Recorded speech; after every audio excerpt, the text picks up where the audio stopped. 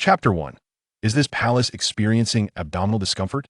Xiao He felt an overwhelming sense of anxiety as he prepared to attend to the ailing Concubine Lian, who, apart from the Empress, was the most favored woman in the imperial harem. Each time she suffered from abdominal pains, she summoned the imperial physicians to take her pulse, and thus far, 3 had met their untimely demise. The physicians of the Imperial Medical Bureau, upon hearing any news from the palace, had taken to requesting leave a day in advance, ostensibly to recuperate at home. Only Xiao He, a newcomer without connections or resources, remained in this precarious situation. What should I do? Regardless of the reason, entering the harem could spell disaster for me. Have I only been here for 10 days and already faced the prospect of my own demise? Xiao He, having arrived in this world 10 days ago due to a sudden death from overwork, recalled memories of this realmal world of celestial martial arts where individual strength could overturn the powerful and reshape landscapes. However, he found himself without any special abilities upon his arrival, nearly exhausting himself in the Imperial Medical Bureau. Though he was a physician, he toiled for 15 hours a day, subsisting on 2 meager meals, suffering from poor sleep and nutrition.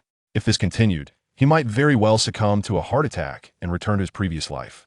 Xiao physician, we must set off at once.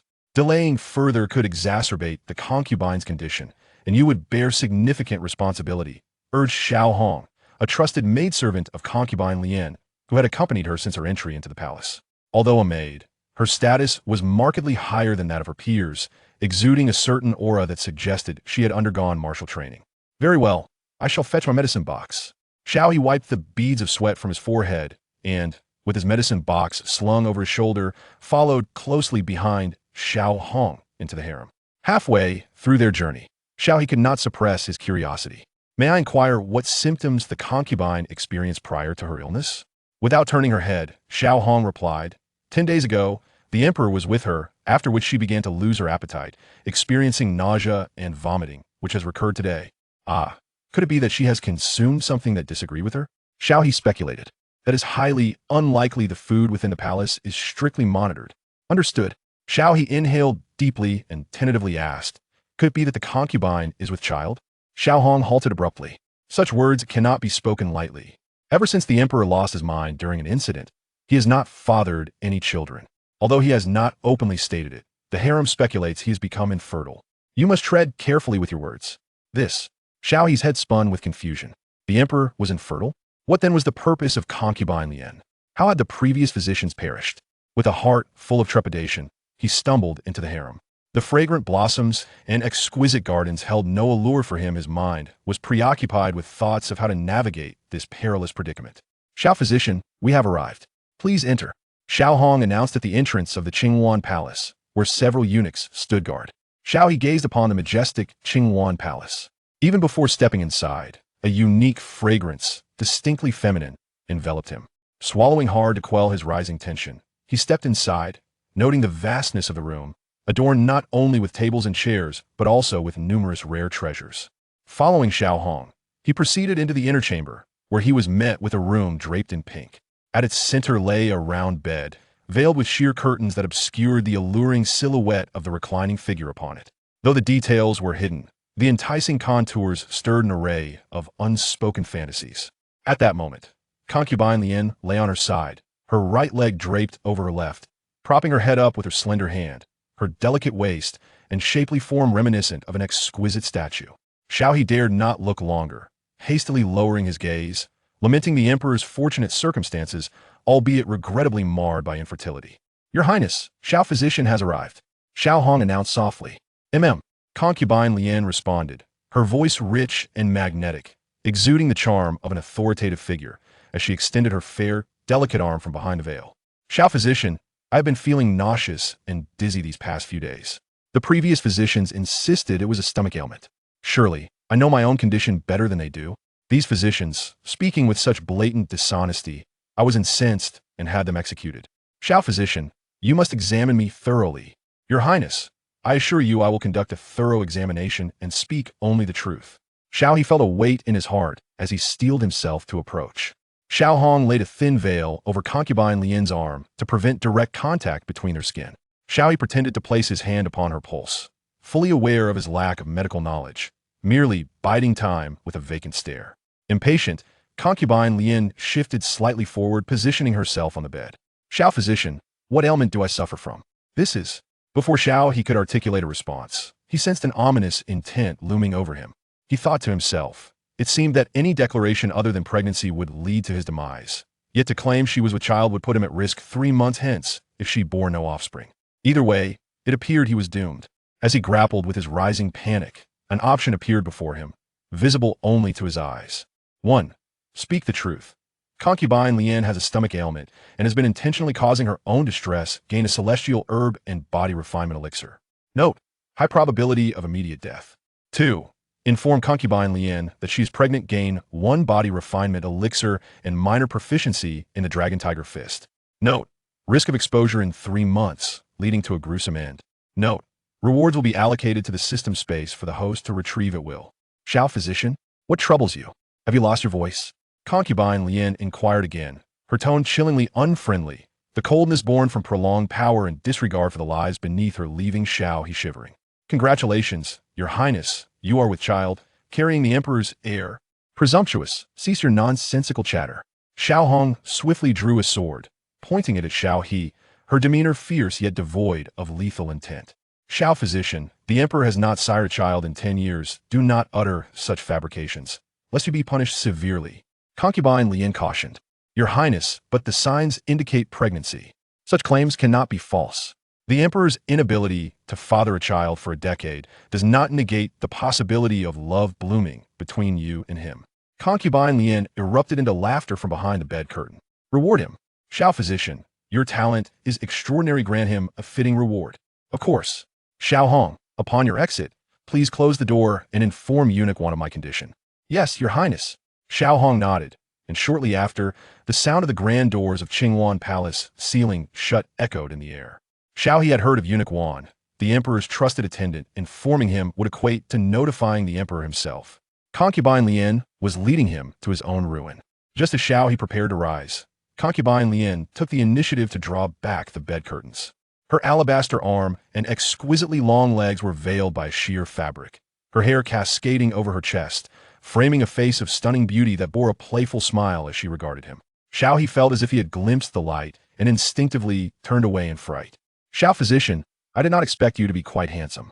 Turn around so that I may gaze upon you properly. I dare not, your highness. Your form is too precious to behold. It would cost me my life. Is it so? Am I not to your liking? I dare not. Then turn around, or I shall report you to the emperor for treason. With no other choice, Xiao He squinted and turned, attempting to avert his gaze from the tantalizing sight before him. Concubine Lian adjusted her appearance, sitting upright at the edge of the bed. Xiao physician, I am not truly pregnant, yet now that you have proclaimed me so, what shall we do about this predicament? You must offer a solution. Chapter 2. I have disrespected your highness. Xiao He took 2 steps back, clasping his hands in a formal gesture. Your highness, I am willing to face any peril for your sake, no matter the cost, as long as it is your wish. Though he had not spent time in the harem, he had witnessed enough palace dramas in his previous life to understand the dynamics at play. In such situations, silence would serve him poorly. He needed to express his loyalty to Concubine Lian in order to secure his own survival. I did not expect you to be quite astute, far more so than the other dullards in the Imperial Medical Bureau. You are indeed a person of potential. Alas, with the emperor's infertility, how can you expect me to bear a dragon and phoenix offspring? That. Xiao He was at a loss for words and tentatively suggested, perhaps we could explore whether the emperor's condition can be treated. Concubine Lian shook her head. That is impossible. Ever since the emperor lost himself, he has not lain with a woman. Although I have been favored for 7 years, I have never truly known the intimacy of a wife. Xiao He was bewildered. If the emperor had not engaged in marital relations with her, how could she claim to be pregnant? Was she not courting death with such claims? Concubine Lian rose, her delicate figure clad in a sheer dress, her long, jade-like legs gliding toward him. Her captivating smile and alluring gaze heightened his unease. However, the emperor was quite intoxicated not long ago. He may not even recall his actions. The events of that night were orchestrated by me, and I ensure the eunuchs outside heard everything. It cannot be dismissed. Xiao He opened his mouth, utterly astonished. The women of the harem were indeed fearless in their pursuit of power. So, does this mean Concubine Lian truly wishes to be pregnant? Indeed, your majesty is aware of his own predicament, Yet should I conceive, it would signify the fateful connection and true love you speak of, would it not? The lotus concubine gazed upon Xiao He's handsome visage, finding herself increasingly enamored. Within the palace, her daily encounters were either with eunuchs or the aging emperor, previously attended by physicians whose beards had turned gray and whose minds were rather dull. Xiao Yu, on the other hand, was not only strikingly handsome, but also possessed a keen intellect, much to her delight. Xiao He found himself in a quandary, unsure of how to proceed, his mind racing with recollections of palace intrigue dramas he had watched, contemplating the artifice of feigned pregnancies. Perhaps a deliberate miscarriage after 3 months? Unthinkable. Why seek his power? Only by truly giving birth to a prince can I solidify my position otherwise. All is but a fleeting illusion. The lotus concubine stepped closer, her lips curling into a subtle smile as she raised her delicate hand, yearning to touch Xiao He. Instinctively, he recoiled. Your Highness, I believe I should take my leave. She chuckled softly. Have you never experienced the touch of a woman? Her words reddened Xiao He's cheeks, a source of embarrassment for a man who had lived 2 lives untouched. Judging by your reaction, I must be correct. In truth, I took notice of you the moment you entered. Your youthful charm and eloquence are far more appealing than offering myself to that decrepit emperor. With a graceful stride, the lotus concubine drew nearer, her intoxicating fragrance enveloping him, the sight of her alabaster neck dazzling to the eye, prompting Xiao He to instinctively shut his eyes tight. What, do you find me unappealing? Your Highness, I implore you, spare me. We are committing a crime punishable by death. If I remain silent, and you do as well, who would know? Xiao Yu, in this entire palace, none are more suited than you for me to conceive. The lotus concubine's breath, warm and fragrant, brushed against his ear. At that moment, Xiao He wished to flee, yet found himself paralyzed undeniably. The lotus concubine was alluring. Had she not been the emperor's consort, he would have succumbed long ago. Noticing Xiao He's silence and his tightly shut eyes, she edged closer still. Xiao Yu, from the first moment I laid eyes upon you, I was captivated. Otherwise, why would I stoop so low as to approach you? Surely you do not think I am a wanton woman? I would never presume such, Your Highness. I trust you possess your own burdens.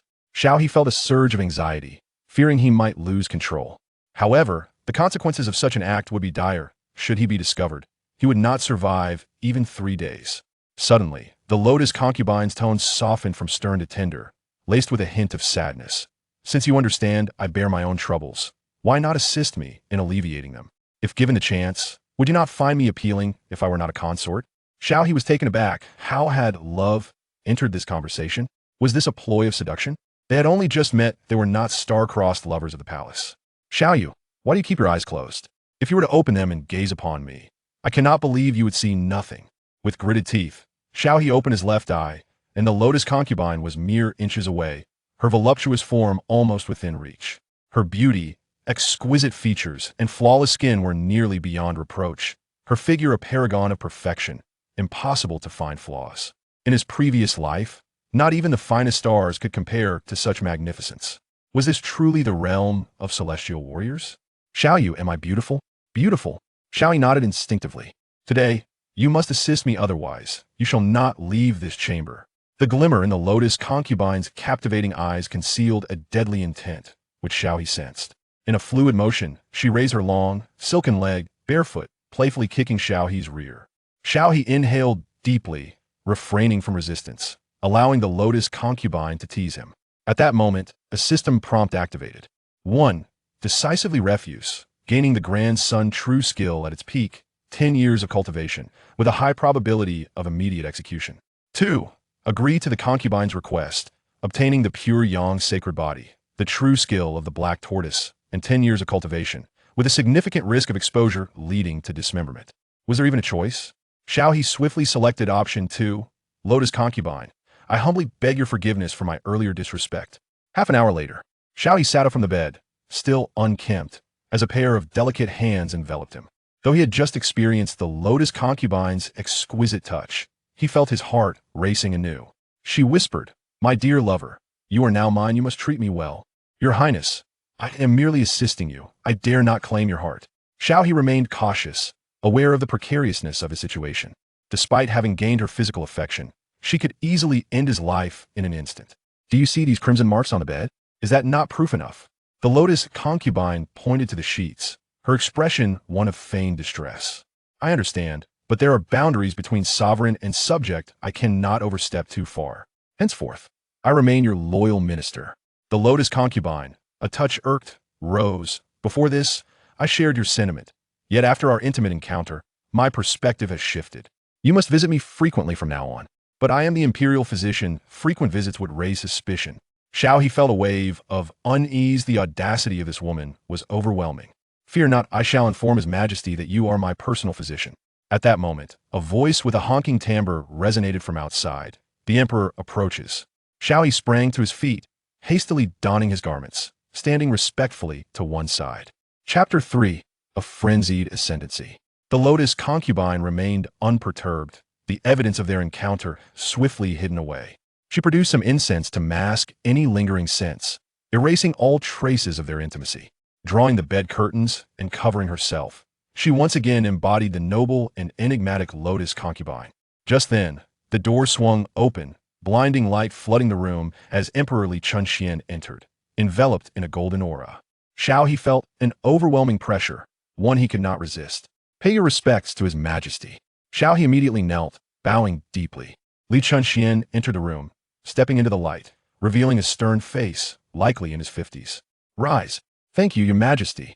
Xiao He replied, rising and adding, Your Majesty, the concubine is in good health. Her discomforts stem from her pregnancy. Is that so? Li Chengshuan's gaze narrowed, an invisible weight pressing down upon Xiao He. Xiao He replied earnestly, Absolutely, Your Majesty. My family has served the great Qian for 3 generations. I would not speak falsely. Very well, but you have only been in the palace for less than a month. I shall inquire further. Raise your head. Li Chengshuan's demeanor softened. Xiao He maintained his composure, lifting his gaze to meet the emperor's.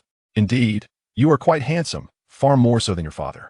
Your countenance surpasses even my own in my youth. Receiving the emperor's praise, Xiao He, filled with trepidation, replied, Your Majesty's dragon might is unparalleled. It is beyond the humble capabilities of this commoner. With a hearty laugh, Li Chunxian settled himself beside the bed.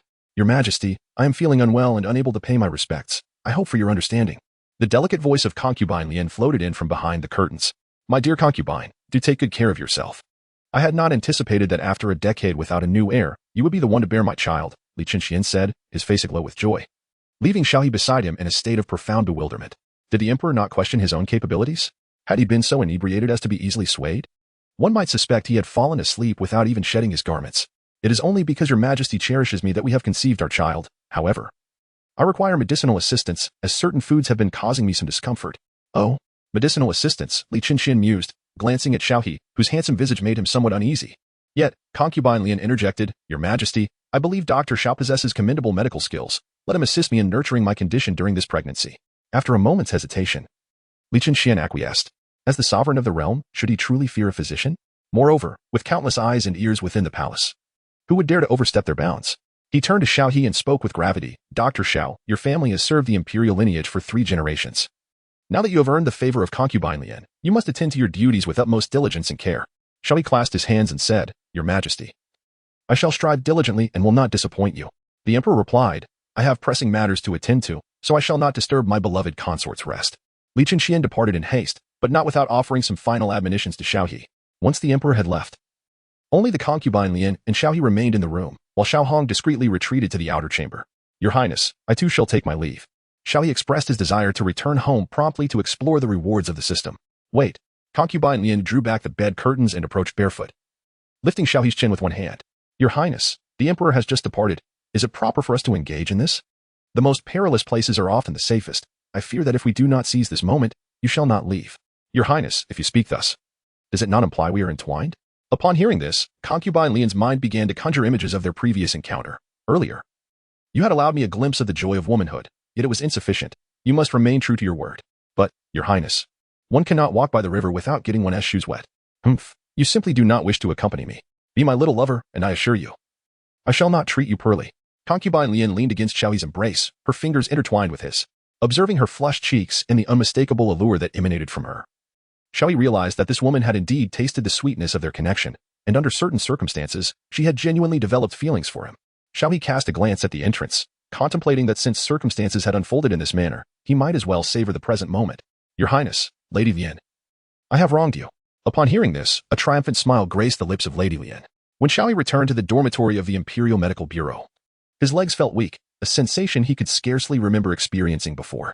Being an old bachelor across 2 lifetimes is indeed a daunting prospect, especially when coupled with the fact that Concubine Lian had spent 7 years in the palace in mourning. The encounter of dry kindling and raging fire is truly fearsome.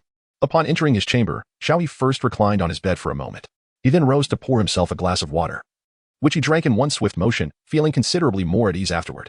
Her menstrual cycle had long since concluded, a total of 6 times. So surely she must be able to conceive. However, should this child come into the world, he would have to be called father. Would that not make me akin to Lao Ai? Xiao He pondered over this and felt a tinge of reluctance. However, all of this hinged upon the premise that Consort Lian would conceive. Yet if she did not, he feared he could scarcely endure 3 months, unable to sustain himself through the trials that lay ahead. Power, indeed, is paramount. Xiao He directed his gaze towards the system space. The dragon and tiger fist, minor mastery, the true power of the black tortoise, a single pure yang pill, and a decade's worth of cultivation. Extraction. First, the enhancement of the pure yang sacred body enveloped him, and Xiao He felt an intense heat surging within.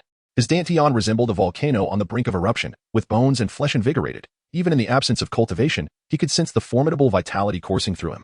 Should he conceal the aura of the pure yang sacred body? Indeed, Xiao He possessed an abundance of vital energy, and anyone with profound cultivation could discern his unique constitution. To avoid unnecessary trouble, it was prudent for him to remain inconspicuous. The pure yang sacred body has manifested throughout history on several occasions, characterized by surging vitality, formidable physical strength, and an innate supremacy. Each individual who has matured into this state has become a paragon of excellence. Thus, I find myself endowed with the conditions necessary for sanctification. Furthermore, Xiao He felt a surge of joy within. The pure yang sacred body was indeed an invincible presence, bestowing immense benefits upon women. Should he encounter the Lotus Empress again, she would likely succumb entirely to its allure. Following this, he practiced the Dragon Tiger Fist, the Xuan Wu True Art, and drew upon a decade of cultivation. The Dragon Tiger Fist replayed in his mind as if he had honed it over many years. His skills and techniques now second nature, enriched by substantial practical experience, even possessing muscle memory. The Xuan Wu True Art, a martial discipline, could elevate one to the extraordinary realm. This technique was characterized by its long-lasting breath, formidable after effects, and 9 transformations: 1 blade, 2 spears, 3 swords, 4 halberds, 5 staffs, 6 fists, 7 palms, 8 legs, and 9 fingers, each accompanied by lethal moves that rendered one invincible, capable of swiftly dispatching even the most elite of masters, annihilating all in 10 directions. Culminating in the ultimate 10 paths, alongside the most potent divine ability, the Heavenly Sword Tiger technique, which could devour the heavens and pierce the sun with unmatched ferocity. The realms were divided into 9 stages: the first stage of body refinement, the second stage of bone strengthening, the third stage of divine power, the fourth stage of Dan Qi, the fifth stage of the 5 organs, the sixth stage of foundation establishment, the seventh stage of divine C, the eighth stage of spirit communication, and the ninth stage of divine transformation. Beyond the ninth stage lay the transcendental level, known as the spirit platform realm. Each of the 9 stages was further subdivided into 4 minor realms: early, mid, late, and perfected stages. With the enhancement of a decade's worth of cultivation, Xiao He's aura began to ascend wildly. In no time, he resembled a grand master, his eyes sparkling with vitality and his physique more robust, revealing 6 prominent abdominal muscles, an embodiment of strength that appeared lean when clothed yet muscular when uncovered. Xiao He attempted to unleash a powerful punch, instantly shattering the iron pot 5 meters away. He had astonishingly reached the 6th stage of foundation establishment. Such a significant leap in 10 years of cultivation was undoubtedly due to the pure yang sacred body. Xiao He wore an expression of exhilaration. Just as he was about to consume the body-tempering elixir, a voice called from outside, "Dr. Xiao, the Empress has summoned you." Chapter 4, The Empress's Crisis. The Empress seeks my presence again? Xiao He surmised that she must be inquiring about the pregnancy of Concubine Lian. How troublesome. One can hardly find peace in the imperial harem unless they are deceased. As Xiao He pondered why the system had yet to present him with an option, a flash of blue light suddenly appeared before him. 1. Decline the Empress's invitation, gaining a minor mastery of the elusive shadow technique. Note: this will earn the Empress's resentment, leading to a life of perpetual unrest within the palace, with a survival rate of less than 10%. 2. Accept the Empress's invitation, acquiring a 9th-tier magical artifact, the Heart-Guarding Mirror. Note: upon visiting the Empress, one must be astutely observant. A single misstep could result in death by imperial decree. With a survival rate of less than 30%, it seems that regardless of the choice, a visit is inevitable. However, Xiao He also noticed that the system would provide reminders of survival probabilities. From his previous encounters, it became evident that this system presents survival chances after each option, appearing precisely when he stands at a crossroads. Yet, it lacks the ability for dialogue, rendering it somewhat rigid and rather dull. It remains uncertain whether the system will undergo enhancements in the future, a few more features would certainly be welcome. A gentle reminder, with each choice you successfully navigate. The system accumulates energy, and upon reaching a certain threshold, it will inevitably upgrade. Currently, the system is at version 1.0. Can it truly be upgraded? What is the current progress? A mere 0.07? It appears that achieving an upgrade will be quite a challenge. Xiao He pondered whether he had indeed made two choices for himself. Could it be that one was an addition of 0.035? Xiao He had ceased to ponder excessively. His only desire was to persist in living and to enhance his prowess, trusting that the system would naturally elevate alongside him. Stepping beyond the threshold, he found a palace maid clad in azure attire awaiting him. The pronounced contours of her temples and her exquisitely elongated, alabaster hands suggested that she was no ordinary servant. Such delicate hands indicated she had likely transcended the realm of sinew and bone. One could only surmise whether she had also surpassed the fourth tier of Dan Qi. If a mere maid possessed such formidable strength, one could only imagine the might of the guards, the 1,000 household commanders, and the leaders. The newfound confidence that surged within Xiao He was swiftly tempered. The maid scrutinized Xiao He in return. Her initially aloof demeanor softened imperceptibly upon catching sight of his handsome visage, her tone becoming noticeably gentler. "Dr. Xiao, please follow this way." "Thank you, my lady." Xiao He replied with a warm smile, striving to appear amiable, as he silently trailed the maid into the inner palace. A yearning grew within him to locate a pool of water to behold his own reflection. After all, it had been over 10 days since he had last gazed into a mirror, preoccupied solely with labor, with every woman he encountered seemingly enamored by him. Could it be that he was indeed a strikingly handsome man? Xiao He discerned that the route taken by the palace maid into the inner court diverged significantly, leading through a grander entrance adorned with majestic architecture. As he passed numerous armored imperial guards, he even encountered a commanding officer of considerable presence, whose aura instilled a subtle sense of pressure from afar. The Queen's Chamber, known as Concubine Palace, is in closest proximity to the Emperor's Qian Palace and ranks as the third tallest structure within the entire imperial city.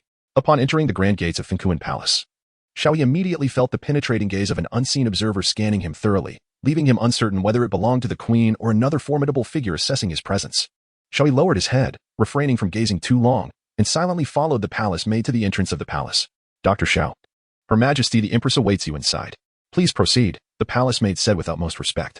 Xiao He nodded slightly, crossing the threshold and cautiously stepping into the palace, only to find the main hall deserted. He mused to himself, could it be that the Empress is merely reclining in her chamber? Do the women of the harem not have the leisure to rise and engage in some exercise? Indeed, a voice emanated from behind the palace. "Dr. Xiao, please come in." "I'm in the back."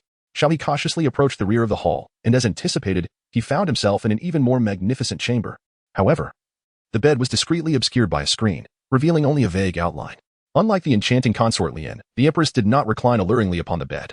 Instead, she was elegantly seated on a long bench elevated 5 inches above the floor, adorned in her resplendent phoenix robe. Flanking the bench were 4 palace maids, each cradling peculiar stones that emitted a milky vapor, forming intricate and enigmatic patterns in the air, encircling the Empress's form. Xiao He speculated that this was a form of body tempering or a means to enhance one's cultivation. "Your Majesty, the Empress." Xiao He bowed in deference. "Rise," she commanded. "Yes." He lifted his head. "When did the Imperial Medical Department come to have a young person like you?" "I was utterly unaware." The Empress's voice was deep, resonating with authority and an undeniable command that could not be refused. Xiao He gently lifted his gaze. Their eyes met. The visage of the Empress materialized in his mind. How should one articulate it? Truly, she was the Empress of Qian. Her countenance, though not of a beauty that could lead to the downfall of a nation, undeniably exuded the grace befitting a sovereign matriarch. The phrase "round as a pearl, smooth as jade" aptly encapsulates her essence, embodying the tranquility of the realm and the well-being of the people. The Qian Emperor indeed possessed remarkable discernment. She was exceptionally suited to her role as Empress. However, Xiao He swiftly averted his gaze, fearing the implications of a misunderstanding. The Empress chuckled softly, remarking, "Indeed, you are quite handsome. Your father, Xiao Yan, prior to his demise, wished for you to enter the palace, thus you inherit his legacy. Yet, I am curious to assess your medical skills. Your Majesty, medical expertise often flourishes with age. I am merely a novice in the Imperial Medical Department, still in the learning phase." "Oh, a mere apprentice dares to proclaim that Concubine Lian is with child?" The Empress's voice carried an undertone of pressure. Xiao He had long been prepared, his complexion remaining unperturbed as he replied, "Your Majesty, the examination of these pulses is a relatively straightforward aspect of medical practice. As long as one possesses the ability to discern the pulse, one can generally ascertain the condition. Thus it is not a daunting task." "Oh, very well, then I shall put your skills to the test," the Empress declared, clapping her hands. 2 eunuchs emerged from outside, escorting a young woman clad in hemp garments. The girl appeared timid, casting apprehensive glances around her. It was evident that she was quite young, perhaps around 15 or 16, with bright eyes yet possessing a somewhat frail physique. Xiao He understood that the Empress was testing her medical prowess. Should he fail to discern the affliction of this woman, he would be condemned, and the matter of Concubine Lian's pregnancy would unravel without resistance, thereby ensuring the Empress's unassailable position within the imperial harem. Xiao He truly yearned to possess invincible power in that moment, to obliterate the imperial palace with a mere swipe of his hand. On this very day, he found himself entangled in the machinations of two women, having also lost his virginity, a thought that stirred a profound sense of sorrow within him. This woman, a mere subordinate of mine, was casually found outside the palace. She has reached the age of marriage. Pray tell, is she with child or without? Xiao He nodded and replied, Yes, your majesty. Xiao He approached and grasped the woman's wrist. In less than 5 breaths, he respectfully reported, Your majesty. She is not with child. The Empress commanded, Summon Doctors Zhang and Wan to conduct an examination. Yes. Shortly thereafter, 2 elderly gentlemen arrived. Xiao He inquired with astonishment. Didn't the 2 of you request leave due to health concerns? Physician Zhang chuckled lightly. The affairs of the palace are quite demanding. I am here to serve the court. Physician Wang appeared somewhat disinclined towards Xiao He as he busied himself holding the woman's right wrist. After a brief pause, Physician Wang stated, I must report to Her Majesty the Empress that this woman is indeed with child. Physician Zhang concurred, Indeed, she is pregnant. Young Master Xiao, your skills in pulse diagnosis require further refinement. I fear you may have misjudged the condition regarding Concubine Lian. The Empress let out a gentle laugh. It seems that Physician Zhao's medical expertise is lacking. If you cannot even discern a pregnancy, there is truly no need for you to remain in the Imperial Medical Institute. Henceforth, you may vacate the Great Qian Palace, and I shall not hold you accountable. Upon hearing that he was to be expelled from the palace, Xiao He was filled with dread. He feared that he would not survive a day outside, likely falling victim to an assassination. In this vast world, was it truly the king's domain? He was acutely aware of the perilous nature of his circumstances. He immediately countered, Your Majesty, I assure you. This woman is certainly not pregnant. I stake my name on it. Such nonsensical claims. The old minister clearly perceived the pulse. Zhang Tai, what say you? I concur. Dr. Xiao, this lady's pulse indicates joy. We are not deceiving you. If you doubt our word, you may summon other physicians for confirmation. The Empress rose from her seat. Her gaze fixed upon Xiao He with an air of authority. What further arguments do you have to present? Chapter 5. A perilous turn of events, Xiao He remarked. For this woman is still a maiden. Upon hearing this, the lady revealed a hint of astonishment, her eyes shimmering with a brilliance unseen by others. Doctors Zhang and Wang exchanged incredulous glances and then vociferously rebuked him. Nonsense, Dr. Xiao. I have practiced medicine for 50 years. Could I possibly misjudge whether a woman is with child? Such absurdity is utterly laughable. Who do you think you are? If a pregnant woman can be declared a virgin, then did you somehow manage to insert the child through your own mouth? The Empress, rather than expressing surprise, inquired with calm composure, You assert she is a maiden. What is your reasoning?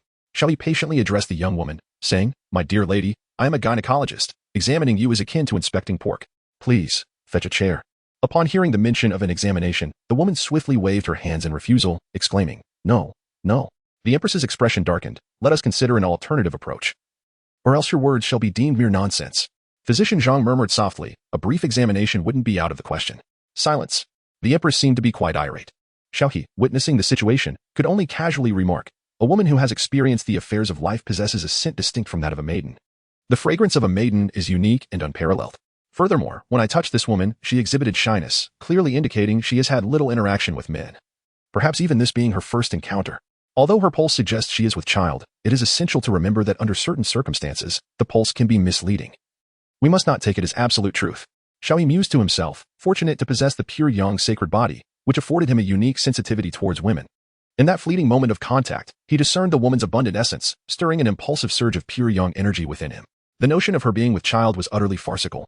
Just as the 2 imperial physicians prepared to retort, the beggar-like woman pointed delicately to her brow. Ah, Your Majesty. This young man truly possesses talent. He has seen through my ruse.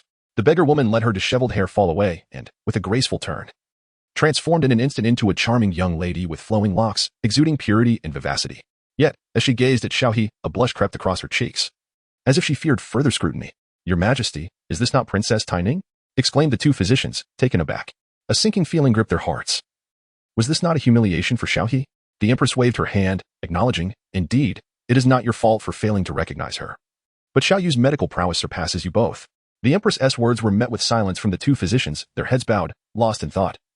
Yet the implications were all too clear. This was a scheme directed at Xiao He, which he had unexpectedly unraveled. Xiao Yu, you do possess some skill. Is it true that Concubine Lian is truly with child? The Empress inquired, still unwilling to concede. It is absolutely true. I would not dare to speak falsely. Xiao He thought to himself, perhaps 1 in 6 attempts must yield a truth. Princess Taining, hands on hips, interjected, You claim I have a fragrance? Yet I perceive nothing. The 2 physicians inhaled deeply, finding naught. Ah, it is because the princess is naturally exquisite, and my sensitivity is merely a gift. Unlike the perceptions of older men, Xiao He replied, maintaining his earnest demeanor. The physician scoffed, questioning their own normalcy. Hearing such flattery, Princess Taining flushed. I find that hard to believe. There are many beautiful women in the palace. What am I in comparison? Nay. You are the most beautiful maiden of the Qian I have ever encountered. Xiao He asserted sincerely, determined to extol the virtues of the princess. The very audacity of Taining before the Empress spoke volumes of her esteemed status. But your majesty is far more beautiful. Are you not speaking in jest? 1. To affirm Taining's assertion, claiming she is indeed more beautiful than the Empress, would earn him a rejuvenation pill, but risk incurring the Empress's wrath and severe retribution. 2. To deny and assert the Empress's superiority would yield him 3 pills of Tai Ching powder, yet provoke the princess's ire, leading to inhumane treatment henceforth. 3. To cleverly navigate this precarious situation could grant him 10 years of cultivation experience, freely allocatable, but would place his life in peril. A misstep could spell his end that very day. There were no favorable options among the 3. Xiao He coughed lightly and clasped his fists, saying, Your Majesty. The Queen's beauty commands reverence, a beauty that emanates from within. It is essential for Her Majesty to cherish this inner beauty rather than dwell upon mere physical allure. After all, she is the sovereign of the harem, the foremost lady of the Qian. Why not allow the ranking of beauty to be bestowed upon the youth? Of course. If Princess Taining were to encounter the young queen, it would indeed be akin to 2 phoenixes soaring together. Alas, the 2 are not of the same era, making any comparison futile, and thus, my sentiments differ. After a few words from Xiao He, the Empress couldn't help but chuckle softly. While Princess Taining couldn't suppress her laughter, a smile gracing her lips. The 2 imperial physicians secretly cursed the lad for his unexpectedly smooth tongue, marveling at his flattery. The Empress sighed, stating, Yet, no matter how exquisite one's appearance, it cannot withstand the ravages of time. Otherwise, why does His Majesty visit the Qingwan Palace so frequently instead of coming to Concubine Palace? As an elder sister, I am well aware of this. I certainly cannot compare to Princess Taining. Upon witnessing this, Xiao He hastily remarked, Your Majesty, you are far too modest. If the moon were to have a palace, only you would be worthy to reside within it. Yet, even the celestial palace cannot encompass your grandeur. The Empress gazed upon Xiao He's striking visage. Her eyes shimmering with an unusual luster, for the first time, she found herself the recipient of such lavish praise. Her lips curled into a sweet smile, as the flattery rang melodious in her ears, warming her heart. Despite years of marriage to the Emperor of the Qian, she had seldom experienced the tenderness a woman ought to receive. Each day was fraught with treachery and the monotony of existence. Apart from cultivation, her life had been devoid of joy. Had it not been for the familial alliance, she would have long yearned to escape this wretched place. Dr. Zhang. You both may withdraw, the Empress gestured dismissively. Yes. Dr. Zhang and Dr. Wang exchanged glances, each perceiving the unease reflected in the other's eyes. Once they exited Concubine Palace, Dr. Zhang grumbled, How can that pretty boy speak so eloquently? If only I possessed half his eloquence, I could win over any woman. Sure, be quiet. The Empress likely intends to utilize him against Concubine Lian. Consider her status, regardless of her innate abilities. Her lineage and standing ensure that she will not easily fall for a mere pretty face. We must observe closely. Should Xiao He truly cause us to lose favor in the Empress's eyes, we shall not hesitate to act ruthlessly. After all, his father met his demise due to his reckless and indiscreet nature, having offended influential figures. Xiao, you stay. I wish to converse with you. The Empress intercepted Xiao He, who attempted to make his exit. Taining, you may leave. I have significant matters to discuss with Dr. Xiao. Oh, I refuse.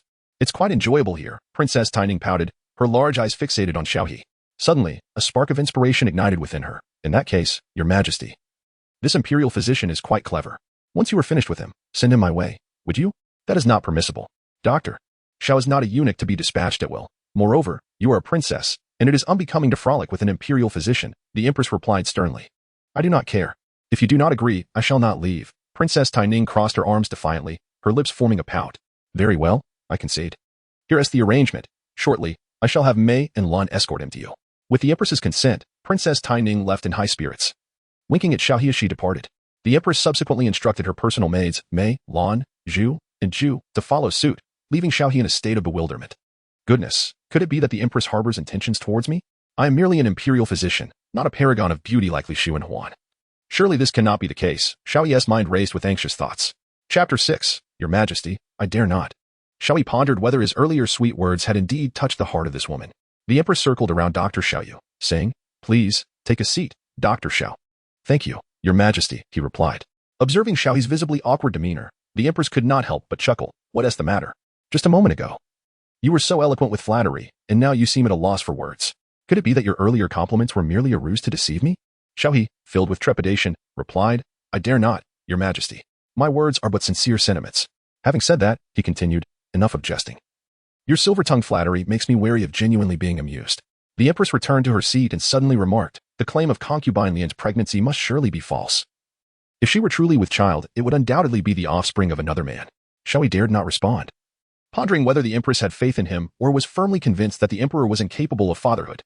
However, it appeared that she likely believed that Concubine Lian had a man by her side. Xiao He, I shall trust you this once. Help me uncover the identity of the man beside Concubine Lian. Once you succeed, not only will you have access to the Imperial Medical Office, but a position in the court at the third rank may also be within your reach. You must understand that the higher the rank, the greater the resources for cultivation.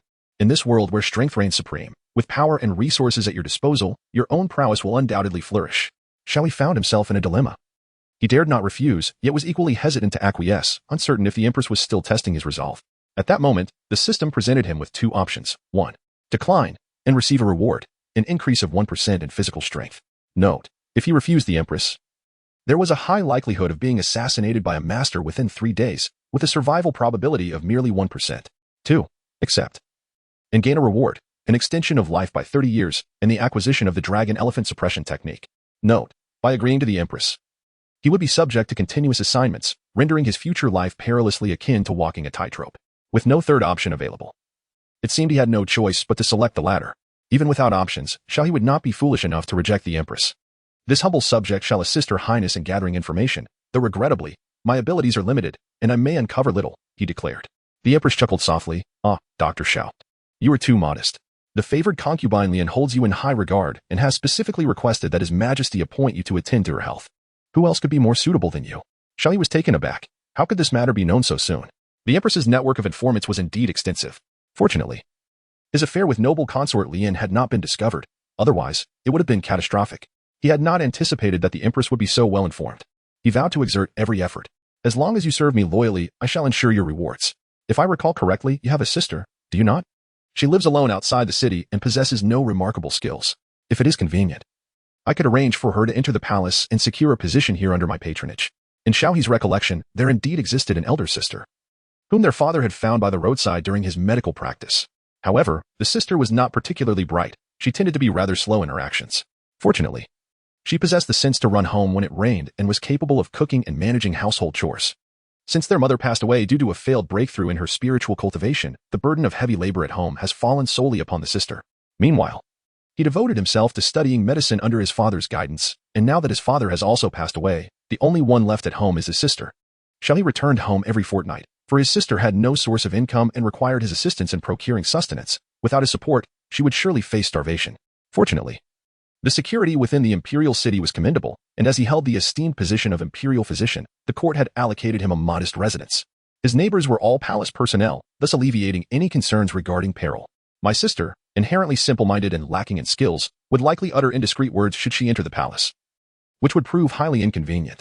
Given this circumstance, I shall not impose upon her. Yet remember this, should you attempt to deceive me, the consequences will be dire. The Empress is acutely aware that excessive words within the palace can lead to one's downfall. Those who cannot remain silent meet swift ends, often dragging numerous others into their misfortune. An invisible pressure emanated from the Empress, instilling fear in Xiao He, who, despite being a 6th-tier master, felt as diminutive as a fledgling chick in her presence. Xiao He dared not be negligent. Rest assured, Your Highness, I shall not let you down. You may leave now. Should there be any matters, I will have Mei, Lan, Zhu, and Zhu inform you. Xiao He hastily rose to his feet, and after taking a couple of steps, the Empress suddenly inquired, Dr. Xiao, do you find me beautiful? Indeed, you are beautiful, Xiao He replied without a moment's hesitation. Then, if I were not the Empress, but rather a woman without a husband, would you still be inclined to favor me? Xiao He took a deep breath. This was indeed a life and death question. As a humble minister, I am undoubtedly loyal to the Empress. How could I possibly harbor any discontent? Xiao He pondered upon his response, deeming it flawless. However, the Empress pressed on, you know, that is not the meaning I seek. When I speak of liking, I refer to the affection shared between a man and a woman. This left Xiao He's heart racing. How could he possibly respond? After all, this was the Empress, and any answer could lead to peril. Indeed, the system presented a choice. 1. To profess his affection, reward granted, an increase of 10% in charm. Caution, uttering such words could be tantamount to treason. And should it be discovered, his demise would be inevitable. Furthermore, it could imply an attempt to seduce the Empress, which would have dire consequences should she take notice. 2. To deny his feelings, reward granted, mastery of iron skin. Caution, the Empress would be displeased and might not believe him. Should she uncover any discrepancies, he would face immediate execution. Your Majesty, I dare not claim to be fond of you, yet I cannot deceive my own heart. After all, you are the mother of the nation. I would not presume to disrespect you, if you were but an ordinary woman. To win the affection of such a noble beauty as yourself would be a fortune earned over many lifetimes. The Empress chuckled lightly, covering her mouth as she approached with graceful steps, her bright eyes scrutinizing Xiao He intently. Your words are truly sweet. You are quite the eloquent speaker, making my heart flutter. Alas, what a pity. Your Majesty. Xiao He bowed deeply in respect. You may leave now, but heed my words, should you fail to remember them. I shall not show you mercy. To take your life would be as simple as crushing an ant. Do you understand? Yes, I understand. As Xiao He exited the Phoenix Palace, he felt as though the world had brightened. His spirits soared with an unprecedented lightness. The Empress was constantly testing him, even to the point of unexpected assaults, leaving him perplexed about her true intentions. He could not believe that the Empress, driven by desire for his appearance, sought him merely for his looks. Those seemingly seductive gestures, veiled in a longing for affection, must surely harbor ulterior motives. Xiao He longed to return to the dormitory of the Thai hospital, or even to escape the confines of the palace to visit home. However, for now, he could only accompany the queen's personal maidens, Mei and Lan, to the sleeping quarters of Princess Tai Ning, located in the Taishan Palace. As they traversed the main thoroughfare of the inner palace, they chanced upon a grand procession, adorned with two colossal crimson beasts drawing a splendid palanquin. Flanking it were formidable guards clad in silver armor, exuding an air of majesty. The palanquin itself was engraved with ominous array patterns, its luminous material indicative of its exorbitant cost. Such a grand display within the palace, who could it belong to? Once they had moved past, Xiao He could not restrain his curiosity. Sisters, who was that procession? Mei and Lan responded in unison. That is the carriage of the third prince, now referred to as Prince Tian. He is renowned for his military achievements and formidable power, earning him great respect. He is the son of Consort Qian. Consort Qian? This name was unfamiliar to him. Was she perhaps not favored? What of the queen's offspring? If the third prince's entourage was so grand, surely the queen's progeny must be even more exceptional. Mei and Lan halted, their expressions turning cold. Master Xiao, we do not fault you for your ignorance, given your brief time in the palace. For certain reasons, the queen has no children. However, even in her barrenness, her status is not something other consorts can belittle. Xiao He fell silent, his mind swirling with tumultuous thoughts. Could the queen still be a maiden? Yet, he dismissed the notion, speculating that some circumstance had rendered her unable to bear children. He resolved to inquire further with Concubine Lian when the opportunity arose. The trio soon arrived at the entrance of Taishan Palace, a haven filled with the melodies of birds and the fragrance of blossoms, adorned with pink lanterns that exuded a youthful charm. Chapter 7. Is this appropriate? You finally arrived. Come, play with me. Princess Tai Ning bounded forward, a long whip in her hand, causing Xiao He's heart to race. Mei and Lan exchanged glances, a glimmer of mischief in their eyes as they remarked, Master Xiao, we shall leave you here. Enjoy yourself. Hey, don't go. Before Xiao He could finish his words, Mei and Lan vanished with astonishing speed. Come in quickly, commanded Princess Tai Ning. Your Highness, I must return to grind the medicine, otherwise, it will delay my work. I said enter, so enter. Do you hear me? Hurry. Princess Tai Ning cracked her whip upon the ground, and the sturdy floor instantly bore a 5-inch wide gash. A strike from that whip would surely leave bruises. Xiao He lamented as he reluctantly followed her inside. The hall of Taishan was sparsely populated. Apart from a single palace maid, there were 2 eunuchs, their faces marred with bruises. Upon the arrival of a newcomer, the 2 eunuchs sighed in relief, as if they had found a savior. Upon witnessing this scene, Xiao He lingered at the entrance, hesitant to enter Princess Tai Ning's boudoir. Sensing his apprehension, Tai Ning reassured him, rest assured, I shall not harm you. It is these 2 eunuchs who have been unruly, and thus I punish them. You are a royal physician, not a eunuch. If I were to strike you, my father would surely punish me. So, do not worry. Despite her words, Xiao He remained reluctant to step inside. Princess Tai Ning, irked by his hesitation, stood barely over 5 feet tall, peering up at him with wide, fierce eyes. Master Xiao, do you not heed my words? I dare not. But it is rather inappropriate for a man and woman alone together, he replied, glancing into the dark abyss of the room, which seemed to threaten to swallow him whole. Are you not coming in then? Tai Ning raised herself on her toes, removing her white stockings and crumpling them into a ball. If you do not enter, I shall stuff these into your mouth and you will not be allowed to spit them out for an entire day. With one leg poised, her delicate foot curled adorably. Just as Xiao He resigned himself to his fate and prepared to step inside, a palace maid hurriedly approached from outside Taishan Palace, exclaiming, Your Highness, Concubine Lian is unwell and urgently requires the attention of physician Xiao. Tai Ning cast a skeptical glance at Xiao He. You must be doing this on purpose. She then donned her shoes and walked to the door, with Xiao He following closely behind, only to find it was the maid Xiao Hong who had arrived. Tell Concubine Lian that physician Xiao is now under my service. After he has entertained me for a while, I shall return him to her. Xiao Hong, maintaining her composure, responded, Your Highness, Concubine Lian is expecting a dragon heir. The other physicians are not to her satisfaction, and if there is a delay in her condition, the consequences could be dire.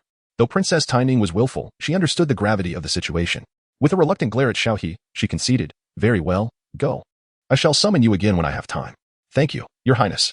I shall certainly ensure we have a delightful time together next time," Xiao He replied. "You must keep your word." Tining's eyes sparkled with delight, her mood lifting once more. "The princess is so endearing, I would never dream of lying." Xiao He chuckled, eager to avoid offending her. Young girls were far easier to please than the women of the court. With light-hearted banter, Xiao He departed Taishan Palace as dusk began to fall. Upon his return to Qingwan Palace, the atmosphere had shifted into the evening's embrace. A sense of tranquility surged within Xiao He, yet this sensation was far from auspicious. He was in the palace of the concubine, and to presume authority here would inevitably lead to a fate most dire. Upon re-entering the Qingwan Palace, Concubine Lian had donned a striking crimson gown, accentuating her legs from the side, a deliberate choice, perhaps. Adorned with exquisite jewelry, her alabaster arms brushed against her lips as she applied lipstick. "Xiaolang, do you find me beautiful?" Concubine Lian inquired without turning her head. "Of course, Your Highness, you are stunning." "Humph, such insincerity. Had I not intervened, would you have emerged unscathed from that girl Tining's grasp?" Concubine Lian pivoted, her long, fair legs extending from the side of her gown as she strode confidently toward Xiao He. With delicate, porcelain-like hands, she playfully cupped his face. And upon witnessing his dazed expression, she could not resist giving it a gentle rub. "Your Highness, still calling me that? Address me as Xinu." Lian Xinu leaned closer to Xiao He, her body pressing against his. Xiao He felt the ample flesh of his intuition brush against him, and he swallowed hard. "Xinyu. It is almost dusk. Isn't it inappropriate?" "I understand it is inappropriate. But what? Can I not touch your body?" The lotus concubine took a few steps back, twirled around, deliberately showcasing her exquisite figure. "It is permissible, yet. If it is permissible, then come, embrace me." Xiao He embraced the beautiful lotus concubine from behind. As she turned, their breaths mingled in the close proximity. "Xiao He, although Princess Tining appears harmless, she can be quite ruthless. Several eunuchs have met their demise at her hands. Do not be foolish enough to approach her again, do you understand?" "Yes." Xiao He realized that the lotus concubine's body was soft and warm. As they spoke, she occasionally pressed her rosy lips gently against him. Did this woman truly harbor feelings for him? Xiao He was inclined to believe it was merely loneliness. "What influence does Princess Tining hold in the palace?" he inquired. "She is the one you must never provoke. In any case, she is special. Even the emperor dares not incite her wrath." "Is it that serious?" Xiao He was startled, relieved that he had managed the situation well. "What did the empress summon you for? Did she instruct you to monitor me?" The lotus concubine turned and seated herself on Xiao He's lap, her hands entwining around his neck. Her long legs stretched out like a crab's, toes touching the ground. 1. Be candid and receive a reward. Strong soul fruit. Note: being honest will garner more affection from the lotus concubine. When she is completely smitten, other functions may be unlocked. 2. Lie and receive a reward. Minor mastery of the Lingbo Weibu, light wave steps. Note: lying will raise suspicion with the lotus concubine. Distrust may arise. And to safeguard the secret of the child within her, she may ultimately choose to eliminate you. Upon receiving the news, Xiao He inhaled sharply. Not due to the system's capabilities, but because it mentioned the child within Consort Lian. How could it be so soon? The system seemed to sense his bewilderment and clarified that it was merely a conjecture. The truth regarding the child would only be revealed in 15 days. Sighing with relief, Xiao He truly did not desire a child. The Empress had instructed him to monitor you, and he divulged her intentions completely. Upon hearing this, Lian Guifei did not appear surprised. Rather, she seemed to have anticipated it. "Humph, that old witch believes she can turn you against me. You are my beloved. How could you betray me?" Lian Xinyu said, twisting her waist and advancing slightly. "Of course, Consort Lian is my first woman." Xiao He, originally a pure yang body, found it increasingly difficult to resist under Lian Xinyue's fervent gaze. "So hot, what is the matter with you?" Lian Xinyue's complexion flushed. She intended to say something, yet melted away, burying her head in silence. An hour later, Xiao He hastily rose, dressed himself, and finally stood calmly at the side. "Xiaolang." Lian Xinyue noticed that Xiao He was entirely different this time, causing her to be utterly captivated, momentarily forgetting that they were in the imperial palace. "Xinyue, do not worry about the Empress. I will not reveal any clues." Xiao He understood her concerns, yet he remained slightly apprehensive about others. "Indeed, I trust you completely. You are incorrigibly charming. It has taken but a short time for my heart to be utterly captivated. I truly wish you could spend the night here, accompanying me through each lonely evening." Lian Xinyue crawled closer, her waist swaying like a delicate water snake, as she leaned against Xiao He's back. "I must take my leave. Prolonged exposure will invite idle gossip. We should exercise caution regarding our affair." Xiao He maintained a calm demeanor. Lian Xinyue reassured him. "Do not worry, my dear Xiao. I shall not allow the emperor to lay a finger on me in the future, although he has scarcely done so thus far." "Indeed." However, Lian Xinyue expressed her worries. "I still fear if the emperor were to break through. Should he succeed, he might regain his former strength, and then—" "Breakthrough? What level is the emperor at?" Lian Xinyue shook her head. "I cannot say, but I know he is formidable, having lived nearly 400 years. He is an ancient being, beyond my comprehension." "Understood. I shall remain vigilant. Lian Xinyue nodded, reluctantly bidding farewell to Xiao He. As she departed, she did not forget to ask for several passionate kisses. Enough. Engaging in such displays under the bright sky will inevitably lead to exposure. Xiao He swiftly withdrew. Rest assured. I shall exercise restraint, Xiao He. I am entirely yours now, so do not be tempted by other women. Xinyue, your affection for me is a gift I cannot repay. After this simple farewell, they parted ways. Xiao He returned to the Imperial Medical Institute, and as evening descended, he finally found solace on the hard bed. Ready to embrace sleep. The day's events had been more exhilarating than a lifetime's worth of experiences. He had not anticipated that a woman as stunning as Consort Lian would become his. Truly, the Pure Yang sacred body is extraordinary. He could distinctly sense her growing infatuation with him. With a sigh of contemplation, Xiao He opened the system space, and the exhilarating moment of claiming rewards had arrived. Chapter 8. Kindred Conflict, Power Unleashed. Within the system's inventory, he discovered the strong soul fruit, which extended lifespan by 30 years, the dragon elephant suppression technique. Enhancing charm by 10%, and 10 years of cultivation experience, which could be allocated at will. In total, there were 5 rewards, of which, apart from the strong soul fruit and the dragon elephant suppression technique, the others were passive enhancements. The increase of 30 years to his lifespan felt inconsequential. His understanding of lifespan related to cultivation realms was still somewhat vague. Perhaps he should take the time to inquire with Lotus Concubine, whose cultivation was slightly superior to his own. The 10% boost in charm also seemed negligible as he gazed into the mirror. Indeed, he looked handsome and undeniably masculine. Xiao He was quite satisfied with his appearance. As for the 10 years of cultivation experience, he contemplated whether to allocate it towards his divine abilities or his cultivation realm. With the addition of the dragon elephant suppression technique, the avenues for utilizing the 10 years of experience expanded significantly. The dragon elephant suppression technique was an exceedingly potent body refining method, capable of infinitely augmenting strength through cultivation. Progressing from the might of a single dragon and elephant to the terrifying power of thousands of dragons and elephants. He decided to allocate 5 years to the profound martial arts and 5 years to the dragon elephant suppression technique. As Xiao He made his choices, 2 streams of power erupted within him like a mighty river. His cultivation began to ascend in a straight line, but most importantly, his physical form underwent remarkable transformations. His body did not swell but remained as it was. However, his bones, flesh, and internal organs were undergoing a revolutionary metamorphosis. Black blood began to ooze from every pore and orifice, a manifestation of the impurities within his body. His bones crackled, and his internal organs trembled, particularly his heart, which beat with the resounding force of a great bell, coupled with his inherent pure yang sacred body. The enhancement from the dragon elephant suppression technique made him feel as if he had gained wings like a tiger. Xiao He rose and made his way to the bathing area, cleansing himself of the grime that clung to his body. As he bathed, he noticed that his skin had become remarkably smoother. He took a fruit knife and plunged it into his arm. With a sharp clang, the knife broke. Is my flesh truly that resilient? How solid? Xiao He mused, glancing at his companion, contemplating whether he should attempt the same. Yet, he decided against it. According to the description of the dragon elephant prison suppression technique, he now possessed the strength of at least 1 dragon and 10 elephants, combined with my own cultivation. Having reached the 8th tier of spiritual awakening, perfected through 5 years of relentless training, he found himself at the pinnacle of this level. Though progress had been somewhat sluggish, he understood that advancement becomes increasingly challenging with each tier. However, he had yet to verify just how formidable his 8th tier spiritual awakening, bolstered by the strength of 1 dragon and 10 elephants, truly was. Time was of the essence, and it was imperative to comprehend the true capabilities of the Qian, lest he remain oblivious to his own standing within this hierarchy. Xiao He spent nearly the duration of an incense stick before concluding his tasks. In this October chill, the temperature had plummeted, rendering the evenings particularly frigid. Yet, he felt no discomfort. His entire being radiated warmth like a furnace. Having just donned his garments, he prepared to rest, contemplating a visit to his home outside the palace the following day. He had yet to meet his sister, and there were numerous familial matters shrouded in mystery, including the circumstances surrounding his father's demise, which he was determined to uncover, although not his biological father.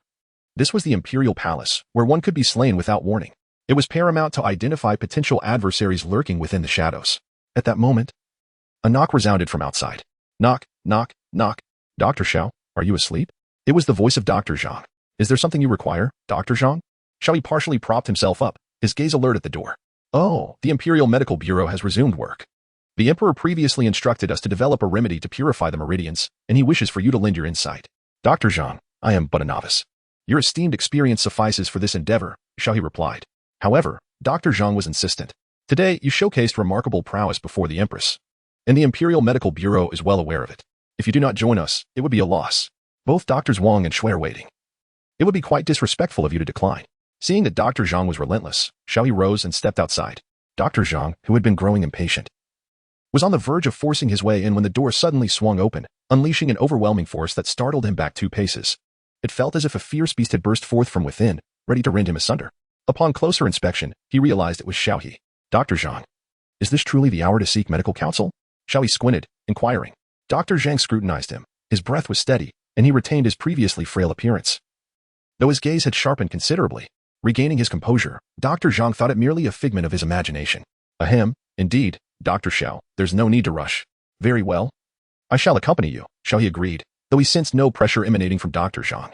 The practitioners of the Imperial Medical Bureau were generally mediocre, and his recollections of his late father suggested an average skill level, perhaps even inferior to his own current abilities. Dr. Zhang beamed with delight. Follow me. The Imperial Medical Bureau was modest in size, yet Dr. Zhang led Xiao He beyond its confines, arriving in a desolate area of the palace. Dr. Zhang. Were we not to discuss medical matters? Why have we come to this place? Dr. Zhang chuckled, his expression shifting to one of cunning satisfaction. Young Xiao. The Empress has retained you for a purpose. You must divulge what transpired between you, and what of Concubine Lian's pregnancy, truth or falsehood. At that moment, 2 figures emerged from the shadows, Dr. Wang and another man clad in blue, wearing a tall hat, Dr. Shui. Both concealed their hands within their sleeves, likely harboring weapons. Dr. Wang stepped forward, brandishing a long knife against Xiao He's throat. Confess, or else the Imperial Medical Bureau may inadvertently lose a young medical officer. Just as no one questioned your father's demise. How did my father die? Xiao He responded with a grave tone. What difference does it make to you? Speak of the Empress and Concubine Lian. Dr. Zhang sneered. I suspect that even if I divulged the truth, you would not spare me. After all, I have caused you to lose the Empress's trust, have I not? Xiao He discerned the ulterior motives of these 2 elders. In the palace, one must be merciless. Yet he had not anticipated their eagerness to act so swiftly. Ah, quite perceptive. If you cooperate, death will be more merciful, Dr. Shui approached, brandishing a glistening long knife.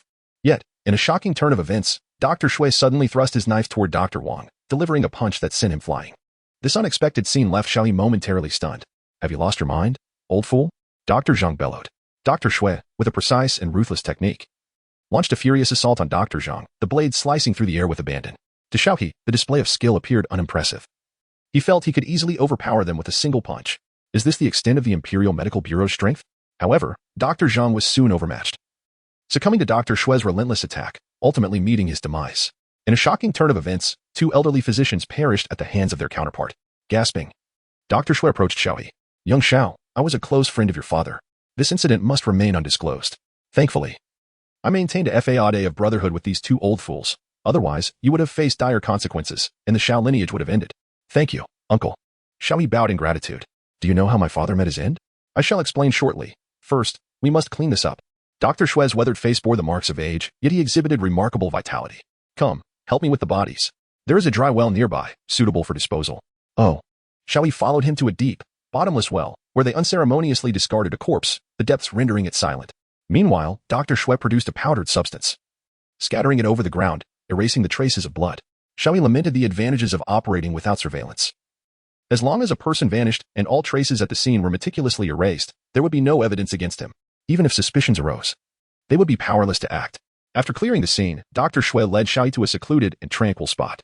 Producing a leaf-rolled cigarette, he inquired, care to try? Xiao He accepted it, and Dr. Shui ignited it with a match.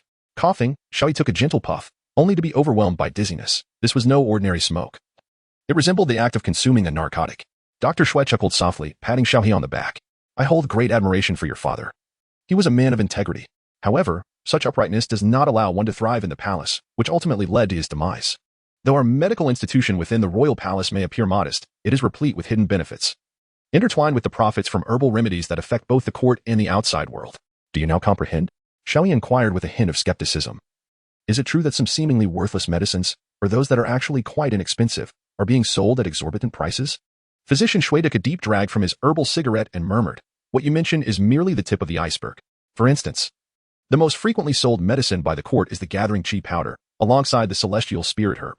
The majority of the gathering qi powder utilized by the royal family is far more effective, by 100-fold or more, than that which is sold, yet the price remains identical. Xiao He recalled that he possessed a gathering qi powder himself, albeit one purchased externally at a steep cost of 300 Qian coins. The Qian coin is the currency issued by the great Qian Dynasty for the entire nation. Xiao He's monthly salary was merely 100 Qian coins. Yet this amount represented the annual income of those in the upper echelons of ordinary society. The majority of common folk earned a meager 30 Qian coins each year. After 10 arduous years of toil, one might obtain a single qi gathering pill, which possessed only a tenth of the efficacy found in those owned by the royal aristocracy. Should this information become public, it would undoubtedly send shockwaves throughout the realm. However, those who benefited from this situation remained tight-lipped, guarding their secrets fiercely. This was merely the tip of the iceberg. Countless spiritual herbs lay scattered across the mountains, yet they were sold at exorbitant prices. Such practices were commonplace. And your father dared to hope that the emperor would liberalize these resources, treating all subjects equally. Is this not a perilous endeavor? Xiao He found himself momentarily speechless, taken aback by his father's audacity. Such actions clearly jeopardized the interests of many, making survival exceedingly difficult. Nevertheless, he held a deep admiration for his father. He knew he could never undertake such bold moves. And what of your quest for vengeance on behalf of your father? At the very least, you must ascertain the identity of his assailant. You cannot remain idle. Physician Xuen nodded in agreement. As for the murderer of your father, every individual in the court bears some responsibility. However, the one who directly carried out the act was the head of our medical institute. While the emperor remained silent after your father's petition, and the ministers, princes, and lords also refrained from comment, our director did not wait for their response before taking action. Understood. The director issued the orders, and the one who executed them was Li Yuliang, the captain of the Divine Guardian Division. Xiao He inquired, what is the Department of Divine Suppression? It wields considerable power, indeed. Within the court, there exist numerous feudal lords and noble factions. And in an effort to maintain control over them, the emperor established the Department of Divine Suppression. This institution is tasked with safeguarding the royal family's security while simultaneously bearing the responsibility of thoroughly investigating the actions of the ministers. Xiao He was suddenly enlightened. This was indeed akin to the Jinyui, yet their power was vastly superior. Were there any other formidable eunuch departments besides the Jinshinsi? None. Doctor. Shui shook his head. Eunuchs are typically drawn from the impoverished populace. With your vitality diminished, how can one cultivate? A man lacking this essence can at most reach the third tier of divine power, utterly incapable of harnessing qi. After all, once the dantian is filled, the energy simply escapes through the void below. I see now, Dr. Shui. I am immensely grateful for your assistance. Your kindness is beyond words. You are far more astute than your father. Do not act foolishly. Live well, marry, and leave a legacy, for in this palace, no one can guarantee survival until next year. By the way, what is the cultivation level of the head of the Imperial Medical Institute? He has surpassed the 9th tier, achieving the Lingtai realm. Our institute's strength is rather lackluster, primarily excelling in poison crafting. As for the Centurion Li Yuliang, he is a 9th tier divine transformation practitioner. He has profited considerably from the Imperial Medical Institute and may very well break through to the Lingtai realm soon. Thank you for the information. Do you have any knowledge regarding the Queen and noble consort Lian's cultivation levels? I am not well versed in that. The cultivation levels among these consorts vary, however. The Queen's power should not be underestimated.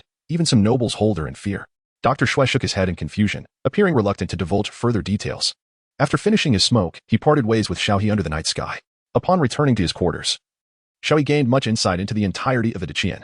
Certain aspects of the Qian resembled those of the Ming Dynasty from his previous life. Yet in this realm of celestial martial arts, the status of imperial authority and nobility remained exceedingly secure under the pressure of martial prowess. The current Emperor Li Qian had reigned for 200 years, and with a history spanning over 8,000 years, the Qian continued to flourish, which spoke volumes in itself. As Xiao He busily gathered his belongings, he contemplated, had it not been for his charm and striking appearance, he might have already perished in the presence of the noble Concubine Lian. He believed that as long as he remained patient, quietly developing without prematurely revealing his true capabilities, he possessed ample confidence to survive. With aspirations for the future, he fell into a deep slumber. At dawn, Xiao He arose to request leave. For every imperial physician was permitted to take 2 days off each month to visit their families. Xiao He has not encountered any difficulties in taking leave this month. The physicians at the Imperial Medical Institute exhibit a palpable indifference towards one another during his journey. He encountered several elderly doctors who did not even exchange a greeting with him. As for the recently deceased Dr. Zhang and Dr. Wang, they seem to have evoked no concern from their colleagues, each individual engrossed in their own affairs like automatons. Upon exiting the palace gates, Xiao He felt as though the heavy weight pressing down upon his mind had vanished, granting him a sense of comfort. The oppressive atmosphere within the palace had become increasingly unbearable. Xiao He hurriedly ran to his home. Knock, knock, knock. Sister, it's me, he called as he rapped on the door. After a considerable wait, the door creaked open just a crack, revealing a petite head with crescent-shaped eyes peering curiously outside. Upon recognizing Xiao He, the graceful figure behind the door swung it wide open. Stepping out was a woman clad in simple cloth. Her delicate yet clear features exuding an air of maturity and poignant beauty, perhaps the result of her diligent household labors. Her hair was neatly pinned up, giving her the appearance of a married woman. A flicker of joy danced in Zhu Xiaoming's eyes as she rushed forward, grasping Xiao He's hand. I made your favorite potato cakes. Oh, and it's cold outside. Let me prepare some lamb stew for you. After ushering Xiao He inside, Zhu Xiaoming promptly closed the door and hurried to the room, retrieving a thick coat to drape over Xiao He. It's so chilly. Why are you dressed so lightly? Come in quickly. I'll stoke the fire. Watching Zhu Xiaoming bustling about, Xiao He felt a warmth in his heart. Before long, she returned with a basin of charcoal. In his memories, this sister had always been industrious, albeit somewhat reticent. Yet, during this first reunion, he marveled at how this dear sister made him truly feel the essence of warmth. With her presence, what more could he desire? We're out of lamb, so I'll go buy some. You can start on these dishes in the meantime, Zhu Xiaoming announced, gathering a basket as she prepared to head out. Xiao He rose and declared, I shall accompany you. Ah, you will accompany me? Zhu Xiaoming responded with astonishment. In the past, Xiao He had only provided her with financial support, never once assisting her with household chores. Their conversations, though sparse upon his return, had sufficed for her contentment. Yet now, the fact that Xiao He took the initiative to accompany her to the market left her feeling somewhat disconcerted, albeit enveloped in warmth. Well, as a young lady, what would you do if you encountered danger? Thus, I shall accompany you. Observing him as he prepared meals, kindled the fire, and even assisted her in changing shoes and garments, readying himself for washing. Xiao He cannot simply lounge around like a lord, doing nothing at all. You have been weary for such a long time, why not take a proper rest? Accompanying me is unnecessary, I am your sister. And caring for you is my rightful duty. Xiao He was no longer the same Xiao He of yore, and with an air that brooked no opposition, he declared, I shall accompany you. Upon witnessing Xiao He's insistence, Zhu Xiaoming felt it inappropriate to voice any further objections. The two of them exited the room, one following the other. A faint smile danced upon Zhu Xiaoming's lips, yet it was quickly subdued. Chapter 10. Celestial Aura and Sisterhood. The Imperial City, known as Tuanqing in the Great Qian Dynasty, housed Xiao He's residence in the eastern part of the city. Within a 10-mile radius, the area was predominantly occupied by officials of modest rank. The marketplace lay at the entrance of this residential district, a mere 3 miles from Xiao He's home. The denizens of the market recognized Zhu Xiaoming and greeted her with warmth. Ah, little Zhu, you are not alone today, one exclaimed. Isn't this your brother, Lord Xiao, who serves as a physician in the palace? Greetings, Lord Xiao. Too kind, he replied graciously. There were even those who broached the topic of marriage. Lord Xiao, your sister has reached the age of marriage. I have heard that Master Xiao from the Astronomical Bureau has a son of suitable age as well. Would you like me to facilitate an introduction? Remarked an elderly gentleman. Xiao He had heard from his sister that this elderly gentleman had someone in his family who held an official position, and his venture into selling vegetables was merely a distraction from idleness. The Astronomical Bureau, being a high-ranking official post, was on par with the director of the Imperial Hospital. Should Xiao He's sister truly have the opportunity to marry as a legitimate wife, it would indeed be a significant elevation in status. Thank you. But my sister currently has no intentions of marriage, Xiao He politely declined. The elderly gentleman did not take offense, chuckling, should any thoughts arise, do not hesitate to inform me. Zhu Xiaoming purchased 10 pounds of mutton, along with a plethora of accompaniments for the pot. Xiao He wished to offer assistance. Yet Zhu Xiaoming stubbornly insisted on carrying the burden herself. The weight of over 10 pounds felt negligible in her hands. Upon returning home, Zhu Xiaoming busied herself with various tasks, while Xiao He, who was inept at cooking, contemplated tidying the house. However, he soon discovered that the home was already quite tidy, leaving little to be organized. His residence consisted of a kitchen, a front hall, 2 bedrooms, and a restroom, with the courtyard out front measuring approximately 20 square meters. One of the bedrooms was occupied by his parents, and he had shared a bed with Zhu Xiaoming since childhood, thus leaving them with only 2 rooms. Let us eat. This lamb is your favorite, he urged. After the passage of an incense stick's worth of time, Zhu Xiaoming emerged with a large bowl of lamb hot pot. I was unaware of your return today, so I did not prepare much, she exclaimed. Did you at least prepare the potato cakes? Xiao He replied with feigned irritation. Since you adore them, I make them every day. Besides, I enjoy them as well, she retorted. The steaming lamb hot pot was delectable, far superior to the meager fare served in the palace. Xiao He, on your next visit to the palace, be sure to bring back some of the snacks I prepare for you. You always lose weight upon your return, which clearly indicates poor nourishment in the palace. Zhu Xiaoming remarked while helping to tidy up, resembling a concerned mother caring for Xiao He. There are many people in the palace. It is not that I do not bring food. One careless moment could lead to someone framing you with unfounded accusations. She then noticed, I see you have returned much sturdier than before. Zhu Xiaoming approached and pinched Xiao He's arm. In the past, her grip would have easily found his bony frame. But now there was muscle, and it felt firm. Have you been practicing martial arts? Zhu Xiaoming inquired, her large eyes fixed upon him in astonishment. I have practiced a little. It is unwise to be without some skills for protection, Xiao He replied. That is true, yet your aptitude was lacking before. Father taught you for several years, but there was little progress. Thankfully, your talent in medicine is commendable. Otherwise, you would not have been able to enter the palace. Sister, stop fussing and eat. You look as though you have lost weight, he urged. Lost weight? Where do you see that? Zhu Xiaoming turned, hands on her hips, puffing out her chest in indignation. Xiao He, unable to meet the gaze of others, buried himself in his meal. Unbeknownst to him, he had consumed 5 large bowls, and the 5 pounds of lamb soon dwindled. Zhu Xiaoming, having eaten only 1 bowl, stared in astonishment at Xiao He's considerably increased appetite. Have you perhaps unblocked your meridians? she inquired, pressing her hand against Xiao He's belly. How is it that your stomach does not bulge? Where does all the food go? He. I've simply had a good appetite lately, Xiao He replied, unsure of how to explain, for he could hardly admit to possessing a pure yang physique. Zhu Xiaoming's hand was cool to the touch, and when it made contact with her own belly, it sent a jolt of sensation through her. If I had known you could eat so much, I would have prepared more. Let me go and cook some more. Xiao He declined, saying, No, I've had enough. If you keep serving me, I won't be able to finish. The meal had already passed the midday hour. Zhu Xiaoming was busy washing clothes, while Xiao He found himself at a loose end, wishing to assist but feeling superfluous. Such is the essence of ordinary life, filled with daily meals, household chores, work, and the companionship of returning home, Xiao He reflected as he observed Zhu Xiaoming bustling about. As evening descended, Zhu Xiaoming prepared a splendid banquet, which whetted Xiao He's appetite, leading him to consume 6 bowls in swift succession. Afterward, he settled into a chair, closing his eyes to rejuvenate. It was not until the second watch of the night that Xiao He resolved to take a shower and retire for the evening. Zhu Xiaoming, taking the initiative, brought a bucket of water and began to assist him in loosening his garments. Dear sister, I can wash myself, Xiao He exclaimed, evading her touch. From his childhood, it had always been his sister who bathed him. He had grown accustomed to this, yet now, as adults, he found it somewhat embarrassing. Although she helped him remove his clothes and offered to wash his back, he insisted on handling the more private areas himself. Despite this, he still felt a pang of discomfort. Is it that you no longer cherish your sister? Zhu Xiaoming's eyes widened, reflecting a mix of alarm, grievance, and sorrow. No. Xiao He hurriedly waved his hands in denial. 1. Allowing your sister to assist with your bath may yield minor mastery of the ethereal body technique. Note: bathing with your sister can enhance your bond. If your relationship reaches a certain threshold, new abilities may be unlocked. 2. Assisting your sister with her bath may grant you the title of a miraculous healer. Caution: this method should be approached with care, as it may either strengthen or jeopardize your relationship. The consequences of displeasing her could be severe. Xiao He, are you serious? Shouldn't we be opposed to bathing? What distinguishes this from the inverted clock? Refusing to bathe earns 3,000 Qian coins, but be mindful, it may hurt my sister's feelings, leading her to believe that you no longer cherish her.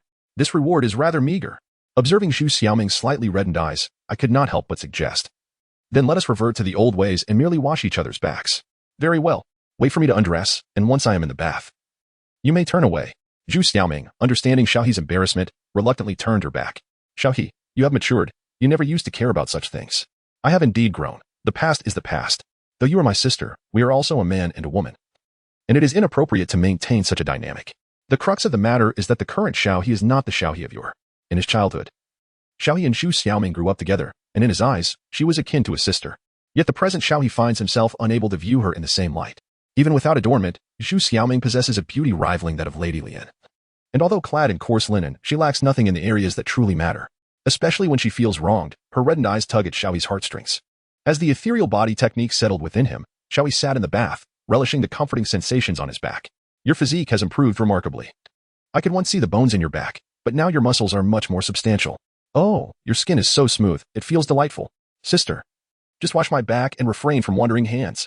Zhu Xiaoming could not help but need Xiao He's back. His body now exuded an innate allure to women, rendering her unable to resist. Sister, just the back will suffice. I can manage the front myself. Oh, I almost forgot.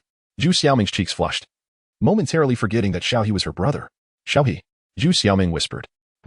Ever since father insisted I bathe alone 5 years ago, you have not helped me. Would you assist me today? A flicker of something unusual crossed her eyes as she spoke. Absolutely not. Xiao He firmly declined. Even if she is not my biological sister, I cannot truly cross that line. Chapter 11. It was that woman who took you from me. The system's options have returned. 1. Agree to assist my sister and receive 1 blood spirit pill. Caution. Do not overthink it. Host. At most, it will involve washing her back and shoulders. Any excessive actions may displease her. Currently, she considers you her true brother and may be testing you. Do not fall into her trap. 2. Decline my sister's request and receive 1 relic. Caution. She will be saddened, yet all will remain well. It appears that option 1, apart from momentarily satisfying desires, offers little benefit, whereas the relic provides a significantly greater reward, ensuring a more prosperous future. Zhu Xiaoming seemed poised to speak further when Xiao He suddenly recalled that he had a body-refining pill in his pocket. He retrieved a black pill. Here, take this. How did you acquire this pill? You earn 100 Qian coins a month. This pill is worth the earnings of 100 days. I found it. Xiao He, unsure of how to justify his possession, spoke casually.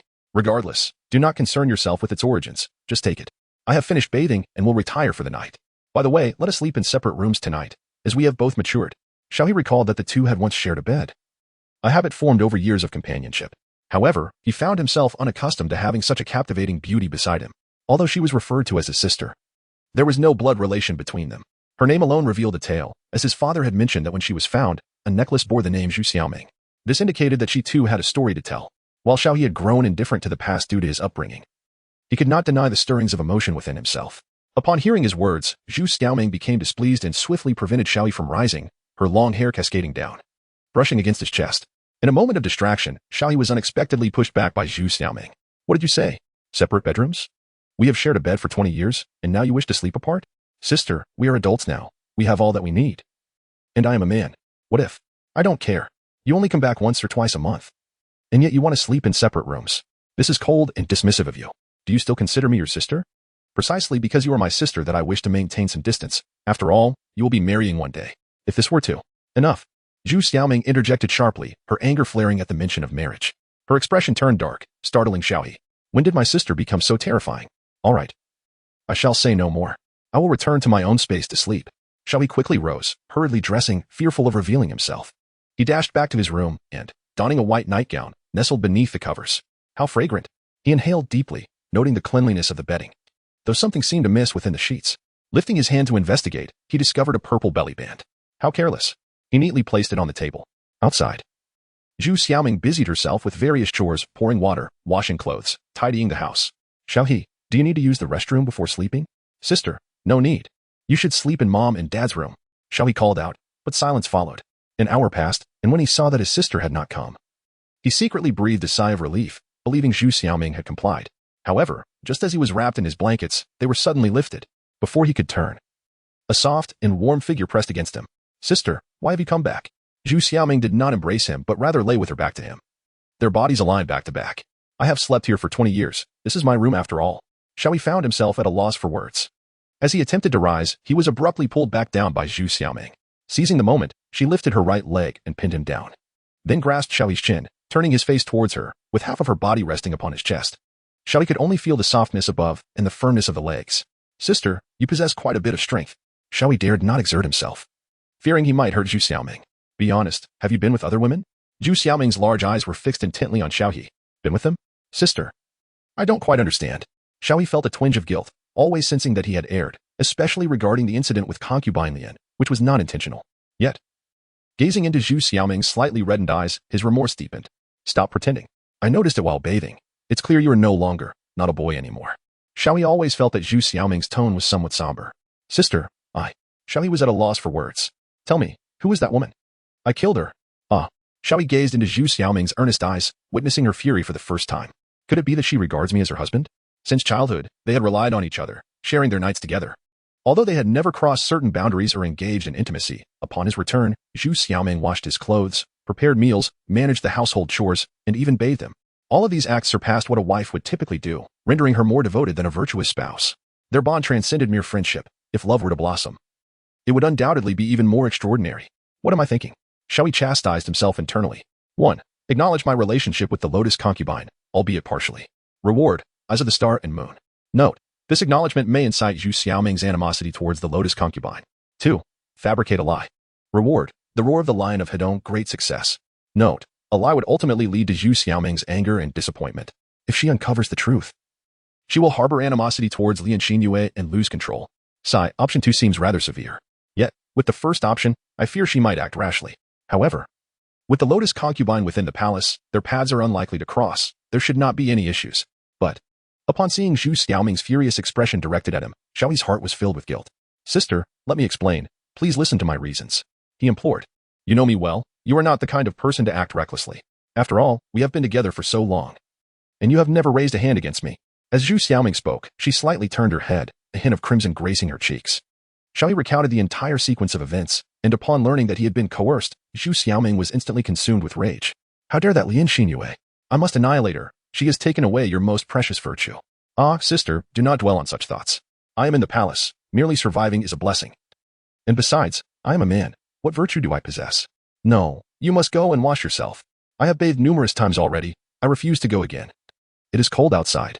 Xiao He was truly reluctant to move. Zhu Xiaoming lay back down, staring blankly at the ceiling, silent and contemplative. Xiao He observed her tranquility and turned to glance at Zhu Xiaoming's profile, which possessed a striking three-dimensional quality, embodying a harmonious blend of ancient charm and modern beauty. Sister, What troubles you? Are you feeling unhappy? I am not a girl, and I have not suffered any loss, so please do not be disheartened. You do not understand. Zhu Xiaoming murmured. Xiao He dared not speak further, uncertain of Zhu Xiaoming's thoughts. You are my brother. With our father gone, I must assume that role. It is my fault for not taking better care of you, Zhu Xiaoming murmured.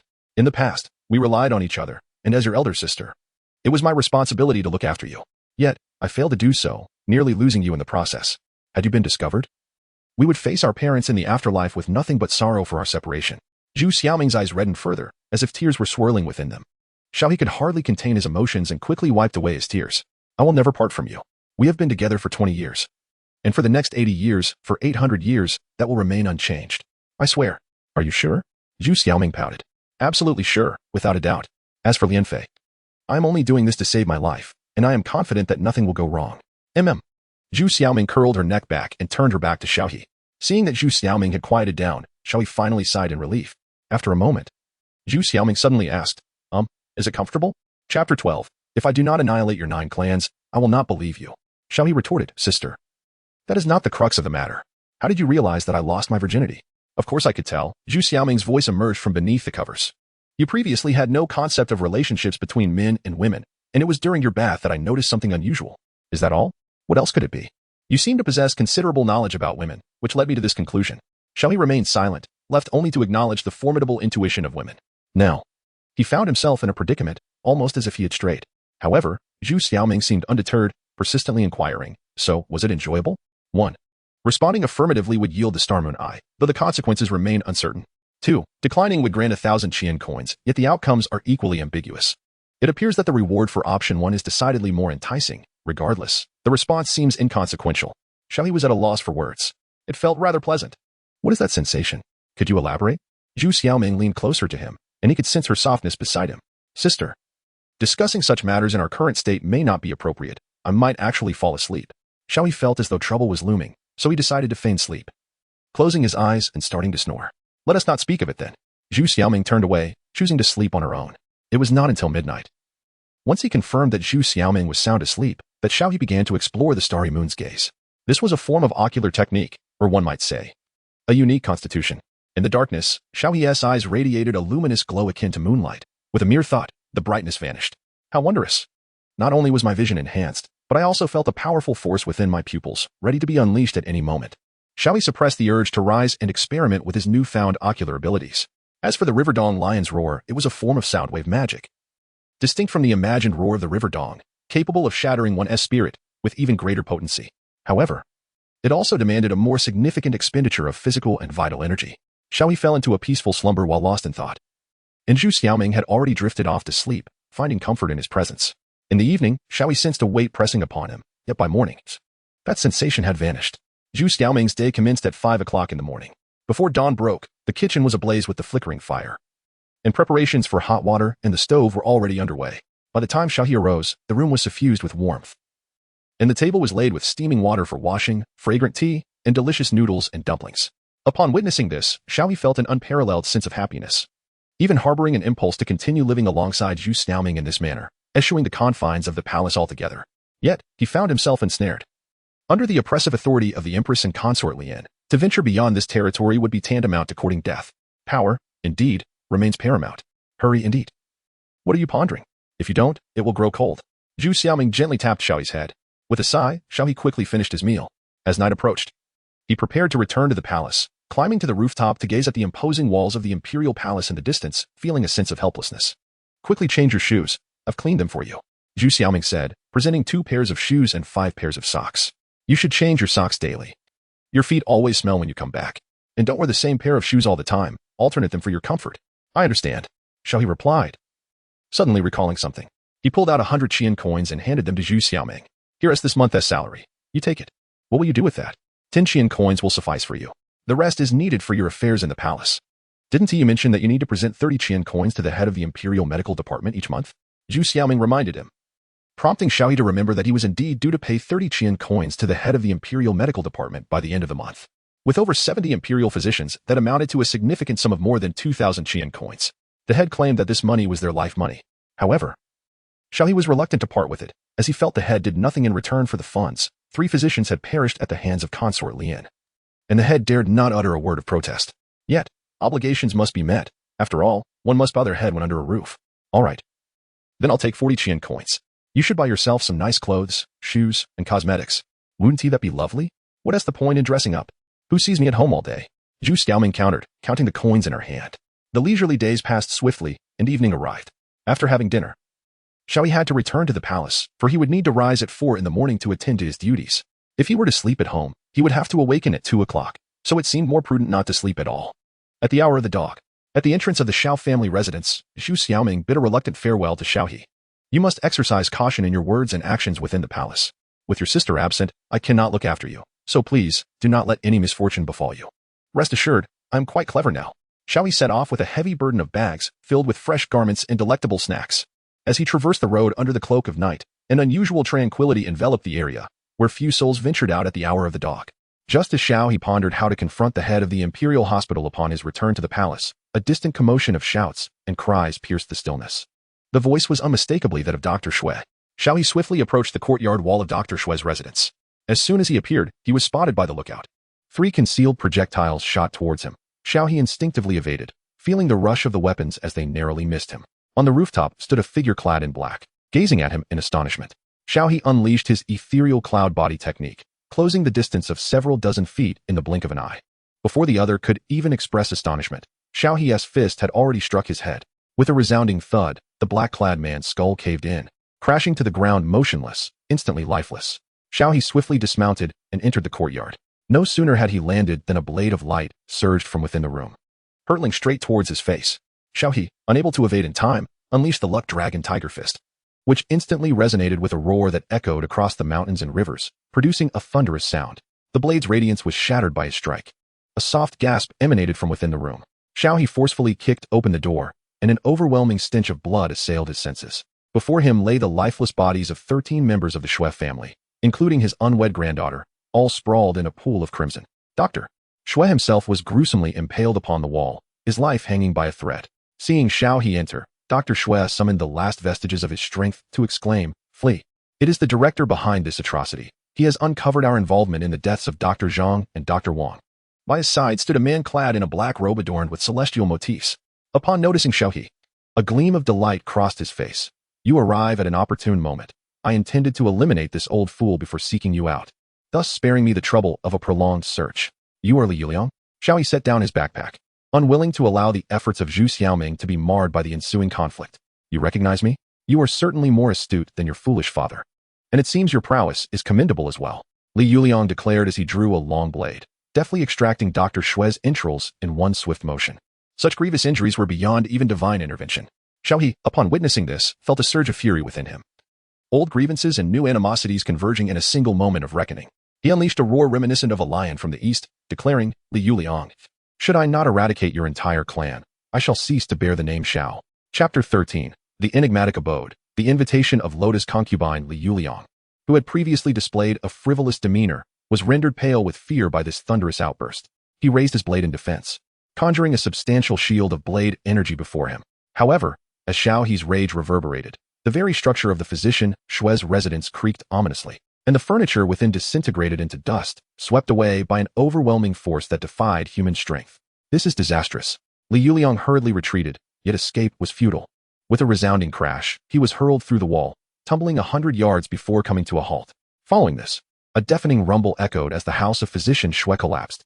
Despite the chaos, the surrounding neighbors seemed oblivious, neither emerging to witness the spectacle nor offering assistance.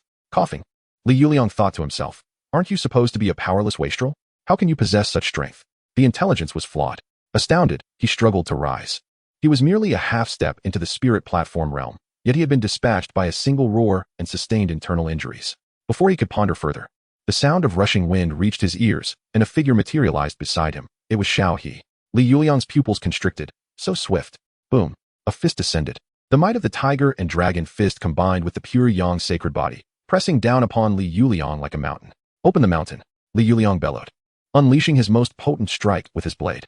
Yet, all that was heard was a clanging sound as his weapon was sent flying, and from the corner of his eye, he noticed a notch had appeared on the blade. Impossible. Are you a monster? Xiao He delivered a powerful kick to Li Yuliang's chest, causing a deep indentation and a series of cracking sounds as ribs shattered. Blood erupted from the corner of Li Yuliang's mouth, mixing with his internal organs. Speak. What is the reason behind the assassination of Dr. Xue? Who, apart from the head of the Imperial Medical Institute, has orchestrated this? Xiao He pressed down on Liu Liang, towering over him with an intimidating presence. Although it was his first act of murder, the overwhelming hatred he harbored rendered him devoid of any guilt or anxiety. Liu Liang, gripped by fear, pleaded, "Do not kill me. I will tell you. Do you believe you have the right to negotiate?" Xiao He retorted, "If you divulge the information, I may spare your family. If not, your entire lineage shall perish. Will you keep your word?" Upon hearing the mention of his family, Liu Liang's gaze faltered. "Oh, but you currently have no options," Xiao He affirmed with a nod. After a couple of coughs, Liu Liang appeared to grasp the gravity of the situation. And without further hesitation, he began, "Director Liu, she offered me 10,000 Qian coins to eliminate Dr. Xue and yourself. The truth is, your deaths are not directly related to Dr. Zhang's demise. Rather, it is suspected that you both are affiliated with the Empress, while the one most in conflict with her in the palace is none other than Concubine Lian. Such absurdity. Who else, besides Concubine Lian?" Xiao He intensified his grip, causing Liu Liang to weep in agony, his face turning ashen. "I truly do not know. I only heard it from others. It appears your family is of lesser importance than your master. Farewell," Xiao He said darkly. As Xiao He prepared to deliver the fatal blow, Liu Liang hastily interjected, "Wait. I will speak. It is the intention of Lord Zhong, the Deputy Minister of Revenue. As for the reasons, I cannot say." The Deputy Minister of Revenue? That is a high-ranking official, overseeing the nation's taxes, land, and household registrations. Why would such a figure wish to eliminate them? Could it be that there are hidden dealings with Director Liu Shi? Or perhaps Dr. Xue uncovered something that warranted his silencing? "Master Xiao, might you consider sparing me?" Before Liu Liang could finish his plea, his head was severed in an instant. "Father, at last, I have avenged you. The one who took your life has been dealt with." Xiao He hastily returned to the ruins, clearing the collapsed walls, and found that Dr. Xue still clung to life. Upon seeing him, Dr. Xue's complexion flushed, as if he had experienced a moment of revival. "Noble nephew, you have hidden yourself quite profoundly. However, with your capabilities, I can now entrust certain matters to you. Dr. Xue, please speak." "The death of your father involves numerous individuals whose influence is beyond our imagination. Among them is Liu Shi, the Deputy Minister of Revenue, yet he stands as an insurmountable mountain. Dr. Xue, what would be the consequences if I were to eliminate the director?" Dr. Xue chuckled. "A director of the Imperial Medical Institution who occupies the position matters little. As long as your background is formidable and your reasons are sufficient, killing him is merely a matter of resolve." "Understood." Suddenly, Dr. Xue began to cough violently, his chest heaving, and finally asked, "Dr. Xiao, I must inquire, what truly transpired with Consort Lian? She is indeed with child." Xiao He remained tight-lipped. Upon hearing this, Dr. Xue smiled, his dim eyes seemingly piercing through the veil of secrecy, murmuring, "Excellent, Consort Lian is indeed remarkable. By the way, aside from her, you might consider visiting Consort Liu." "Consort Liu? Who is she?" Before Xiao He could finish his question, Dr. Xue took his last breath. "Is he dead?" Xiao He glanced around, noticing that no one seemed to pay attention to this area. Without a moment to spare to retrieve Dr. Xue's body, he swiftly departed. After his departure, several figures clad in black scaled the rooftops. Upon discovering the corpse of Liu Liang, they expressed their astonishment. "Dead? Such immense power. It appears he was an accomplice of Dr. Xue. Let us proceed to investigate Dr. Zhao's whereabouts. No need to go. We just received word that Dr. Xiao has returned to the palace. Whoever could have slain Liu Liang must possess at least a spiritual realm prowess. It seems there are indeed formidable experts." With Dr. Xue's death, the mission was deemed complete. The youthful Dr. Xiao likely remained oblivious to these matters. They would report back to their superior and devise a new plan. "What shall we do with the body?" "Take it away." Liu Liang, after all, was associated with the Divine Guard. Being seen attacking a physician would leave a poor impression. Subsequently, the group arranged the scene, ultimately designating Dr. Xue as a spy for a rival nation. Upon returning to the palace, Xiao He made his way directly to his quarters, encountering numerous busy court physicians along the way. These physicians, heads bowed, paid him no heed, creating an atmosphere of extreme detachment that felt stifling. As he stepped into the Imperial Medical Hall, a system unexpectedly presented him with choices. 1. Eliminate Liu Shi, thereby acquiring the golden serpent-patterned armor. Note: Liu Shi is the head of the Imperial Medical Hall. Committing this act may result in becoming a criminal, facing imprisonment and sentencing. 2. Flatter Liu Shi to obtain the Water Spirit Pearl. Note: failing to eliminate this individual may lead to a loss of moral compass, transforming one into an entity neither fully human nor ghostly. Xiao He had not anticipated such options upon returning to his quarters. The decision to eliminate Liu Shi was certain, yet the method remained undecided. Given that the individual in question was the head of the Imperial Medical Hall, this matter could only be resolved through the intervention of Consort Lian. The following morning, Xiao He rose from his bed. The Imperial Medical Hall was already bustling with activity at the early hour of 4 o'clock.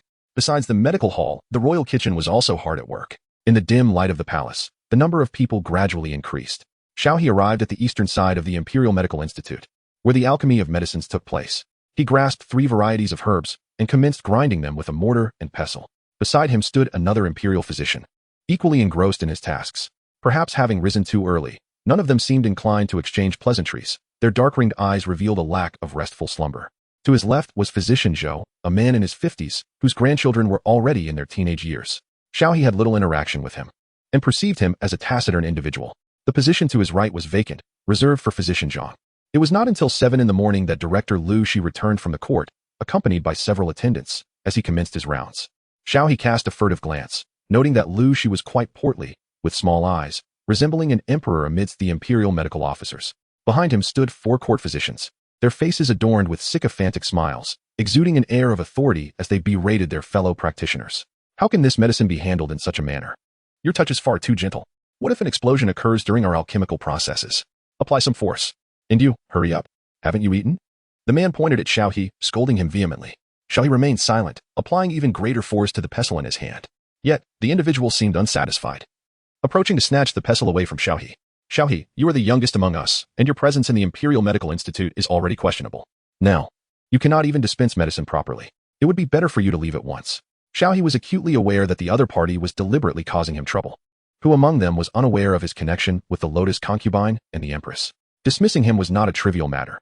Only by provoking him into making a mistake could they hope to achieve their aim. Jia Tai, if you wish to cast aspersions, what can I possibly say? Xiao He remarked. Such audacity. Do you dare question my expertise? I have practiced medicine for 50 years. Could I possibly fail to recognize your issues? Xiao He continued. If Jia Tai is dissatisfied, perhaps he would care to show me the powdered medicine he has prepared? Before Jia Tai could respond, he was interrupted by Lu Shi. Xiao He, you have been in this Imperial Medical Office for nearly 6 months, have you not? His corpulent frame and heavy voice bore the unmistakable weight of excess. Indeed. Director. Xiao He replied respectfully, clasping his hands. In our Imperial Medical Office, we hold an assessment each year. It commences in 10 days.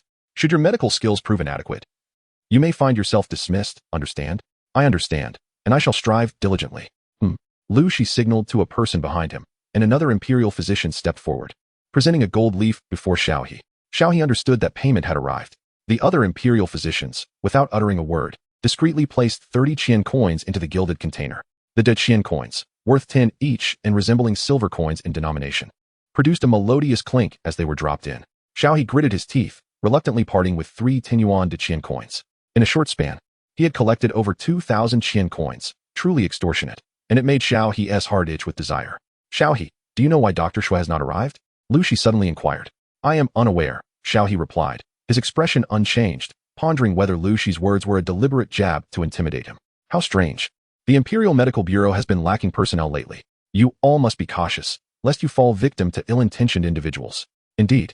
As the afternoon wore on in the Imperial Medical Bureau, Xiao He awaited the summons of the coveted Lotus Concubine with bated breath. Dr. Xiao, the Lotus Concubine is unwell and requires your assistance to restore her health. This humble servant shall attend to her at once. Dr. Xiao could hardly contain his eagerness. Not solely for the sake of the Lotus Concubine's well-being, but rather to eliminate Lu Shi. Chapter 14. Is the Lu Concubine also suffering from stomach pains? Within the Qianluan Palace, had the dead Qian Emperor, Li Qinxian, been present, Xiao He would likely have faced a fate worse than death, perhaps even dismemberment. The Lotus Concubine, radiant and enchanting before the eyes of the world, had now been utterly subdued by his Pure Yang sacred body. Should this knowledge reach the public, envy would abound, with countless souls wishing to perish beneath the folds of the Lotus Concubine's gown, not to mention those like Xiao He who had managed to conquer her. Xinhua, I yearn to take a life. You, what do you mean? The Lotus Concubine's gaze was intoxicatingly seductive.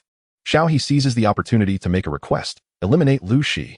No problem, just a mere Lu Shi. If the young lover wishes for his demise, then he must perish. At that moment, Lian Xinhua feared that no matter what request Xiao He put forth, she would acquiesce. Xinhua, you are truly wonderful.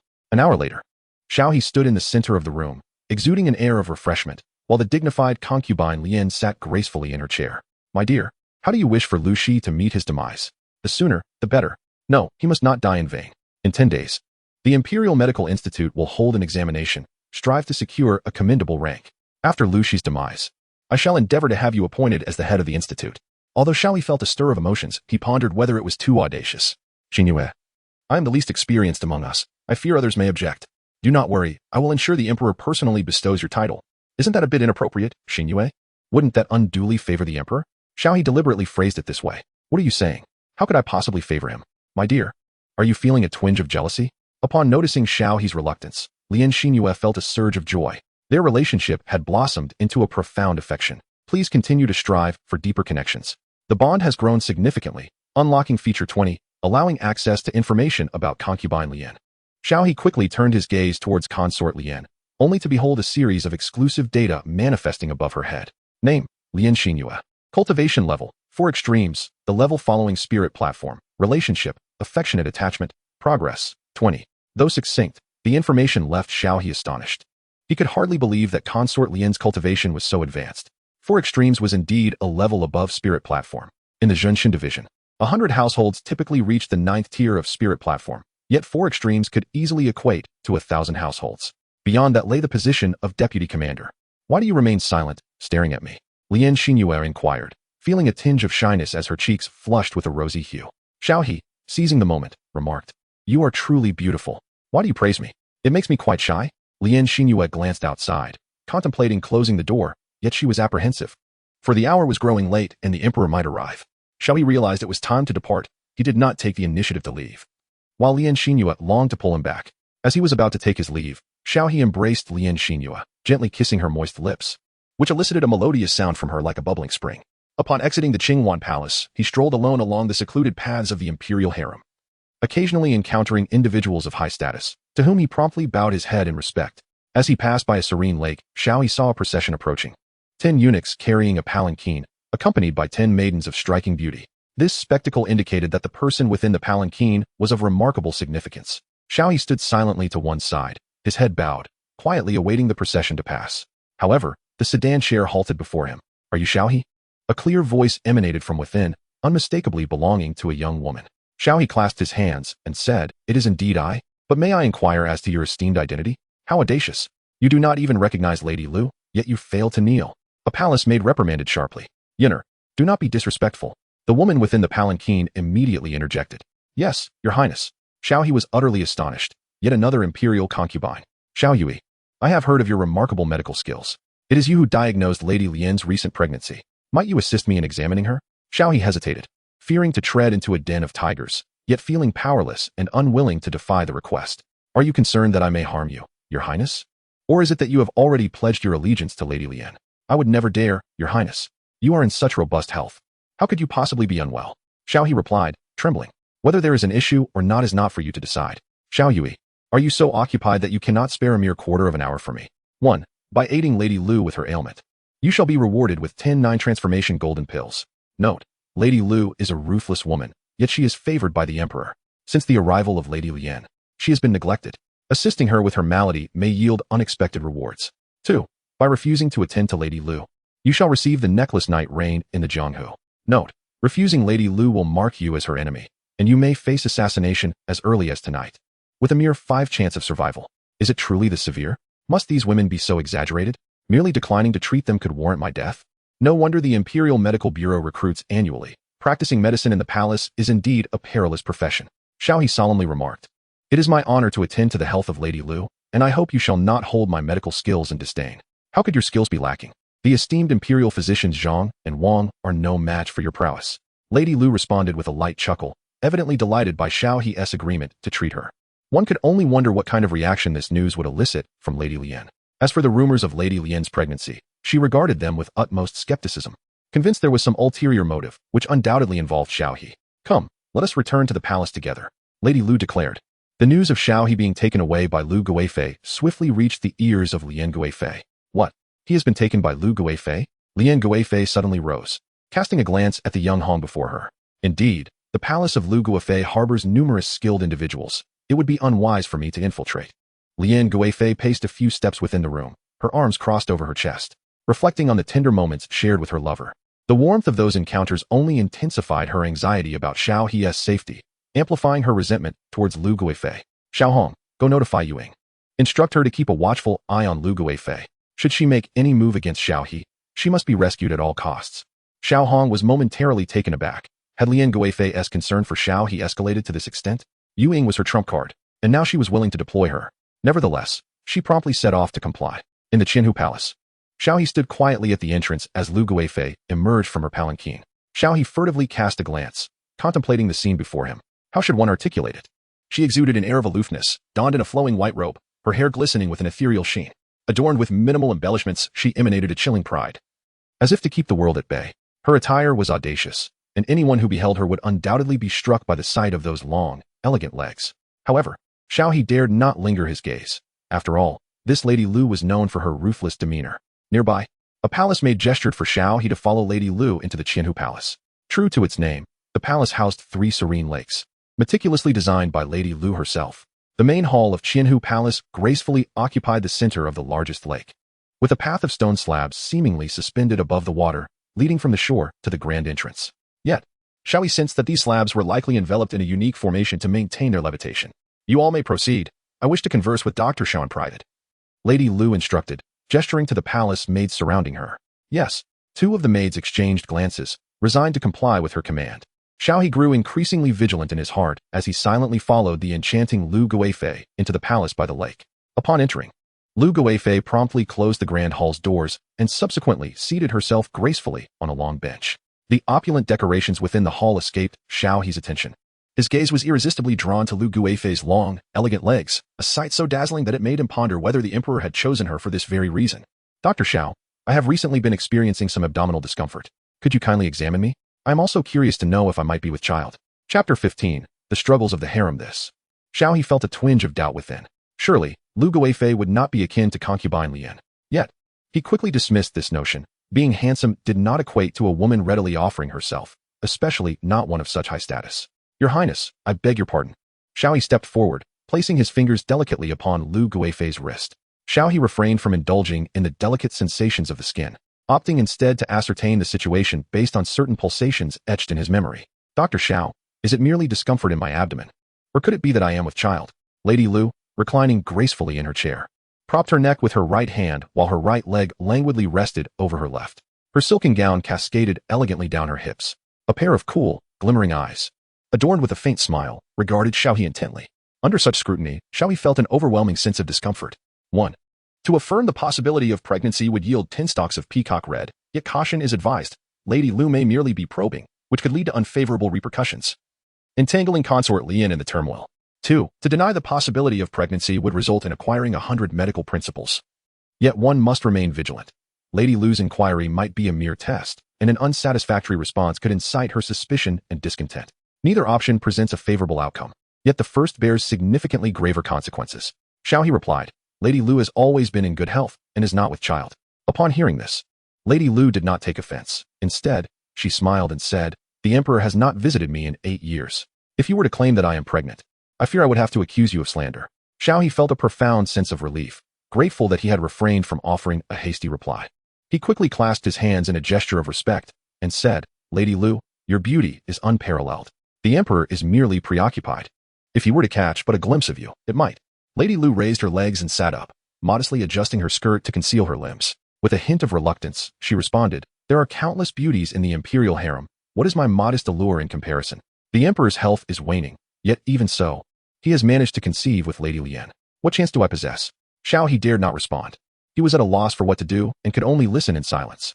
It is an undeniable truth that excessive words can lead to misfortune in the imperial harem, so it is prudent to remain reticent whenever possible. However, Lu Guifei interjected. Dr. Xiao, in truth, all the concubines in the harem are aware of the emperor's health issues. It is impossible for him to conceive, as we have all endeavored to do so, alas. Xiao He lowered his head even further, beads of sweat forming on his back. What a farce. Everyone in the harem was acutely aware that the emperor was incapable of siring an heir. Was he not being subjected to a slow roast? Yet, this matter remained unspoken, a taboo no one dared to confront. As long as the emperor held on to his delusions, none would dare to shatter them. After all, should the truth come to light, it would surely result in a veritable river of blood. Upon this realization, Xiao He understood why these concubines, instead of challenging Consort Lian, had turned their intrigue towards him. Had he known on his first day in the harem that he should have fled with his sister, he would have done so. Now, escape was utterly impossible. At this juncture, Consort Lu turned her gaze back to Xiao He and inquired, are you aware of the benefits Consort Lian has accrued since her pregnancy? Your humble servant is not privy to such information, merely from her condition. Consort Lian has already received 3,000 yuan stones, the privilege to cultivate in the Qian Kuan Tower, and a millennium-old ginseng fruit. as she spoke of these treasures. A profound jealousy flickered in her eyes. Xiao He felt a profound tremor within upon hearing this. Had it not been for his acquisition of the Pure Yang sacred body, his other rewards would scarcely compare to those of the beloved lotus concubine. The millennium ginseng fruit, capable of extending life by 50 years, is indeed a priceless treasure. Furthermore, there are 3,000 yuan stones, which serve as invaluable tools for cultivation. Each yuan stone commands a market price of 100 Qian coins. This amounts to an impressive sum of 300,000 Qian coins, and acquiring yuan stones with Qian coins may prove to be even more exorbitant. The rarity of yuan stones is underscored by their remarkable cultivation efficacy. When grasped in both hands during practice, they can amplify one's cultivation speed by more than 5 times. This is due to the rich infusion of elemental forces from nature within the yuan stones, all of which are harmonious and readily absorbed by cultivators. Thus, they are highly coveted. The better one's aptitude, the higher the absorption rate. Even the concubine herself, having obtained a yuan stone along with the Qian tower, is likely to experience a meteoric rise in her cultivation soon. It is no wonder that concubine Lu harbors such envy. Who would not covet such advantages? And this is only the beginning. As weeks, months, and half a year pass, the gradual expansion of her belly will bring forth benefits that could overwhelm anyone. Concubine Lu grew increasingly agitated as she spoke. Xiao He remained silent, his mind in a tumult, acutely aware of the audacity displayed by Consort Lian. The crux of the matter lay in status. He comprehended that the families and relatives associated with Consort Lian now wielded considerable influence in the court, their voices elevated significantly. Those officials connected to her reaped numerous benefits, and many lords proactively sought collaboration with them. At the precise moment when Consort Lu made her point, she suddenly shifted the conversation. Dr. Xiao, the origin of this matter lies with you. There are certain things I shall not press you on, but I require your assistance. Your Highness, please speak. Consort Lu raised her enchanting eyes to Xiao He. Come closer. Yes. Xiao He stepped forward. Closer still. Your Highness, any closer would be too intimate. When I command you to come, you shall come. Closer. Yes, just like that. Kneel down. Although Xiao He was reluctant to kneel, believing that a man's knees are worth their weight in gold, in the palace, kneeling was a customary practice, and he had grown accustomed to it. After he knelt, the noble consort Lu lifted her bare foot and rested it upon Xiao He's shoulder. My lady. Xiao He still believed that Lady Lu was about to succumb to her illness, but to his surprise, Lady Lu delivered a swift kick to his head. Xiao He, how audacious of you. Xiao He leaned back, narrowly avoiding a foot that almost landed on his face, and hastily remarked, Your Highness, I am unaware of any transgressions on my part. Is it not true that you falsely reported the situation regarding Concubine Lian? Yet, it appears that Concubine Lian is indeed pregnant. Xiao Ye's mind raced, pondering where the misstep had occurred. Oh, you are so certain? Shall I summon an imperial physician to verify this? Lady Lu replied coldly. Noticing Xiao He's silence, she continued. Whether Concubine Lian is genuinely with child is of no consequence to me, but there is a matter wherein I require your assistance. Otherwise, I shall resort to drastic measures. If I cannot endure this palace, neither shall others find respite. Your Highness, please proceed. Xiao He felt a surge of frustration, realizing that this noblewoman was indeed attempting to coerce him into compliance. I too desire to conceive, and I shall devise a means to share the Emperor's bed soon. Your Highness, if you and the Emperor are to conceive, what need have you of my assistance? Though the Emperor possesses profound skills, he has a penchant for strong liquor. The more potent, the better. In due course, I shall ascertain his capabilities. Should he falter, you must ensure my position is secure, for I intend to bear a child. This, one cannot deceive the body. Xiao He lamented, fearing he might also be compelled to engage in a scandalous affair with Lady Lu. Fortunately, Lady Lu had already devised a cunning plan. I possess a certain concoction that can render my abdomen appearing as though I am with child. Fret not about this matter. Xiao He let out a quiet sigh of relief, for he truly feared that the imperial harem would soon be teeming with his offspring. He had yet to fully mature. And should the Emperor discover this, his fate would undoubtedly be dire. However, my lady, why have you sought me for this matter? If you are able to assist Concubine Lian, why can you not extend the same help to me? Concubine Lu waved her hand dismissively, signaling Xiao He to rise. Then, with a graceful gesture, she summoned the palace gates to open. You may take your leave. I shall summon you when needed. Concubine Lian is surely aware of your presence here, and I can only imagine her mounting anxiety. Ha ha. Xiao He bowed and retreated respectfully. After leaving the Qianhu palace, his spirits began to lift slightly. He felt a sense of relief as he returned to the imperial medical office. However, the tranquility he cherished seemed to have vanished. Shortly after his arrival, a knock echoed at his door. Dr. Xiao, the Princess Tai Ning has injured her ankle and requests your assistance. Chapter 16, Princess Tai Ning 1. To step out and attend to the princess, reward of 10 9-turn golden pills. Note, upon arrival, one may endure the princess's maltreatment. 2. To decline, reward of 10 relics. Note, a refusal may provoke the princess's discontent, compelling her to insist until you comply, leading to potentially harsher treatment. Alas, it seems there is no choice but to acquiesce. Xiao He called out, "Could you please wait a moment? I need to change my attire." At this moment, the sky had not yet darkened, and with Princess Tai Ning's gaze fixed upon him, Xiao He felt a profound sense of discomfort. He retrieved a reward from the system, the 9 Revolutions Golden Pill, a highly effective elixir for enhancing one's cultivation. However, there was no time to consume the pill and engage in cultivation now. The market price for a single 9 Revolutions Golden Pill was quite steep, exceeding 20,000 Qian coins. The compendium of medical principles encompassed a vast array of medical knowledge, including countless conclusions and insights regarding remedies, pulse diagnosis, and various other aspects. This comprehensive tome effectively filled the gaps in Xiao He's medical expertise, endowing him with the genuine capabilities of a royal physician, and he stood a little taller as a result. As Xiao He prepared to step outside, he was immediately enveloped by a force of energy that he could not resist. Even with his extraordinary strength in the possession of the Pure Yang sacred body, he found it difficult to counter this overwhelming presence, while a shroud of mist enveloped him. Xiao He suddenly lost consciousness. Upon awakening, he discovered himself confined within a box. Engulfed in darkness, he attempted to push against the confines, but it remained immovable, adorned with flickering patterns. The material of the box appeared to be some form of metal. Could this be a coffin? Surely, Tai Ning would not treat me this way. Could it be the dean who has conspired against me? Xiao He endeavored to maintain his composure, noting that the external movement suggested rapid motion. Yet, he was unaware of how long he had been unconscious. He struck the metal box in vain, exerting every ounce of strength, but to no avail. How unfortunate. I have scarcely enjoyed a few days of freedom before facing assassination.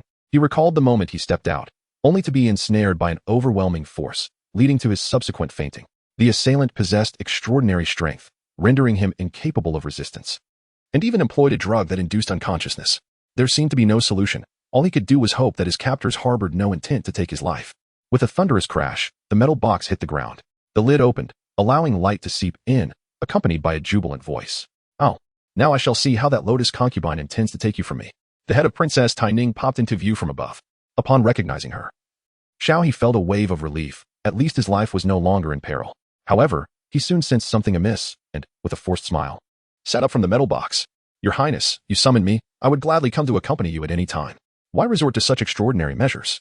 Xiao He surveyed his surroundings. The residence was expansive, yet through the window, he glimpsed the modest buildings and the bustling marketplace outside.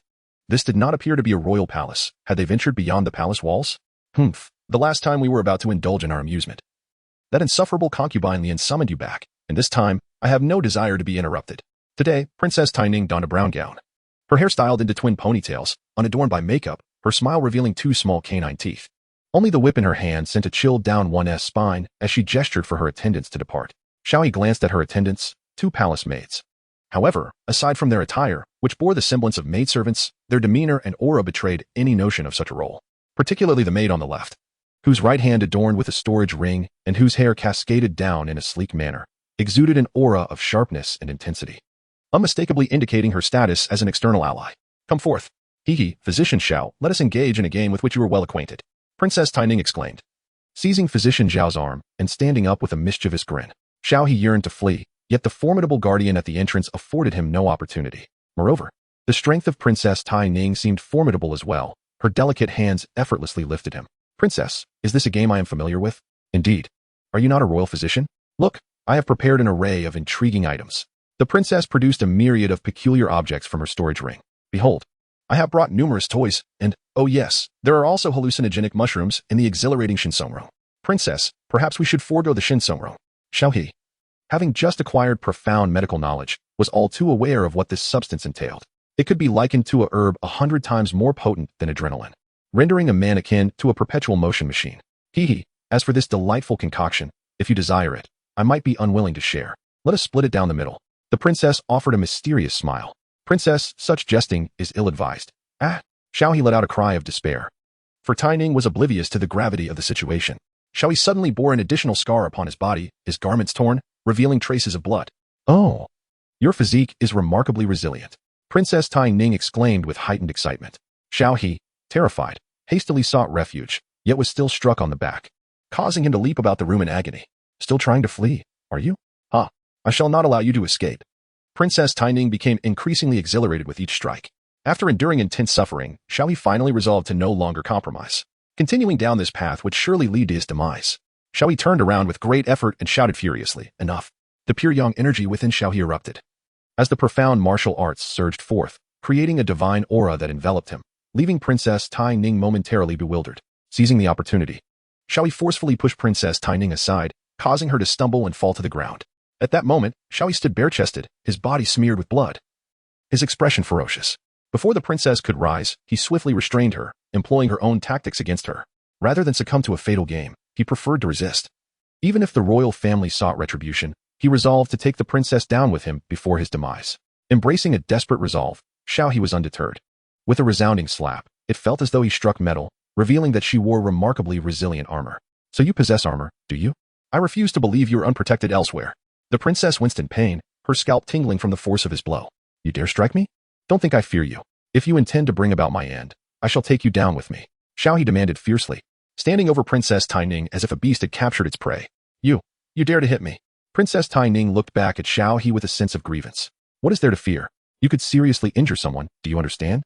Yet, contrary to what one might expect, Princess Tai Ning exhibited an unexpected calmness. Xiao He? Chapter 17. Too anxious, Xiao He could only exclaim in his heart, alas. What a calamity.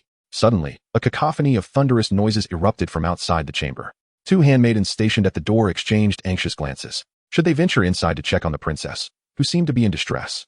There's no need. The princess cannot be intimidated by a mere physician. Even if trouble arises, she will surely call for help. Let us remain vigilant. The woman on the left, indifferent and sword in hand, wore a frigid demeanor that rendered Xiao He powerless. At this moment, the one most anxious was indeed Consort Lian. What did you say? Xiao He has been taken? He is nowhere to be found. Consort Lian paced restlessly, her face etched with concern. My beloved, you must not come to harm. She murmured incessantly. Your Highness, I have searched the inner palace thoroughly and have not caught a glimpse of him. Consort Lian slammed her hand upon the table, declaring, Go to Consort Lu and inquire there. Yes, Your Highness. After a few more agitated steps, Consort Lian could only pray for Xiao He's safety. Her hand instinctively resting upon her abdomen. She wondered if she might be with child. If so, it would provide Xiao He with a legacy. If not, in a few months, she would need to devise a means to feign pregnancy or else seek alternative paths a year hence. Regardless, Xiao the physician must not perish. In Concubine Palace, Empress Jiang reclined upon a jade couch, draped in simple azure silks for comfort. The only company in the room, aside from two palace maids attending to her, was the quietude that enveloped her. As one maid turned, a slip of azure silk fell from her hip, revealing a sight that stirred one's heart. Your Highness, it seems that Dr. Xiao has been abducted, announced a maid clad in white as she entered, nonchalantly chewing grapes. Empress Jiang replied, This matter requires no concern. Continue your vigil at the Imperial Medical Bureau. Dr. Xiao shall return in a few days. Yes. Once the maid departed, Empress Jiang produced a jade slip and handed it to a maid dressed in plum blossom attire. Deliver this to Princess Tai Ning. Advise her to exercise caution and not to toy with him too recklessly. Dr. Xiao is of great utility to me. Yes, Your Majesty. The Empress whispered to herself. May this pawn of mine tip the scales in our favor. Outside the imperial city, within a lofty chamber, a voice rang out. Dare you continue to bully others? I shall not dare any longer. Xiao He rose, lifting Princess Tai Ning and carelessly tossing her onto the bed. At this hour, it was already the fourth watch of the night, and he needed to prepare for work. The princess let out a pained cry, casting a reproachful glance at Xiao He. I must attend to my duties at the imperial hospital. I have no time for frivolity. Please, I have not yet had my fill of amusement, she implored, her voice imbued with a charming allure. You exhibit such masculinity. Without regard for her disheveled attire, Princess Tai Ning approached, white fabric billowing around her, and grasped the hem of Xiao He's trousers. Xiao He did not indulge her, directly grasping her head. Are you being disobedient? No, I wouldn't dare. I am yours. You can do as you please. Then I shall leave. Do you oppose it? Not at all. That is not my intention. It is merely that we have yet to reach that stage. What stage? Xiao He widened his eyes, observing Princess Tai Ning's bashful demeanor, and could not help but speculate. Could this princess be so audacious? Perhaps. I shall inform the Imperial Medical Department. Will you stay? You claim your medical prowess is exceptional. Yet I have yet to experience it. 1. Agree to Princess Tai Ning's request and receive an enhancement of self-healing ability by 5. Note. After agreeing, extraordinary events may occur. 2. Refuse Princess Tai Ning. Receive an enhancement of spiritual ability by 1. Note. After refusal, Princess Tai Ning's perception of you may diminish, and your submissiveness may lessen. Does the Imperial Medical Department heed your words? Xiao He's gaze flickered. If he truly embarked on a relationship with Princess Tai Ning, his standing within the palace would be significantly fortified, rendering him less fearful of certain consorts. At the very least, he would not need to fear the likes of Consort Lu excessively. Yes, as long as you are willing, I am amenable to anything. Xiao He smiled with a sinister charm. Since that is the case, heh. With a thunderous roar, a sound akin to thunder erupted from the outside. An hour later, Xiao He sat up with a clear mind and invigorated spirit, while Princess Tai Ning rested her head on his sturdy back, her eyes brimming with admiration. You are truly remarkable. What is this? Xiao He, puzzled, pointed to a red mark in the center, a testament to Princess Taining's innocence. This woman is indeed pure. Contrary to appearances. Oh, that. I am merely playful, not promiscuous, and you are undeniably the first to dare strike me. Previously, those I encountered were intimidated by my presence and dared not resist, but you are different. Upon finishing her words, Princess Taining playfully bit Xiao He's shoulder. Let me share a secret. My father, the Emperor, is inherently incapable. I have known this for quite some time. I never expected such about Emperor Qian. Xiao He refrained from elaborating further, mindful of the princess's presence. However, he pondered the queen's fierce expression, which he surmised was due to the emperor's lack of affection towards her, thus causing her intense resentment. He recalled the concubine Lian, who had initially approached him with a sharp tone but was now remarkably gentle and obedient, an embodiment of femininity that made Xiao He reminisce. It has been quite a while. Shall we play a bit more? Princess Taining expressed her desire. Yet, Xiao He was reluctant to linger any longer, fearing that extended time together could lead to complications. As a mere imperial physician, any scandal involving the princess would be disastrous. Are you not satisfied yet? Am I gluttonous? If this continues, I shall cease my offerings. I must return to the Imperial Medical Bureau. There is much to attend to. Very well, I shall heed your wishes. Although Princess Taining wished for Xiao He to stay a while longer, she reluctantly released him, having received a summons from the queen. Xiao He changed into a different set of clothing to avoid arousing suspicion. When he was escorted back to the palace by the princess's guards, it was nearing noon. Upon returning to the Imperial Medical Institute, he noticed that many gazes directed at him had shifted, imbued with a hint of astonishment and excitement. It appeared that news of the princess granting him leave had spread. Let them be envious. What of it? As he prepared to take a rest in his chamber, he activated his self-healing abilities, enhancing them by 5. Chapter 18. Among 3, there must be a teacher possessing the formidable strength of the dragon elephant suppressing prison technique. His physique was inherently robust, and his recovery abilities were naturally commendable. With the added enhancement of 5, the injuries inflicted on him by Princess Taining the previous day were visibly mending. Xiao Physician, His Majesty has decreed that you assemble at Xuanwu Gate to accompany other imperial physicians and the Divine Guard to escort the favored consort to Fire Burning Ridge for a hunt. The Divine Guard was the Imperial Palace's elite military force, exclusively mobilized by the royalty. This army served as the ultimate means to solidify imperial authority. Filled with numerous skilled warriors, it was said that only a direct royal lineage could hold the position of commander. As for Fire Burning Ridge, it stretched over 100,000 miles in northern Qian, with its widest expanse measuring 10,000 miles and its narrowest still reaching 1,000. The area was rife with demonic beasts, serving as a trial ground for many cultivators, as well as a site of burial. This region had been the target of Qian's campaigns for thousands of years, culminating in heavy losses, ultimately leading to abandonment.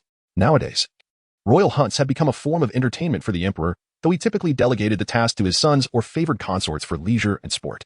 Pondering this, Xiao He realized it was not the usual season for the emperor's hunting expeditions.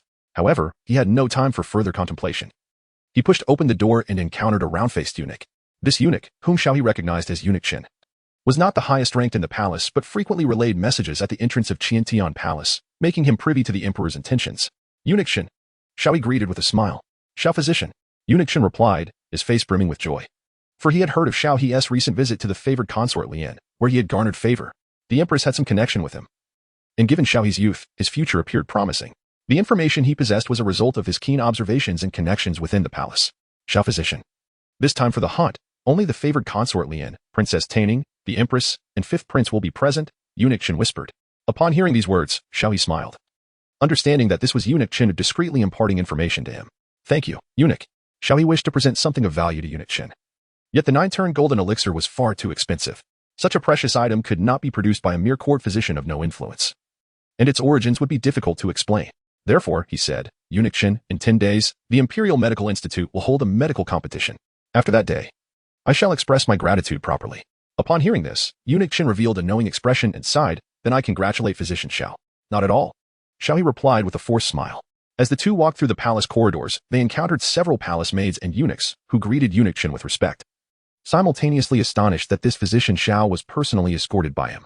The Xuanwu Gate, located in the northern part of the palace, was heavily fortified, serving as the palace's northern defense, where both lethal formations and defensive arrays were concentrated. As Xiao He approached, he caught sight of over 100 divine guards mounted on formidable black iron beasts adorned with scales. Though the name of this black iron beast may lack elegance, it was notably resilient, resembling the size and shape of a horse. Its primary attributes were its formidable defense. Even formidable beings of the spirit platform realm would find it difficult to slay, coupled with impressive speed and docility, requiring minimal sustenance. However, its reproduction was challenging. which is why it was predominantly utilized by nobility or the royal family in the Qian Dynasty. The presence of over 100 divine guards, each mounted on such beasts, indicated the high caliber of this unit. In front of the divine guards, 3 palanquins stood out prominently. The central one was grand and luxurious, presumably belonging to the Empress. The one on the left bore the design of a green phoenix, likely belonging to Concubine Lian, while the lively and spirited palanquin on the right belonged to Princess Taining. As soon as Xiao He arrived, he noticed Princess Taining's head protruding from behind the curtain of the carriage. Upon seeing Xiao He, her eyes sparkled with excitement, and she incessantly gestured with her gaze, urging him to come closer. Xiao He feigned ignorance and did not acknowledge her presence. Instead, he proceeded towards the Imperial Medical Institute, where more than 20 individuals, including the director, stood in orderly formation.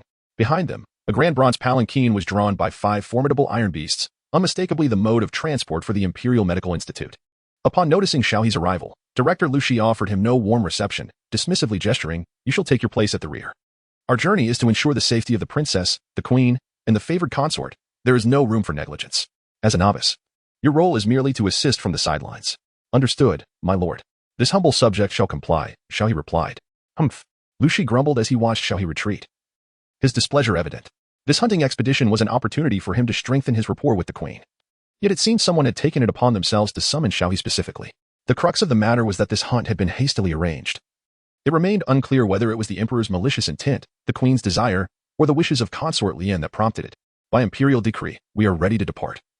A palace maid shouted from the front. The entire procession commenced its grand exit from the Xuanwu Gate, as if all present had been waiting solely for Xiao He to join them. Xiao He sat at the innermost part of the carriage, scrutinized by the other physicians with unkind gazes. "Ah, Physician Xiao, your presence is quite significant. It was only after your arrival that the Empress commanded our departure. Such treatment is indeed befitting of the Emperor. Indeed, our Physician Xiao is youthful and vigorous, demonstrating remarkable capability, which naturally endears him to the noble consort and the princess. Alas, during the hunt, our physicians are not only tasked with tending to injuries but also to the horses. I foresee that should a horse be injured, they will call upon Physician Xiao to attend to it. After all, it is only fitting, given Physician Xiao's relative inexperience. It would be ill-advised to risk the health of the noble consort." Xiao He observed the crowd, each person contributing their thoughts. These 20 individuals were all trusted confidants of the Dean. Apart from himself, the others were but outsiders. Were it not for the presence of the noble consort Lian and Princess Taining, along with his own formidable abilities, this expedition might have led to his remains being buried in the ravine of Fire Mountain. However, the assembly of these individuals was evidently a maneuver orchestrated by consort Lian. Xiao He harbored the singular desire to eliminate Lu Shi, yet, alas, the captivating consort Lian sought total annihilation. Indeed, the heart of a beauty can be most venomous. The journey ahead was long, thus, it sufficed to merely feign compliance. "Have you finished?" Xiao He inquired. "What, is there discontent from you, Dr. Xiao?" A middle-aged man to the left seized Xiao He's shoulder. His name was Zhao Jiyuan, a venerable elder of the Imperial Medical Institute, and he gripped Xiao He's arm with considerable force. By constricting Xiao He's meridian deliberately, he aimed to disrupt his nervous system. Zhao Jinyuan's techniques were astute. Well-versed in human anatomy, he was confident that within 3 days, Xiao He's arm would be rendered useless. If Xiao He lacked martial prowess, he would likely succumb to the pain induced by such a grip. Xiao He feigned pain and exclaimed, "Ouch, it hurts. I harbor no grievances." It is good that you understand the severity of the situation. Being honest is far better than anything else. Show more filial piety to Lord Lu. Do you comprehend?" Zhao Jiyuan relaxed his grip, satisfied by Xiao He's perceptiveness. "Of course I understand. I will certainly go through fire and water for Lord Lu in the future." Xiao He repeatedly clasped his hands together, massaging his arm while wearing a broad smile. "That's more like it, Xiao He. Your sister must be of marrying age now. Perhaps I could visit your home one day?" A physician in his 50s, with a scraggly beard and shifty eyes, interjected. "Dr. Sun, what do you think about that?" Xiao He grasped his hand, beaming even brighter than before. "Is that truly possible?" Dr. Sun's eyes widened in astonishment. Xiao He smiled mysteriously, wearing an expression that suggested a shared understanding. "Ah, Dr. Xiao, you are indeed far more astute than your father. Is that not so?" The others nodded in agreement, acknowledging the proverb that blue is derived from indigo yet surpasses it. Physician Sun chuckled, believing that Xiao He had acquiesced. "I had thought Dr. Xiao would mirror his father's lack of insight, but it seems he possesses remarkable wisdom." The rest were equally astonished. When had Xiao He become so perceptive? "Lord Lu, this Dr. Xiao is truly a person of great potential," Physician Sun fervently advocated, recalling his previous encounters with Xiao He's sister, Zhu Xiaoming, which had already sparked his interest. Lu Shi interjected, "Let us maintain decorum and quiet down." He cast several scrutinizing glances towards Xiao He, his gaze lingering with contemplation. Xiao He remained still, engaging in light-hearted banter with several imperial physicians nearby. He even suggested treating them to a visit to the most opulent establishment in the imperial city, the Heavenly Immortal Pavilion. "Dr. Xiao, with your income, how could you possibly afford such indulgence?" One quipped, "Have you forgotten about the credit loans at the Gathering Treasure Pavilion? I could easily secure a loan of 10,000 Qian coins, sufficient for all esteemed guests to revel." "Dr. Xiao, you are too generous." They laughed heartily. As Xiao He shared a hearty laugh with them, a messenger arrived from outside the door. "Dr. Xiao, Princess Taining summons you to the carriage to attend to her." Chapter 19. The cloud of misery lifted. "Ladies and gentlemen, I must excuse myself for a moment. Please, do go." After Xiao He departed from the bronze chariot, the laughter of the other imperial physicians abruptly ceased. Each one instantly reverted to their cunning demeanor. This Xiao He is even more astute than his father. Humph. He knows how to cater to our preferences and amuse us. Dr. Sun, what if he is indeed genuine? Did you not mention that his sister is exceptionally beautiful? Whether it is truth or deception, who can tell? This lad is far more shrewd than his father. I shall not be foolish enough to believe him so readily. Lu Shidao remarked, Xiao He has now caught the attention of Concubine Lian. The Empress must be utilizing him. This upcoming hunt is essentially a covert struggle between the Empress and Concubine Lian. Xiao He is merely a pawn in their game. Our duty is to support the Empress. For Xiao He will not survive long. This fire-burning ridge may very well become his final resting place. Indeed, it seems Lord Lu possesses keen insight. After Xiao He alighted from the sedan chair, he swiftly followed the palace maid who conveyed messages ahead. The entire army was advancing at a commendable pace, and Princess Taining had prepared a steed for Xiao He. "Dr. Xiao, please mount the horse," Song Miaomia remarked. Xiao He gazed at the white-clad female swordsman, unable to decline the request. After all, she was the formidable warrior who had effortlessly subdued him and brought him before the princess. "Thank you, my lady," he said as he mounted his steed and approached the palanquin of Princess Taining. The princess lifted the curtain and peered out, whispering, "Why not come up and join me? Have you lost your mind?" "The Empress and Consort Lian are right beside us," Xiao He retorted, casting her a disapproving glance. This reckless girl seemed oblivious to danger, but he, on the other hand, was acutely aware of the risks. "No way," he added, as Princess Taining pouted, her face a picture of longing. Xiao He rode on horseback, feigning ignorance. Some of the divine guards began to cast curious glances. With a sense of helplessness, Xiao He produced a banana and handed it to Princess Taining, saying, "I truly lack the time to accompany you now. Take this to sustain yourself." Humph. Displeased, Princess Taining broke the banana in half, intending to voice her grievances to Xiao He. In the distance, a palace maid approached on horseback. It was Xiao Hong, a maidservant of Concubine Lian. "Dr. Xiao, Concubine Lian is feeling somewhat unwell. We are unsure if the jolt of the carriage has unsettled her condition, and we seek your assistance." "I shall attend to it at once." Xiao He sighed in relief. Finally liberated from the clutches of Princess Taining, this scene did not escape the notice of the other imperial physicians, including Lu Shi. Dr. Xiao is indeed favored. After Princess Taining, now Concubine Lian seeks his presence. What remarkable talent does he possess to elicit such profound admiration? If only I knew what his specialty is. I hope it is truly a skill and not merely a superficial charm. If it is the latter, then Xiao He is truly enviable, muttered Physician Sunday. Indeed. Concubine Lian is renowned as the most beautiful woman in Qian. Such beauty. Silence. If His Majesty discovers that these rumors originated from you, our entire medical institution will face dire consequences. Lu Shi admonished, causing the others to hastily avert their gazes. As Xiao He boarded the palanquin of Concubine Lian, the physicians reluctantly shifted their attention. "I simply missed you, having not seen you for such a long time," Concubine Lian insisted, preventing Xiao He from making an escape. "There are people all around. Are you out of your mind?" Xiao He whispered, genuinely alarmed by the recklessness of the situation. He was merely a junior physician and did not wish to find himself in perilous circumstances. Yet, Lian Xian remained unfazed, whispering, "This palanquin is equipped with a soundproofing array. Even an earthquake would not be heard from outside. Fear not." A stick of incense later, Xiao He stepped out of Lady Lian's palanquin with an air of composure, yet a hint of unease lingered within him. He lowered his gaze to his trousers and surveyed his surroundings, reassured only when he discerned no unusual circumstances. Reflecting on the plan that Lady Lian had shared with him, Xiao He felt a surge of excitement, astonished by the meticulousness of her scheme. "Dr. Xiao, should you dare to confront me in such a manner again, you shall face punishment," Lady Lian's voice echoed from within the palanquin. Onlookers mistakenly assumed that Xiao He had misspoken in her presence. Meanwhile, the imperial physician behind them relished the situation, reveling in the unfolding drama. To the far right, Princess Taining, with a banana in her mouth, chewed thoughtfully and murmured, "Was it truly mere defiance, or something more?" Xiao He replied, "I do not presume to speak, but merely express my heartfelt sentiments. If my words have offended your highness and caused any discomfort, I humbly seek your forgiveness." The voice of Consort Lian resonated once more, "It matters not. Though you have contradicted me, some of my own burdens have been alleviated. Just refrain from such rashness in the future." "Yes, your highness." Xiao He maintained a composed demeanor, yet his heart raced tumultuously. Consort Lian had deliberately spoken this way to suggest a discord between them, but Xiao He was well aware of the underlying intricacies. Meanwhile, within the palanquin, Consort Lian covered her moist lips, her face flushed with embarrassment, beaming with uncontainable joy, her heart racing just as fervently. Xiao He was naturally oblivious to the frenzied thoughts of the beloved Concubine Lian. After clearing his throat twice, he mounted his horse, preparing to return to the rear. At that moment, a grand procession approached from behind. Leading the charge was a striking young man, resplendent in fine attire and riding a magnificent steed with dragon-like horns, soaring through the clouds with grace. Following him were 9 black-clad cultivators, each astride formidable black iron beasts, emanating an overwhelming aura. Fifth Prince. Fifth Prince. A figure clad in crimson armor emerged from the Divine Guard, his stride exuding an impressive presence. This man, a 1,000-man commander within the Divine Guard, had been stationed at the forefront. Just moments ago, Xiao He had been traversing the military ranks, weaving between Tai Ning and Concubine Lian without uttering a word. It was only upon the arrival of the 5th prince that he hastily turned his horse to greet him. "Commander Yu, it appears you are leading the hunt this time," remarked the 5th prince as he approached on his dragon horse. "The safety of the Empress is paramount. It is only fitting that I come." "Commander Yu, you underestimate the Empress's prowess. Although you rank among the best in the Divine Guard, it is not wise to compare," the 5th prince said. Casting a glance towards the Empress's carriage, Commander Yu raised his hand to signal the troops to halt. "I merely fulfill my duty. My cultivation cannot possibly be compared to that of Her Majesty." Their conversation was overheard by those in front. The voice of the Empress emanated from within the carriage. "Fifth, you may join us on the hunt without issue, but do not expect us to assist with your personal matters." "Of course, Mother. It has been too long since we last met. I have missed you dearly."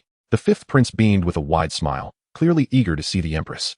This exchange felt peculiar to Xiao He, who stood further back. Although royal sons referred to the Empress as mother, the 5th prince's excessive warmth seemed rather inappropriate, considering they were not blood relatives. At that moment, Concubine Lian also pulled back the curtain of her carriage to greet the 5th prince. Upon seeing her, he paused momentarily, seemingly taken aback by her presence. "Ah, Concubine Lian, I did not realize it was you. My apologies for the oversight. The 5th prince has been busy. I hear he recently engaged in battles at the Northern Sea, making significant contributions," Concubine Lian remarked, her hair casually draped, with a strand teasingly falling over her left eye, exuding an alluring charm.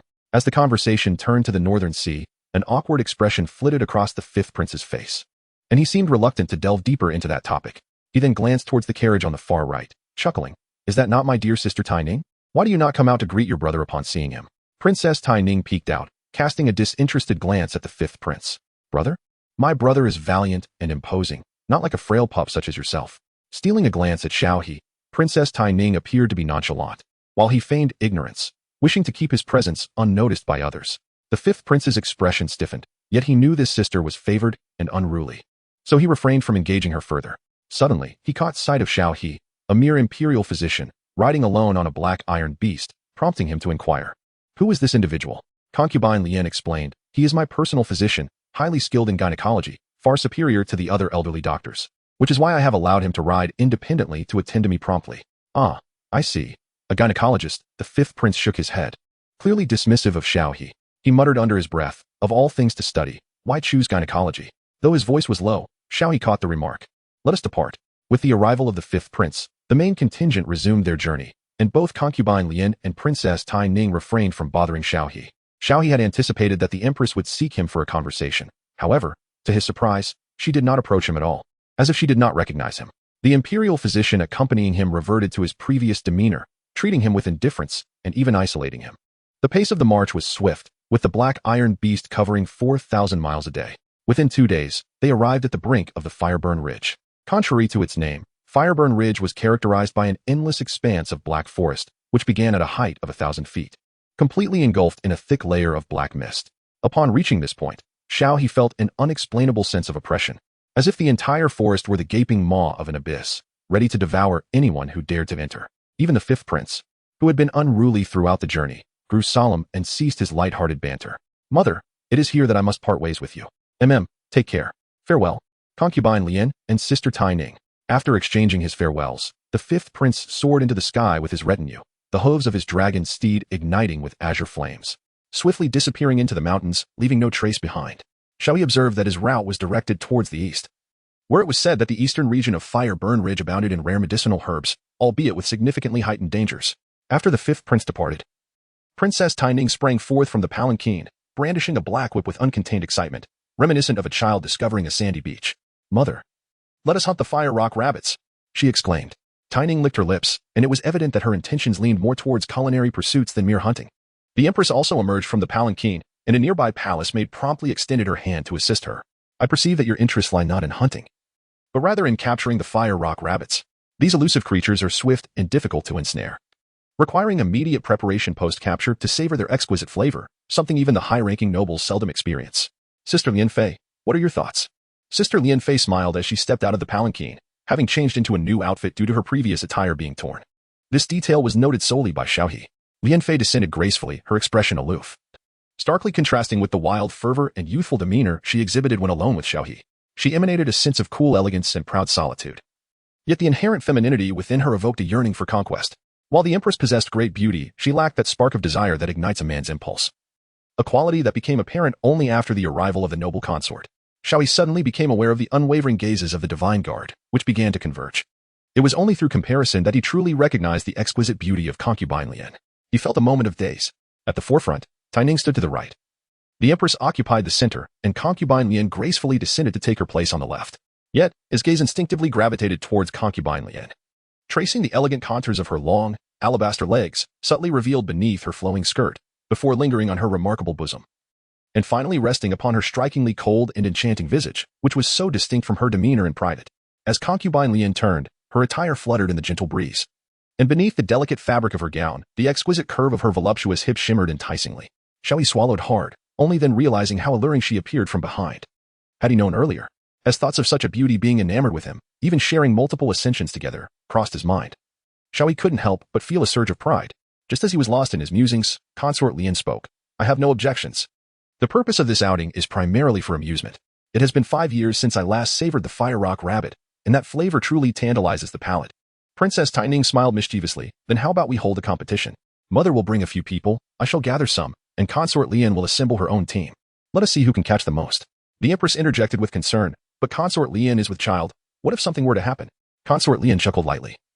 I can refrain from participating myself and merely select some capable individuals. But the fire-burning ridge is fraught with peril. What if you encounter danger and I am not there to assist? The Empress's face was etched with worry. Consort Lian understood the Empress's underlying intentions. Sensing that she was merely testing her resolve, she smiled and replied, if you are truly concerned, dear sister, then let Commander Yu accompany me. Perhaps you could assign a few more imperial physicians for my comfort? At this juncture, she cast a subtle glance towards Xiao He, who was already feeling a stirring warmth in his abdomen. This young lady was becoming increasingly irresistible, yet how could they proceed with Commander Yu in tow? Was she suggesting something more daring? Moreover, it appeared that the Empress harbored her own designs, which seemed to be directed at Consort Lian. Xiao He merely wished for this hunting expedition to result in the demise of the imperial physician, while the others returned to the palace unscathed. The Empress turned to survey the assembly. In that case, let each of us form a team. Each person may select 20 individuals, while the rest shall remain on standby. How does that sound? Very well, being the youngest, I shall go first, Princess Taining declared, clapping her hands, her mischievous eyes immediately locking on to Xiao He amidst the crowd. I want him first. The onlookers followed the direction of Princess Taining's pointed finger, their gazes converging upon Xiao He. Previously, Xiao He had spent a considerable time in the palanquin of Concubine Lian, inciting envy among the imperial guards. Now, with Princess Taining desiring him first, seemingly disregarding the seasoned guards, discontent brewed among the assembly. Isn't this fellow merely a gynecologist? How could he garner such favor? One murmured. Could there be aspects of gynecology that we are unaware of? Another chimed in. Nonsense. I believe it is merely that he is quite handsome. I would gladly sell him to a brothel, for many nobles in the capital have a penchant for youthful beauty and would surely take a liking to him. Concubine Lian, however, would not permit Xiao He to fall into the hands of Princess Taining. Physician Xiao is my personal physician, if he goes with you. Who shall attend to me? Did he not just speak back to you? His demeanor is most disagreeable, and you still wish for him? Princess Taining regarded Concubine Lian with suspicion. Concubine Lian replied solemnly, though Physician Xiao may have spoken out of turn, he has captured my heart profoundly. I desire not a sycophant, but a capable and articulate individual like Physician Xiao. I care not, mother, I want Physician Xiao. Princess Taining tugged at the Empress's sleeve, twisting and turning in her plea. The Empress contemplated, let us do this. Physician Xiao shall accompany me, and you all should cease your squabbling, shall we? Concubine Lian, undeterred by the Empress, retorted boldly, why not let Physician Xiao choose whom to accompany? Upon hearing this, the Empress revealed a hint of an enigmatic smile. Very well. That is an amusing suggestion. Physician Xiao, come forth. Princess Taining looked at Xiao He with a pitiful expression, her hands making peculiar gestures that only he could comprehend, her right fingers twisting incessantly upon her left palm. Xiao He felt a shiver run down his spine as he approached on his black iron beast. At this moment, the system indeed presented 3 options. Chapter 21. Clinging to the Empress's leg 1. Choose Princess Taining and acquire the entry-level divine weapon, the 5-element spear. Be advised. Selecting Princess Taining will arouse the suspicions of the Empress and Concubine Lian. The concubine may become envious, and the Empress might suspect an affair between you and Taining. The 5-element spear, a mid-tier weapon of the Qian grade, gleams in a deep azure hue, resonating like a bubbling spring, with its body adorned by twinkling star-like patterns. The entry-level divine weapons are classified into 5 tiers: sacred, celestial, terrestrial, spiritual, and Qian, each further divided into inferior, medium, and superior grades. Below the entry level, there are 19 tiers. 2. Choose Concubine Lian and acquire the divine gold bodyguard. Note that this choice will provoke serious suspicion from the Empress, and Princess Taining may become jealous. The Empress might discover your clandestine dealings with Concubine Lian, leading to a high risk of fatal consequences. 3. Choose the Empress and gain the mind method of enlightenment. Be mindful that this choice will not incite jealousy between the two, but you must heed the tasks assigned by the Empress. Initially, Xiao He contemplated selecting Concubine Lian, for she was the one he was most familiar with. Moreover, he had recently been captivated by her figure, igniting a fervor within him, as he fantasized about engaging in secretive escapades once they were alone. Fortunately, the system offered a timely reminder, preventing him from making a rash decision. The Empress had spoken, and as a humble official, he dared not defy her. Thus, he resolved to follow the Empress's lead. Humph! Princess Taining scoffed, turning away in dissatisfaction. Concubine Lian cast a lingering, sorrowful glance at Xiao He. Yet she bore no overt resentment. Since Dr. Xiao is accompanying me, let us proceed, dear Sister Lian. You are with child, and I shall arrange for several more imperial physicians to attend to you. Concubine Lian casually selected a few, including Lu Shi and physician's son, totaling 7 imperial doctors. The remaining dozen or so were split, with half attending to the Empress and half to Princess Taining. The Empress mounted a white-hoofed black iron beast, leading the charge with an air of gallant femininity. We shall gather here at noon tomorrow. Should we encounter an insurmountable crisis, shatter the emergency talisman, I will come to your aid promptly. With that, the Empress spurred her mount, and over 20 individuals surged forth from the main group. At the rear, Xiao He cast an apologetic glance towards Consort Lian as he prepared to depart. Half an hour later, he followed the Empress deep into the fire-burn ridge, where the towering trees loomed large, averaging around 500 zhang in height. The sky above was obscured, rendering the daylight a perpetual darkness. Here, unless one possessed extraordinary cultivations, it was advisable to refrain from soaring into the air. Even the Empress dared not ascend into the shrouded gloom, opting instead to occasionally leap skyward for a clearer view. The hunting expedition proved tedious for Xiao He, as he had no need to intervene. The majority of the efforts were undertaken by the Empress and her accompanying royal guards. Along the way, they encountered several formidable demons, yet faced with the might of the royal guards, these creatures became mere prey, with some of the valuable bones and flesh of the beasts collected for later. As evening descended, the royal guards on the Empress's side had captured 8 fire rock rabbits. These rabbits were as large as a medium-sized dog, with pitch-black pupils and skinned in a fiery hue. The fire-burn ridge appeared tranquil under the night sky. Yet Xiao He sensed an underlying complexity while leisurely riding his black iron beast, idly observing from the back. Occasionally, royal guards were injured by demons, prompting the imperial physicians to attend to their wounds. When it was Xiao He's turn to treat a young man's injury, the lad could not help but inquire. Xiao Tai, may I ask you something? Speak, Xiao He replied, applying herbs from his medicinal box to the youth's leg. What exactly did you do when you visited Consort Lian? Ouch, that hurts. Xiao He intentionally pinched the wound and remarked, are you doubting the Concubine Lian? No. It's just that Dr. Xiao said it was serious, so I was merely inquiring. The young man, understanding Xiao He's implication, wisely refrained from further questioning. At that moment, a tremor suddenly resonated from the ground behind them, intensifying until the earth within a 100-mile radius quaked violently. The rumbling echoed ominously, trees toppled as if in surrender. The Empress swiftly approached, tilting her ear, her brow furrowed in concentration. After a moment of sensing, her expression shifted. She soared into the sky, gazing into the distance, where the ground churned as if a colossal creature was traversing beneath. We must go. Someone has disturbed the Shirtuhua. The Empress's voice was laced with dread as she instinctively grasped Xiao He's fleeing figure. A fearsome roar erupted. Turning to look, they beheld a massive beast, darker than night and larger than mountains, its claws as terrifying as a collapsing peak, crushing those around it, including 5 imperial physicians and 20 elite guards. The Shirtuhua? How could such a mythological behemoth appear in Huxiaorich? Xiao He clung desperately to the Empress's long legs, though his head was enveloped in her flowing skirt. He was far too preoccupied to notice the splendor below. Behind them, the Shirtuhua wreaked havoc like a cataclysmic titan. This was not the true form of the Shirtuhua, but merely its shadow. A shadow of the Shirtuhua? What could that possibly be? Gripping the Empress's calf, Xiao He pushed aside the obstructive fabric of her skirt, tilting his head to gaze upward. He swore it was unintentional. He simply wished to speak with her, and thus caught sight of the purple hue. Fortunately, the Empress was preoccupied with their escape and did not notice, explaining earnestly. The shadow of the Shirtuhua is a projection of its true form. If the true body were present, only an extraordinary being could withstand its might. Xiao He's understanding of Shirtu Mao did not originate from this world. but rather from the ancient 28 constellations, where there existed a true deity known as Shi Mao. This entity was nothing short of divine, and when the Empress mentioned Shi Mao, Xiao He was taken aback. Nonetheless, even the mere shadow of Shi Mao sent the Empress into a panic. Once she realized that the shadow had not followed her, she breathed a sigh of relief. However, in the next moment, a brilliant golden light surged into the sky, and a fleeting figure of a Buddha appeared. It was the shadow of Shi Mao, which astonishingly devoured the towering Buddha in midair. This was alarming, for that was the secret Buddha treasure of Princess Taining, and she was in grave danger. We must hurry. Fortunately, the shadow of Shi Mao did not linger long. After letting out a few roars, it burrowed into the ground and vanished. By the time Xiao He and the Empress arrived, a mountain peak had been obliterated, and all of Princess Taining's attendants lay lifeless, while she herself was curled up within a shattered shell. Upon seeing the Empress and Xiao He approach, Princess Taining emerged, tears streaming down her face, filled with fear. The Empress initially thought Taining was seeking her comfort, but instead, Taining clung to Xiao He like an octopus, clinging tightly to him. I am so scared, brother Xiao He. There, it's all safe now.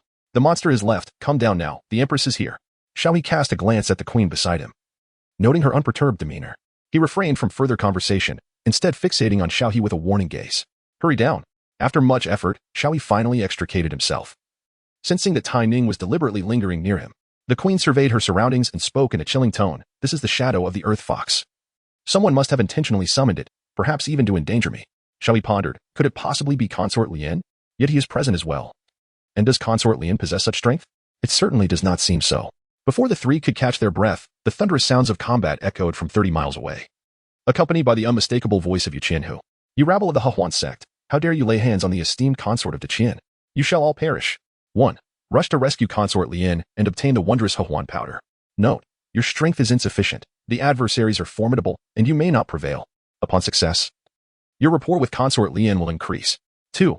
Remain stationary and await Consort Lian to resolve the situation herself, earning the soft man title.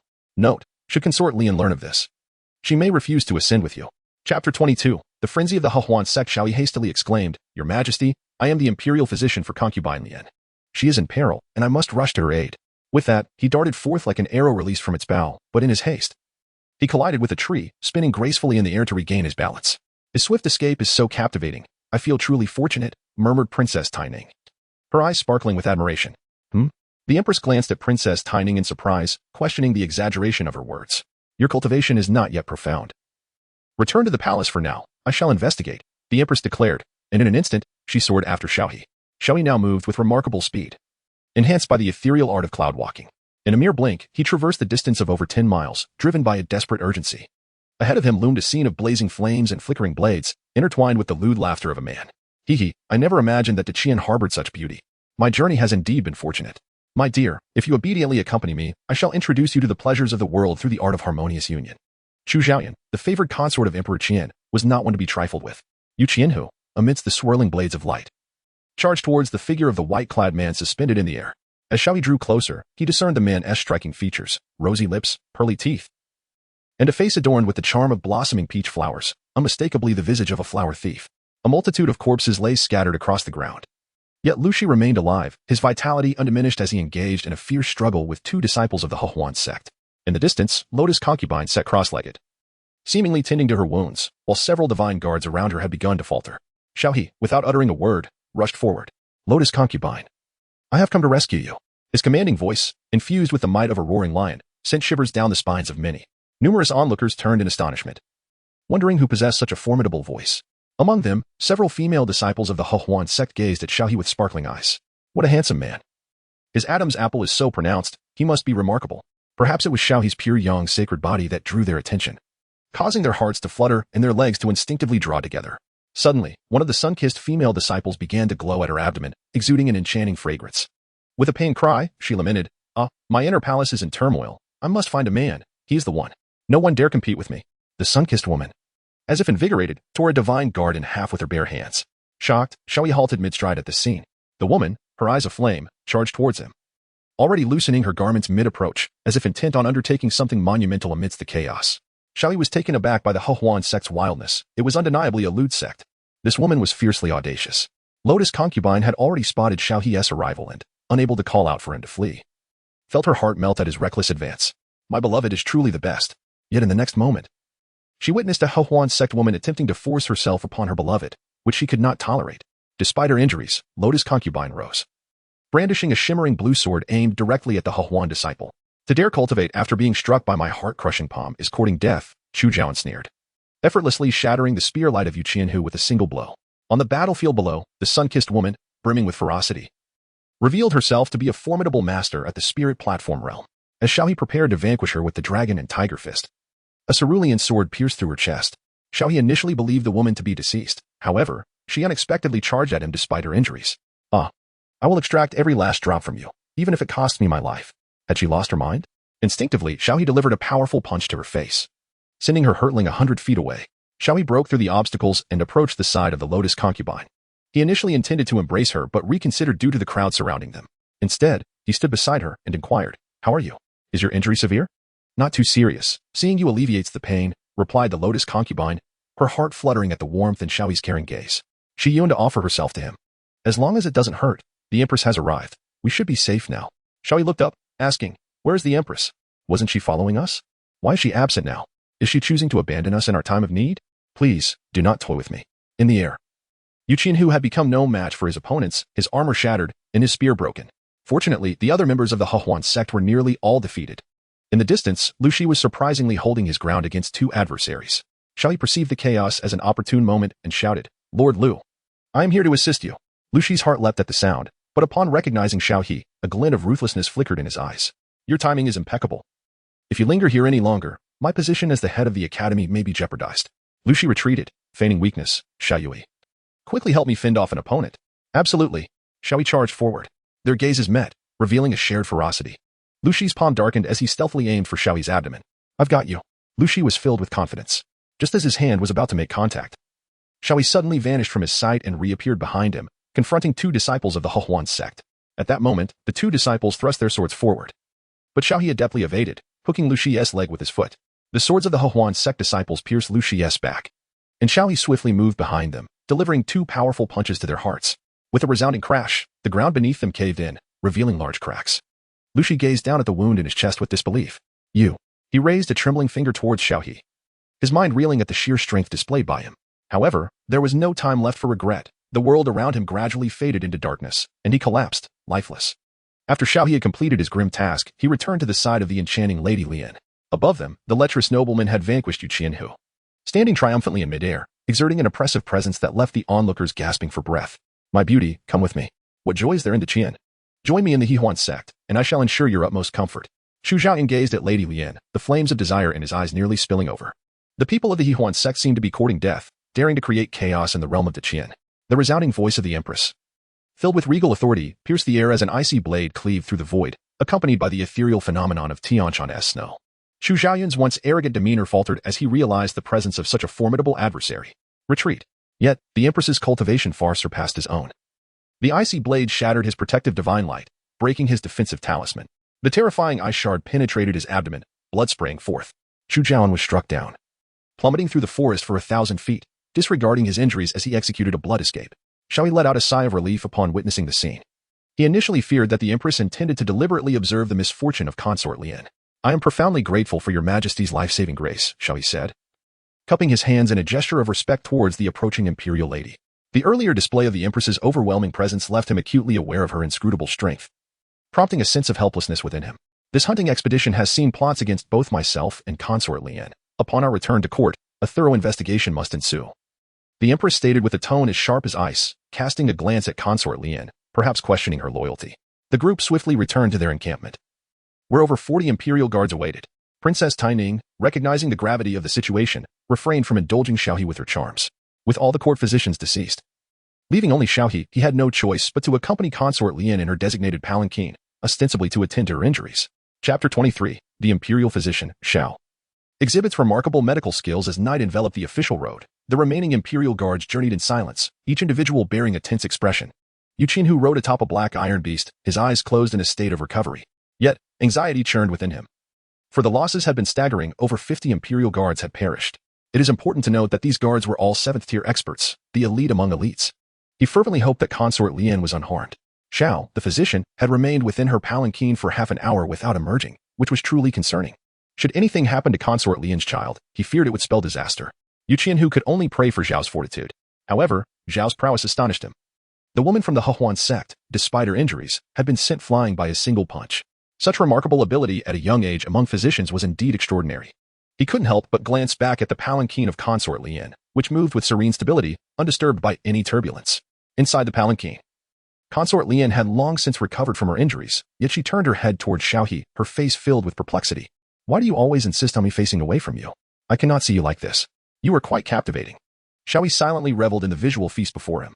Simultaneously, he was astonished to discover that his Pure Yang sacred body possessed the ability to heal wounds. However, the matter at hand was of utmost importance. This situation was perilous. Xiao He inquired, "Did you summon the He sect?" Xian shook her head. "How could I possibly be associated with those lecherous individuals? My original intention was to enlist the help of Commander Yu from the Divine Guard to eliminate Lu Shi. I never anticipated the arrival of the He sect. It nearly frightened me to death. Then how did the He sect come to be here? Could it be that someone else summoned them?" Xiao He subtly alluded to Empress Jiang. Princess Taining, perpetually engrossed in her equestrian games, would certainly not engage in such matters. It is conceivable that she could be involved. The Jiang family is vast and powerful, making it exceedingly easy to establish contact with the He sect. Fortunately, the sudden emergence of the Na family's Earth Fox averted potential disaster. Concubine Lian turned to lean against Xiao He. "Rest your back against me. Let me embrace you," she said. "How peculiar you are," Xiao He remarked. Concubine Lian obediently complied. At that moment, the system relayed a message. Lian Xian's feelings towards you have elevated to profound affection, currently at level 40, and upon reaching 100, will unlock all functionalities of Lian Xian. In summary, while there were surprises, there was no real danger. If indeed the He sect was acting on the Empress's orders, Xiao He feared for his future. The Empress was exceedingly formidable. He found her unyielding. While the two were deliberating, Princess Taining arrived. "Concubine Lian, I have come to assess your injuries." Lian Xian swiftly sprinkled some powder to mask any scent and tidied her attire. Xiao He respectfully sat at a distance, tending to the herbs in his hands. "Please, come in." Princess Taining peeked her head through the door, first glancing at Xiao, the physician, and then at Concubine Lian. The former was preparing medicine while the latter was seated in meditation, appearing quite normal. "Are you truly attending to a patient?" Princess Taining entered and approached Xiao, taking a moment to sniff the air. "Your Highness, what purpose would I have in treating the Empress if not to care for her?" Xiao He replied with a wry smile. "Ah, it is best if you are indeed treating her. With Sister Lian's exquisite beauty and your striking handsomeness, being alone together in such a confined space for an extended period raises questions," Princess Taining commented, playfully pinching Xiao He, seemingly reproaching him for not joining her in amusement during this outing. Xiao He observed Princess Taining's growing audacity and immediately cast a stern glare, his eyes radiating the authority of a master, which rendered the princess instantly obedient. "Dr. Xiao, I am nearly recovered. You may leave, but remain within my vicinity, lest I be unable to summon you," she commanded. Lady Lian, aware of the need to seize the moment, feared that Xiao He might be swayed by Princess Taining and therefore instructed him not to stray far. "Yes, Your Highness," he replied. After dismounting, Xiao He mounted the black iron beast, walking alongside Lady Lian's palanquin. "Dr. Xiao, I am also unwell. Come and attend to me," Princess Taining ordered. Xiao He glanced at the Empress's and Lady Lian's palanquins, feeling incapable of making a decision. "If I command you to come, then do so without hesitation. Do you disregard my words?" Princess Taining's tone intensified. The other guards and Commander Yu remained silent, sensing the tension yet daring not to speak. "Taining, if you truly wish for treatment, I shall attend to you, but do not delay Dr. Xiao from attending to Lady Lian," the Empress interjected, perceiving some of the princess's peculiar inclinations. As night faded and the sun ascended, casting a fierce light from the east, a row of celestial soldiers appeared at the end of the official road. Bathed in the newborn sunlight, Xiao He squinted against its brightness. "The Emperor has arrived. Quickly. The Emperor comes to see us." The mention of the Emperor sent a jolt through Xiao He. He was most apprehensive of the Emperor yet maintained a composed demeanor as he approached the assembly. There stood Li Qian, accompanied by hundreds of elite warriors, all mounted on various mythical beasts, poised and ready. Li Qian sat half reclined on an aerial throne, exuding an imposing presence, his gaze sharp and penetrating. "Bow before the Emperor," commanded Commander Yu as the crowd knelt in reverence. Lady Lian and the Empress also emerged from their palanquins, while Princess Taining lazily leaned forward, calling out, "Father." Li Qian acknowledged her with a nod before his gaze shifted to Lady Lian. Xiao He felt an invisible perception wash over him, as if all his secrets were laid bare. "Ah, your injuries have healed. I heard you were struck by the heart-crushing palm of the He sect. I was deeply concerned and hastened here upon completing state affairs," Li Qian remarked with surprise. Lady Lian bowed gracefully, her voice soft. "It is all thanks to Dr. Zhao's exceptional medical skills. He has healed my wounds. I have heard the details, Dr. Xiao. Your survival this time is also attributed to the Empress. Do you understand?" Li Qian had already learned of the events that transpired. The He sect's attack on Xiao He and the Empress's intervention seemed entirely plausible to him, thus he held no further suspicions. "Indeed, the Empress is akin to my rebirth. My life belongs to her," Xiao He replied.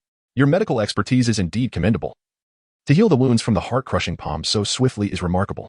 May I inquire about your methods? Xiao He would not claim that he healed the esteemed lotus concubine solely through the pure yang sacred body. Rather, he relied on his extensive knowledge of medicine.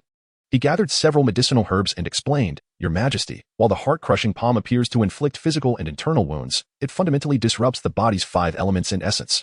Fortunately, my cultivation leans towards the yang, while the lotus concubine's nature is yin. By combining the Buddhist hand, blood-red tea herb, and clear water fairy grass, I could at least provide some assistance. However, there is also an element of fortune involved, as well as the fact that the lotus concubine's injuries were not severe.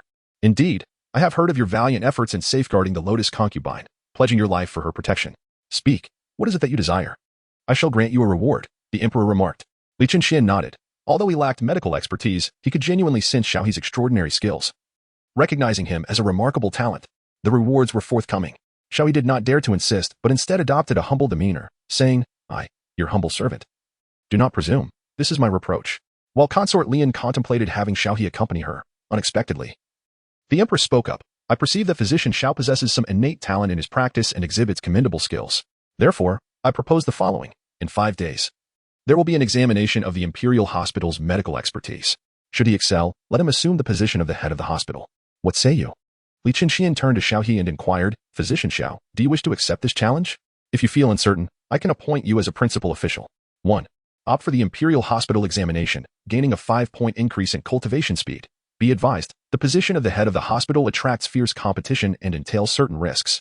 2. Comply with the emperor's suggestion to become a principal official, receiving 5 precious medicinal herbs. Jingxianjiu, take heed, consider the emperor's intentions carefully. Chapter 24, A Sudden Awakening. Hehuan powder. Xiao He proclaimed with vigor, I am still young and eager to venture forth. I wish to try my hand at the position of the court official. That indeed is a high-ranking position, equivalent to a 5th-grade official, while the head of affairs is merely of the 6th grade. Moreover, during Lu Shi's tenure as court official, he received an additional income of several thousand each month, not to mention other lucrative opportunities. Alas, Lu Shi is passed, and I was unable to seize his estate. Otherwise, the profits would have been substantial. Indeed, Maida Qian is in dire need of ambitious and talented individuals such as yourself. Li Qian nodded, then declared with clarity. The Hehuan sect has dared to offend our Qian. Despite the distance, they shall face retribution. We shall return to the court forthwith to summon the civil and military officials to discuss the campaign against the Hehuan sect. Return to the court. With a commanding shout from the eunuch Wan, the sound of a long horn echoed, accompanied by the growls of ferocious beasts, akin to celestial soldiers returning to their realm. The scene was grand, prompting the likes of Consort Lian and the Empress to obediently retreat into their palanquins. Xiao He appeared particularly insignificant amidst the vast military entourage as he returned to court. Naturally, he paid no heed to the affairs of the imperial court, however. Today, he received personal commendation from the emperor, which certainly caught the attention of many. Yet, this attention did not translate into visits or gifts upon his return to the imperial hospital. Instead, it was the matter concerning the Hehuan sect and the Shirtuahu that piqued the interest of the upper echelons of Qian. Xiao He returned to the imperial hospital after mealtime.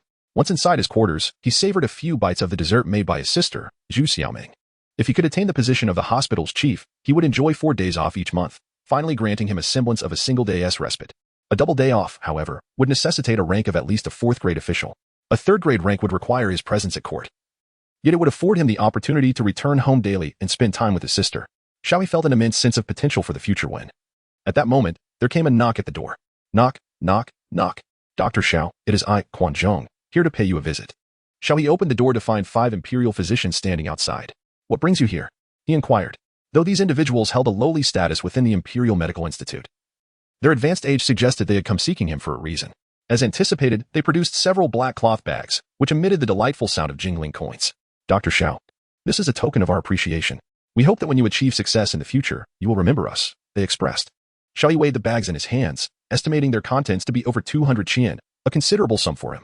While it may be premature to speak of such matters, I will certainly remember your goodwill. Now, you may all leave. Yes, yes, Dr. Xiao, please take care of yourself. The group nodded and bowed, departing respectfully. Xiao He, possessing keen hearing, discerned their discussions regarding his recognition by the Lotus Consort, the praise from the Empress, and the commendations from the Emperor. It appears that my reputation has spread throughout the palace. For those of lower status within the court, this is indeed a significant matter. Yet for the true dignitaries, it holds little weight. Xiao He's imperial physician is merely considered an 8th-grade official within the palace, a position of little significance. In fact, he is less formidable than an ordinary soldier within the Divine Guard or the Guardian Division. The status of these court physicians is hardly superior to that of the eunuchs or palace maids. Xiao He reclined upon his bed, feeling invigorated and full of vitality. Fortunately, he possessed the pure young sacred body. Otherwise, enduring the whims of the lotus imperial concubine would be unbearable. Memories of her carrying him surfaced in his mind, particularly the sight of her perfectly rounded form. He chided himself for such thoughts. This enchanting young woman truly was a siren, becoming increasingly alluring with each encounter. He then contemplated his rewards.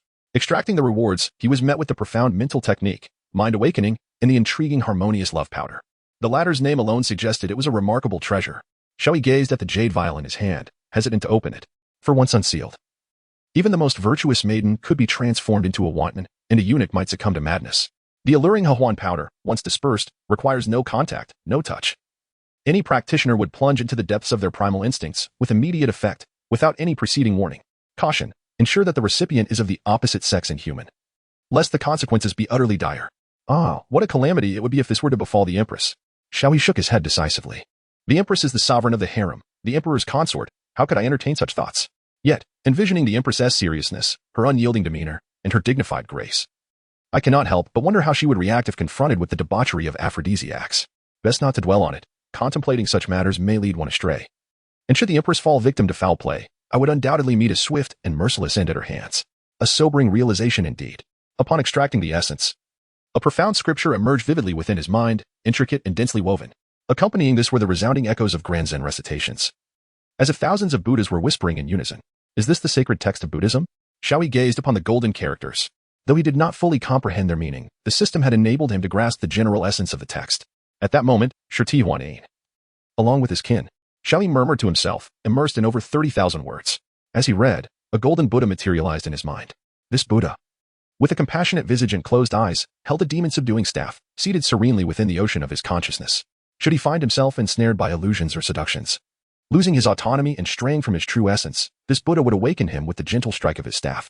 This embodies the essence of Buddhist teachings. Additionally, it serves to protect his spirit to a certain extent.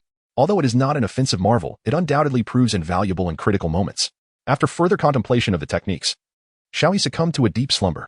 Upon awakening, he discovered it was already evening. Without a clock, he could not ascertain the hour. With 9 golden pills remaining, he decided to begin his cultivation. The 9 golden pill is a precious elixir that enhances one's cultivation, each worth over 20,000 Qian coins, a treasure beyond measure. Upon ingestion, a surge of pure energy erupted within him, prompting Xiao He to swiftly channel the Xuanwu true art to assimilate this potent essence. Time slipped away until the crowing of a rooster roused him from his reverie. Although he had not achieved a breakthrough, his cultivation had visibly advanced. Should he consume all 9 pills, he would likely reach the pinnacle of the 9th stage of divine transformation. Alas, it was time to attend to his duties. Xiao He, having donned his attire with diligence, arrived at the Imperial Medical Institute's workplace, proceeding to his designated station as per usual. However, before he could utter a word, a resounding shout echoed from a distance. Xiao He, where were you last night? Why did you fail to prepare the medicine? Approaching him was a rotund man adorned with a black beard and a judicial cap.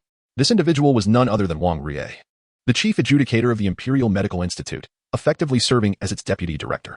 His countenance was unfriendly, exuding an air of aggression. Following closely behind him were more than a dozen imperial physicians, all presenting an air of subservience.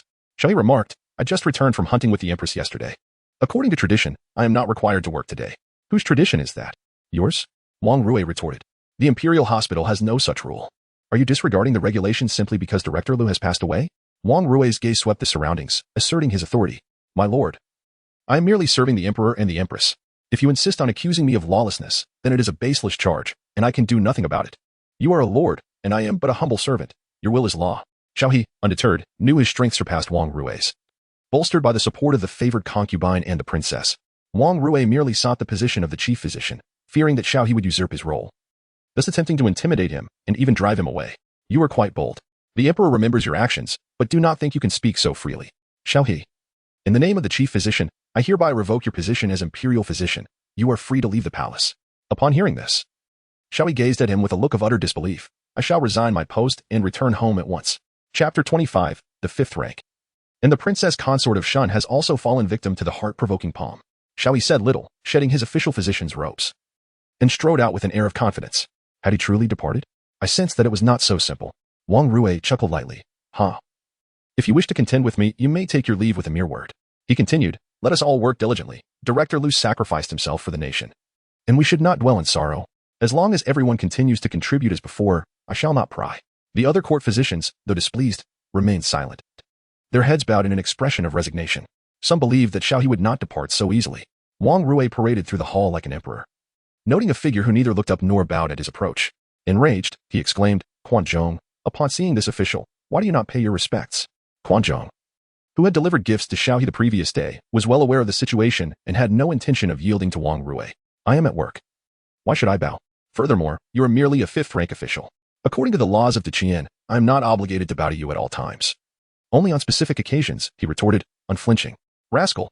Wang Rui shouted, striking his face twice. Just as he raised his hand for a third blow, a commanding voice rang out from the entrance. Where's Wang Rui?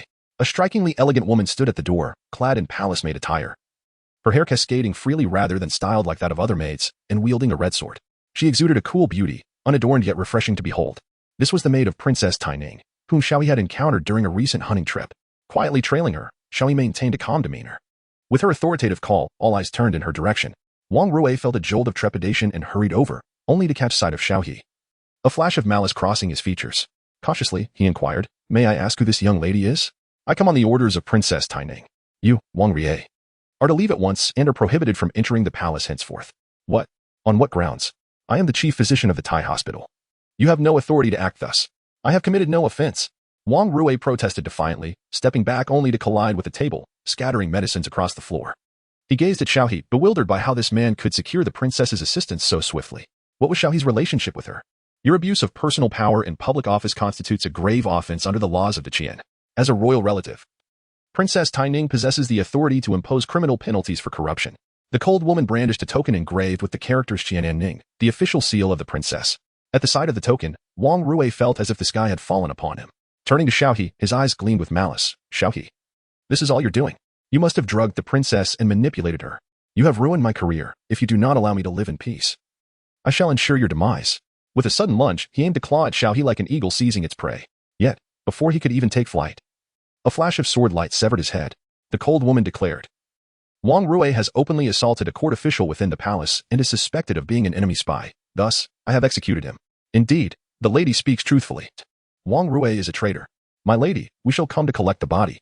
Lord Xiao, we have taken care of your task. You may return to rest. The physicians who had followed Wang Rui quickly acquiesced, showering Xiao He with flattery. Let us depart. The cold woman turned away. Xiao He hastily followed suit. For this woman was not one he had summoned, but rather one he had encountered along the way. Xiao He initially intended to seek assistance from the enchanting Concubine Lian. For after a restful slumber, he found himself yearning for her warm embrace, contemplating the possibility of attending to his affairs while indulging in such desires. However, during his journey, he encountered a serene lady, Princess Taining, who sought his presence. Initially, Xiao He was inclined to decline her request. Yet the lady informed him that Concubine Lian was currently embroiled in an investigation concerning the incident at Huaxiao Ridge. And even the Empress was probing into matters related to the Hehuan sect. Furthermore, it was the Emperor's trusted eunuch one who was personally conducting the inquiries.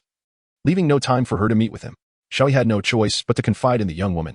To his surprise, she immediately took him back to the imperial hospital without hesitation. May I ask your esteemed name, young lady? You were quite impressive just now, Xiao He inquired, chasing after her with a smile. Song Miao Miao. Song Miao Miao? What a lovely name, Song Miao Miao. Miao Miao, I must say, it evokes images of water. Xiao He mused softly. Song Miao Miao turned to glance at him. Is there something wrong with that name? Not at all. Water is abundant and quite delightful, Xiao He replied, scratching his head. Indeed, my hometown is surrounded by water on all sides. But why am I rambling on? Let us be on our way. With that, Song Miao Miao turned and continued her stride ahead. Upon careful contemplation, Xiao He observed the woman with her silky black hair and slender figure. Although she lacked the captivating allure of the Lotus consort, she possessed a unique charm of her own. However, it seemed that this woman was not one of the palace maids, as she appeared to have ulterior motives for her presence here.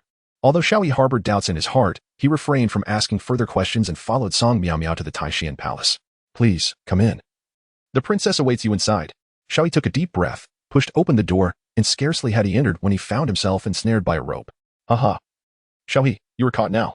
Today, you shall play the turtle while I teach you a lesson, declared Princess Taining as she leaped down from the rooftop. Dare you strike your master? Watch how I deal with you. In an instant, Xiao He broke free, seized the long whip, and with a swift motion, he dispatched Princess Taining from her steed. Are you subdued now? Have you learned your lesson? Regarding Princess Taining, Xiao He displayed his most primal ferocity.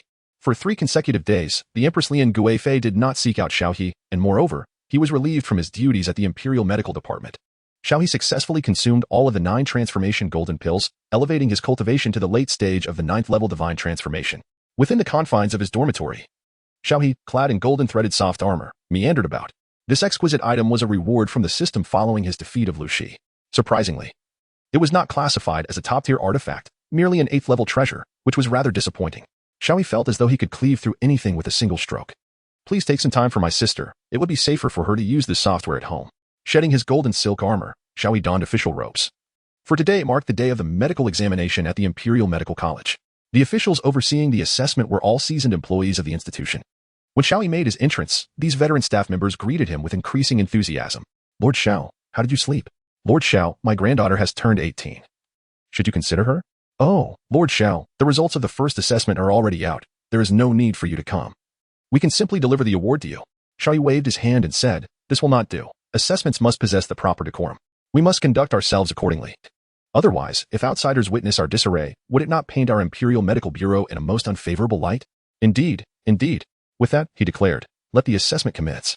Xiao He took his place, and the 50 or so Imperial physicians stood ready at their respective positions, braced for the task ahead. Xiao He propped his head on his hand, lamenting the moment he began to speak in bureaucratic language. With the demise of the dean and the vice-dean, Xiao He found himself under the patronage of the princess and the concubine. It was only natural that he would emerge with top honors. Moreover, he swiftly cured the Concubine Lian's debilitating heart-crushing palm, a notorious and insidious technique of the Hehuan sect, known for its difficulty to eradicate. His ability to heal such an affliction left no room for doubt regarding his medical prowess. Thus, it was only fitting that he claimed the highest accolades. On the following day, as Xiao He stepped out of his chamber, a group of imperial physicians, including Quan Chong, approached him with the dean's official robes and cap. Respectfully awaiting his acceptance, Master Xiao, they proclaimed, from this day forth, you shall be the master of our Imperial Medical Bureau. Attendants, assist Master Xiao in disrobing. Xiao He donned his official robes with great delight, for from this day forth, he would assume the esteemed position of the chief physician of the Tai Hospital, holding the 5th rank in the grand hierarchy of Qian. Esteemed colleagues, there are certain matters I must elucidate. The majority of tasks within the institution do not necessitate excessive busyness, nor is it obligatory to remain standing. One may work comfortably seated. Once one has fulfilled their daily responsibilities, rest is most welcome. However, I must remind everyone that the monthly fee of 30 Qian coins is to be collected, and I trust you will understand this. Indeed, it is quite reasonable. The privilege of working seated and resting after completing our duties is already a great benefit. The 30 Qian coins are merely customary, and we shall certainly adhere to this understanding. Even if it were not mentioned by Lord Xiao, we would willingly comply. Xiao He nodded slightly and said, remember, this Qian coin, despite its hardness and coldness, will one day become your lifeline. When the time comes and you find yourselves unable to shoulder burdens or lift weights, whom will you rely on? It is precisely these 30 Qian coins. Do you understand? The imperial physicians, not lacking in intelligence, immediately grasped Xiao He's underlying meaning. We understand, of course, Lord Xiao. We will first contribute 31, and Quan Chong will take the lead. With one person stepping forward, the others swiftly followed suit. In no time, Xiao He found himself in possession of nearly 2,000 Qian coins, transforming from a state of poverty to one of newfound wealth. Esteemed guests, Lord Xiao is occupied. We shall not disturb him. Quan Chong wisely dismissed the crowd. Xiao He gazed at the shimmering coins in his hand, marveling at the essence of power. On the very first day, he had acquired an amount equivalent to his 2 years' income.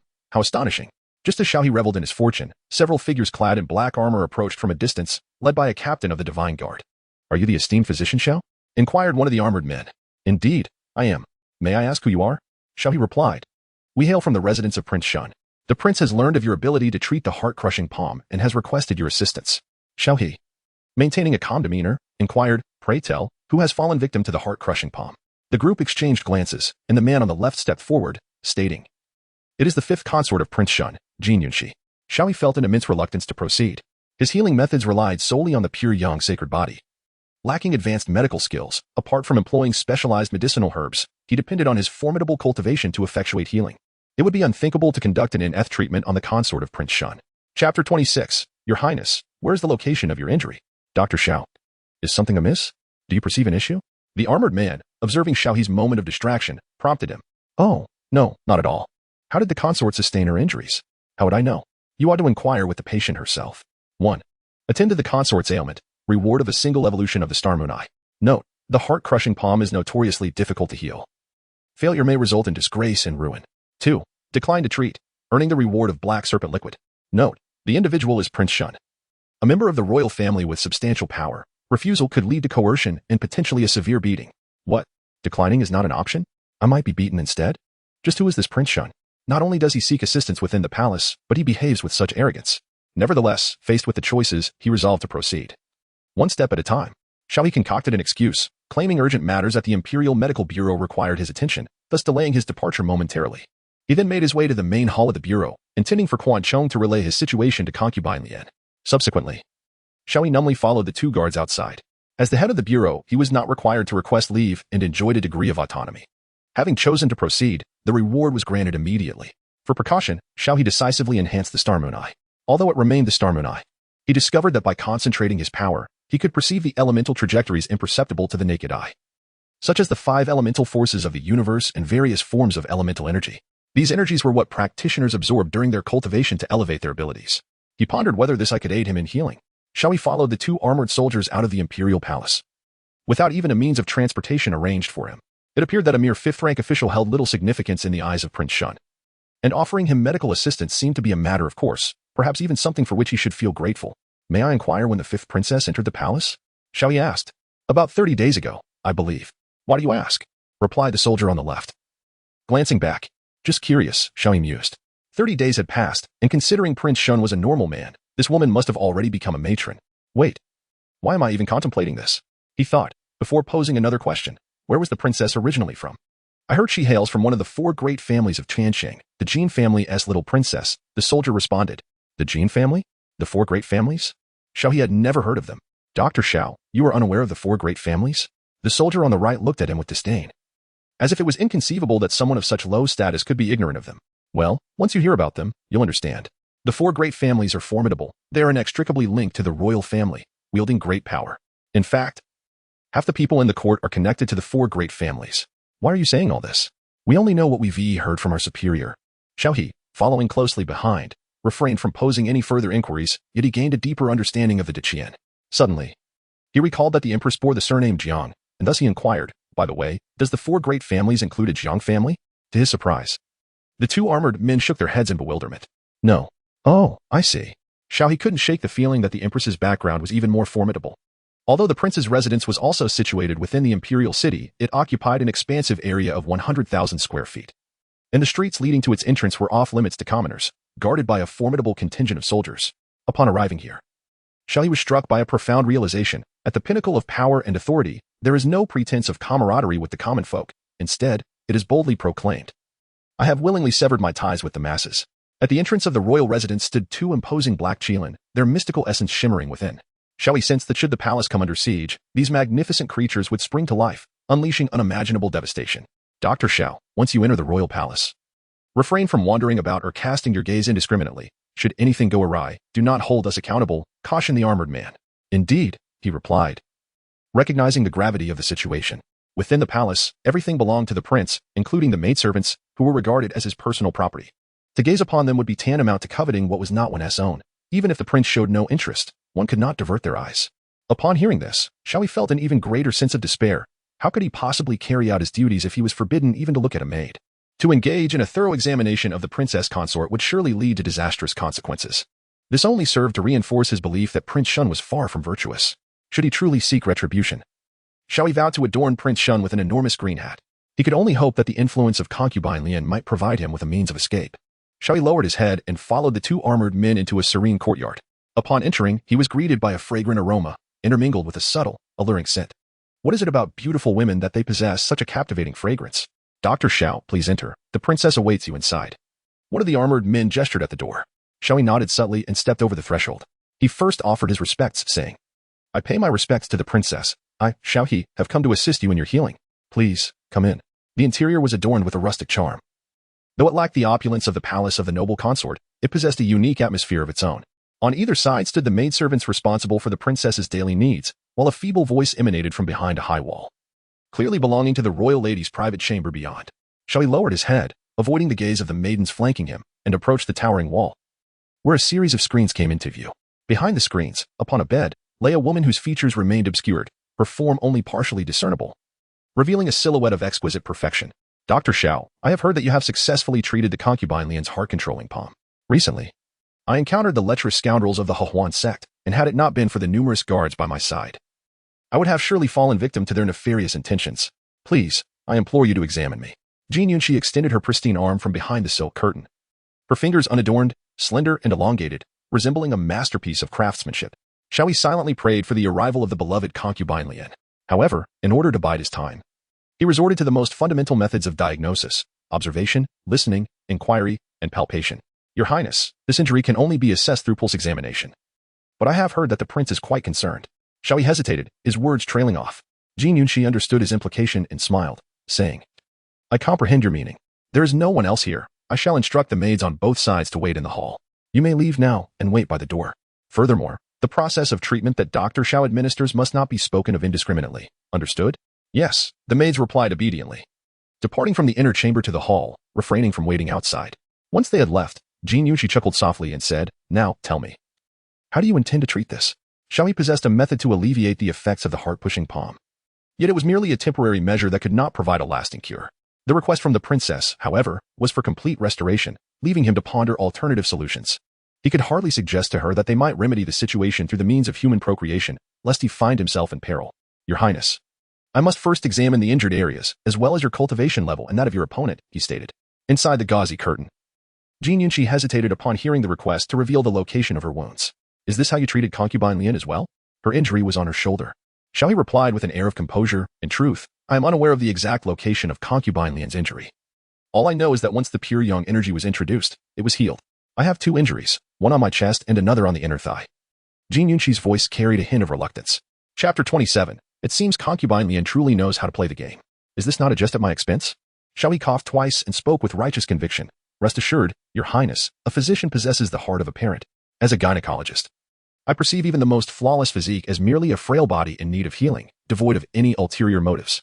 Within the gauzy curtain, Jin Yunxi appeared to be moved by his words, her inner grievances easing considerably.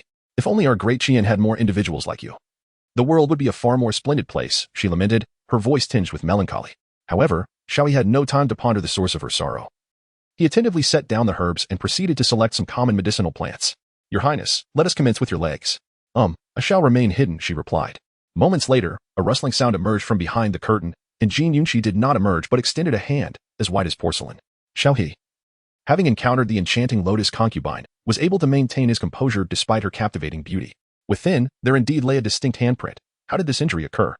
At that moment, Jin Yunxi fortuitously provided an explanation. This wound was inflicted when I executed a kick. The individual struck me with a palm. The one who harmed me was not the young master of the He sect, but rather a man clad in crimson. He possessed an extraordinarily alluring appearance. And though I do not recognize him, I surmise his cultivation level to be at the late stage of the 4 extremes, while I am merely at the initial stage. Understanding dawned upon Xiao He as he nodded, extending 2 fingers to press against the mark. Jin Yunxi winced, unable to suppress a soft gasp. Does it still hurt? He inquired. Indeed, she replied.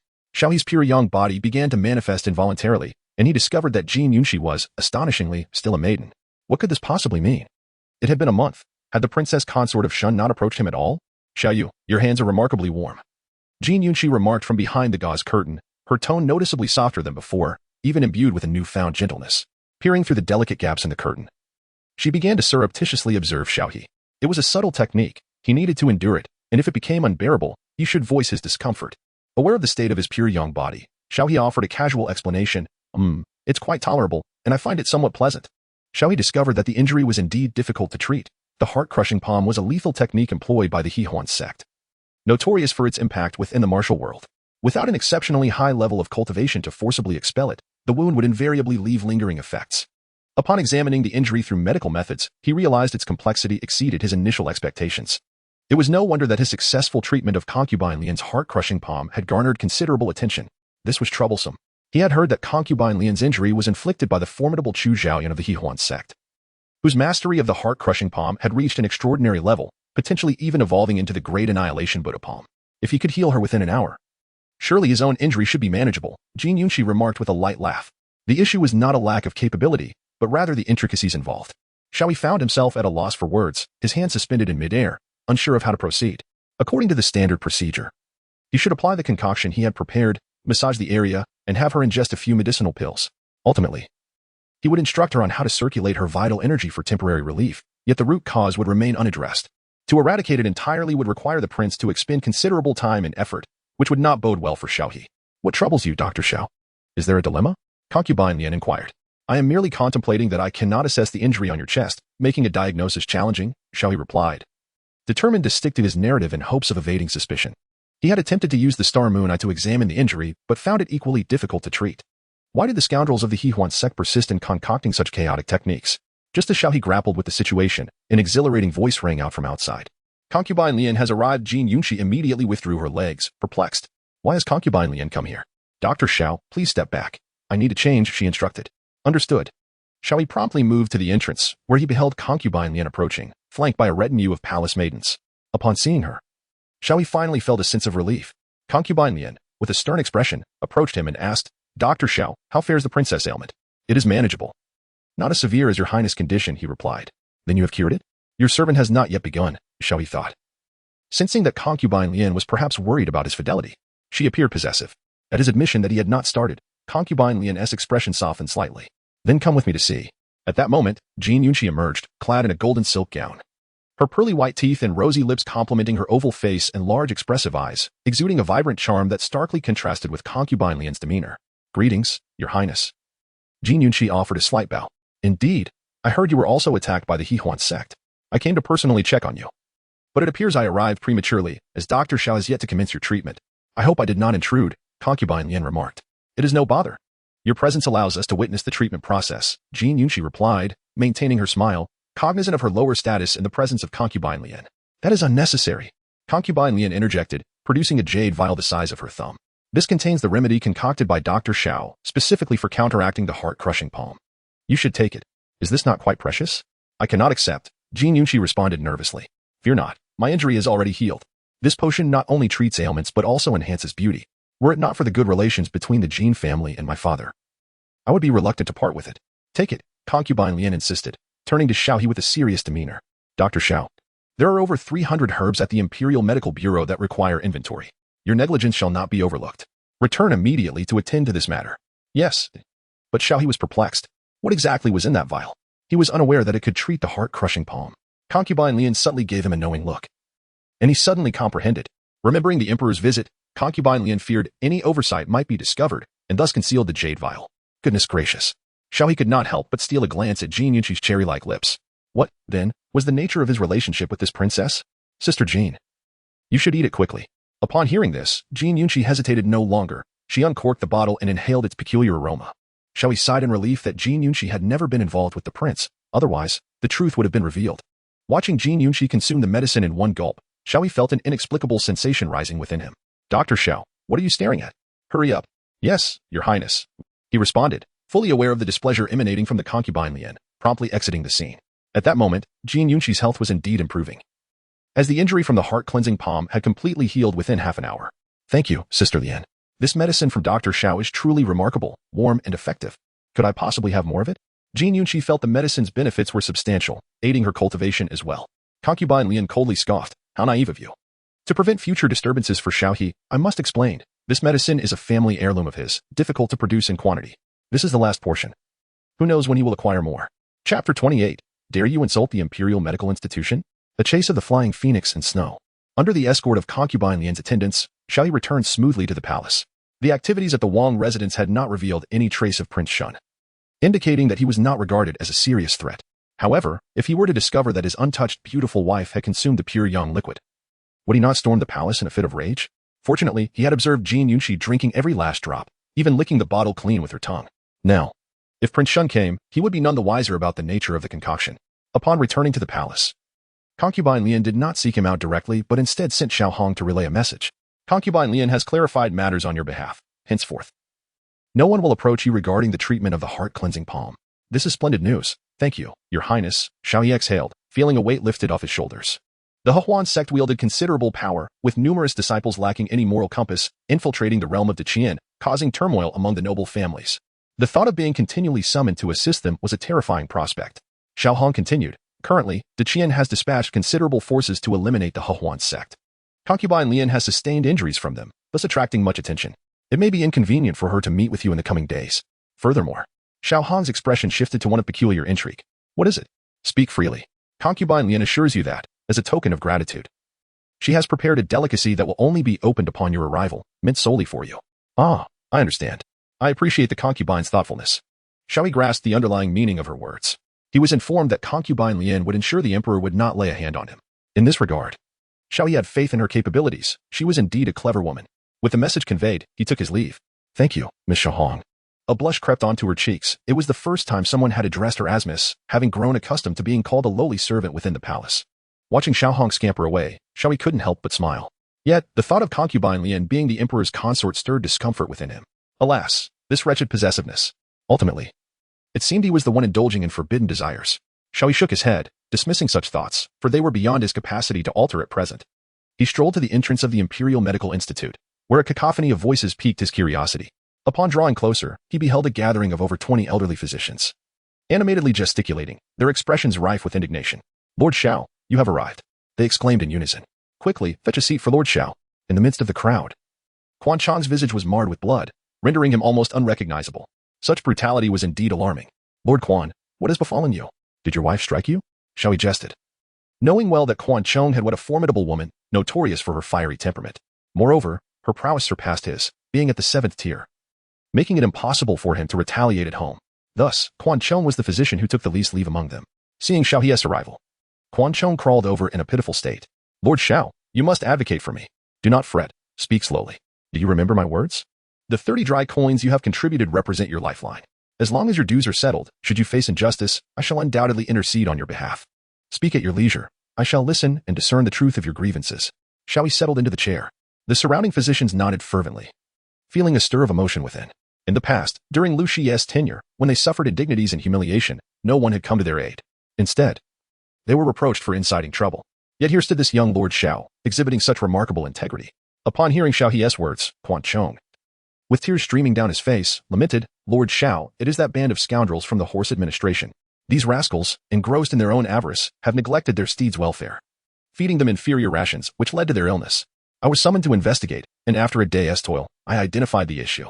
However, these ruffians refused to pay me, branding me a quack, and even assaulted me. I barely managed to escape. These individuals are utterly lawless, Lord Xiao. You must stand up for me. Upon hearing this, Xiao He was filled with rage and rose to his feet, exclaiming, this is utterly preposterous. They are nothing short of a band of brigands, even more unscrupulous than common outlaws. My lord, what shall we do? Another voice concerned. My lord, let us remain calm. We cannot afford to provoke the Imperial Horse Department. Their ties with the military are exceedingly close. Many steeds of the Divine Guard rely on their training. And the same applies to the Guardian Department. Their influence is vast, backed by formidable warriors. Should we confront them? It would be akin to striking a stone with an egg, cautioned some of the elder physicians, who wished to avoid trouble and weighed the pros and cons. Xiao He was well aware of the Imperial Horse Department, although this establishment was situated within the palace. It was distanced from the inner court and occupied a separate area that bordered a vast expanse of grassland outside the palace. It was quite spacious, housing numerous individuals, many of whom were formidable experts. Most daunting was the fact that they were backed by the Divine Guard and the God Suppression Department. As the steeds of these two formidable forces were nurtured by them, such acts of corruption and malpractice would only be scrutinized by high-ranking officials. A mere imperial hospital would hardly be regarded with any seriousness by the Imperial Horse Department. 1. By standing out, Quan obtained the reward of the tranquil breathing technique and the mid-grade spiritual weapon, Flying Swan Pursuing Snow. Note, offending the Imperial Horse Department could lead to endless troubles, as one might attract the wrath of the higher-ups after inciting the lower ranks. 2. By remaining a timid turtle and not exposing oneself, one would receive the reward of the martial art technique, Meteor Fist. Note, being a timid turtle would tarnish one's reputation within the Imperial Hospital. Upon beholding the reward, Xiao He was astonished to discover a mid-grade divine weapon among the selections. Such an item was truly remarkable. Moreover, having previously boasted, he felt compelled to uphold his bravado. To back down now would be akin to a slap in the face.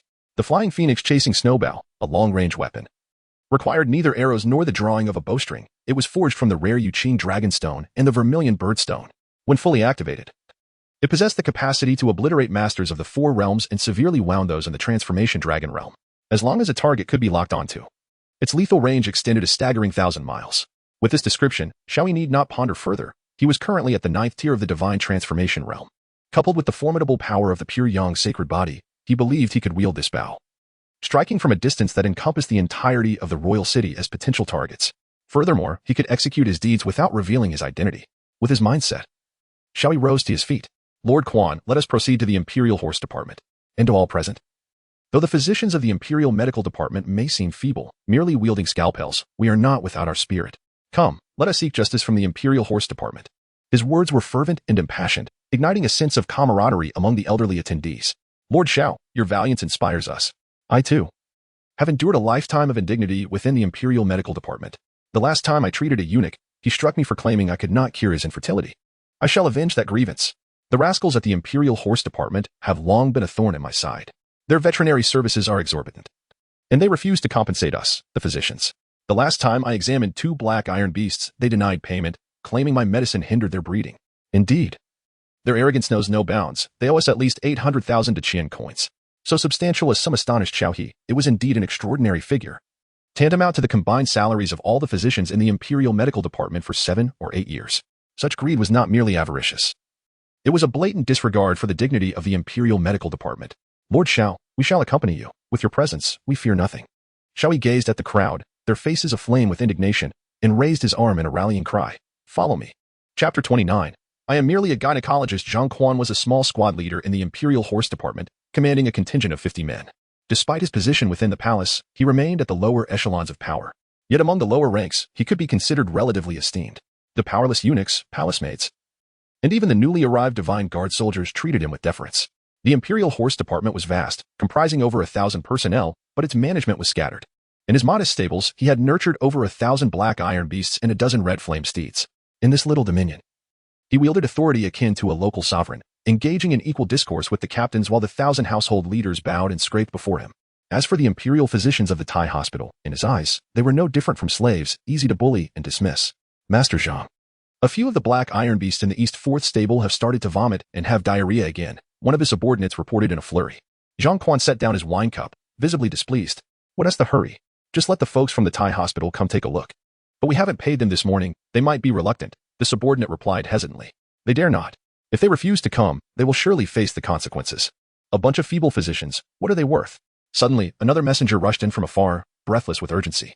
Master Zhang, trouble is brewing. Someone is causing a ruckus. Who?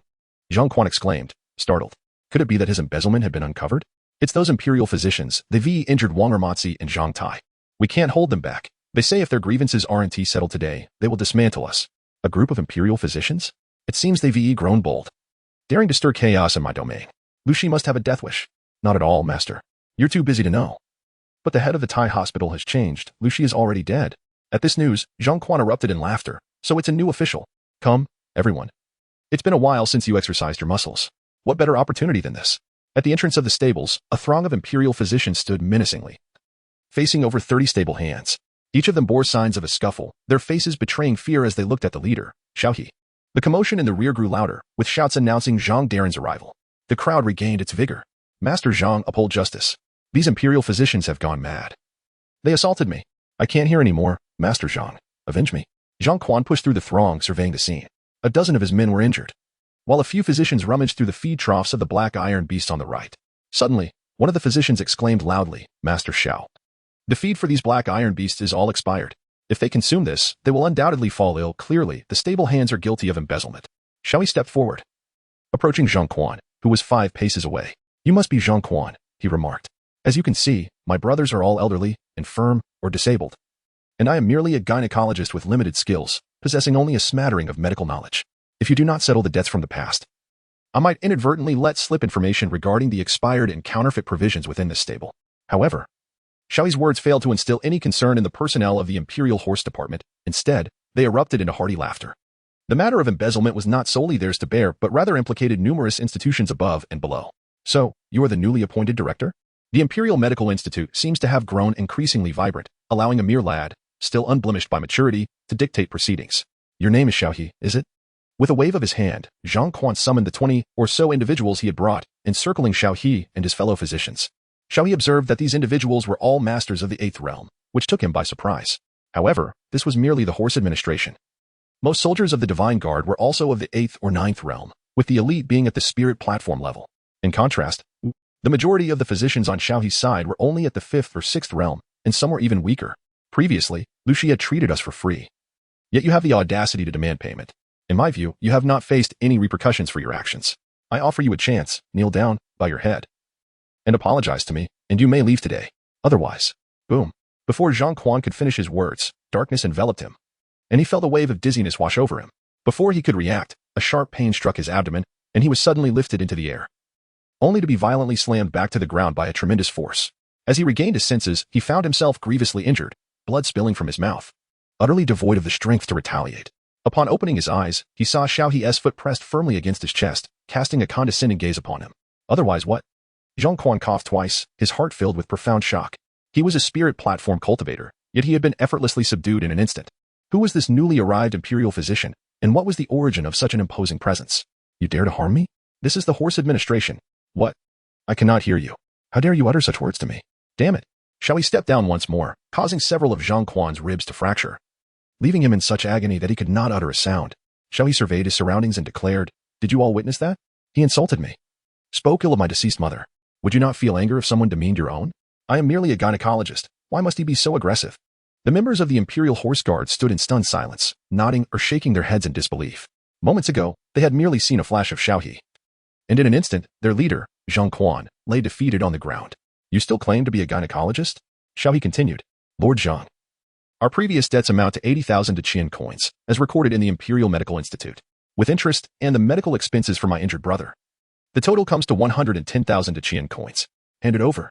At this juncture, Zhang Quan remained defiant, despite the pain coursing through him, certain that Xiao He would not dare to kill him. 110,000? You must be dreaming. Do you even understand the value of money? If you have the ability, go ahead and kill me. He retorted. My friends, he brought this upon himself. Did you hear that? Xiao He turned to the onlookers. The imperial physicians nodded in unison. We heard it. It was his own request for Lord Xiao to end his life. In that case, let us take him back. Xiao He concluded. Xiao He dragged Zhang Quan's foot as he prepared to depart. In a state of panic, Zhang Quan exclaimed, My uncle is the deputy of the Imperial Horse Department. If you dare to kill me, your entire family will perish. Who claims that I intend to take your life? Retorted the physician. The esteemed Zhang, in a skirmish with me, the gynecologist, unfortunately sustained an injury. Upon examination, I discovered it was a recurrence of a previous ailment, which is indeed a grave matter. Alas, my expertise lies solely in gynecology, not internal medicine. Consequently, the treatment was delayed, leading to the unfortunate demise of Lord Zhang due to the afflictions of his illness. Given the contagious nature of this disease, our Imperial Medical Bureau had no choice but to incinerate the body to prevent the spread of toxins. Xiao He's words resonated with the Imperial physicians, who nodded in agreement, finding them remarkably seamless. However, to the ears of the attendants from the Imperial Horse Department, his words sounded like a curse, sending chills down their spines. Zhang Quan, who initially held onto a glimmer of hope, found his confidence shattered upon hearing this discourse. Could the Imperial Hospital truly operate in such a manner? Should they fail to treat a prominent figure, these royal physicians might very well face execution. Yet, if they mishandled the care of the lower ranks, no one would hold them accountable. Wait a moment, let us discuss this calmly. Zhang Quan, pinned to the ground, struggled with flailing arms. Money, he pleaded. Xiao He reached out, for his intention was to procure funds. Chapter 30. What a surprise. Zhang Quan wore a bitter expression. Brother, over 1 million, I truly cannot produce such an amount. We have expended much over the years, and there is hardly anything left. This bracelet is quite fine. Hand over that storage ring, Xiao He interjected, seizing the prized possession from Zhang Quan's grasp. The bracelet appeared to be an auxiliary treasure of the 8th or 9th grade, beneficial for the circulation of true energy when worn. The storage ring, however, was a precious item. Brother, that storage ring contains all my possessions, Zhang Quan lamented. The cheapest storage ring on the market is worth at least 1,000 Qian coins, and this one possesses a total of 10 spaces astonishingly. It has 100 spaces. Remarkable indeed. And what is this? 5 pieces of elemental stones worth 70,000 Qian coins his. Xiao He calculated roughly and discovered that this mere minor official of the horse department possessed over 100,000 in wealth, far exceeding his own riches. However, Lu Shi certainly had a share of profits, though Xiao He had no opportunity to investigate further. Brother, this is the result of decades of saving. It is not easy to accumulate such a sum. I still owe you 1 million. How will you compensate me? Xiao He squatted down, pressing for an answer. I could write an IOU for you. I simply cannot produce it all at once, came the reply. Your ability to provide is of no concern to me. What matters is that you gather what you owe me now, even if it means stripping down to your undergarments. Xiao He spoke as he tore apart Zhang Quan's clothing. And to his surprise, he made a new discovery. This fellow, unexpectedly, was wearing a storage belt. Upon observing, Xiao He was astonished to discover that within the belt lay over 300,000 in assets. You there. Strip the personnel from the Imperial Horse Department and search them one by one, he commanded, instructing the Imperial physician to examine the others. In an instant, all members of the Imperial Horse Department were left entirely exposed, some standing bare in place. Lord Xiao, we have managed to extract a total of 200,000 Dakian coins from these individuals. Indeed, there is a substantial bounty here. Over 70 individuals possess more than 20,000 each. Realizing that further searches would yield little, Xiao He patted Zhang Quan's cheek and remarked, "We still require an additional 400,000. You must find a way to procure it. I shall return in 10 days. Very well, I shall ensure it is arranged." Zhang Quan replied earnestly. Xiao He rose and proclaimed loudly, "Let us return to the Imperial Medical Institute." They arrived in a grand procession and departed with equal magnificence. Once Xiao He had distanced himself, Zhang Quan bellowed furiously, "Imperial Medical Institute, I shall not rest until every last one of you is slain. Brother, let us gather our comrades and strike." Silence. This is the royal palace, and those are the imperial physicians. To attack them would be tantamount to rebellion. What then shall we do? What can we do? They are court doctors. To eliminate them, we must adhere to the palace's protocols or resort to actions outside its walls. Brother, how shall we proceed? Following the palace's protocols is beyond our ken. We are but a band of rough men. The key lies with Xiao He. You shall take turns monitoring him and discreetly investigate his residence beyond the city. As long as he has family, I refuse to believe we cannot bring him down. Zhang Quan's mind had become twisted with vengeance. Indeed, wise brother, we shall commence our inquiries at once. Within the Imperial Medical Institute. A chorus of jubilation erupted as Xiao He settled into a chair, surrounded by attendants offering tea and even those who catered to his feet. Lord Xiao, your valor is unmatched. This is the first time we at the Imperial Medical Institute have felt such relief. I have served here for 40 years and have never experienced such exhilaration. Zhang Quan has always bullied us for our lack of funds, but now we finally find solace. None other than Lord Xiao could achieve such a triumph. Yet, Lord Xiao, Zhang Quan is ruthless and will undoubtedly seek revenge. You must remain vigilant, especially concerning your family outside. Xiao He was certainly aware of these issues. Our personnel at the Imperial Medical Institute are still rather insufficient. Quan Chong in the coming days. Make sure to venture outside and seek suitable candidates to recruit. Remember, they must possess both exceptional medical skills and the ability to defend themselves. Do you understand? My lord. I comprehend. Quan Chong replied with a cheerful smile. As for the matter of profit sharing, they dared not mention it. Well then, I shall take my leave for now. Xiao He changed into a different attire and, taking advantage of the cover of night, departed from the Imperial Palace. He now possessed the privilege to freely enter and exit the Imperial Medical Institute, albeit through the side entrance rather than the grand gateway. Each month, he was granted 10 days to visit his family, although his range of movement was quite limited, preventing him from wandering through the main areas of the palace. It was sufficient for Xiao He. Xiao He hurried back home and noticed his sister, Zhu Xiaoming, was taking a bath. He chose not to disturb her. However, Zhu Xiaoming, being quite sensitive, inquired from within, "Who is it?" "Sister, it's me. I saw you were bathing, so I climbed over the wall to come in." Upon recognizing it was Xiao He, Zhu Xiaoming let out a quiet sigh of relief. "You startled me. I thought someone else had come in." "Sister, once you finish, we need to move. This place is not very safe." "Move?" "Yes, a few days ago, Dr. Shue's entire family was murdered.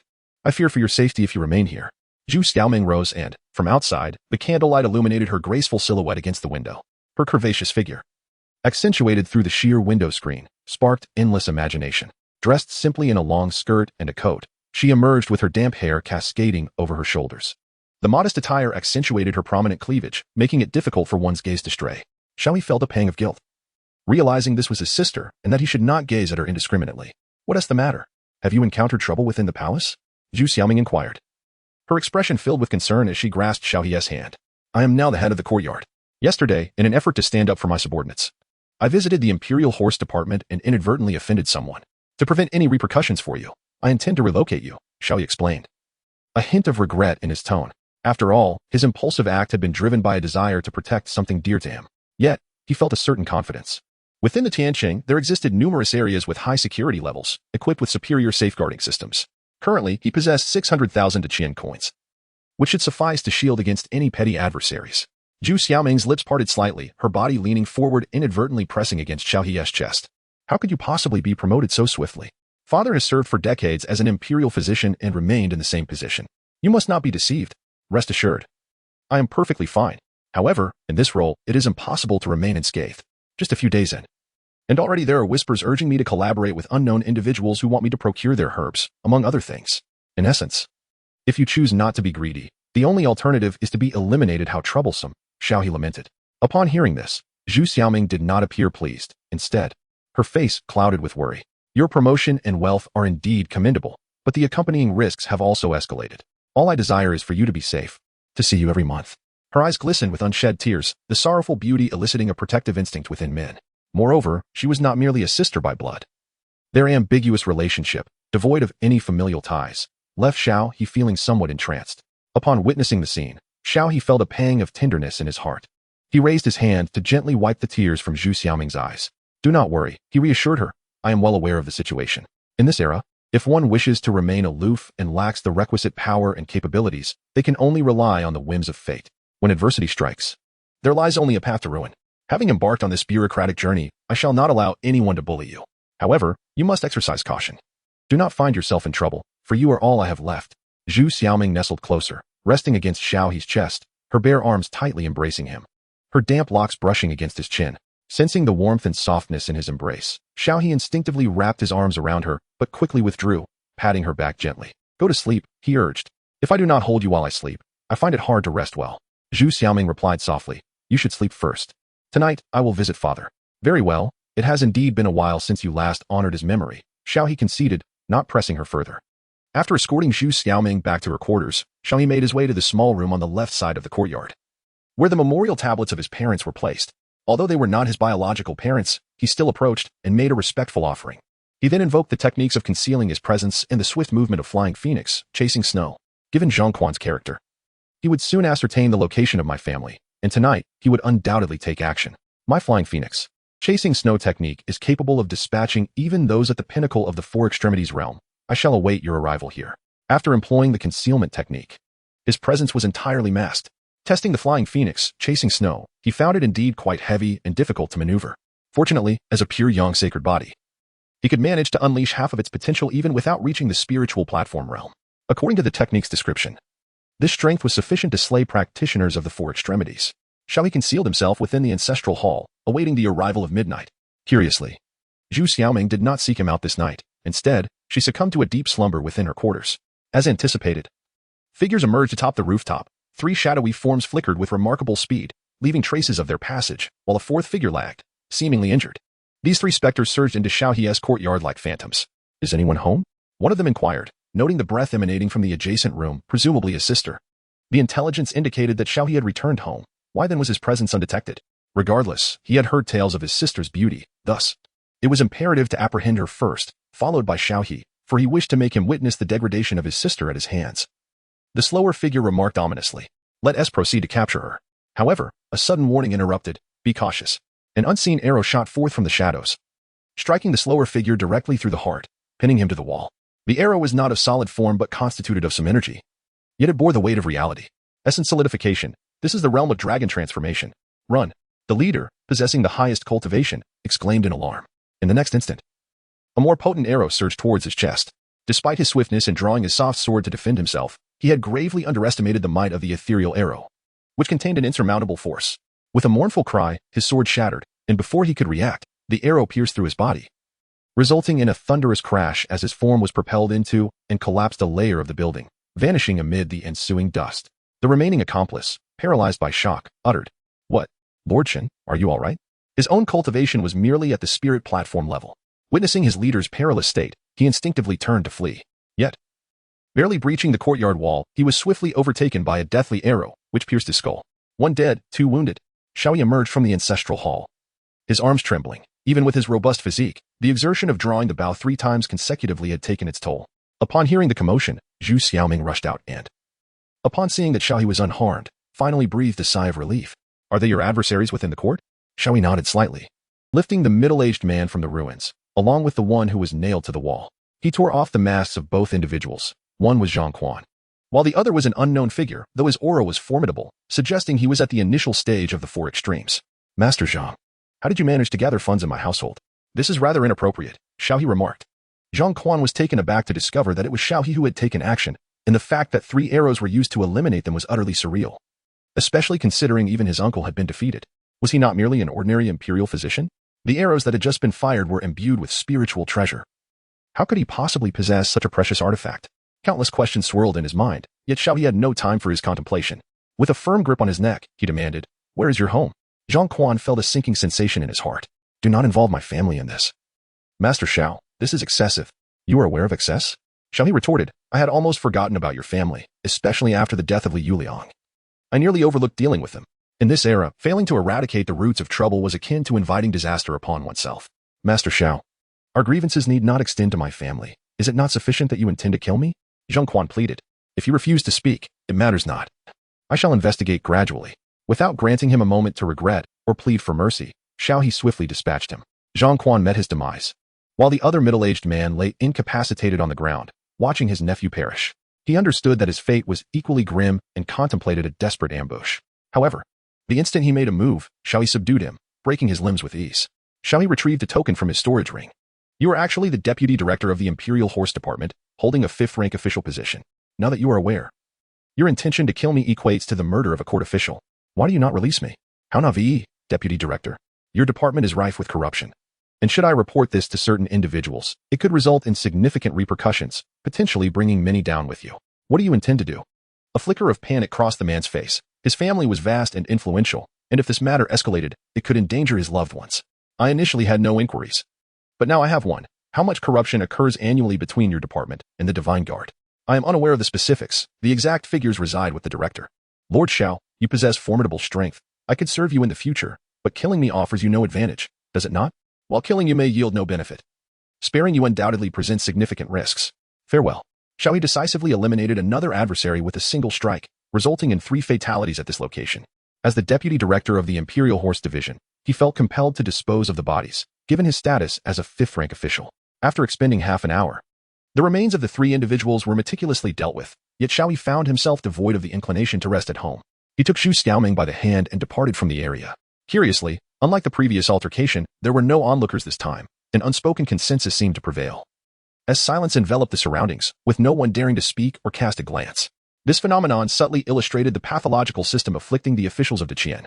As twilight descended upon the streets of Tianqing, the thoroughfares were largely deserted, illuminated only by the lanterns lining the roadside. They approached a tavern, where Xiao He led Xu Xiaoming inside. The drowsy attendant, roused from slumber, reluctantly guided them upstairs, grumbling, "Guests, please help yourselves to the tea. I shall return to my rest."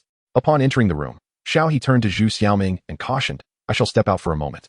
Understanding his intent, Xu Xiaoming inquired, "Are you wrapping things up?" It was clear that Xiao He was preparing to eliminate the Li Yuyang family. Xiao He nodded silently and stepped out of the door.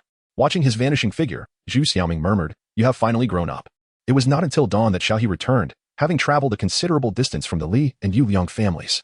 Upon his return, his demeanor was somber, clearly unaccustomed to the grim act of extermination he had just committed. Noticing that Xu Xiaoming had spent the night awake, Xiao He gathered himself and asked, "Are you hungry? We haven't indulged in outside baozi and breakfast for quite some time." "Yes, a little," Xu Xiaoming replied, refraining from further inquiries or comments. Even though she had been forcibly uprooted from her former home, she bore no resentment. However, she felt a twinge of concern for Xiao He's state. "You killed those women and children. I worry that it may give rise to demons within your heart." "Do not fret," I reassure myself. "Though I do not slay women and children, those women are not children, and those children are not women, so it is acceptable. Is it not?" Xu Xiaoming was momentarily at a loss for words, realizing her worries were perhaps unwarranted. As the sun rose, the bustling activity of the city began to awaken, the vibrant atmosphere of Tianqing palpable. The morning crowd appeared invigorated, and as they descended the stairs, they were greeted by a row of baozi shops and noodle houses on their left. "I want to eat at that little baozi shop." Xu Xiaoming pointed to a modest establishment. The shop spanned little more than 10 square meters, with steam wafting from the entrance, where 3 small tables stood. And many people queued for baozi. A family of 3 busied themselves within the shop, attending to the customers. Xiao He took Xu Xiaoming by the hand and walked over. Dressed in simple attire, Xu Xiaoming's exquisite beauty still effortlessly captivated the attention of passers-by. "Boss, 2 baskets of buns, 2 bowls of congee, and a plate of pickled vegetables. Please." Coming right up, Xu Xiaoming sighed. "Xiao He, it has been ages since we enjoyed breakfast together like this." As they spoke, they found a vacant table to sit down. Was it not a matter of time before? She mused. The feeling was truly delightful, imbued with the warmth of everyday life. But where will we live in the future? The mansions in the western part of the city have dedicated guards, and the residents are all relatives of high officials. I would feel at ease knowing where you reside. I recall the Liu family lives there, in the western part of the city, within a luxurious area spanning 100,000 square feet, where each household is not only protected by arrays, but also has patrolling guards. Only officials of the 5th rank or above reside there, and wealthy individuals cannot purchase property without proper qualifications. Let your sister settle there. It would ease my mind while I am in the palace. As the 2 indulged in their breakfast, Xiao He lifted his gaze and spotted a familiar face approaching. "Good morning, Dr. Xiao." It was Song Miao Miao. "Good morning, Xue Xue." Xiao He's expression stiffened. Her presence indicated that Princess Taining was also nearby. He thought to himself, "Heaven forbid my sister discovers that I engage in frivolous games with the princess. Otherwise, I might never again find solace in her embrace." "It's Miao Miao, not Xue Xue." Song Miao Miao's expression turned cold. Oh, my apologies. How could I forget? Chapter 32. Whereas good Song Miao Miao, being quite innocent, remained oblivious to Xiao He's veiled intentions. Upon noticing Zhu Xiaoming beside him, her eyes brightened. Your wife is stunning. With a bit of embellishment, she could rival Concubine Lian. This is my sister, Xiao He clarified. However, Song Miao Miao cast a suspicious glance, sensing an unusual dynamic between them. Your biological sister? Not by blood, then? Well, somewhat, Xiao He replied, glancing at Zhu Xiaoming, who shyly lowered her head, sipping congee with her cherry-like lips, feeling bashful about the exchange. Is the princess nearby? Xiao He inquired. I am here, so naturally. She is close by. The Qian painting boat next door is run by her good friend. She is currently inside. Do you wish to go over? 1. Choose to go. Gain the reward of 10 years of arduous cultivation in the Xuan Wuchu skill. 2. Refuse to go, gain mastery in the Dragon Tiger Fist. Note, the princess will be aware of your absence and will come looking for you. Xiao He hesitated for a moment before saying, I shall go and visit her shortly. Your relationship with the princess seems to be quite pleasant, as you can now speak of visiting her. However, this place offers quite decent buns. May I indulge in one? Xiao He exclaimed loudly to his boss, Boss, another basket of dumplings, please. The presence of a man and 2 women, particularly the 2 attractive ladies indulging in dumplings, inevitably drew the attention of many onlookers. However, Xiao He remained utterly composed, and before long, the group had finished their meal. Junior sister. What brings you to this chaotic place? I have been searching for you for quite some time. From a distance approached a man clad in blue attire, reminiscent of a certain sex garb. Upon catching sight of Zhu Xiaoming, his eyes sparkled with unmistakable interest, seemingly unable to look away until Song Miao Miao spoke, prompting him to divert his gaze. What brings you here? Aren't you supposed to be tending to the princess? He inquired. The princess has already arrived. He added with a smile. Behind him stood none other than Princess Taining. At this sight, the dumplings in Xiao He's mouth suddenly lost their appeal. The moment Princess Taining laid eyes on Zhu Xiaoming, a flicker of hostility surfaced in her gaze. Ah, Xiao Tai, it was said yesterday that you were neglecting your duties, indulging instead in frivolities. Princess Taining scoffed. You misunderstand. This is my sister. A simple inquiry would clarify, Xiao He retorted, suppressing the urge to sweat her backside. Were it not for the presence of others. Your sister? Princess Taining's tone softened, becoming endearingly charming as she swiftly moved to Zhu Xiaoming's side. Sister, you are so beautiful. And your hands are so fair. What brings you here? Xiao He interjected, wishing to limit the interaction between Princess Taining and his sister. I came out to have some fun and happened to see you. What are you doing out here? Princess Taining pouted. The manner in which the 2 conversed struck the arriving man, including Song Miao Miao, as unusual, yet they refrained from commenting further due to Princess Taining's presence. Xiao He whispered. Did I not receive a promotion? There are numerous adversaries within the court, making it perilous for me. I wish to find a new residence for my sister. Tai Ning snapped her fingers and replied, Why did you not come to me? I possess a property in the southern part of the city. On the left resides the esteemed Governor Bao, and on the right dwells General Su Can. You would be quite secure without lifting a finger. Really? Xiao He felt a flicker of temptation. Indeed, but I have a minor request. I understand. We shall discuss it further upon my return. But what about my sister? Xiao He elongated his tone, feigning hesitation. Understood. Princess Taining gestured towards the male cultivator. Ah San, escort them to the southern district, to my vacant residence. Do you remember? Of course, I remember. I shall await you at the Winter Snow Pavilion. Princess Taining whispered softly into Xiao He's ear. The southern district was sparsely populated, with expansive and imposing residences flanking either side. Xiao He leaped up, yet he could not discern what lay within, and their residence mirrored the same enigma. Princess Taining had already entrusted them with the array disk of the mansion's protective formation. Henceforth, you shall reside here. It is truly safe. I find solace in that. Xiao He rightfully accepted this, for it was earned through his tireless efforts, a reward acquired through his unwavering dedication. Soon, he would have to attend to Princess Taining at the Winter Snow Pavilion. However, Xiao He pondered how he had become akin to a mere duck. No, that is not correct. I am feasting on the fruits of another's labor. Xiao He, have you been threatened by that princess? Zhu Xiaoming expressed her concern. Fear not. I am unharmed. My primary reason for agreeing is the safety here. The princess and I share a cordial relationship. She merely lends me her abode, not bestowing it upon me. Besides, she possesses numerous properties, so one more or less bears no consequence. Xiao He, I can only hope. Hope. Zhu Xiaoming hesitated to articulate her thoughts. Hope for what? Ah, it is nothing. As Xiao He was about to speak further, the man beside him interjected. Lord Xiao, the princess is urging you to come over. With a sense of resignation, Xiao He reluctantly parted ways with Zhu Xiaoming, grateful that his sister's safety was assured. He followed a male cultivator, presumably from the same sect as Song Miao Miao, back to the Dongxi Web Pavilion. Upon entering and closing the door, a shadow leaped down from the air. Princess Taining immediately perched herself on Xiao He's neck, her tiny feet swinging playfully in front of him. Hee. It's my turn to ride you now. Get down. No, if you kiss my feet, I'll come down. The princess's big toe nearly poked Xiao He's nose. Where did you learn this? If you don't get down, do you believe I will embrace you as punishment right now? No way. I've heard that a man kissing a girl's feet is a sign of love. Do you not love me and merely wish to toy with me? Princess Taining tightened her legs around Xiao He's head. Oh, you want a kiss, do you? I'll let you have it. Xiao He seized the princess's feet, starting a wild game of tickling. Soon, their playful tussle transformed into something altogether different. Meanwhile, within the Grand Qian Palace at Qian Tian Palace, Li Qianxian had just concluded the morning court assembly. Most ministers had departed, leaving a few prominent figures to await the emperor's decree. Li Qianxian glanced at the documents on the table, turning to eunuch Wan with a puzzled expression. What on earth has happened recently? Why have so many from the Imperial Medical Bureau died, all under mysterious circumstances? Moreover, last night, 3 members of the Imperial Horse Department perished. Why were they found at the entrance of the Medical Bureau? Eunuch Wan reported truthfully. These casualties stem from their internal strife for power and profit. That is not what I inquired about.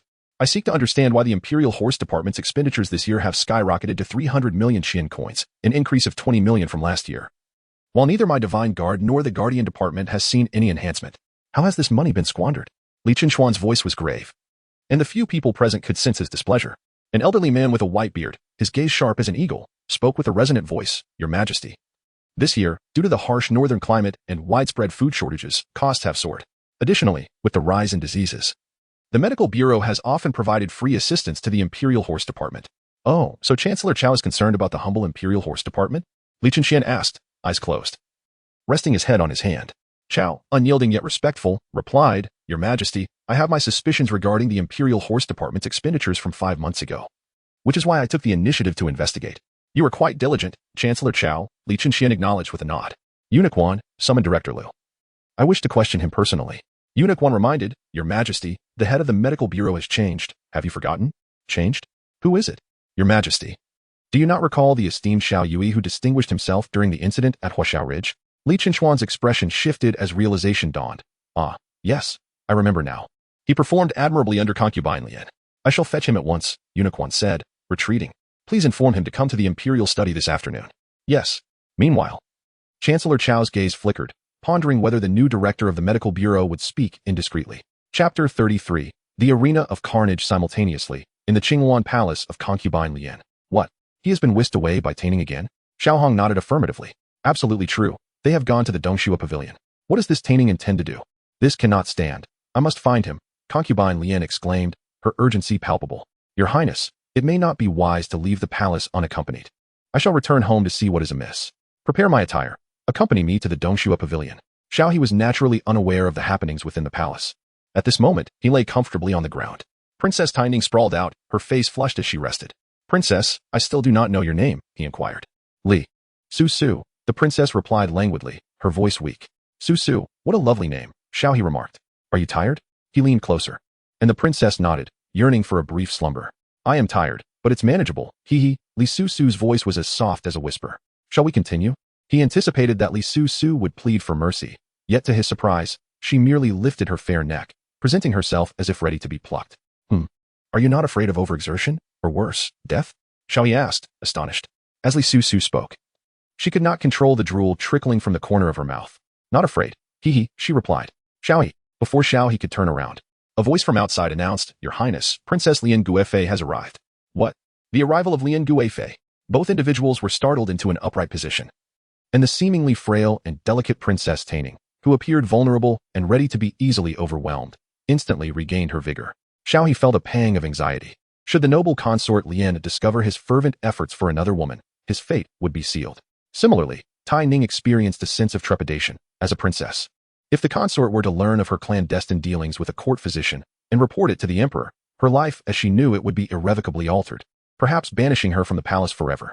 The two hastily donned their garments, yet Tai Ning, lacking in experience, focused solely on dressing, neglecting to address the lingering scents and certain traces within the room.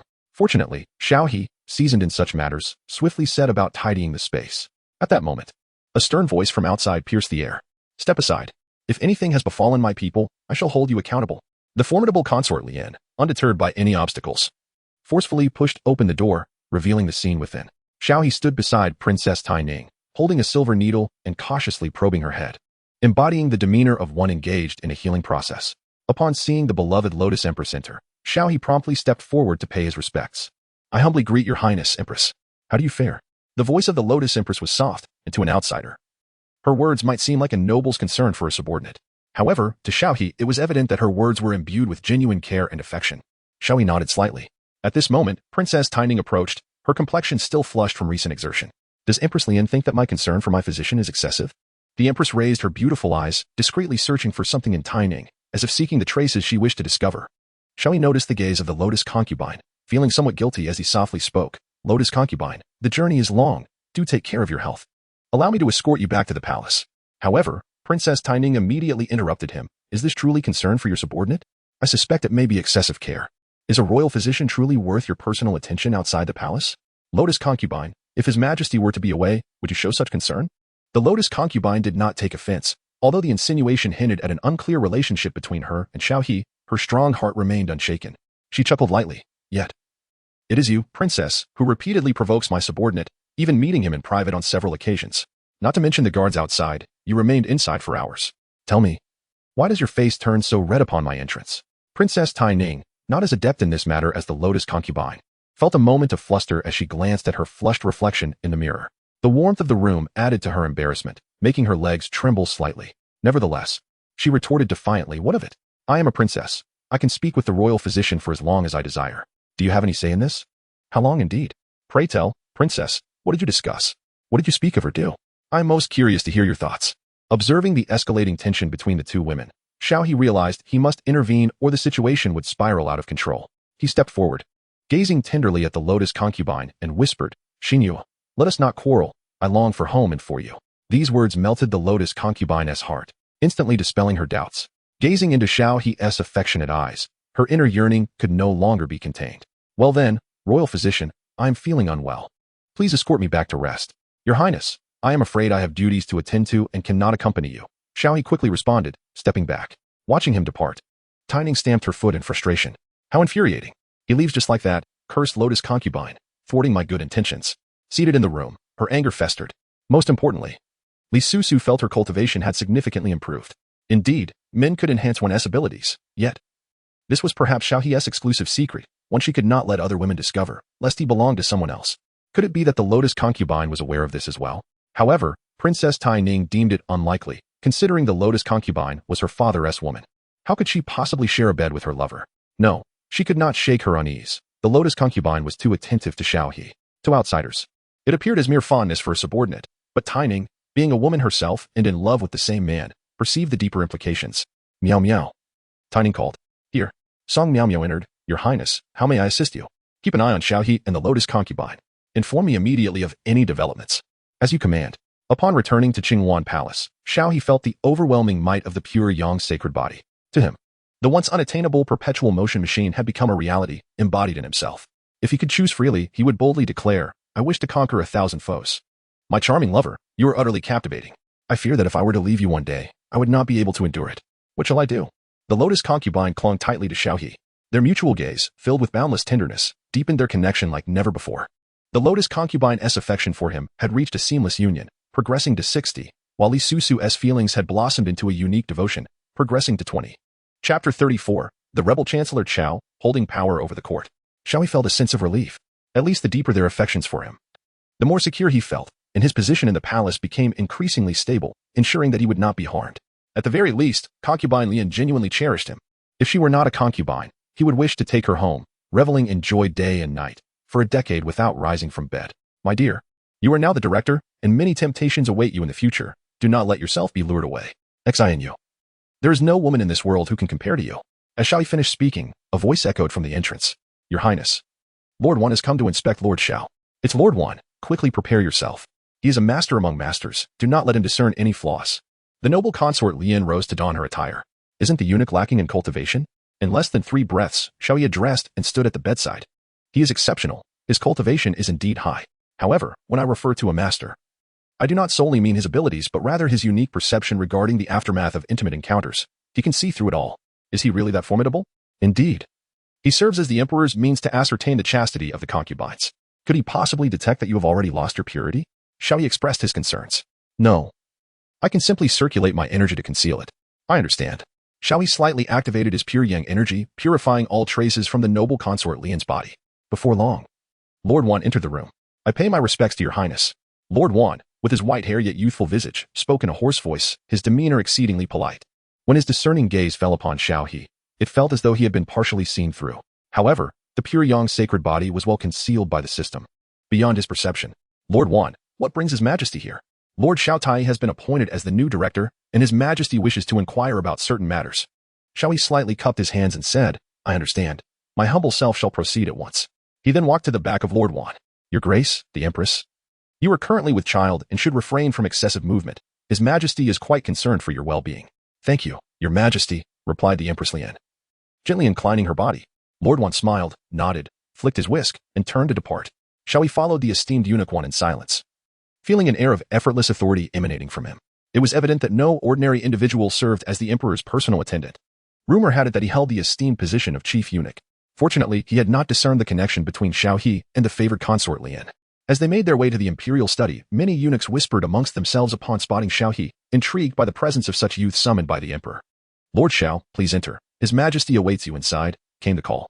The grand door seemed to sense his approach, swinging open of its own accord. I pay my respects to your Majesty. Xiao He bowed deeply. Rise, replied the emperor, Li Qian, who held an ancient tome in his hands. With radiant light swirling around his head, as the energies of heaven and earth subtly converged around him, Xiao He was slightly taken aback. Was this a form of cultivation? Dr. Xiao, I have a matter to inquire of you, Li Qian said slowly. Your Majesty, please proceed, came the reply. However, at that very moment, a loud voice echoed from outside. Chancellor Qiao has arrived. Upon hearing this, Li Qian furrowed his brow and turned towards the entrance, where Chancellor Qiao strode into the grand hall, exuding an impressive aura that even overshadowed that of Li Qian. Xiao He could only perceive the presence of an extraordinary demon lord, sweeping through the realm. Qiao Chancellor, I did not summon you. Why have you come here unannounced? Li Qian asked, a hint of displeasure evident in his tone. Your Majesty, I am deeply concerned about the war in the north. Today, I waited for a response for half the day and, in my anxiety, dared to come forth, Qiao Chancellor explained. Following him were over 10 high officials, who knelt in silence outside the hall, yet their presence imposed significant pressure upon Li Qian. Qiao Chancellor, you possess great audacity. Are you threatening me? Li Qian emitted a formidable aura in response. However, it was soon mitigated by Chancellor Qiao's demeanor. Your Majesty, I am not here to threaten you. I merely wish to consider the greater good for our realm. I believe this must be the new head of the Imperial Medical Institute, Qiao Chancellor remarked with a smile, directing his gaze towards Xiao He. The expenses of the Imperial Horse Administration are quite burdensome. I hope you will be understanding.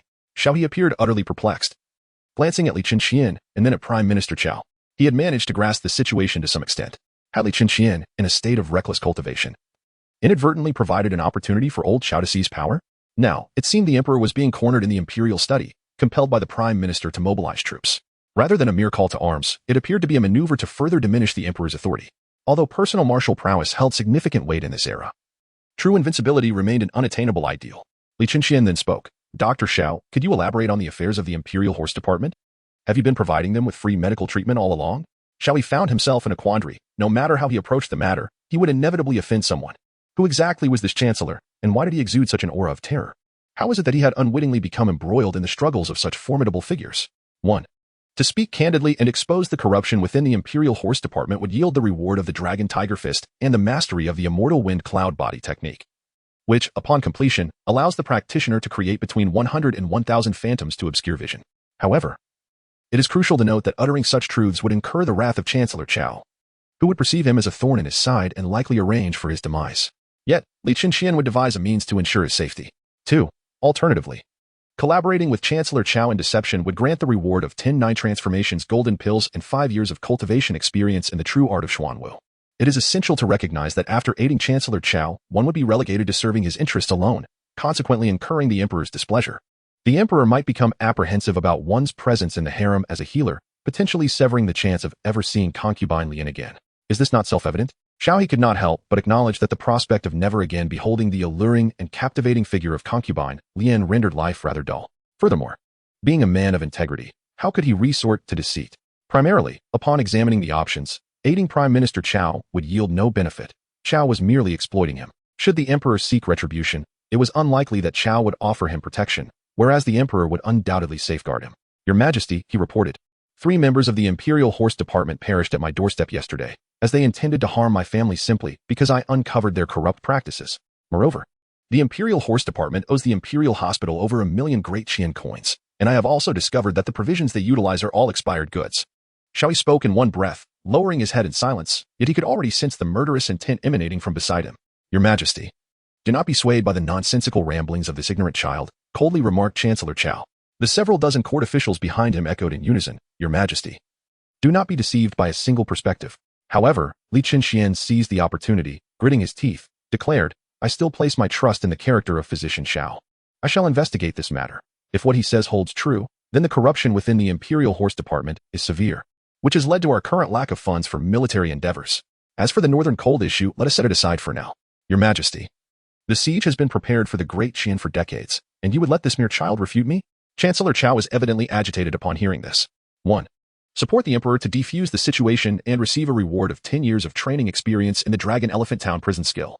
Note, supporting the Emperor signifies a complete opposition to Chancellor Qiao, but will result in being heavily favored by the Emperor, allowing for unrestricted access to the residence of Concubine Lian. 2. Remain silent and await the development of events to receive a reward of 10 9-turn golden pills. Note, saying nothing will prevent a complete opposition to Chancellor Qiao, who has already taken note of you. 3.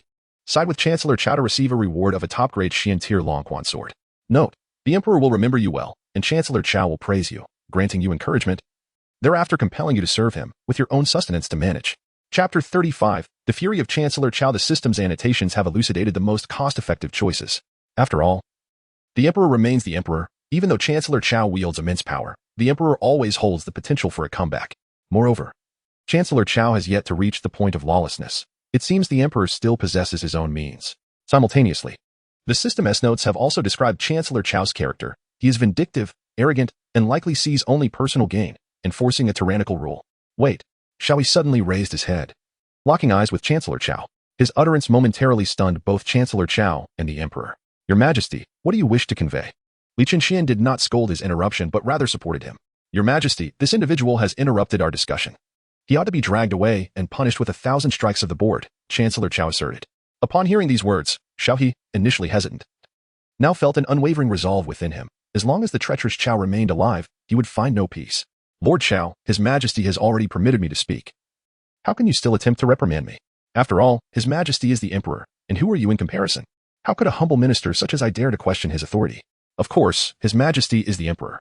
Lord Qiao, taken aback, instinctively retreated 2 steps. Meanwhile, Li Chushuan's eyes sparkled with recognition of Xiao Tai's cleverness. Humph, since His Majesty is the Emperor, what right do you have to gesticulate here? Moreover, as the sovereign of the realm, His Majesty possesses unparalleled cultivation and commands the reverence of millions. When we encounter the Emperor, we all address him with such respect. Xiao He exhibited the utmost decorum befitting a minister, respectfully addressing the Emperor. Yet you, it seems, have barged into the imperial study as if you were kicking down the door. This is hardly the manner of an audience with the sovereign.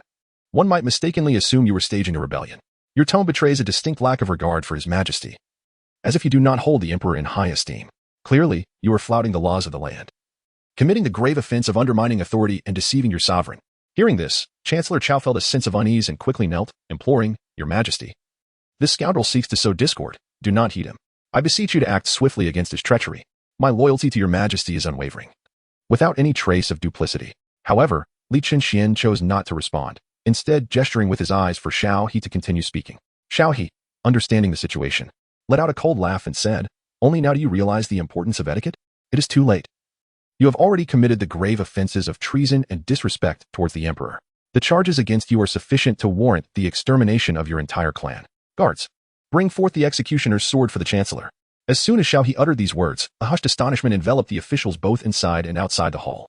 Fortunately, he quickly added, Never mind. Prime Minister Qiao has rendered numerous services to the Great Qian, so let it be forgiven. However, while you may evade capital punishment, you cannot escape lesser penalties. Henceforth, you shall return and forego beef today. Such utter nonsense. Prime Minister Qiao rose, his eyes aflame with fury. Am I to be judged a fool by none other than His Majesty? Xiao He positioned himself beside the Emperor, feeling as though he were under the menacing gaze of a colossal dragon, ready to devour him at any moment. Seizing the opportunity, Li Qianxian interjected, Prime Minister Qiao, it is indeed impossible to dispatch troops to the Northern Cold. Our treasury is in disarray, and what we require now is a means to generate wealth. The embezzlement within the Imperial Horse Department has reached my ears, and it too demands thorough investigation. Please take your leave for now. Your Majesty, these matters. Prime Minister Qiao, now visibly anxious, realized the tide had turned against him. Qiao Aiqing, it is best you withdraw. I am weary. Aiqing, do you mean to imply my words carry no weight? Li Qinchuan's tone grew somber, the silhouette of a dragon appearing at his back. After a flicker of uncertainty in his eyes, Prime Minister Qiao took a step back. I dare not. I take my leave. As he departed, he cast a fierce glare at Xiao He, his gaze seemingly capable of dragging him into an abyss, ready to crush him utterly. Fortunately, Xiao He's core was resilient, and he managed to suppress the tumult within. Once clarity returned to his vision, Prime Minister Qiao had vanished with his entourage. Oh, what a relief. Xiao He sighed deeply, the weight of pressure finally lifting. Dr. Xiao, I am grateful for your presence this time. Otherwise, that dog Qiao would have forced my hand into military action, further diminishing my strength. Li Qinchuan's voice resonated from behind. He had resumed his seat upon the dragon throne, though his brow was furrowed with concern. Your Majesty, I merely did what was necessary. Prime Minister Qiao has gone too far, completely disregarding your authority. How could I not be troubled? This Qiao scoundrel has seized his opportunities well. His cultivation now poses a threat to mine. In my recent retreat, he has repeatedly encroached upon the influence of other factions within the court.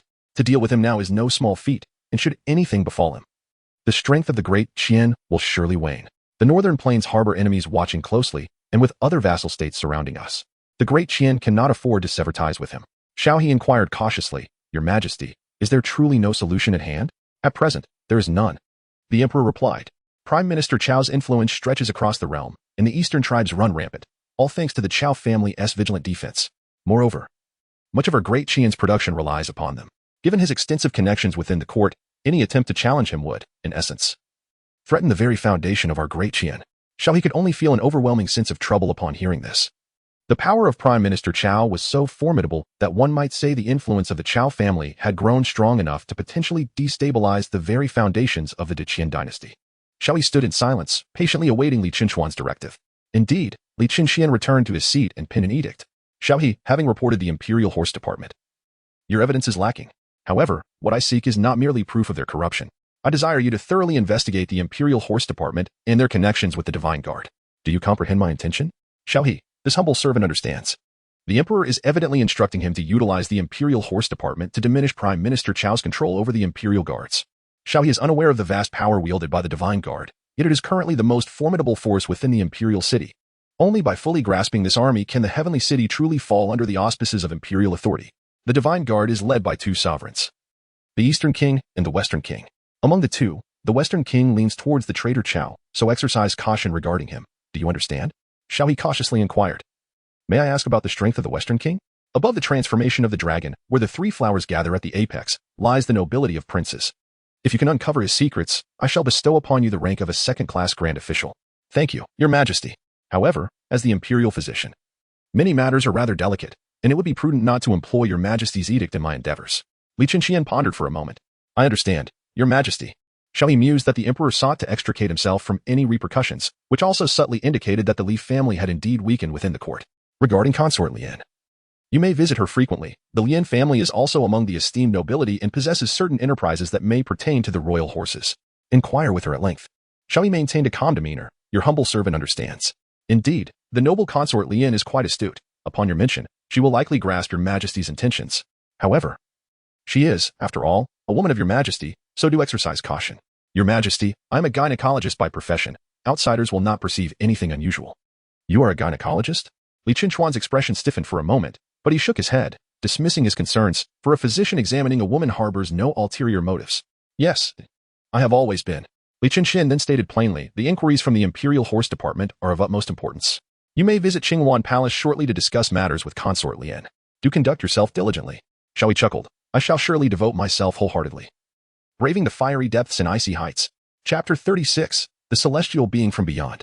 Inside the Qinghuan Palace, Xiao He was indeed performing his duties admirably, and the Lotus concubine was quite delighted.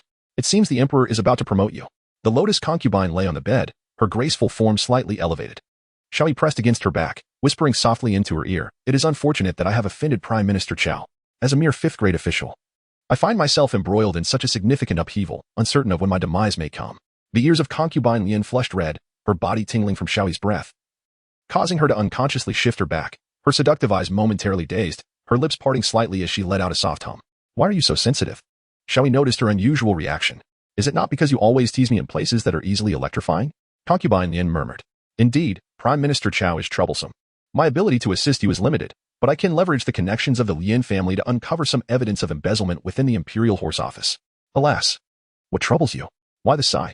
After playfully biting Xiao He's lower lip and savoring the moment, she expressed her concern. You are responsible for frontline investigations and will inevitably encounter many hidden dangers. Once you leave here, there will likely be many seeking you out. People come daily wanting you to take sides. Lacking a solid background and personal power, I worry for you. My dear, you must not come to harm. If something were to happen to you, what would I do?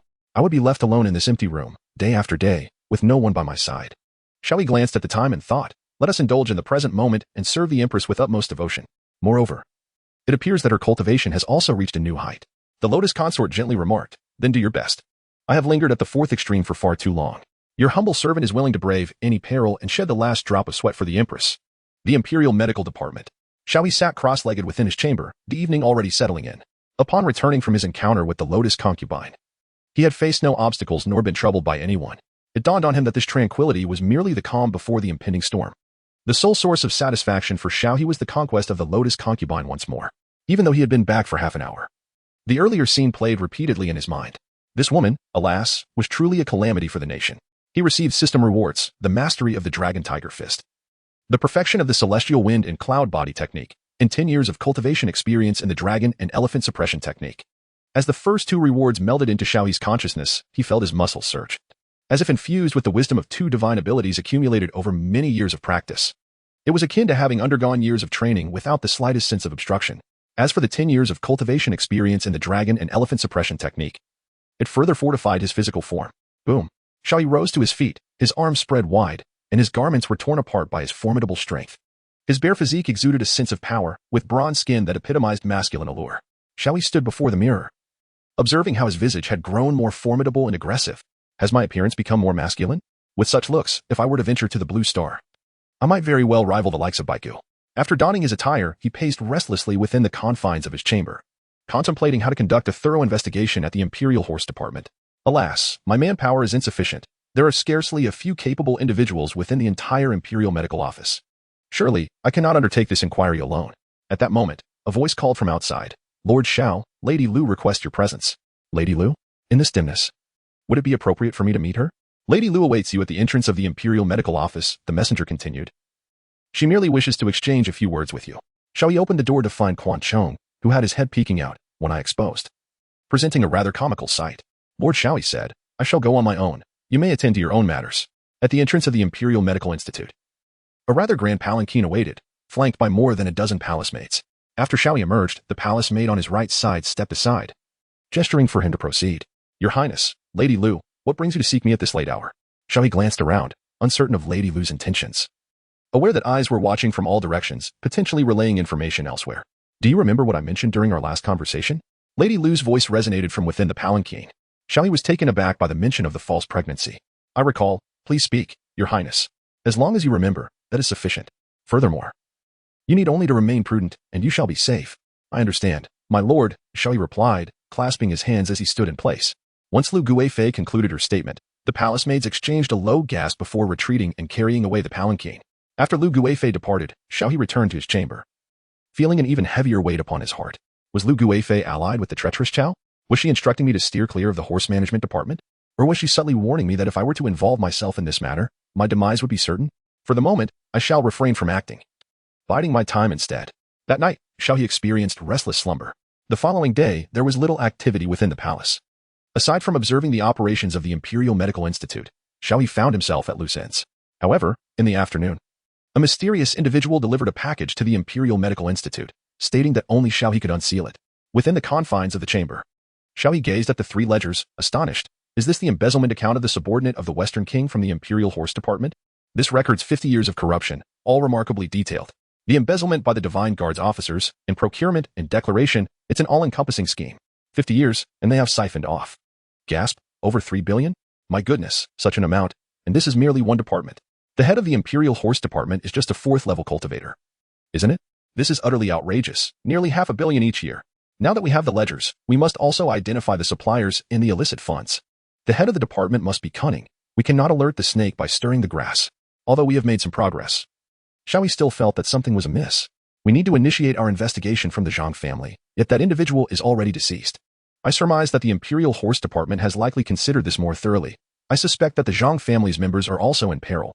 Suddenly, Xiao He, Upon examining the account books, notice some rather unusual expenditures. Where has this money gone? Each month, there appears to be a shortfall of several tens of thousands. Even over 100,000 Qian coins, with amounts strikingly uniform, such as 79, 800, 69, 800, and even 119, 800. Could it be? The familiar figures instantly sparked a realization in Xiao He. Before long, he summoned Quan Chong. Ahem. I would like to inquire if you are familiar with the entertainment districts of Tiancheng? Xiao He asked. Quan Chong, mistaking Xiao He's inquiry for a desire for amusement, responded quietly, My lord, if you wish to visit, I can discreetly escort you there. Tiancheng boasts no fewer than 800 establishments. Yet fewer than 10 offer the best value. Given that we are officials of the court, our presence in such places would undoubtedly have an adverse impact. So it would be wise to disguise ourselves. Oh, is there a price point of 79, 800? Xiao He inquired. My lord, how do you know of this price? It is the highest and finest establishment for revelry in Tiancheng, known as Tianwai Feishan. The 79, 800 rate is merely the standard within. I have heard that the courtesans there can command upwards of 1 million in a single evening.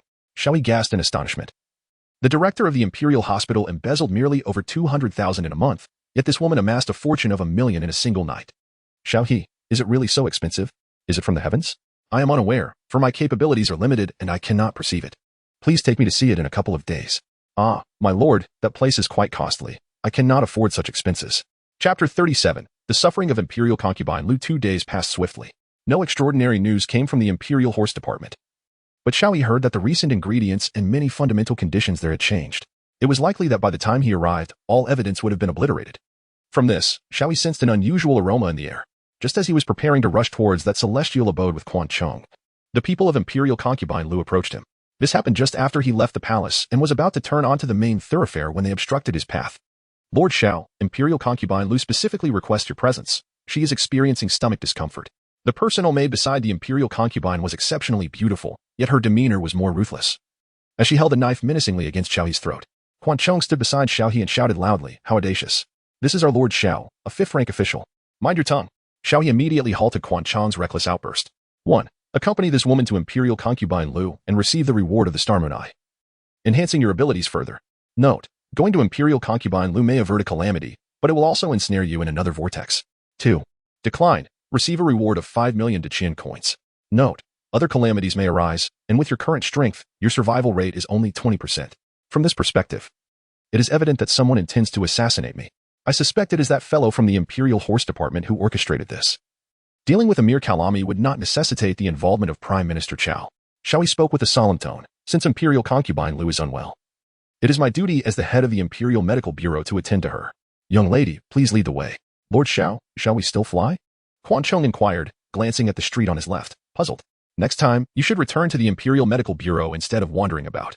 Upon returning to Imperial Concubine Lu's loft, a lingering sense of desolation enveloped the space, imbued with an air of mystery. Yet, the unique, cold fragrance of Imperial Concubine Lu persisted. Xiao He arrived at the entrance, escorted by a palace maid. The familiar palace, with its well-known layout, greeted him. Yet it was the sight of Concubine Lu, draped in a flowing robe, reclining languidly upon a chair that caught his attention. Her alabaster thighs curved gracefully at her side, the silk only covering her upper legs, while her calves and elegantly elongated white feet lay bare. Upon noticing Xiao He's entrance, Concubine Lu languidly remarked, Come. Let me see you, for my abdomen is in a state of discomfort. Xiao He approached, feigning nonchalance, deliberately avoiding the allure of her elongated, jade-like legs.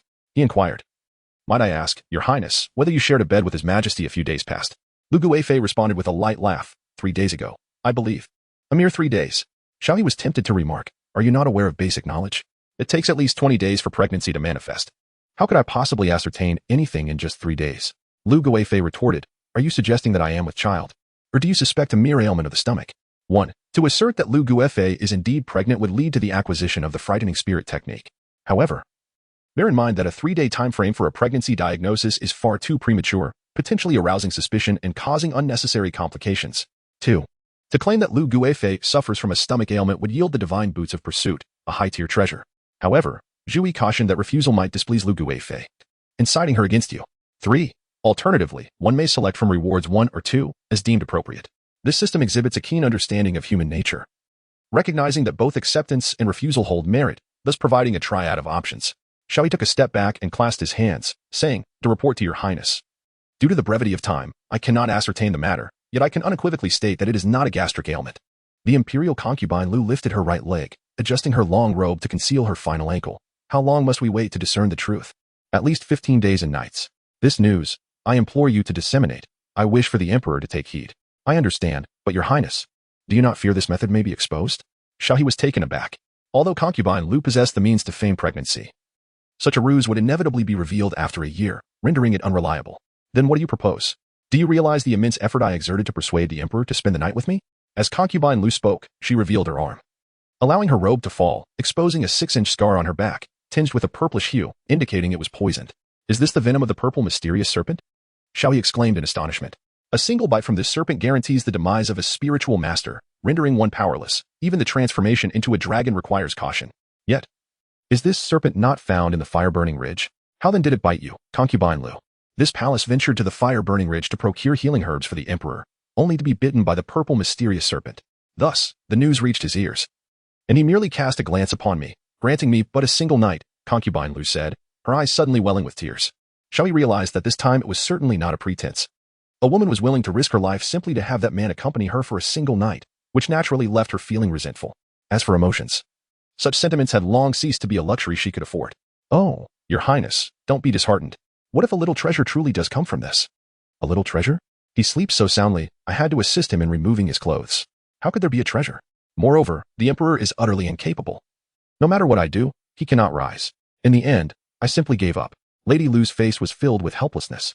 Xiao He could not help but envision the scene, gazing at the exquisite beauty of Lady Lu, resembling a water lily in full bloom, her figure still retaining its allure. As a man, it was utterly unacceptable to allow such a beauty to leave disheartened. My lady, do not be sorrowful. Although I may not be able to assist you, I am here to listen to your grievances. Should your spirits falter, I am more than willing to lend an ear to your troubles. Upon hearing these words, Lady Lu felt a stir of emotion, scrutinizing Xiao He closely. He possessed a delicate countenance, yet exuded a unique charisma, his physique well-proportioned. Younger than the emperor, his bronze skin imbued him with an undeniable masculine charm. He is indeed quite handsome. How did I not notice this before? I am merely of ordinary appearance. Who isn't? Xiao He humbly replied. If you are ordinary, then the world must be filled with exceptionally handsome men. Alas, your eloquence is commendable. Yet you are not the emperor. Moreover, I am no longer youthful, having surpassed 30. Were it not for my cultivation, I would have already faded into obscurity. What? You are 50? I would have guessed you were merely 15. How astonishing. Ah, your charming tongue certainly brings joy. In light of your sweet words, I shall reward you with 10,000 coins. Lady Lu waved her hand, and a stack of coins fluttered down. Xiao He promptly declined, saying, Your Highness, I assure you it is not for the sake of monetary gain. Rather, I am moved by an overwhelming sentiment. Witnessing you alone in the depths of the palace, shrouded in sorrow, evokes within me a profound understanding of your plight. How agonizing it must be for a woman in the prime of her life to be deprived of the admiration she deserves from men. Xiao He's words profoundly stirred the heart of Consort Liu, leaving her momentarily bewildered. With a final, deep sigh, she mused, Alas, perhaps this is fate. If you were the emperor, Xiao Tai, would you choose me or Consort Lian? I have heard that enchanting woman possesses remarkable skills in the art of seduction. Yet I refuse to believe she surpasses me. Chapter 38, The Resignation of Consort Liu 1. Should you choose Consort Lian, you shall receive a revitalizing pill. But be forewarned, Consort Liu shall harbor resentment towards you and will seek to undermine you at every turn, potentially condemning you to a life of servitude. 2. Alternatively, should you choose to respond to Consort Liu, you will be rewarded with 10 precious golden fragrance pills. However, be cautious, for her competitive nature is fierce, and she will convey this news to Consort Lian, leading to discontent that may affect your relationships. What? Neither choice seems favorable. Must I forego the rewards altogether? Fortunately, the system offers a third option. 3. I desire them all, granting you an increase of 3 in luck points. However, do take care of your health. Xiao He adjusted his posture and, after clearing his throat a couple of times, spoke with a voice as gentle as flowing water. Your Highness, the beloved Lu Fei. How am I to make a choice? I am not the emperor, and without knowing your depths or having engaged in close discourse with you, how could I possibly discern? However, what follows? Lu Guifei was eager to hear the response she longed for. Yet, I must confess, as a man, I cannot bring myself to relinquish any of you. Lu Guifei rolled her eyes and turned her head away, exclaiming, Humph, how dull. You men are all alike, insatiable and lustful. Even when blessed with beauty, you still crave more. With so many enchanting women in the world, do you truly believe you can indulge in them all? Xiao He hastily changed his tone. However, Your Excellency, Lady Lu, you evoke an even greater joy within me, instilling a sense of warmth. Though you are in your 30s, I perceive you merely as a youthful maiden of 15. Oh, you flatter me with your words. I have heard such praise many times before, and it does not sway me. My lady, you overthink. I do not seek to curry favor but simply express my heartfelt sentiments. As a mere commoner, I have seldom encountered beauty. Were it not for my position as a physician, I might never behold your true visage. Alas, you are who you are, and I, a humble subject, can only admire from afar." Lady Lu, rising gracefully from her chaise, regarded Xiao He with her enchanting phoenix eyes, her voice soft yet inquisitive. "What? Do you wish to know more about me?" "I dare not, my lady." Xiao He retreated a step. "Then why utter such words? Are you employing a strategy of feigned restraint?" Lady Lu pressed closer, her tall figure nearly brushing against him, leaving him with no avenue of escape. "My lady, you jest. Such tactics are only effective for men of considerable prowess. Apart from my modest good looks, what could possibly attract you? Ah, Lord Xiao, you possess a certain charm. Though I have encountered many men, you stand out, perhaps among the finest," Lady Lu remarked, playfully pinching his arm. "How firm? Is your physique always this robust?" Her interest piqued. "My lady, should anyone witness this, my life would be forfeit," Xiao He exclaimed, fear evident in his retreat. "Must I refrain from jesting with you?" she teased. "Isn't this a tad too suggestive?" Xiao He glanced towards the door, anxious about being seen. "It remains ajar. Do be cautious. Yet, XINU ensures privacy. She always closes the door, cocooning us in silence even amidst chaos." Lady Lu lightly scoffed. "You think too much. I am the Emperor's woman." "But then," she continued, "remove your outer garment. I wish to see the results of your physical training. Isn't that inappropriate?" Xiao He sensed the atmosphere shifting, fearing her audacity might escalate. "Boldness is warranted. I suspect you may harbor concealed weapons." "I merely wish to ascertain the truth," Lady Lu asserted, slapping the table with a sharp tone. 1. Disrobe. Receive a reward of a soil escape talisman. Be advised, this action will render your relationship with Lady Lu increasingly perilous. 2. Refuse. Receive 10 blood-invigorating pills. Be forewarned, should you decline, Lady Lu will forcibly remove your clothing, potentially leading to an embarrassing predicament. Xiao He, in a state of resignation, could only remark on the outrageous skill of this woman in fabricating accusations. Nevertheless, he complied. With a hesitant motion, he loosened his upper garment, revealing his robust, bronze-hued physique. This was the first time Lu Guifei beheld such a flawless form, powerful and profound in color, with impeccably defined lines, every inch of his skin radiating virility. For a moment, she found herself entranced, only regaining her senses when Xiao He donned his clothing once more. Your Highness, Your Highness?" Xiao He gently shook his hand. "Oh." Lu Guifei's gaze darted away, unable to meet Xiao He's eyes directly. "Your Highness, is there anything else?" "No, you may leave for now. I wish to be alone for a moment. Then I shall take my leave." Once Xiao He departed, Lu Guifei abruptly sat upright, yet an unsettling feeling swept over her, prompting her to rise and step outside, watching Xiao He retreating into the distance, biting her lower lip. This man had frequented Lian Guifei's quarters multiple times. And with the Emperor's own shortcomings, was it possible? A bold conjecture ignited in Lu Guifei's mind, her eyes widening as if she had uncovered a significant secret. If the two were indeed engaged in an affair, there would surely be traces left behind. She resolved to investigate thoroughly. Yet, the thought of Lian Guifei, that enchanting woman, entwined with such a handsome man as Xiao He on a daily basis, stirred an unexpected sense of envy within her. As Xiao He strolled along the secluded paths of the imperial harem, he promptly claimed his system rewards. The eyes of stars and moon had once again been enhanced. Not only did his vision sharpen, but he also gained the ability to perceive his opponent's movements during combat, significantly bolstering his practical capabilities. The second option presented was the choice between the divine spirit art and the lightning pursuit. Xiao He opted for the bewildering technique. Although the pursuit of lightning is commendable, enhancing one's speed in the face of peril, the bewildering technique is a profound method aimed at fortifying the soul. It augments spiritual strength and, upon reaching the grand completion stage, enables the practitioner to unleash the soul-piercing strike. In the grand scheme of things, this choice is decidedly more advantageous. The 9-turn soul-reviving pill, though the system does not specify its rank, undoubtedly qualifies as a celestial-grade elixir. As long as the duration of death does not exceed 1 hour, it can restore life, albeit without the ability to heal any injuries. Xiao He, cherish this elixir well. It is exceedingly precious, akin to a second life. At least in his recollection, the great Qian has yet to possess such a miraculous potion. However, this elixir is not entirely flawless. The 9-turn soul-reviving pill, while capable of restoring life, does not negate the injuries one has sustained. Without timely aid, death remains a grim possibility. Nevertheless, even so, its potency is remarkable. I hope I never have to resort to using this elixir. In the realm of Great Qian, elixirs are categorized according to the ranks of holy, celestial, earthly, spiritual, and mysterious. The final reward is a soil escape talisman. However, its level is modest, allowing me to escape a mere 100 miles. Given my current speed, that distance equates to the time taken for half a stick of incense to burn. Should I encounter a dragon transformation master, this distance is hardly significant. The sole advantage lies in the fact that underground, enemies cannot discern my location, granting me the opportunity to elude them. Xiao He meticulously organized his current circumstances, enumerating his realms, supernatural abilities, and possessions. Realm, late stage of the 9th level. Supernatural abilities, Dragon Tiger Fist, perfect. Immortal Wind Cloud Body Technique, perfect. Hedong Lion's Roar, accomplished, breath concealment technique conceals presence. Mental techniques, sudden enlightenment. Cultivation methods, Xuan Wu True technique. Dragon elephant subduing prison force, spirit shock technique. Physique, Pure Yang holy body, star moon eyes, in advancement. Items, 1 relic, heart protecting realm, flying swallow pursuing snow, spiritual grade mid-tier. Extraordinary pleasure harmony powder, 9 revolutions soul returning pill, earth escape talisman. Skills, medical theories of 100 paths passive, enhance self-healing ability by 5.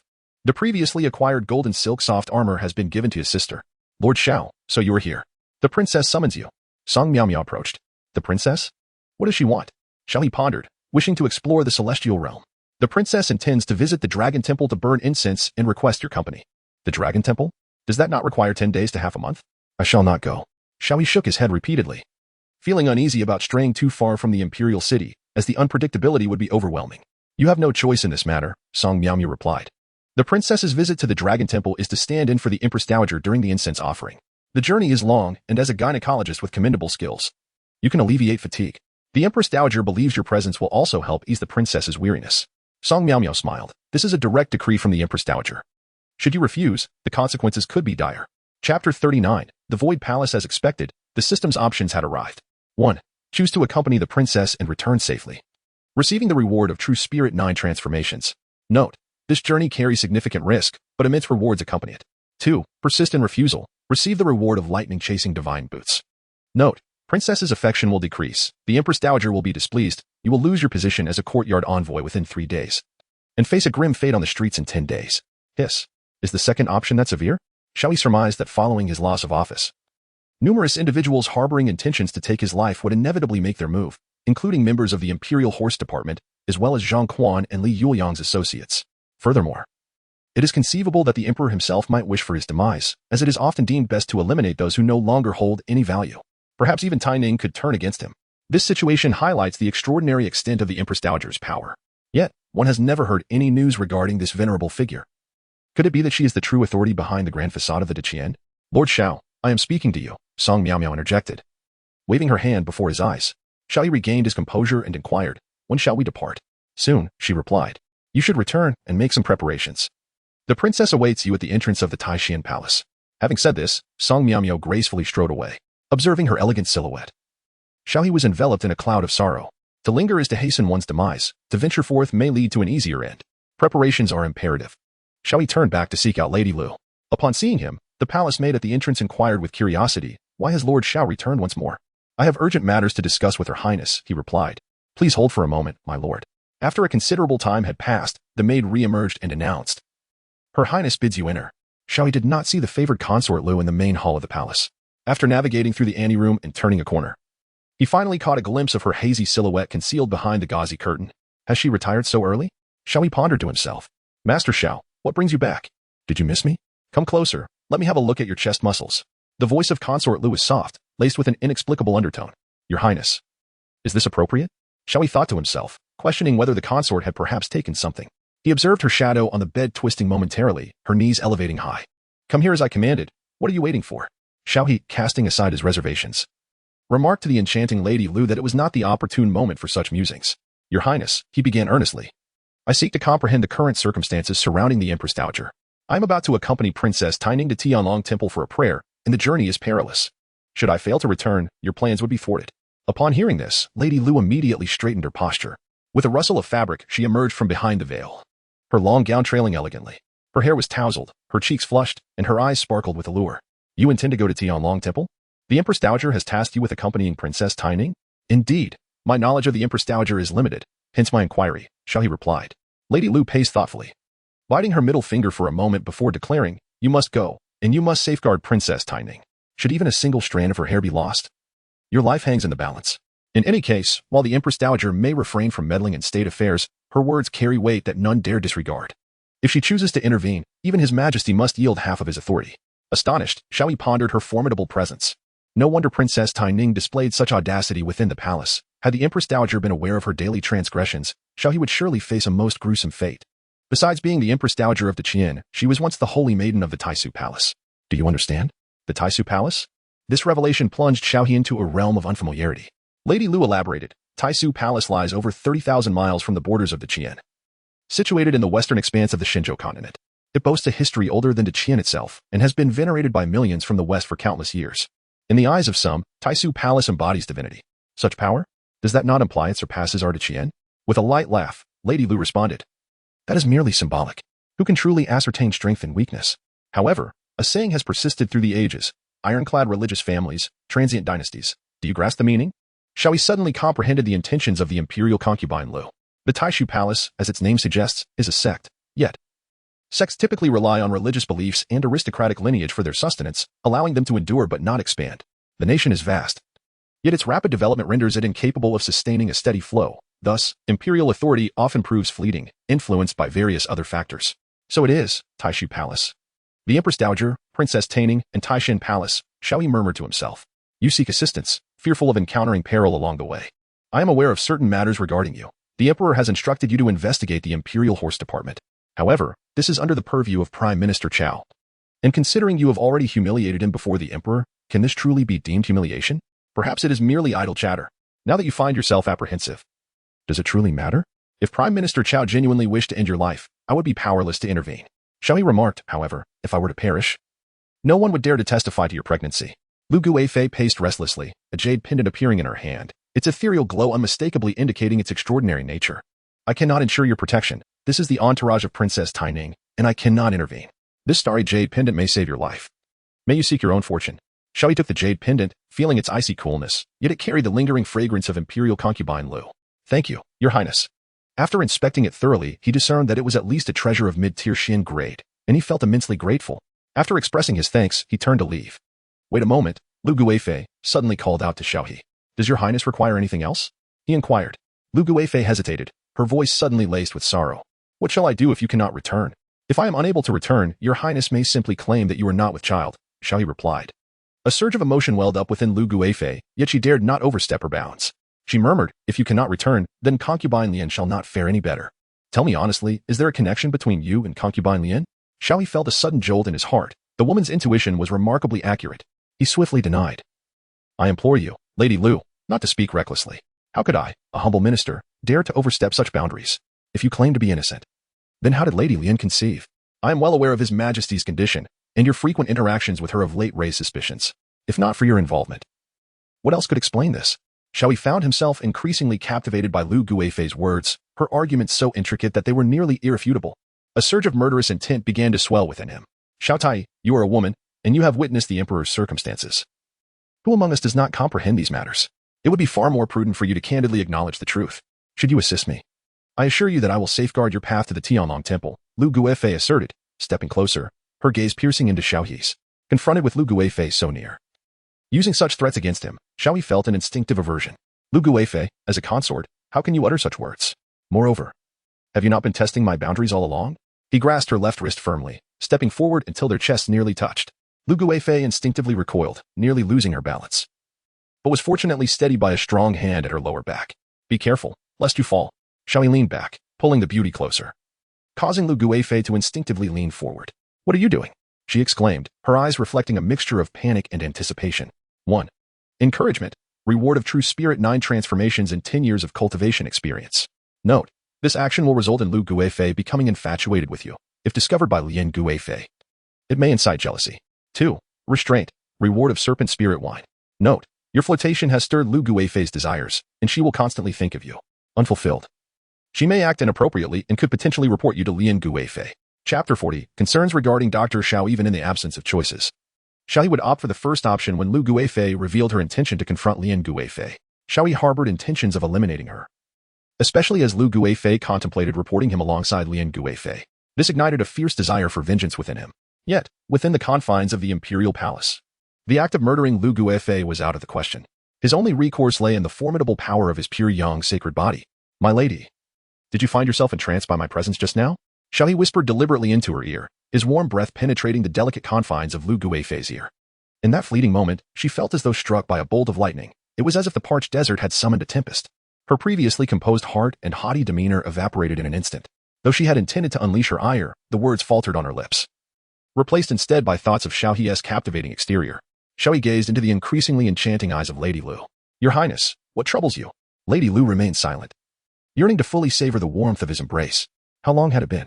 Decades had passed without experiencing such a sensation. The fervent hold enveloped her, nearly causing her to dissolve. Your Highness, if you choose not to speak, I must take my leave. Perhaps this is our final farewell, and we shall never meet again. Do not go. Lady Lu's heart stirred. Xiao He found himself at a loss. The lady was his sovereign, and her every word was law. Lady Lu murmured. Her breath fragrant as orchids. Must I utter it myself? But, oh, how shy it makes me. I am but a servant, bound to obey. Xiao He replied, his voice steady. Your Highness commands, you little rascal. You are quite mischievous. Xiao He departed from Qianhu Palace after the passage of a single incense stick's duration. Having tidied himself meticulously, he hastily made his way to Qingwan Palace. Inside, Lian Xinyue was engaged in embroidery, intent on crafting a scarf. Upon noticing Xiao He's arrival, she swiftly concealed the scarf and approached him, inquiring with a hint of concern, what brings you here so suddenly, with so many eyes in the palace? Your unexpected visit may raise suspicions. The hand of the favored concubine, Lian, was rather mischievous, discreetly reaching out to explore beyond the confines of propriety. Xiao He cast a glance, stepped back, and proclaimed loudly in the grand hall, your humble servant pays his respects to her highness. As I am about to accompany the princess to Tianlong Temple, I have come to prepare some nourishing tonics for you. What? You intend to go to Tianlong Temple? Upon hearing this, Concubine Lian waved her hand, closed the great door, and activated a protective barrier to thwart prying eyes from the outside. Xinyue. This is the Empress Dowager's directive. I cannot refuse. Concubine Lian acknowledged the gravity of the situation. She understood that Xiao He's departure from the palace was perilous. Who could predict whether the royal horse department and the divine guards would take action? Xinyue was exceedingly concerned. Typically, when the princess travels, she would be accompanied by her senior sister, yet the entourage was predominantly composed of the divine guards, a fact that posed significant danger. Are you referring to her senior sister, Song Miao? Xiao He inquired. Indeed, I shall devise a plan to see if we can replace someone in the divine guards. However, the majority of the divine guards are affiliated with Prime Minister Chao, which complicates matters considerably. Xiao He, upon seeing Lian Xinyue's troubled expression, enveloped her in his arms and said, Xinyue, I fear I may never see the Empress again. Allow me to serve her one last time. What do you mean last time? You must return alive. I will have Xiao Hong send a message to Commander Pang, urging him to bring along some men for your protection. Who is Commander Pang?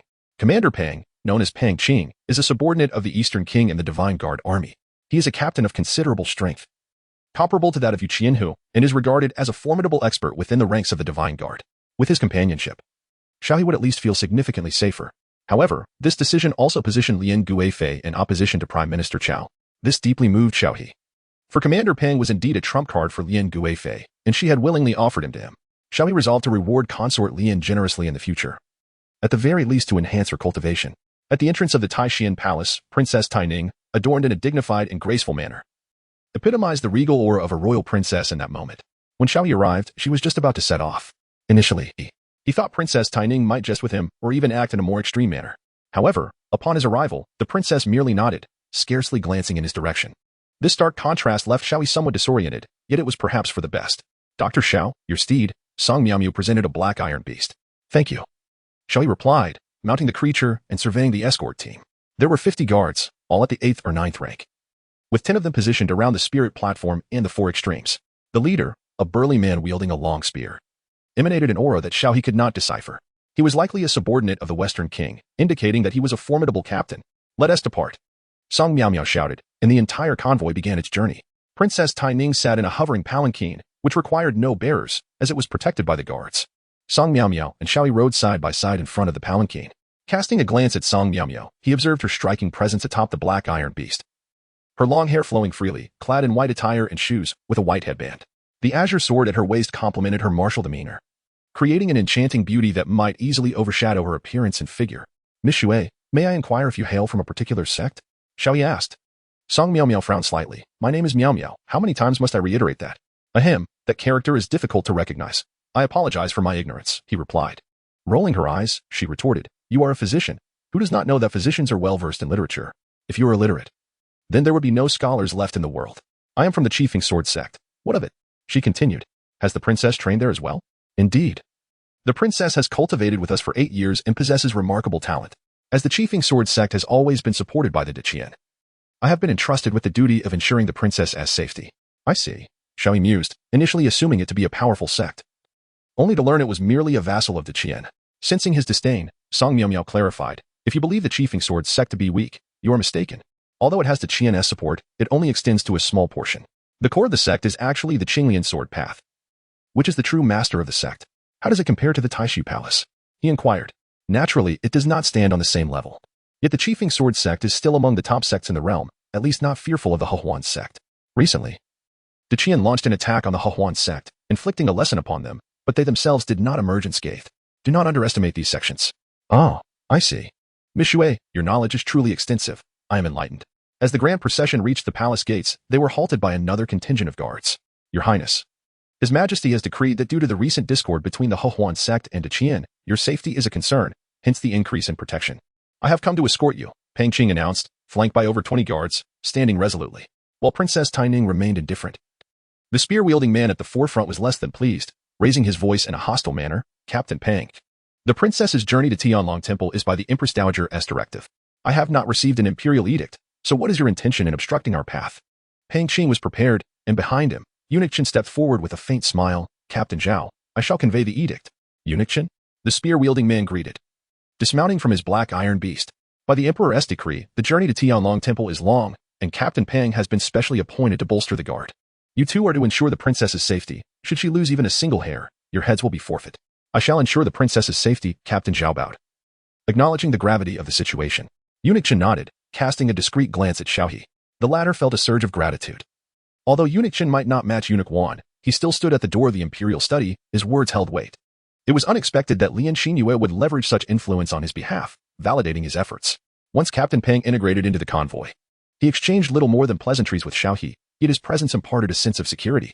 Let us set off. Song Miao called out again. In the royal horse department, within a courtyard, Director Wen Shenlai abruptly stood, astonished. What? Peng Qing is going too? Did the Western King not agree to send only Captain Zhao? But Peng Qing is of the Eastern King's faction. This matter requires my communication with the Western King. Meanwhile, in the imperial study, Li Chenxian stood before a middle-aged man with a flushed face and prominently red ears. Zhang Aiqing, what brings you here in such haste? Do you not see that I am in the midst of my cultivation? Your Majesty, I have recently heard some rumors in the palace. It is said that the new director of the Imperial Hospital has been linked to some unsavory gossip regarding Concubine Lian. With a resounding clap, Li Chenxian slammed his palm on the table. Nonsense. My beloved consort cannot be subject to your baseless slander. Drag him out and give him 10 lashes. Your Majesty, I merely intended to alert you, the man protested. Drag him out, I commanded. Li Chenxian was unyielding, as two fearsome figures entered and hauled the man away. A dignified third-rank official being unceremoniously removed. Li Chenxian scoffed. Ridiculous. Dr. Xiao has been specially appointed to assist Concubine Lian in dealing with Minister Qiao. Their occasional discussions within the chambers are entirely understandable. As he spoke, Li Chenxian produced a pair of gloves. These were hand-stitched by my beloved consort. How could she betray me? Turning to Eunuch Wan, he inquired, wouldn't you agree? Eunuch Wan approached with a smile. Your Majesty, we have all witnessed Concubine Lian's devotion to you. I hear Dr. Xiao has just emerged from Concubine Lian's chambers? Indeed, Your Majesty. He has been dispatched to Tianlong Temple. I suspect he sought the consort as assistance. Why does that girl, Li Susu, cling to Dr. Xiao? If I were to harbor suspicions, I would certainly question her motives. Should Dr. Xiao survive this ordeal, it would indicate his capabilities. And he may be of use in the future. Should he perish en route, it would merely reflect his inadequacy. Li Chenxian mused aloud. Let us go. I shall visit Concubine Lian. Before long, Li Chenxian found Concubine Lian reclining languidly upon her bed.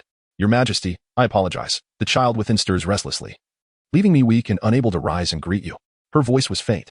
Li Chenxian drew back the curtain, observing Concubine Lian's flushed, feverish countenance, appearing utterly drained. What has happened? Was Dr. Xiao supposed to care for you? Why are you still in such poor health? It is my own failing. Dr. Xiao has been attentive. Administering medicine, she replied, recalling Xiao He's earlier demeanor, her legs weakening at the thought. The radiant golden light emanating from his form reminded her of a certain pure yang constitution, explaining her significant cultivation boost since their union. Is it truly not his fault? When he returns, I shall punish him adequately to vent your frustrations. He is quite commendable, Your Majesty. I am merely exhausted and wish to rest. Humph. This Dr. Xiao is truly exasperating. I expect him to perform his duties well, and yet he has allowed matters to reach this point. I shall not disturb you further. My beloved consort, take care to rest and avoid agitating the child. As the Emperor exited the chamber, Concubine Lian steadied herself against the bed's edge. Peng Qing should have left. I hope you encounter no misfortune. Chapter 41. The princess falls ill and requires medicine. Tianqing is vast. Yet the moment Xiao He departed from it, his heart was a tumult of anxiety, excitement, and anticipation.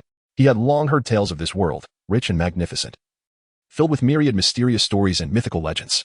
In his recollection, his father had once narrated the existence of various demons beyond the Qian, as well as the enchanting primordial forests. Lady Xue, have you ever heard of demons? Xiao He inquired, perched upon his steed as the sky gradually darkened. The common folk on the official road hastily made way for their entourage, while some cultivators, upon recognizing the royal procession, quickly stepped aside or offered their respects. Song Miao Miao, indifferent to correcting Xiao He on her name, permitted him to continue as he pleased. Indeed, I have encountered them. I have slain no fewer than 100 demons. Perhaps even 20 or so more.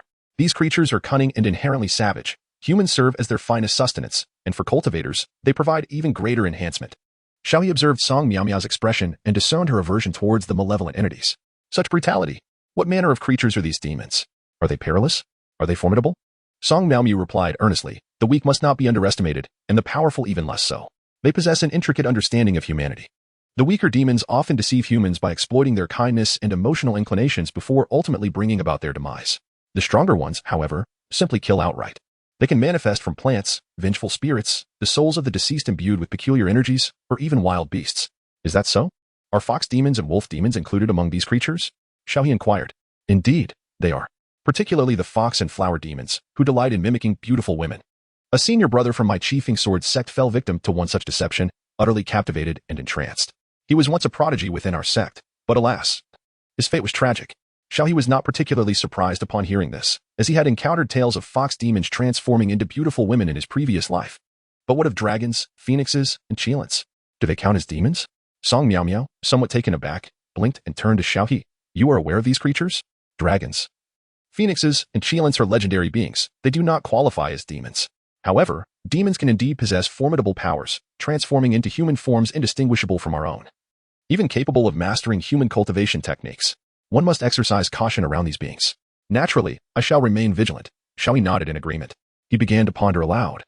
Yet the Qian Dynasty enforces a policy of zero tolerance towards demons, which is why there are scarcely any within its borders. The longevity of the Qian is attributed to this policy, attracting many to settle and thrive here. As the population flourishes, so too does the pool of talent. And the adept practitioners in Qian are not confined to the imperial palace. Listening to Song Miao Miao, Xiao He deeply appreciated the robust structure and system of the Qian Dynasty. One might liken personal cultivation and power to a technological tree. As individuals grow stronger through cultivation, the governance remains lenient and benefits plentiful. The imperial authority, as the heart of the Qian, gains immense advantages while also contributing significantly, earning the recognition of the populace, thus fostering further prosperity. What are you mumbling about? Song Miao Miao inquired, perplexed. Oh, I was merely reflecting on the remarkable feat of maintaining stability for thousands of years, he replied. Indeed, should the Qian persist for over 10 millennia, it would become one of the rare dynasties to achieve such longevity. It is said that a dynasty enduring for a millennium may undergo unexpected transformations. As she spoke, Song Miao Miao glanced at the palanquin, where the princess remained silent, engaged in her own thoughts. A millennium dynasty? Ah, the sun is setting.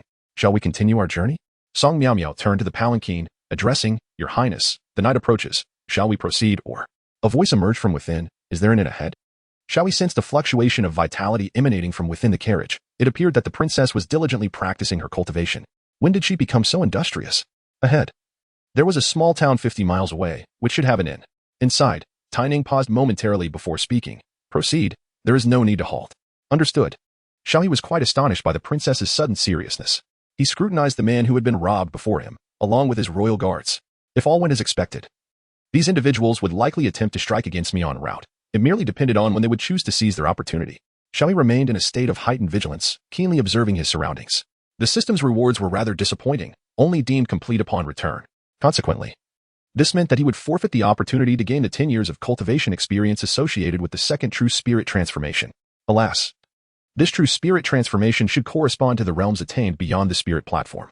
And a decade of cultivation could potentially elevate him directly to the pinnacle of the spirit platform. Yet for now, it was merely a fleeting thought. He could not stray far from the princess. Dr. Xiao, I have encountered a slight misalignment in my cultivation, and my breath is not flowing smoothly. Please assist this princess in achieving clarity. The princess's voice finally resonated from within the palanquin. Yes, Your Highness, Xiao He mused inwardly, recognizing that the young lady could no longer contain her restlessness. As he entered the palanquin, Zhao Qianhu and Pang Qing, positioned at the front of the processions, cast a glance back. Meanwhile, Song Miao Miao appeared to ponder for a moment before a knowing smile graced her lips, revealing her understanding of the princess's fondness for this dashing young man. Inside the palanquin, just as Xiao He intended to speak, Princess Tai Ning promptly gestured for silence, indicating that any words uttered now would be overheard by outsiders.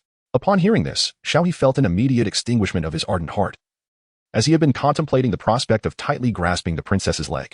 It seemed that Princess Taining indicated the carriage was crafted from unique materials, imbued with arrays designed for eavesdropping. Dr. Xiao, please come here and examine me. I recently experienced a chilling sensation in my dantian. Assist me in checking my pulse. Yes. I shall attend to you at once, replied the humble minister. Xiao He approached Princess Taining, intending to take her pulse, only to find the princess stifling a mischievous laugh, before lifting her long skirt and gesturing towards the back. Xiao He understood immediately. Dr. Xiao, do I need to take medicine? Princess Taining leaned against Xiao He's embrace, striving to articulate her words correctly. Certainly, you do need it. However, Your Highness, I suspect that the issue arises from an incorrect sitting posture during your practice. Please ensure that you sit properly while cultivating, lest your energy becomes obstructed. Is this sitting posture correct for my practice? It is acceptable. Your talent for cultivation is truly remarkable, and I must express my admiration for such genius in this world. At that moment, the voice of Zhao Qianhu resonated from outside the palanquin. Your Highness, I just heard that you are unwell. Seeing that you have not emerged for a while, I came to express my concern. Upon hearing this, Princess Taining gestured for Xiao He to remain calm and restrained him from moving. Dr. Xiao is here, and I am quite well. So there is no need for your worry. Please leave. Yet Zhao Qianhu remained persistent, seemingly intent on ascertaining something. Your Highness, I cannot rest easy. May I take a look at you? As Xiao He heard this, he gestured his intention to rise and swiftly moved aside. However, Li Susu grasped his hand, preventing him from doing so. Outside the palanquin, Zhao Qianhu squinted his eyes, fixating intently on the carriage. Before long, the curtain was drawn back, revealing the petite head of Princess Taining. Have you seen enough? What a physician, Xiao. Zhao Qianhu pressed on, undeterred. Physician Xiao is preparing medicine for me, and this is my resting place. Are you suggesting that Physician Xiao should occupy my bed? That is not my intention, Princess. Why is your face so flushed? Mind your own business. Go back. Princess Taining could not contain her anger and shouted, quickly pulling down the curtain, casting a flirtatious glance back at Xiao He. Chapter 42. The Man Who Slayed the Frost Giant Yuan. As Xiao He descended from the palanquin, half an hour had already elapsed. Moreover, an aura of breakthrough emanated from within, leaving the onlookers astonished. Master Xiao, you are indeed a miraculous physician. Your presence alone has facilitated the princess's advancement. Truly remarkable. Pang Qing couldn't help but express his admiration. Zhao Qianhu, however, cast a skeptical glance at Xiao He, questioning the veracity of such prowess. Master Xiao, given the princess's age, she has already reached the late stage of the four extremes. Your contributions are indispensable. Xiao He humbly addressed the crowd, saying, Oh, it is merely the princess's innate talent that is formidable. I simply happen to be present, even if I were not here. The princess would surely break through in 10 days or half a month. Only he understood that the princess's breakthrough was inseparable from her pure yang sacred body. Dr. Xiao, it seems your expertise in overcoming bottlenecks is quite impressive. Might you assist me in gaining some clarity as well? Pang Qing laughed heartily, his bushy beard and robust physique instilling a sense of trepidation in Xiao He. Lord Pang, your wisdom and prowess render such assistance unnecessary. Should any troubles arise in the future, I shall certainly lend my aid, Xiao He replied, clearing his throat. Well said. Haha, well said. Pang Qing chuckled, entirely oblivious to the deeper implications of Xiao He's words. Amidst the crowd's praises, Xiao He returned to his black iron beast. Song Miao Miao approached, her eyes wide with astonishment. How did you achieve that? What do you mean by that? Xiao He inquired. Song Miao Miao scrutinized him sharply. The princess's cultivation is merely at the mid-stage of the four extremes. To reach the later stage, I estimate it would take at least a year and a half. How did you facilitate her sudden breakthrough? Do you possess a miraculous elixir? Miss Xue, do you believe my capabilities warrant such a divine remedy? Song Miao Miao chuckled lightly. I too have recently encountered a bottleneck. Why not assist me in gaining some insight as well? I have been stagnating at this level for quite some time. Upon hearing those words, playfully slapped Song Miao Miao's face. With a striking demeanor, her flowing long skirt concealed her alluring figure, while her long legs, strong and well-defined, left one to ponder the possibilities had she engaged in a struggle. Xiao He swiftly shook his head, pondering what on earth was happening. After all, this was the princess's senior sister, a chivalrous woman of the martial world, and an innocent water nymph. What is your cultivation level? Late stage of transformation into a dragon. Song Miao Miao's eyes sparkled with a hint of pride, as it is common for prodigies to feel a sense of superiority. Oh, how impressive. You must be no more than 20 years old, right? Xiao He marveled at the abundance of talent in this world, lamenting that his own body, nearing 20, was still languishing at the fourth stage. Impressive? I am over 30. The princess, in her prime, merely at the age of 28, has already reached the fourth extreme. Now that is true genius. Xiao He felt himself to be utterly useless. According to the cultivation time prescribed by the system, he had dedicated 25 years to his practice. Yet he had only reached the 9th level. This was simply disheartening. Was this the pure yang sacred body? Aside from bringing joy to the Lotus Empress, it seemed to serve no other purpose. Perhaps sensing Xiao He's inner lamentations, the system could not refrain from interjecting. You have endured a solitary and arduous path without any resources. The energy within your cultivation chamber pales in comparison to merely a fraction of that found in others' chambers. Upon hearing this, Xiao He felt somewhat reassured. Such a comparison illuminated the abundance of cultivation resources available to the princess, perhaps even rendering the 9-turn golden elixir as trivial as candy, reflecting on his own experience. He realized that he had ascended to the pinnacle of the 9th tier in just over 10 days in the real world, an extraordinary feat indeed. What's the matter? Do you not wish to assist? Song Miao Miao, noticing Xiao He's silence, assumed she had imposed upon him. Not at all. I believe there will be opportunities in the future to aid your breakthrough, Xiao He coughed discreetly. Suddenly, Princess Tianing pulled back the curtains, Song Shiji. If you seek to advance your cultivation, I can offer you some elixirs. The methods of Dr. Xiao are beyond your reach. Is that so? Such a thing exists? Song Miao Miao regarded Tianing and Dr. Xiao with suspicion, as if searching for some peculiar evidence. Of course, we shall discuss this matter further later, for now. Our priority is to continue our journey. Sensing Tianing's jealousy, Xiao He quickly ceased his conversation with Song Miao Miao. The remainder of the journey unfolded in tranquility. Being part of the Daqian convoy, they encountered no troublemakers, especially under the leadership of 2,000 household commanders. As Princess Tianing's cultivation breakthrough was achieved with Xiao He's assistance. She frequently called upon him to provide help along the way. This brought immense joy to Princess Tianing. 7 days later, they arrived peacefully at the foot of Tianlong Mountain. They traversed 3 great cities without pausing, navigating numerous mountains and rivers to reach this destination. Standing at 3,000 zhang, Tianlong Mountain soared beyond sight. The group began their ascent. For them, the 3,000 zhang flat path posed no challenge. However, as they climbed higher, the pressure intensified. Many ordinary individuals could ascend only a few zhang before they were compelled to halt and offer prayers. At 1,000 zhang, numerous third-tier cultivators found themselves unable to proceed further.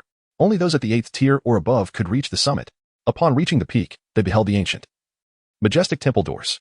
Since access to Tianlong Temple was restricted to foot travel, Princess Tianing could finally practice openly, no longer confined to her palanquin. Eagerly, she entered the temple, experiencing a blend of pain and joy throughout the journey. Quite a crowd. Xiao He observed the modest temple surroundings, where no fewer than 1,000 cultivators gathered, all outsiders. And today was merely an ordinary day. It was said that Tianlong Temple could truly connect with the divine, and its abbot was shrouded in mystery. Earning the respect of even the Empress Dowager. Exercise caution within, Song Miao Miao advised. Caution? Is there truly someone who would dare commit violence within Tianlong Temple? Xiao He was taken aback. It is merely a temple. Who would concern themselves with your fate? Xiao He inhaled deeply, following Song Miao Miao into the temple. Their arrival captured the attention of many, for it was difficult to remain inconspicuous as members of the Qian royal family. The girl at the center exuded an immense pressure despite her youth. She was likely Princess Taining of Qian, renowned as the foremost female cultivator. Unparalleled in both beauty and talent. I recall a prominent disciple from the Taishu Palace who was quite enamored with her and even contemplated a proposal. You mean the man who severed the icy giant Yuan with his sword? Yes, that is indeed him. I only know that his surname is Han and that he wields a Qi Hong sword. Furthermore, I have heard he intends to propose to Qian. Upon overhearing the discussions around him, Xiao He hurriedly stepped forward, addressing the princess. Your Highness, I shall await you outside. Zhao Qianhu, standing ahead, shifted at these words. No. I still have matters to address. You must accompany me. After Princess Taining spoke, she halted, commanding Zhao Qianhu and Pang Qing to remain behind, maintaining a distance of 10 zhang from her. Your Highness, this is not feasible. A distance of 10 zhang is too far should we encounter a skilled opponent. Zhao Qianhu quickly knelt on one knee. What? You cannot manage 10 zhang? If you're incapable, then resign and return to farming. There are plenty who can take your place. Your Highness, this is unacceptable. It makes it exceedingly difficult for me to comply. Zhao Qianhu remained obstinate. Chapter 43. It's over. The Empress Dowager Nosli Susu, observing the reluctance of those around her to leave, called for Song Miao Miao. Surely, I can have her by my side? If even senior sister Song cannot deter them, your presence is of no consequence. But what? Li Susu, visibly displeased, had finally escaped the royal surveillance of the tracking palanquin, relishing her newfound freedom to speak, yet these individuals continued to intrude upon her moments with Xiao He. Zhao Qianhu. 10 zhang is trivial. Let us return. Miss Song is already quite safe beside the princess. Pang Qing stepped forward, casting a glance at Xiao He, subtly urging him to remain vigilant. Pang Qing, huh? So you assert, should anything go awry, you will bear full responsibility. With the scrutiny directed solely at him, Zhao Qianhu reluctantly retreated 10 zhang. Seeing the bothersome figures withdraw, Princess Taining whispered, Xiao He, this journey is exhilarating. Isn't it? Keep your voice down. Song Miao Miao is right beside us. She wants to eavesdrop on me. We shall sleep together tonight. Are you out of your mind? This is Tianlong Temple. We cannot sleep together in front of Zhao Qianhu. What is there to fear? Would you prefer to hide beneath my skirt? Princess Taining tugged at her voluminous dress, as if to suggest it was deliberately designed for such a purpose. Xiao He could not help but take a deep breath. This Taining was truly remarkable. Could it be that this individual had returned from the decadence of a sect? However, upon reflection, it seemed rather. Xiao He shook his head vehemently, suppressing such perverse thoughts. How could a dignified man ever stoop to such antics? Ridiculous. Let me inquire, what is the matter with that gentleman surnamed Han? Are you to be engaged? I initially expected Princess Taining to respond dismissively, yet to my surprise, she candidly acknowledged the truth. As for this matter, I am aware that he had pursued me and even intended to propose. The Empress Dowager has always favored him. However, I find him lacking in appeal. Especially with his gaunt appearance, how could he ever compare to you? Compare to me? His reputation precedes him, and it is undeniable. Should he become aware of this, I would surely face dire consequences. Xiao He felt ensnared in a predicament. If this were to come to light, while Li Susu may remain unscathed, he would undoubtedly meet his demise. Observing that Princess Taining appeared solely concerned with her own enjoyment, utterly indifferent to the future, Xiao He resolved to take it upon himself to guide her appropriately. At that moment, Li Susu spoke up. Rest assured, I shall not acquiesce to his advances. I firmly believe that no man in this world can rival your prowess. Once one has tasted the exquisite, why would one settle for the mediocre? At worst, I shall relinquish my title as princess and become your clandestine lover. Xiao He unexpectedly glanced at Li Susu, questioning whether she was willing to forsake everything for fleeting happiness. While the reasoning held merit, certain matters required clarity. You must first eliminate Chancellor Qiao, otherwise, if I fail to surpass this trial, you shall never experience the fervor of passion again. Ah, that simply cannot be. I will certainly assist you upon my return, Li Susu replied. Her eyes filled with a pitiful and helpless gaze as she furtively looked at Xiao He. As the two walked ahead, Song Miao Miao forged a path beside them, while a long line trailed behind, compelling others to step aside. However, the monks of Tianlong Temple merely offered a slight bow upon seeing them, treating them no differently than any passerby. The abbot of Tianlong Temple did not emerge from within. The temple comprised 3 grand halls, constructed in perfect alignment, with the last one perched precariously on the edge of a cliff. An inscription in an unfamiliar script adorned its entrance, characters that Xiao He could not decipher. This is Buddhist scripture, signifying rebirth, Princess Taining elucidated. Xiao He gazed upon a colossal Buddha seated at the center of the hall, its colors obscured. Towering above and surveying the realm below, the Buddha's head was shrouded in darkness.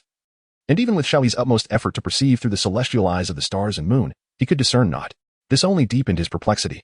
Princess, the Tianlong incense is ready. You may enter, Song Miao Miao said, presenting 3 sticks of black incense. Li Susu, holding the incense, made no move to ignite it as she ascended the steps of the grand hall. The others remained below, waiting. Xiao He observed that everyone else was offering incense at the first hall. Scarcely anyone ventured to the 3rd hall, and now only Princess Taining was poised to enter. Xiao He gazed at Li Susu, who was ascending the steps, and could not help but inquire of Song Miao Miao beside him. Is there anything particularly special about this final hall? Unfortunately, Song Miao Miao was equally in the dark, responding vaguely. All I know is that this last hall likely serves as the greatest conduit to the divine, yet the price to be paid is quite steep. In any case, this aligns with the Empress Dowager's wishes, though the precise reasons elude me. Xiao He raised his gaze towards Li Susu. From this perspective, he could only see her head as she bowed and knelt, incense already placed beneath the statue of Buddha. Although unlit, the incense was gradually diminishing, creating an oddly eerie scene. When Li Susu descended, Xiao He distinctly sensed a subtle change in her physique, an alteration perceptible only to his Pure Yang sacred body. The formidable power of the primal Lian was palpable. It seemed Xiao He began to grasp an unsettling realization. Had the Empress Dowager noticed that Li Susu had lost her primal Lian and come to this place to restore it? Did this imply that the Empress Dowager harbored suspicions? A chill enveloped Xiao He, making him acutely aware that it was not just Prime Minister Qiao and his cohorts who sought his demise. The Empress Dowager was also watching him, sending a shiver down his spine. Li Susu remained oblivious, playfully exchanging glances with Xiao He, cheerfully stating, "The incense offering requires 3 days. The Empress Dowager has arranged our accommodation, so let us rest here." Indeed, time swiftly passed, and evening approached. Only the princess and Song Miao Miao had private quarters, while the others stood vigil outside. Xiao He sat beside Pang Qing, engaged in laughter and conversation, while Zhao Qian who diligently stood guard, everything appearing to be quite normal. "Dr. Xiao, the princess requests your presence." "Dr. Xiao, why is it that the princess always has to call for you? You should be more mindful of your boundaries." Zhao Qian who could no longer restrain his reprimand. "I am a gynecologist. If I do not go, shall you?" Xiao He rolled his eyes at him. Pang Qing chuckled heartily as he remarked, "Zhao Qian who, if you are so inclined, perhaps you should return and study gynecology, haha." Upon entering, Xiao He discovered that Song Miao Miao was absent, prompting him to inquire, "Where's Miss Song?" "I sent her to the left," replied Princess Taining, gesturing towards the newly created small partition on the left side, which they had just arranged themselves. "This is too obvious. Miss Song must have guessed it," Xiao He remarked, rendered speechless by the princess's blatant actions. "What is there to fear? Sister Song won't betray me. Our relationship is quite good. Now, come stand behind me." Li Susu bit her lip, exuding a hint of allure. "Behind? Do you realize that you have already regained your maidenly form?" "We absolutely cannot, or else the Empress Dowager would have my head," Xiao He firmly rejected, unwilling to court disaster. Yet, Li Susu remained unconvinced. "I refuse to believe it. Please take a look for me." It certainly can't be true. Chapter 44. The Night Raid of the Huan Sect. The Emperor's Fury. Oh dear, you genuinely believe it? You've misunderstood. Princess Taining, noticing Xiao He's sincerity, swiftly turned and playfully swatted his head. Blushing, she explained, this incense is merely meant to enhance a certain aspect of my primordialine energy. The Empress Dowager harbors no ulterior motives, so do not worry. Is that truly the case? Xiao He exclaimed with delight, realizing that if the Empress Dowager found any incriminating evidence, his life would be forfeit. Would I deceive you? I'm not a child. After a brief moment, Xiao He utilized his medical expertise to ascertain that Princess Taining was indeed truthful. However, he soon faced the challenge posed by the group led by Zhao Qianhu outside the door, wary of any potential accusations. Suddenly, Song Miaomiu burst in from the side. Upon witnessing the intimate interaction between the two, her expression froze. Why did you suddenly come out? Were you not instructed to wait for my news? Princess Taining immediately rose, her face a picture of embarrassment. Xiao He had intended to say a few words, but he was met with Song Miaomiao's grave expression as she gazed intently at the door. Just as he was about to inquire, a sudden, violent explosion erupted outside, accompanied by the furious shouts of the Divine Guard. Heavenly Harmony Sect, you possess remarkable audacity to intrude upon my great Qian. Great Qian? It is said that the princess has arrived at the Heavenly Dragon Temple. We must extend our hospitality accordingly. Eliminate them. Great Qian has forced our Heavenly Harmony Sect into a corner, and they shall not escape unscathed. Capture the princess and leverage her for negotiations with Great Qian. Quick. Form the battle array. Standing at the threshold, Song Miaomiu was already in a combat-ready stance, the fierce sounds of conflict outside indicating that the intruders were formidable, posing a significant challenge for Pang Qing and Captain Zhao. Xiao He, swiftly escort the princess to safety, hurry. Pang Qing's booming voice echoed within the room. The intruders are formidable beings of the Marquis realm. We must flee. Marquis? Xiao He's pupils dilated sharply, a wave of incredulity washing over him. What nonsense is this? The realm of Gathering Cauldron allows one to soar through the skies. How could one possibly flee? A formidable being, one who has condensed the three flowers. And even the queen resides at this level, attempting to assassinate the princess? 1. Take the initiative to engage in battle and earn a reward of 10 years of cultivation experience. Note, with the host's current strength, venturing out is likely tantamount to delivering oneself as a meal. Is one truly willing to risk death for a decade of cultivation experience? 2. Escape with the princess. This grants 10 Thunder Explosion pills as a reward. Note, there remains a slim chance of survival and fleeing, and the Thunder Explosion pills can, if used wisely, annihilate a Dragon Transformation Cultivator. However, be cautious not to harm oneself in the process. 3. Abandon the princess and escape alone, earning a reward that increases self-healing capabilities by 10%. Note, by forsaking the princess, even if one survives, the relentless pursuit of the Deqian awaits, rendering the chance of survival exceedingly slim. It seems the only viable option is the second. Xiao He wandered around the temple, only to discover that there were no other exits. If he attempted to leave through the front, he would undoubtedly face a deadly ambush. Thus, he had no choice but to employ the Earth Escape Talisman. At that moment, the sounds of battle outside grew alarmingly close, indicating that the Divine Guard could no longer hold their ground. Your Highness, we must flee, Pang Qing shouted, as the thundering of explosions and the ghastly sounds of slaughter filled the air. They're coming. Song Miaomiao's expression hardened as she crushed the Jade Talisman for help. However, the Chiefing Sword Sect was far away, and she could only hope that there were fellow disciples nearby. Gritting her teeth, she urged, Xiao He, find a way to take the princess and escape quickly. I can expend my life force to fend off the intruders from the Huan Sect. What nonsense are you spouting? You too, hold on to me tightly. Xiao He realized that there was no time to lose and decisively took out the Earth Escape Talisman. The Earth Escape Talisman? That is a treasure exclusive to the Taoist sections. How do you possess one? Song Miaomiao exclaimed, astonished. Do not ask so many questions. Get in the carriage. Xiao He began activating the talisman. Li Susu clung tightly to Xiao He's waist, while Song Miaomiao was at a loss as to where to place her hands. What are you hesitating for? Hold on to me tightly. What if you fall off later? Xiao He bellowed as the talisman began to take effect. This was his first time using the Earth Escape Talisman, and he was uncertain of its range, fearing potential mishaps.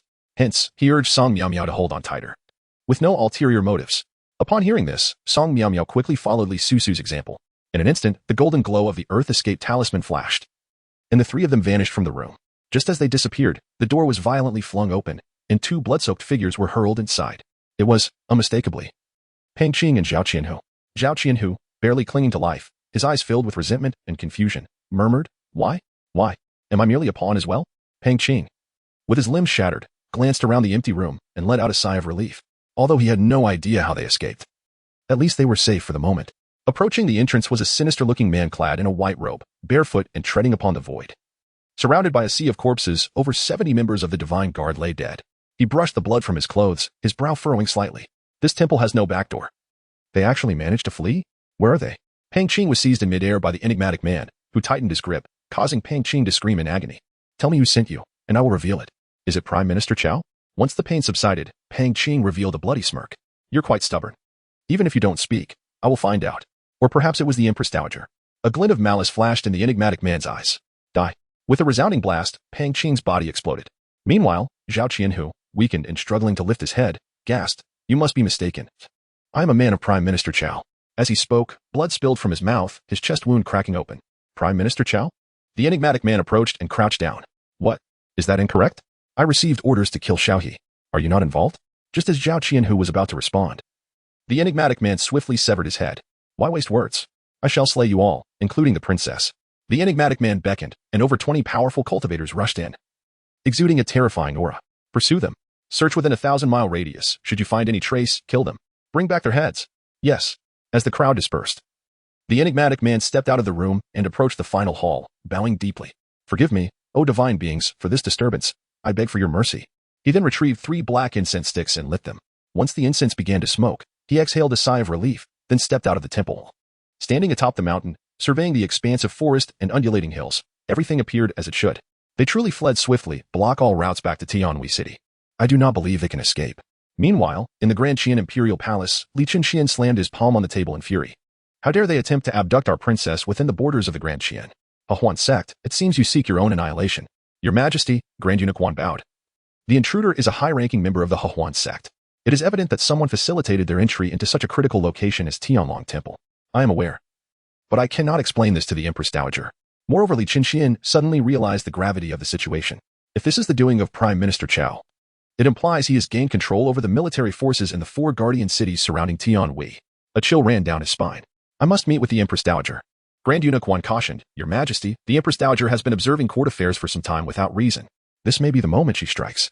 If it is connected, the attack on the princess may have been orchestrated by multiple parties, and I fear what? If this matter is not addressed, should anything truly happen to Taining, the repercussions for me will be far greater. How will the world perceive me, the Emperor of Grand Qian, if our princess is murdered within our own borders? Your servant is here. I shall confront the Empress Dowager myself. You must go out personally and ensure that she is found, no matter who obstructs you. Do not hesitate to kill them. If capture is possible, then capture them. Furthermore, spread the word. Whoever rescues the princess shall be rewarded beyond measure, with a promotion of at least 2 ranks. Yes. Grand Eunuch Huan's expression shifted as he watched the departing emperor, his form gradually transforming into an afterimage before a starry light flashed across the sky, vanishing without a trace. Chapter 45, Hellish Choices in a Filthy, Muddy Swamp. 3 figures crawled forth, emerging from the muck. Once free, they did not linger but lowered their heads and hid in a distant stone cave. Just then, 3 figures swept past their previous location, cleaving through trees and causing immense destruction. At that moment, 2 armored men appeared before them, wielding long spears and exuding an impressive presence. Huan sect scoundrels, kill them. Oh no, it's the Divine Guard. Run. However, the 2 spear-wielding men were exceptionally powerful, quickly dispatching the 3 disciples of the Huan sect. The princess is not here. Check to the west. Your Highness, the Divine Guard has come to protect you. If you are here, please step out so we may escort you back to the palace. Within the stone cave, the 3 figures covered in mud, including Li Susu, paid little mind to their grimy state. Xiao He sensed something amiss, yet upon observing that Li Susu and Song Miao remained unperturbed, he decided to follow suit. Rest assured, we are closest to Qinglong City, one of the 4 guardian cities. The guardian deity bureau there is beyond the control of Prime Minister Qiao. Thus we shall encounter no peril. Song Miao elucidated. Xiao He Chong Song exhaled, sensing that safety had been attained. The efficiency of the Qian was indeed commendable. He was aware that the 4 great cities, Qinglong, Xuanwu, Baihu, and Zhuke, each house their respective specialized martial forces. I am here. Quickly take me back to the palace. Li Susu exclaimed as she hurried over. It is the princess. The 2 officers from the Zhenshin division were filled with astonishment and rushed forward. Despite the princess being covered in mud, the identity jade pendant in her hand was irrefutable. How delightful. It truly is the princess. Your Highness, we apologize for our delayed rescue. The officers knelt on one knee, both appearing middle-aged and exuding a robust aura. Your Highness, a formidable master from the Huan sect has arrived. We must depart swiftly, or we shall find ourselves in peril. Li Susu nodded, not daring to linger, and hastily followed. At that moment, a prompt appeared in Xiao He's mind. Trigger Advanced Task Option 1. Eliminate the Zhenshin Division. Reward. Elevation of Pure Yang Sacred Body to Extreme Yang Sacred Body. Note. Only by slaying the Zhenshin Division may one find a glimmer of hope. Following them guarantees death. The more one hesitates, the closer one draws to demise. Upon seeing this option, Xiao He was taken aback and abruptly pulled Li Susu and Song Miao back. He then swiftly tossed out 3 thunder explosive pills. These 2 are problematic. Retreat. He simultaneously activated the celestial wind cloud body technique, transforming into fleeting shadows as he rapidly withdrew. In less than the span of a breath, the 2 officers from the Jinshin division had yet to fully comprehend the situation when the thunder explosive pills detonated almost at point-blank range. Boom. A deafening thunderclap erupted, transforming a radius of 300 zhang into a tempest of lightning. The 2 masters from the Jinshin division were utterly annihilated. There was no time for explanations. They needed to flee.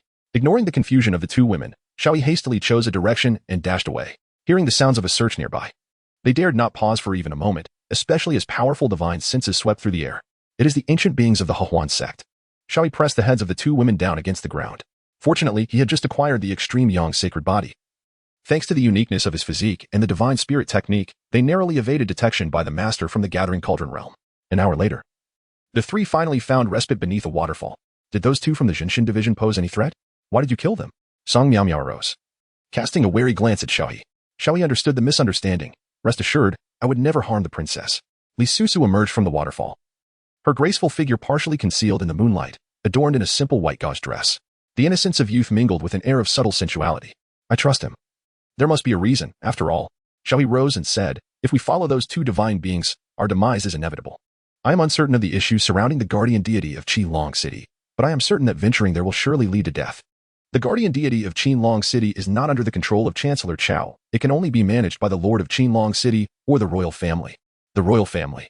Song Miao's eyes widened in astonishment as she turned to Princess Taining. Surely, no one from the royal family would wish to harm Princess Taining, she exclaimed in disbelief. Xiao He nodded slightly, casting a glance at Song Miao, who had just emerged from her bath. Her clothes, still damp from washing, clung to her form, and the moonlight occasionally revealed her delicate, rosy skin. Ahem. It can be said that we have become entangled in a struggle among politicians. The only way out is to survive and return to Tianqing, or to encounter someone genuinely willing to save us. Who could truly rescue us? Aside from the emperor, there is also the Empress Dowager. But how can we discern their intentions? Song Miao still felt a tinge of unease. Just as they spoke, sounds echoed from a distance. The 3 quickly concealed themselves behind a large rock. The space was cramped, with Xiao He positioned at the back, pressed against the 2 soft bodies in front of him. He shook his head in resignation, lamenting that Song Miao indeed needed to gain a bit more flesh. It seemed there were over 10 individuals approaching, their identities unknown. Yet their intentions were clearly sinister. What shall we do? Song Miao looked towards Xiao He. Although his cultivation was inferior to hers, she found herself subconsciously relying on him. Li Susu crouched on the ground, stealthily grasping Xiao He's hand, and when Song Miao was not paying attention, she planted a few affectionate kisses on him. At this moment, she still did not forget to express her fondness. Xiao He, it appears we cannot evade them for long. We must resort to killing. As the figures drew nearer, Song Miao whispered, eliminate these individuals with utmost swiftness. One of them is a dragon transformation, 5 are at the 4 extremities, and the rest are merely spirit platform practitioners. You take the left, I shall take the right, with the princess positioned in the center. Clenching his fist, Xiao He concealed the heart-guarding mirror close to his chest. Just as the group leaped from the waterfall and crossed the pond, Song Miao suddenly launched an attack, her sword's brilliant light swiftly dispatching 3 adversaries. Xiao He swiftly traversed 100 zhang and unleashed a powerful punch against a practitioner of the 4 extremes. The man sneered derisively, so you have been hiding here, making it easy for us to find you. Prepare to die. A mere 9th-tier cultivator, willingly seeking his own demise? He retaliated with a punch of his own. Yet, in the next moment, he felt as if he had struck a mountain. What? With a resounding crack, a piercing scream escaped his lips as his arm shattered, sending him hurtling backwards, skidding 100 zhang before plunging into the water, never to surface again. So formidable? Xiao He glanced at his own fist, astonished that he could obliterate a 4 extremes practitioner with a single blow. What extraordinary combat prowess was this? Kill him, quickly. This guy possesses immense physical strength. He must be eliminated. As the crowd began to encircle him, Li Susu lashed out with her whip, breaking through the ranks. And the 3 of them soon overwhelmed the 10 or more adversaries. Among them, someone crushed a bomb, causing a brilliant display of fireworks to erupt in the sky. Xiao He's expression shifted dramatically upon witnessing the unfolding situation. It was not prudent to linger any longer. We must depart swiftly, he exclaimed decisively, hurling a thunderous explosive pellet. Song Miao, the most accomplished among them, showcased her agility, swiftly carrying Xiao He away. Embrace my waist, not my legs, she admonished, a scowl gracing her features as she kicked at Xiao He. The trio traversed the main road, evading their pursuers. Just as they were about to enter the jurisdiction of Tianqing, a crimson blade materialized from the heavens, hurtling towards them from a great distance, obstructing their path. With a resounding crash, the blade cleaved through the earth, creating an unfathomable pit, a testament to its formidable power and the terrifying prowess of its wielder. At last, He had been located. Suspended in midair was an enigmatic figure. Upon recognizing the princess, he smiled faintly. It is indeed the genuine princess. My mission is accomplished. With that, he conjured an ethereal spear and, with a mere flick of his wrist, it shot forth towards Li Susu in the blink of an eye. Is he truly here to assassinate the princess? Xiao He instinctively cast forth the heart-guarding mirror along with 2 explosive pellets. An intense explosion ensued, propelling the trio back several hundred feet. Li Susu, dazed from the blast, found herself in Xiao He's embrace, her consciousness wavering, while Song Miao Miao, despite her elevated cultivation, sustained minor injuries. Oh, you managed to thwart my chiefing spear, the enigmatic man remarked, preparing to strike again. Damn it. Isn't the villain supposed to perish from excessive monologuing? Why is this fiend silent, opting only for bloodshed? Xiao He readied the 9-turn soul recovery pill, holding on to his last 4 thunderous pellets as a final resort. Suddenly, a notification from the system echoed in his mind, presenting a hellish difficulty option. 1.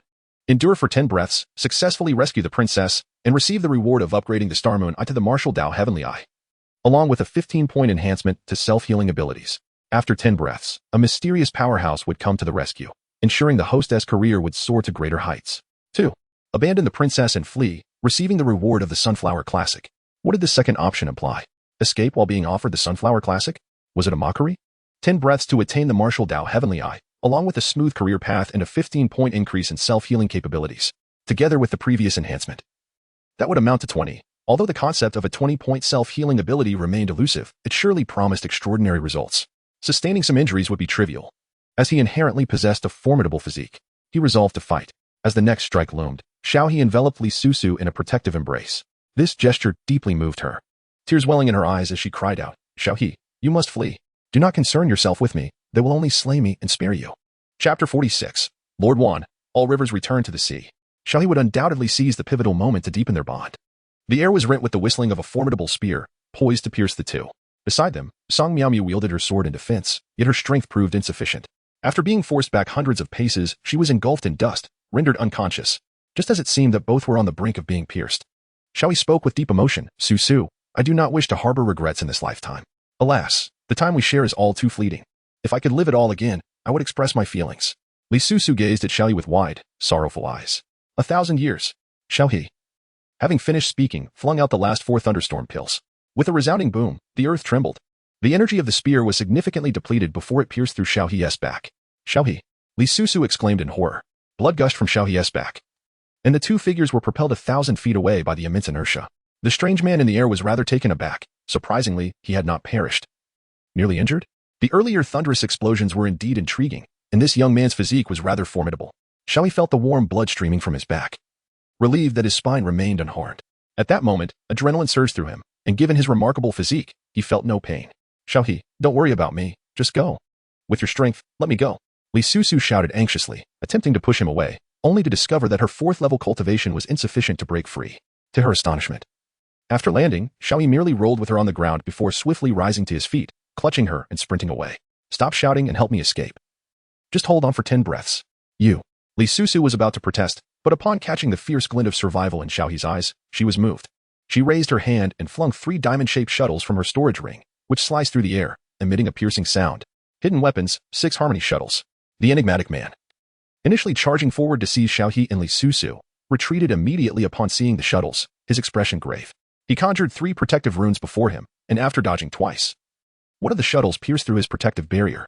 The invincible mysterious man, in the final moment, produced a copper mirror to deflect the shuttle. Li Susu's face fell in disappointment. It's over. The Gathering Cauldron Cultivator is too powerful. Even the 6 harmony shuttles are ineffective. Xiao He felt compelled to express that your approach was rather hasty, yet upon reflection, it was understandable, for the princess possessed scant experience in practical matters. After all, the princess of Qian held numerous hidden cards, and it was imperative to avoid a downfall in treacherous waters. A peculiar man appeared above them, soaring to a height of 1,000 zhang. His hands danced with intricate patterns, and before long, vast divine runes emerged above Xiao He and the others, exuding a fragrant pollen. As these runes materialized, countless vines and blossoms manifested in the void. At that moment, Song Miao Miao rushed over, her voice trembling with fear. This is a high-level secret technique of the Hehuan sect, the Sea of Blissful Flowers. If we fall victim to it, our lives shall be forever ensnared in an illusion. Xiao He, it seems we shall meet again in our next life. If there is a reincarnation, I shall surely bear you a child. Li Susu, disregarding Song Miao Miao's presence, whispered sweet nothings. Do not speak foolishly. Aid will arrive shortly. We must remain steadfast. As Xiao He finished speaking, a divine pattern enveloping 100 zhang radius abruptly descended, and the three individuals were instantly engulfed by a sea of blossoms, plunging into an illusion. Moreover, an inexplicable flush appeared on Li Susu's face, leaving her uncertain of her whereabouts. At that moment, the enigmatic man descended, observing the three ensnared in place, devoid of any doubt regarding his own prowess, to contend with three mere specters. Employing the grand technique of the blissful flower sea was tantamount to a significant affront to his dignity. Thus, he resolved to eliminate Xiao He and Song Miao Miao first, and then abduct Princess Taining. His gaze sharpened, forming two lethal blades, poised to pierce their skulls.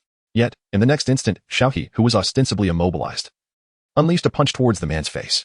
This strike was executed with complete mastery of the Dragon Tiger Fist, incorporating the most formidable aspect of the Xuanwu true art, 10 Directions Annihilation. The force behind this blow was tremendous, stirring the very mountains and rivers. How could this be? The enigmatic man's pupils constricted as he instinctively raised a shield before him. How could you possibly resist the blissful flower sea? With a resounding boom, the confrontation erupted. Xiao He's fist struck against the enigmatic man's shield, erupting in a dazzling display of brilliant light akin to fireworks. Xiao He felt as though he had struck a colossal mountain, utterly immovable. Aware of the vast disparity in strength, he paid no heed, swiftly retreating while gripping the two immobilized women. The audacity to escape my sea of blissful flowers, young man. Your secret is now firmly within my grasp.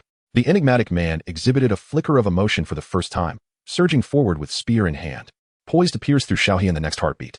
However, just as he was about to act, a more powerful surge of energy erupted in the distance. All rivers returned to the sea. Even before the figure arrived, the voice had already reached them, followed by a golden hand descending from the night sky. The enigmatic man's expression shifted dramatically. All rivers returned to the sea? That terrifying eunuch by the side of the Emperor of Qian, faced with the golden hand. The man decisively turned back, his spear coalescing into a 100-foot-tall weapon aimed skyward. Yet, the golden hand, impervious as adamant, bore down with world-ending force, shattering his spear into fragments. How could a mere eunuch possess such strength? Alarm flickered in the eyes of the enigmatic man for the first time. The golden hand loomed ever closer. In a moment of desperation, he spat forth a mouthful of vital blood, which dissipated into a mist in the air. No one escapes once this eunuch sets his sights on them. A light reprimand echoed from the horizon. The golden hand merged with the grand trees of the world, causing mountains to tremble and the earth to quake, as a vast area of mountains exploded from hundreds of miles away. Subsequently, a stone figure rose to its full height, delivering a thunderous strike. The eunuch, taking advantage of the momentum, landed beside Xiao He, raising his hand to summon a golden thread. With a tug, the once mighty demon was drawn back as if a mere kite.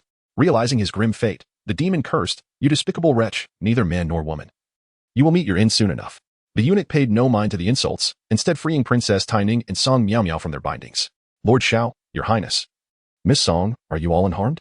At this moment, Xiao He finally felt a sense of relief. "It's all right. My sincere gratitude to Lord Wan for your timely rescue." His heart was filled with profound astonishment. What formidable power did this eunuch possess? The individuals pursuing them from the Hehuan sect were certainly significant figures. Yet they were effortlessly vanquished by him. Was it not said that eunuchs typically lacked strength? Could it be that he was an impostor? However, the tone of Lord Wan's voice did not suggest such a deception. Lord Wan then turned his attention to the captured, enigmatic man. "May I inquire how to address you?" "Esteemed sir?" The peculiar man spat disdainfully. "A dead eunuch. How dare you seek to know my name? Do not presume I am unaware of your true nature."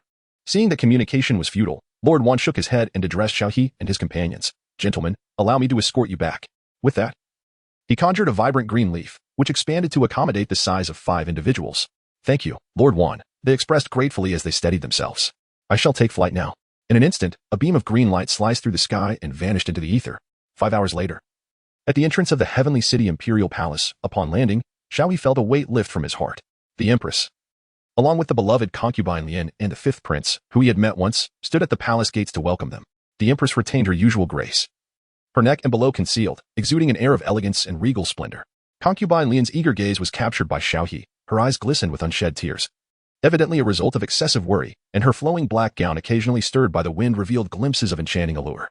She recalled that Xiao He had once expressed his fondness for black, hence she donned this attire specifically to greet him. The Empress stepped forward and grasped Princess Taining's hand, exclaiming, "How wonderful! If anything were to happen to you, it would surely cause an uproar in the court. This time, the Hehuan sect has committed a grave transgression, and His Majesty will undoubtedly unearth the mastermind behind it to restore justice for you." Li Susu nodded in agreement, saying, "Mother, it was Xiao Tai who protected me this time. Had it not been for him, I would have perished long ago. I wish." Xiao He was well aware that the spirited Princess Taining would likely utter some impulsive remarks. He promptly stepped forward and declared in a loud voice, "Your Majesty, I have merely fulfilled my duty. It is of no consequence. As long as the princess remains unharmed, that is all that matters." The Empress gazed intently at Xiao He and said, "Please, come inside." His Majesty is awaiting your presence. Xiao He, you have accomplished a significant feat this time. The Emperor will undoubtedly reward you. Chapter 47, The Ministry of Rites, Third Rank. Xiao He silently bowed. Li Susu's feelings for the host have reached an unwavering devotion. Currently unlocking 80. Upon reaching a progress of 100, all functions of Li Susu will be fully accessible. Xiao He felt a surge of joy within, unexpectedly anticipating the capabilities that Li Susu might possess. At that moment, he sensed two eager gazes upon him, one belonging to Imperial Concubine Lian and the other to Li Susu. Particularly from the former, her intent to signal him to conclude his current engagement and seek her out later was unmistakably clear. The fervent emotions hidden within her fiery eyes seemed on the verge of overflowing. Xiao He could comprehend the situation, yet he refrained from responding, fearing that discerning individuals might uncover the truth. To his surprise, the esteemed consort Lian approached him and inquired, "Xiao Taisher, you appear unwell. Have you sustained an injury?" Before he could answer, Li Susu interjected, "He was wounded by that sinister figure, but fortunately, the injury is not severe." Xiao He clasped his hands and remarked, "It is merely the duty of a humble servant." Upon finishing his words, his complexion turned pale, revealing a visage of great anguish. This scene startled the onlookers. Yet Xiao He quickly dismissed the severity of his condition, declaring it a mere trifle. The sight only deepened the concern of Consort Lian. Grand Eunuch Wan, unable to contain himself any longer, interjected, "Your Majesty, Your Highness, I have urgent matters to report to the Emperor. Delays may lead to unforeseen complications." The Empress nodded in acknowledgement, her expression remaining indifferent, a detail that Xiao He keenly observed. Grand Eunuch Wan added, "Dr. Xiao possesses both valor and cunning. He single-handedly confronted a formidable master from the Huan sect, safeguarding the princess's safety. Were it not for him, I fear this old servant might have returned with my head." This declaration astonished the assembly, particularly as Li Susu mentioned that Xiao He had protected her. Many believed the young lady to be easily swayed, deeming the matter still under scrutiny, for how could a mere novice in the Lingai realm, a gynecologist at that, possibly defend a prodigious princess? Yet, the weight of Wan's words lent them credence, and Xiao He immediately sensed the shift in the gazes directed at him. How could someone at the 9th tier contend with a master of the Gathering Cauldron? It seemed implausible. Wan's meticulous nature precluded any possibility of falsehood, indicating that Xiao He must have held his ground for a fleeting moment. Observing his relatively minor injuries, it was likely that the encounter had not been exceedingly perilous, though it was still commendable. Whispers of excitement, astonishment, and contemplation mingled in the air, particularly from the Empress, whose eyes bore a deeper intensity as she regarded him. Consort Lian, genuinely pleased, gently remarked, "Had we known of Dr. Zhao's significant contribution, we would have accorded him a grand reception. Now, with your injuries, do take time to rest. Your Highness speaks too highly of me. I am but a servant unworthy of such accolades. These minor wounds are inconsequential, and I dare not rest before I have an audience with His Majesty," Xiao He replied, his pallor returning as he coughed intermittently, clearly struggling to maintain his composure. Li Susu, having been engaged in conversation with the Empress, noticed Consort Lian conversing with Xiao He, and, perceiving his evident discomfort, expressed her concern, "Please, do enter. Father must be anxiously waiting." As the crowd dispersed towards their respective palanquins, Xiao He and Song Miao Miao followed closely in the center. "Congratulations, esteemed gynecologist, Dr. Xiao," Song Miao Miao whispered cautiously as she approached. "Miss Xue is equally deserving. Our achievements are shared. What happened to you? You appeared vigorous on the way here, yet now you seem unwell at the palace gates?" "Ahem." Xiao He coughed again, revealing the onset of his ailment. Song Miao Miao seemed to grasp the situation, a mischievous smile playing on her lips. "I could share a portion of my credit with you, but are you not the master of gynecology? Surely you can assist others in their breakthroughs. Do not forget that." "Breakthrough?" Xiao He recalled the enchanting image of Miss Xue emerging from the lake, droplets cascading from her form, a sight obscured by the dim light that concealed the finer details. If only he could find a place to illuminate the scene to its fullest. "What am I thinking?" Xiao He abruptly shook his head and coughed again. "If Miss Xue truly wishes to break through, there will be ample time in the future. Once this turmoil has passed, we shall converse at length." Song Miao Miao smiled gracefully. "Dr. Xiao, do not forget, when the time comes, you must treat me with utmost seriousness," Xiao He remarked. "I fear that Miss Xue may have changed her name to Murmur." This left Song Miao Miao utterly perplexed. Upon arrival, Xiao He instructed, "Do not speak." He gestured towards the front, indicating that they had reached the Emperor's study. Although Consort Lian intended to enter, she decided against it, mindful of not raising the Emperor's suspicions, and thus returned to the palace. Only the Empress, the Princess, Song Miao Miao, and Xiao He proceeded into the study. Li Chenxian was engrossed in his reading, while Eunuch Wan conversed beside him. However, judging by Li Chenxuan's expression, he seemed quite pleased.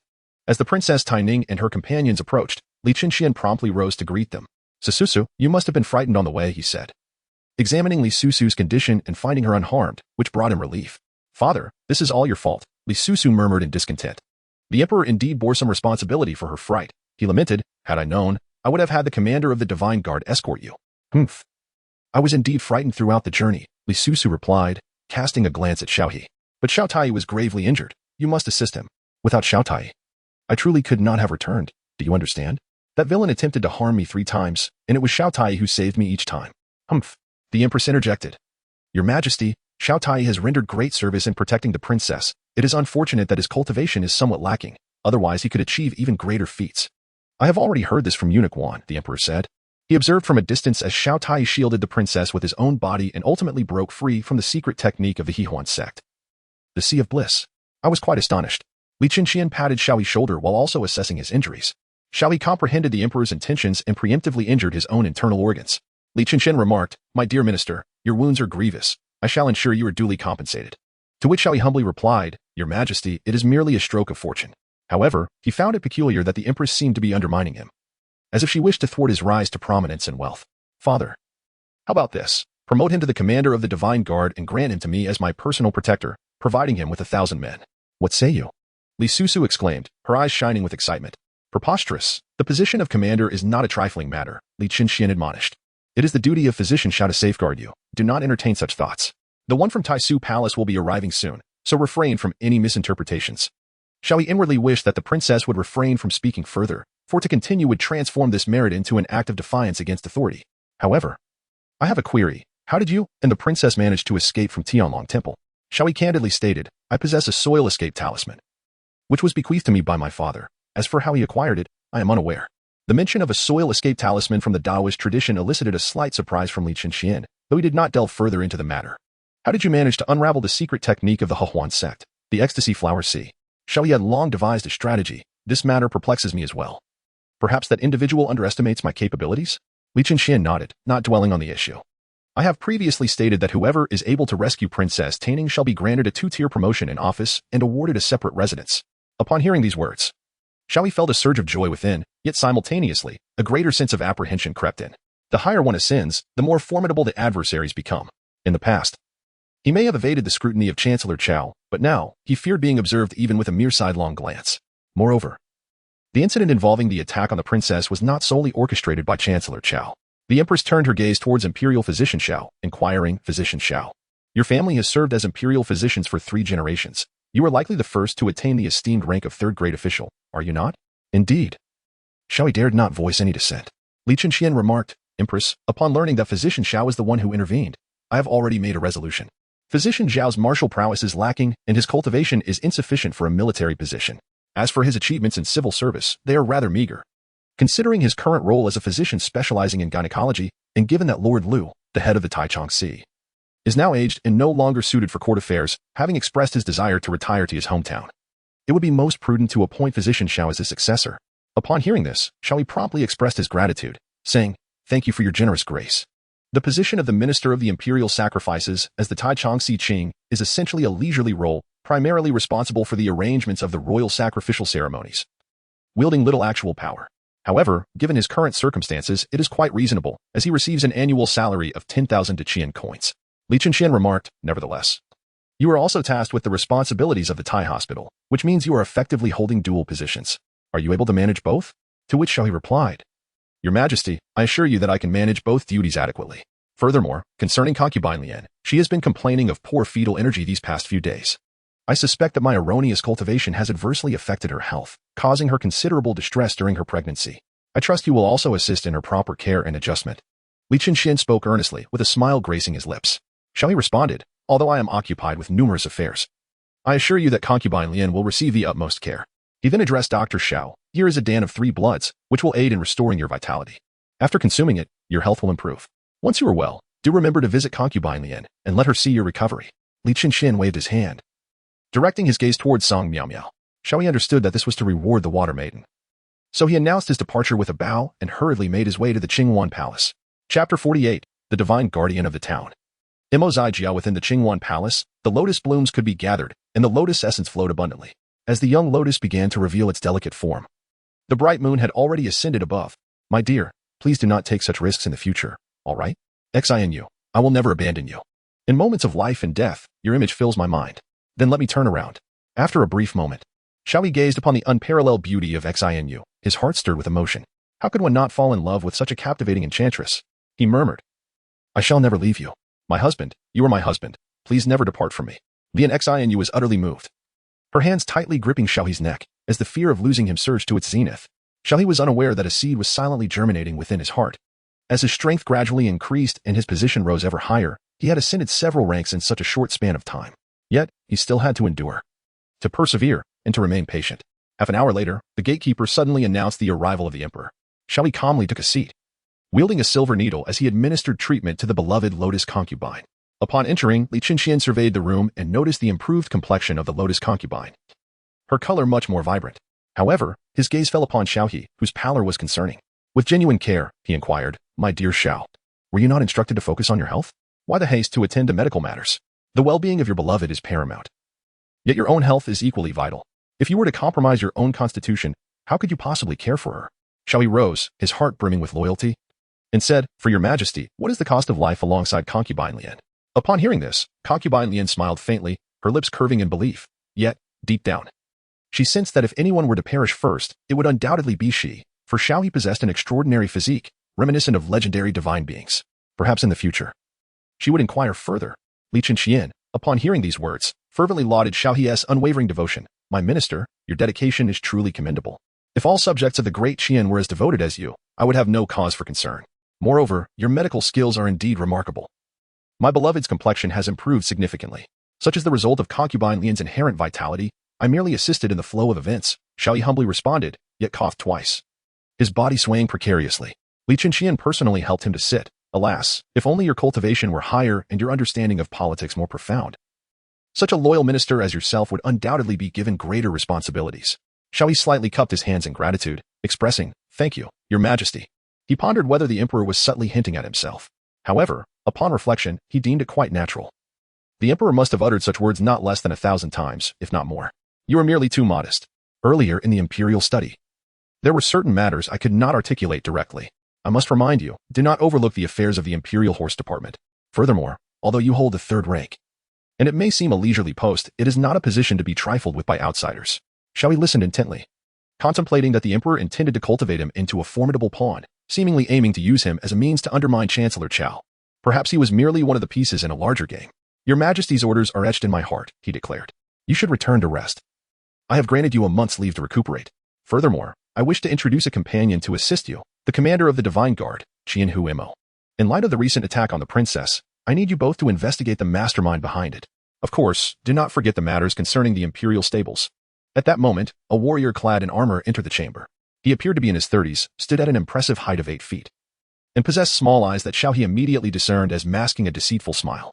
Xiao He instantly recognized that this individual was undoubtedly a cunning opportunist, adept at navigating the winds of fortune, harboring treachery, and ever ready to barter his own interests for official titles. "Lord Xiao, I look forward to your guidance in the future. Lord Imo, I anticipate your counsel as well." The two exchanged polite smiles. Meanwhile, Concubine Lian suddenly became unsteady, exclaiming, "Your Majesty, I believe I am on the verge of a breakthrough. I must enter seclusion." To think that a breakthrough would occur at such a moment. I had hoped to spend more time with my beloved consort. "Dr. Xiao, while you are recuperating, I trust you will also attend to Concubine Lian. My affairs are pressing, and I apologize for the burden this places upon you." Qian felt a twinge of frustration. It had been quite a while since he had enjoyed the intimacy of Concubine Lian, and now, as fate would have it, she was about to transcend her limits, forcing him to leave her side. "It is my duty, and I shall devote myself entirely." After the emperor departed, Concubine Lian fell silent, leaving Xiao He to assist her for a while longer. "Xiao He, Concubine Lian hesitated, but Xiao He gently pressed his finger to her crimson lips. "I understand what you wish to convey, but now is certainly not the time. Perhaps, could we not?" As the realization dawned that they were alone in the chamber, Concubine Lian's eyes instinctively fluttered shut. Moments later, Xiao He, mindful of time, reluctantly took his leave from Concubine Lian. As he departed, her alluring demeanor nearly ensnared him, for it was clear that she was indeed on the brink of a significant breakthrough, and lingering would surely impede her progress. Having walked several hundred meters from the Qingwan Palace, he passed through a sea of blossoms and, upon turning a corner near a stone wall, heard a voice greeting him. "Lord Xiao." Xiao He turned his gaze to the right and saw Imo Zijia standing in the corner with a beaming smile, seemingly waiting for him. "Lord Imo, what brings you here?" Xiao He mused to himself, wondering if this fellow was spying on him and the noble consort Lian. However, he soon dismissed that thought. Imo Zijia sincerely exclaimed, "Lord Xiao, despite your grievous injuries, your dedication to your duties, rescuing the princess and the consort, truly commands my admiration. I awaited your emergence to formally establish a friendship with you." Xiao He raised his hand, gesturing as he spoke. "Lord Imo, you are being overly modest. I have also heard tales of your remarkable bravery. However, in comparison to Lord Xiao, your achievements pale in significance, especially when witnessing His Majesty's regard for you. It truly evokes our envy. You are so young, Lord Xiao, and I believe you are destined for great endeavors. As Mo continued to embellish his words, one might mistakenly believe that Xiao He had led countless military campaigns and amassed an abundance of accolades. Lord Xiao, my admiration for you is sincere. My reverence flows like an unending torrent, boundless and profound. Xiao He's eyes narrowed, and the two spoke in unison. Once it begins, it cannot be contained. Oh ha ha ha. Mo Zijia laughed, and Xiao He joined him. It seemed as though they both recognized that the other was not an ordinary person, harboring ulterior motives. Lord Xiao, now that you have recovered, allow me to take you to the realms beyond the heavens, where we shall conduct a thorough investigation. I can assure you that the price of 69,800 will be discounted. Mo Zijia draped his arm over Xiao He's shoulder, as if they were brothers. Really? That may not be appropriate. We are court officials, and such actions would violate regulations. What you say, Lord Xiao, is indeed mundane. We are simply pursuing an investigation. Our primary purpose is to solve the case, is it not? Haha. They continued until they reached a crossroads, where Xiao He intended to return to the imperial hospital. With smiles, they parted ways. Once Xiao He had left, Mo Zijia's cheerful demeanor instantly faded, replaced by an air of indifference. Inside the imperial hospital, surrounded by a host of imperial physicians, Xiao He returned to his chamber, where Quan Chong personally poured a basin of water for him to wash his feet. My lord, please take your time. You may leave now. The prospect of extracting rewards filled Xiao He with excitement. This time promised a bountiful harvest. And he wondered just how far his realm could ascend. Chapter 49. A surge in power and various concerns the true spirit 9 transformations, a decade of cultivation experience. The martial Dao Heavenly Eye, and an enhancement of 15 to his self-healing abilities, altogether comprising 4 rewards. The extreme Yang sacred body had already been acquired. Comparing his current physique to that of the past, one could discern a remarkable transformation. Xiao He's most immediate sensation was the remarkable enhancement of his internal organs. The density of his bones had increased severalfold. Without a point of reference, it was difficult to articulate. The powerful strike from the otherworldly master of the Huan sect failed to penetrate him, precisely due to his formidable spine. Otherwise, he would have been cleaved in two. Concurrently, Xiao He clasped his hands together, a vivid scarlet appearing at his brow, which began to radiate light, illuminating the entire chamber. As he exerted his strength, the temperature within the house began to rise, and in this area, both Xiao He's power and his internal essence experienced a notable enhancement. Could this be termed a domain? Let us refer to it as the extreme Yang domain for the time being. Subsequently, he infused his body with a decade's worth of cultivation experience, as if he had journeyed to another realm and trained alone for 10 years. His hair had grown slightly longer. During this decade, he diligently honed his skills, advancing directly into the spirit platform realm, progressing through the early, mid, and late stages, ultimately reaching a state of perfection in the spirit platform, settling at the initial stage of the 4 extremes. Should anyone stand beside Xiao He, they would witness the essence within him boiling at the surface, far surpassing that of an ordinary practitioner of the 4 extremes. Even a mere hint of his aura could overwhelm an average individual. Those in the know would recognize that this pressure indicated Xiao He's essence density was 5 times, if not more, than that of a typical cultivator. Moreover, his essence bore an extreme Yang force, immensely destructive, with a single strand capable of rivaling 10 strands of a commoner essence. At the same moment, 9 indistinct phantoms of true spirits manifested behind Xiao He. Their forms exceedingly vague, nearly imperceptible to the naked eye, only becoming tangible through extensive cultivation of the 9 transformations of true spirits. The moment he opened his eyes, they shone with a golden hue, a manifestation of the martial Taoist heavenly eye, the true purpose of which would only reveal itself in combat. What would be the effect of having a self-healing capability of 20%? Should I consider self-castration to see if it could regenerate? A whimsical thought crossed Xiao He's mind, but he quickly shook his head, deeming it too perilous. Instead, he opted to make a deep incision in his palm, instantly feeling a tingling sensation. Almost immediately, the wound began to visibly heal. Impressive. With this physical form, even if I encounter that demon, I could withstand over 10 breaths without the heart-guarding mirror or thunderstorm pill. He then contemplated his Buddhist heart technique, struck by a realization. Without this heart technique, I would have been utterly unable to dispel that old demoness illusions. What level of heart technique is this, to withstand the illusions of a gathering cauldron expert? If I could further enhance this technique, it would be even more advantageous. I still possess essence stones, and I have time to cultivate. Knock, knock, knock. Lord Xiao. The Empress has sent a message through someone, came the voice from outside the door. The Empress? Xiao He pondered, realizing that she seemed displeased with his promotion, though he was uncertain where he had offended her. After a brief moment of tidying himself and concealing his aura, he opened the door to find the Empress's 2 personal maids, Mei and Lan, waiting outside. They held a jade platter with 2 medicinal pills resting upon it. Upon seeing Xiao He approach, they spoke. Lord Xiao, Her Highness wishes to express her gratitude for saving the princess and has sent you these 2 divine pills. This one is the golden jade pill, which will aid you in recovering from your injuries, while this other one is the great origin pill, which contains 5 pills that will assist you in breaking through your cultivation. Xiao He offered a slight bow, expressing his gratitude. This humble official is deeply thankful for your majesty's favor. Your majesty has also remarked that although Lord Xiao is occupied with affairs, his heart has drifted afar. There are certain matters that should not be forgotten, for a wandering heart signifies a distant presence. Xiao He felt a chill run through him. Was this a warning to himself? Please, your highness, he thought. I am aware of the situation. Kindly relay to her majesty the empress that my injuries have healed, and I shall provide her with a satisfactory response. Mei and Lan exchanged glances before presenting the elixir. After the two departed, Xiao He felt an overwhelming weight pressed down upon him. What was the empress's true stance? It was all so chaotic. Reclining on his bed, Xiao He began to analyze the recent attack on the princess. There was no need to elaborate on Prime Minister Qiao. His opposition to the emperor made him a likely suspect in the plot against the princess. The emperor had several formidable sons, any of whom could be involved. And what of the empress? Suddenly, Xiao He sat upright. During the last assault on Concubine Lian by the Hehuan sect, the empress had also been present. Now, the princess faced a similar attack. Could it be that the empress orchestrated this? The empress, surnamed Jiang, belonged to one of the most prominent families in the Qian Dynasty. If she had acted against Concubine Lian and now targeted the princess, then should the princess perish, the Chiefing Sword sect might withdraw its support from Qian, further undermining the imperial authority. Was the empress contemplating rebellion? As this thought crossed his mind, Xiao He sensed that the palace was fraught with perilous depths, filled with numerous factions, each harboring concealed blades behind their smiles. Lord Xiao, the medicine from Concubine Lu has arrived, called Quan Chong from outside the door. Xiao He opened the door to find the personal maid of Consort Lu standing at the threshold, bearing a spirit-nurturing elixir and a miraculous healing ointment infused with jade. He expressed his gratitude for Consort Lu's thoughtful concern. My lord, this is a message from Consort Lu, the maid said, producing a jade talisman. Upon opening it, Xiao He pressed it to his forehead, whereupon the voice of Consort Lu resonated.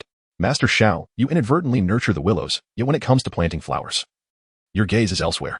Upon hearing these words, Xiao He felt somewhat disoriented. Each of these individuals was more eloquent than the last, and he immediately comprehended the intention behind the words of Imperial Concubine Lu. She was yearning for him. Xiao He is acutely aware of his own charm, knowing that any woman would be captivated by him. I understand, but I am currently injured, and I comprehend the intentions of Lady Lu. I shall convey your words. The maid nodded and departed without further comment. Before Xiao He could return home, another visitor arrived at the door, none other than Song Miao Miao. Master Xiao. Miss Xue? I see you've changed your attire, perhaps you've received a promotion?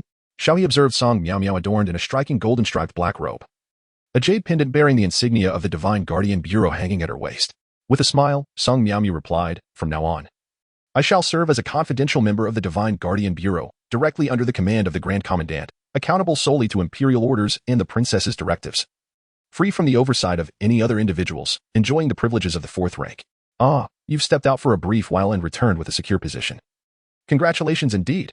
Xiao He sincerely praised, though he understood this was merely the emperor augmenting his own strategic pieces. Will you not invite me in for a moment? Song Miao Miao inquired with a gentle smile. Miss Xue, please come in.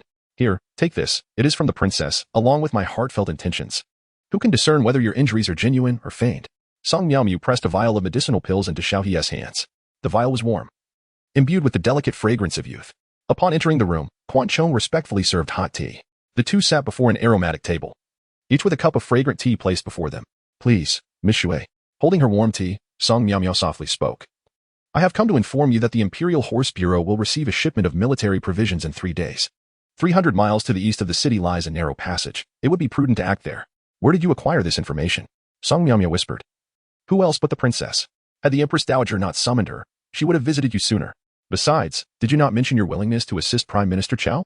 The Imperial Horse Bureau is merely the first step. Providing you with this intelligence confirms that something amiss lies within.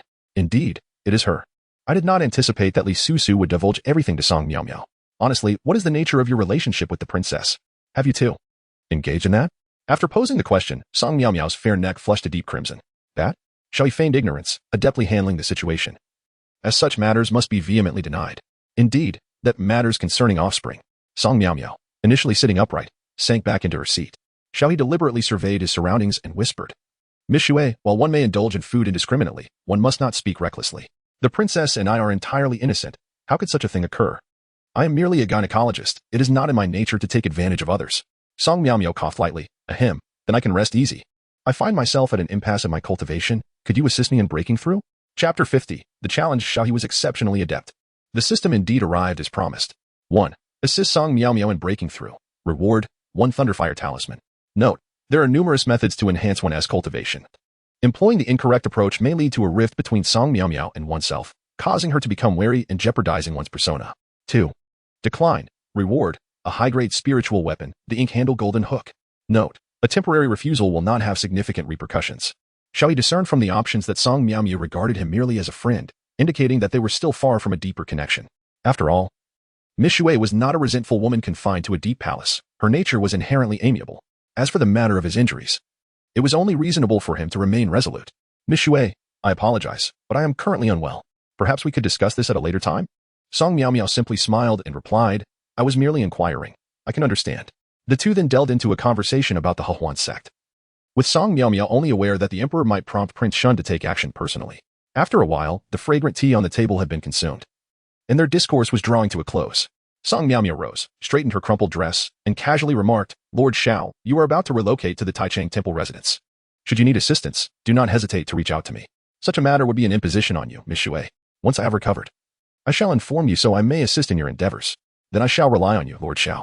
By the way, the princess also mentioned to be cautious of the fifth prince. Understood. Take care. The fifth prince? That man I have encountered but twice, who possesses little presence. Xiao He took note of a few details in his heart. A reward was extracted. A resplendent golden spear materialized in Xiao He's grasp, weighing approximately 3,000 pounds. Yet it felt as light as an extension of his own arm. What a magnificent weapon. The spear was thick and featured backward-facing barbs, enhancing its lethality. When propelled by his innate energy, the spear would unleash a dazzling display of spear light. Xiao He wielded his weapon for a brief period, only pausing to return indoors when a slight fatigue began to set in. At present, he possessed two spiritual tier weapons, the long-range Fei Hong Chui Shui and the melee Imo Gan Jin Go, significantly enhancing his prowess compared to before. Has it truly been 3 hours? Xiao He had not enjoyed restful slumber for some time, worn out from weeks of fatigue, and at last, he could indulge in a proper respite. The following day, the official robes for the Minister of the Grand Rituals arrived, yet the Imperial Medical Academy had yet to find a suitable replacement for its new director. Thus, Xiao He found himself in a dual role, and given his renowned medical skills, many would seek his expertise even in the absence of his position at the academy. After Xiao He assumed his new position, he acquired his own residence. The residence of the Minister of Rites is situated in the southern part of the city, where over 20 mansions stand in close proximity, all belonging to officials of the third rank. Beyond this area lie the abodes of officials of even higher rank. Xiao He did not hasten to inspect his new residence. Instead, he first visited the house gifted by Princess Taining to see his sister. After all, having been promoted, he wished to share the joyous news with her, bringing her some happiness. Upon departing the imperial palace, Xiao He traveled discreetly, possessing the martial arts divine eye. He swiftly discerned that he was being watched, for individuals trailed him, strategically positioned at a distance, seemingly from 4 distinct factions. These 4 did not make their presence known through confrontation but rather shadowed Xiao He from afar. It was only when he approached within 100 paces of the residence bestowed by the princess that they vanished from sight. Xiao He stood at the serene entrance of the residence, glancing back at the 2 pavilions that flanked a street stretching 50 zhang in length, separating the mundane existence from the realm of officials. Those individuals dared not transcend the boundaries set by the pavilions, lest they remain waiting in the periphery. The 4 pursuers from the 4 extremes realm certainly underestimated my capabilities. Xiao He presented the jade tablet, turning to stride towards the princess's residence. He raised his hand and pressed it against the entrance, causing the unique door of exquisite material to slowly part, revealing a narrow opening. Xiao He pushed open the door and entered. This residence spans an impressive 20,000 square feet, with a courtyard on the eastern side and buildings on the western side, featuring 3 courtyards and 5 entrances, adorned with numerous halls. Yet, in such a vast abode, only Zhu Xiaoming resides, not that there are no servants within. It is Zhu Xiaoming's own preference to forego their company, as she is unaccustomed to being attended to. The courtyard is indeed expansive, but Xiao has already discerned the distant sounds of bustling activity. Xiao He quietly approached and caught sight of Zhu Xiaoming rolling up her sleeves, wielding a hoe as she cultivated vegetables and fruits. On the other side, she tended to numerous chickens, ducks, fish, pigs, and cattle. Could she truly manage all this agricultural labor alone? Xiao He felt a pang of sympathy. His sister was undoubtedly laboring for his benefit, striving to provide him with superior nourishment. Many ingredients available in the market were processed using tools from practitioners, rendering them far from pristine. Previously, circumstances had compelled them to cultivate and raise their own food, but now, with the means at her disposal, she had taken on this heavy burden alone. Nonetheless, Xiao He noticed that his sister's hands remained delicate and fair. Despite the toil over the years, her appearance and complexion were nothing short of exquisite. Perhaps it was her innate beauty? Just as Xiao He contemplated approaching to offer assistance, a familiar voice drifted from within the house. Sister, why does my soup always taste so salty? Zhu Xiaoming replied, if it's too salty, just add more water. Oh, I understand now. Zhu Xiaoming continued. Will Xiao He really return today? He should, came the response. I heard from senior sister Song that he would be back to rest today. And having just assumed the position of Minister of Rites, he must be quite busy. With a month-long leave at hand, why would he linger in the palace? Wiping the sweat from her brow, Zhu Xiaoming gazed at the sky, a look of contentment gracing her features. However, now that he holds the rank of third-class Minister of Rights, he can no longer reside here. Alas, otherwise, rumors would abound. The atmosphere within the house grew somewhat somber. Zhu Xiaoming remarked, Xiao He has already received so much care from you. Having a friend like you brings me joy for him. By the way, Sister Xiaoming, why is your surname Zhu while his is Xiao? Aren't you siblings? Ah, we share no blood relation. What? The voice from within the house suddenly rose and piteously Susu emerged. Her eyes devoid of emotion as she fixed a complex gaze upon Zhu Xiaoming, one that bore an enigmatic mixture of hostility and respect. Xiao He slapped his face with a heavy hand, his vision darkening. How could she possibly be a princess? The situation was dire. This woman was aware that her sister and he were not blood relatives, although it had become a habit to sleep alongside his sister at night. If the princess were to find out, she would undoubtedly be consumed with jealousy, causing an uproar with dire consequences. 1. To take the initiative and appear like a man. Conquering both women would reward him with the palace blood circulation technique. However, caution was advised, as mishandling could lead to the princess feeling heartbroken, creating discord. The bond between the two women, having just faced life and death, would not diminish, yet complications would ensue. 2. To leave directly. Allowing the two women to confront each other would reward him with the heavenly remnant leg technique. However, it was crucial to note that a confrontation between women would only escalate into absurdities, and failing to intervene could lead to an unavoidable confrontation with catastrophic outcomes. At that moment, Li Susu whispered, so you two are not related by blood. What about your relationship? As she spoke, she pressed her thumbs together, suggesting a hidden implication. Zhu Xiaoming's ears flushed crimson as she recalled her moments of sleeping in Xiao He's embrace. Yet, after all these years, it had simply become a habit. What was the princess implying? She was his sister and would not overstep. At most what? Princess Tai Ning's eyes widened, as if she had stumbled upon the answer. No wonder Xiao He was so skilled. It seemed someone had taught him. Chapter 51. A near disaster scene at most. They shared meals, washed dishes, and supported one another through life as trials. Despite the occasional bickering and conflicts, their bond was profound and impeccable, was it not, sister? Xiao He stepped forward. If he had delayed any longer, Zhu Xiaoming would have likely divulged their sleeping arrangements. Xiao He. Zhu Xiaoming beamed with genuine joy. While another figure was equally elated, they both opened their arms and rushed toward him. Upon reaching Xiao He, Zhu Xiaoming suddenly remembered the princess's presence. Feeling it was somewhat inappropriate, Li Susu, realizing her own indiscretion, immediately withdrew. Your Highness, it seems you have quite the fondness for my brother. Zhu Xiaoming remarked with a gentle smile, winking at Xiao He. Li Susu's cheeks flushed as she did not deny it, but instead inquired with concern, how is your injury? It has fully healed. With your majesty, the Empress, and your ample supply of medicine, I am certainly well, Xiao He replied. Really? Li Susu questioned skeptically. Shall I check on it inside? I assure you, I am nearly recovered, Xiao He quickly declined, knowing that going inside might lead to further complications. Wait a moment. Zhu Xiaoming felt that the intimacy between the two was perhaps excessive, a princess showing such concern for her brother. Coupled with her earlier realization that they were not blood relatives, made her reflect on the princess's bewildered expression and her previous kindness. Zhu Xiaoming suddenly understood. Instead of voicing her thoughts, she took hold of Xiao He's wrist. Come, I made you a winter scarf. You must see it. I also prepared some delicious food for you. Li Susu seized Xiao He's other wrist, unwilling to relent. Hold on, Xiao He gently but firmly halted the two women. First, let me show you the dishes I prepared. Li Susu turned her head, pouting in a petulant manner, clearly displeased. Today, she had intentionally worn a self-made short skirt. Her hair tied in a ponytail, revealing her fair, slender calves beneath the knee-length skirt. Xiao He had mentioned that the highest etiquette for meeting a boyfriend was wearing a short skirt and black stockings. However, since the Qian lacked the latter, she had to shorten her skirt. Nonetheless, Li Susu dared only to wear this at home, for outside, she risked punishment from the Empress. I spent a year making this scarf for you, Zhu Xiaoming said, tilting her face, her eyes slightly reddened, biting her lip. Though it was unclear what she felt, it was undoubtedly painful. The thought of her brother being drawn toward another woman weighed heavily on her heart, a feeling she could not prevent. Nor did she possess any status to intervene. In an instant, her eyes glistened with unshed tears. 1. To partake in the princess's meal. Reward, acupuncture technique, 18 golden needles. Note. Eating the princess's meal may hurt the sister's feelings, as she personally crafted the scarf for him. 2. To follow his sister. Reward, retracting the yang into the abdomen. Note. The princess would doubt the relationship between him and his sister, growing envious and potentially challenging the royal family, insisting on marrying him. What? Neither option felt viable. Particularly the second. If the princess genuinely lost her mind and insisted on marrying him, it would only spell disaster. Unable to choose, he opted for none, despite the allure of both rewards. Moreover, the second reward could help him evade numerous troubles. Hold on. Xiao He barked sharply, adopting the fierce expression he wore while playing games with Li Susu. The forcefulness of his voice made Li Susu feel like a timid rabbit, her gaze becoming distant. Zhu Xiaoming was equally startled, having never seen her brother display such ferocity. Your concerns are important, but I cannot favor one over the other. Look.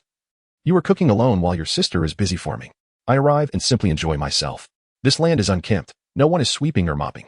I shall tidy it up, and later, during mealtime, I will sample everything. But, Li Susu protested. No buts. Xiao He shot her a fierce glance, momentarily looking menacing. Li Susu instinctively tightened her grasp, instantly becoming compliant. Very well, let us continue our work. Zhu Xiaoming, more understanding, released Xiao He's hand, returning to her gentle demeanor. Your clothes must be washed. I'll help you. Did you bring back the old ones? I forgot. Xiao He scratched his head in embarrassment. Not to worry. You needn't wear those. I prepared new ones for you. You gave me quite a bit of money last time, so I bought several winter outfits. Zhu Xiaoming chatted amiably, skillfully moving in and out of the room to change Xiao He's clothes. Observing this scene, Li Susu realized she had no place in the conversation. Have you always been like this? She inquired. Yes, Zhu Xiaoming replied. Since our parents left, it has always been this way. Is that so? I was impulsive earlier. Li Susu finally understood. Zhu Xiaoming had cared for Xiao He for so long, and their interactions had become habitual. It was evident that the elder sister had always taken care of Xiao He, leaving Li Susu feeling somewhat guilty about her earlier jealousy. Zhu Xiaoming reassured her that it was fine and then proceeded to help with the cooking. Xiao He observed the two women bustling about in the kitchen.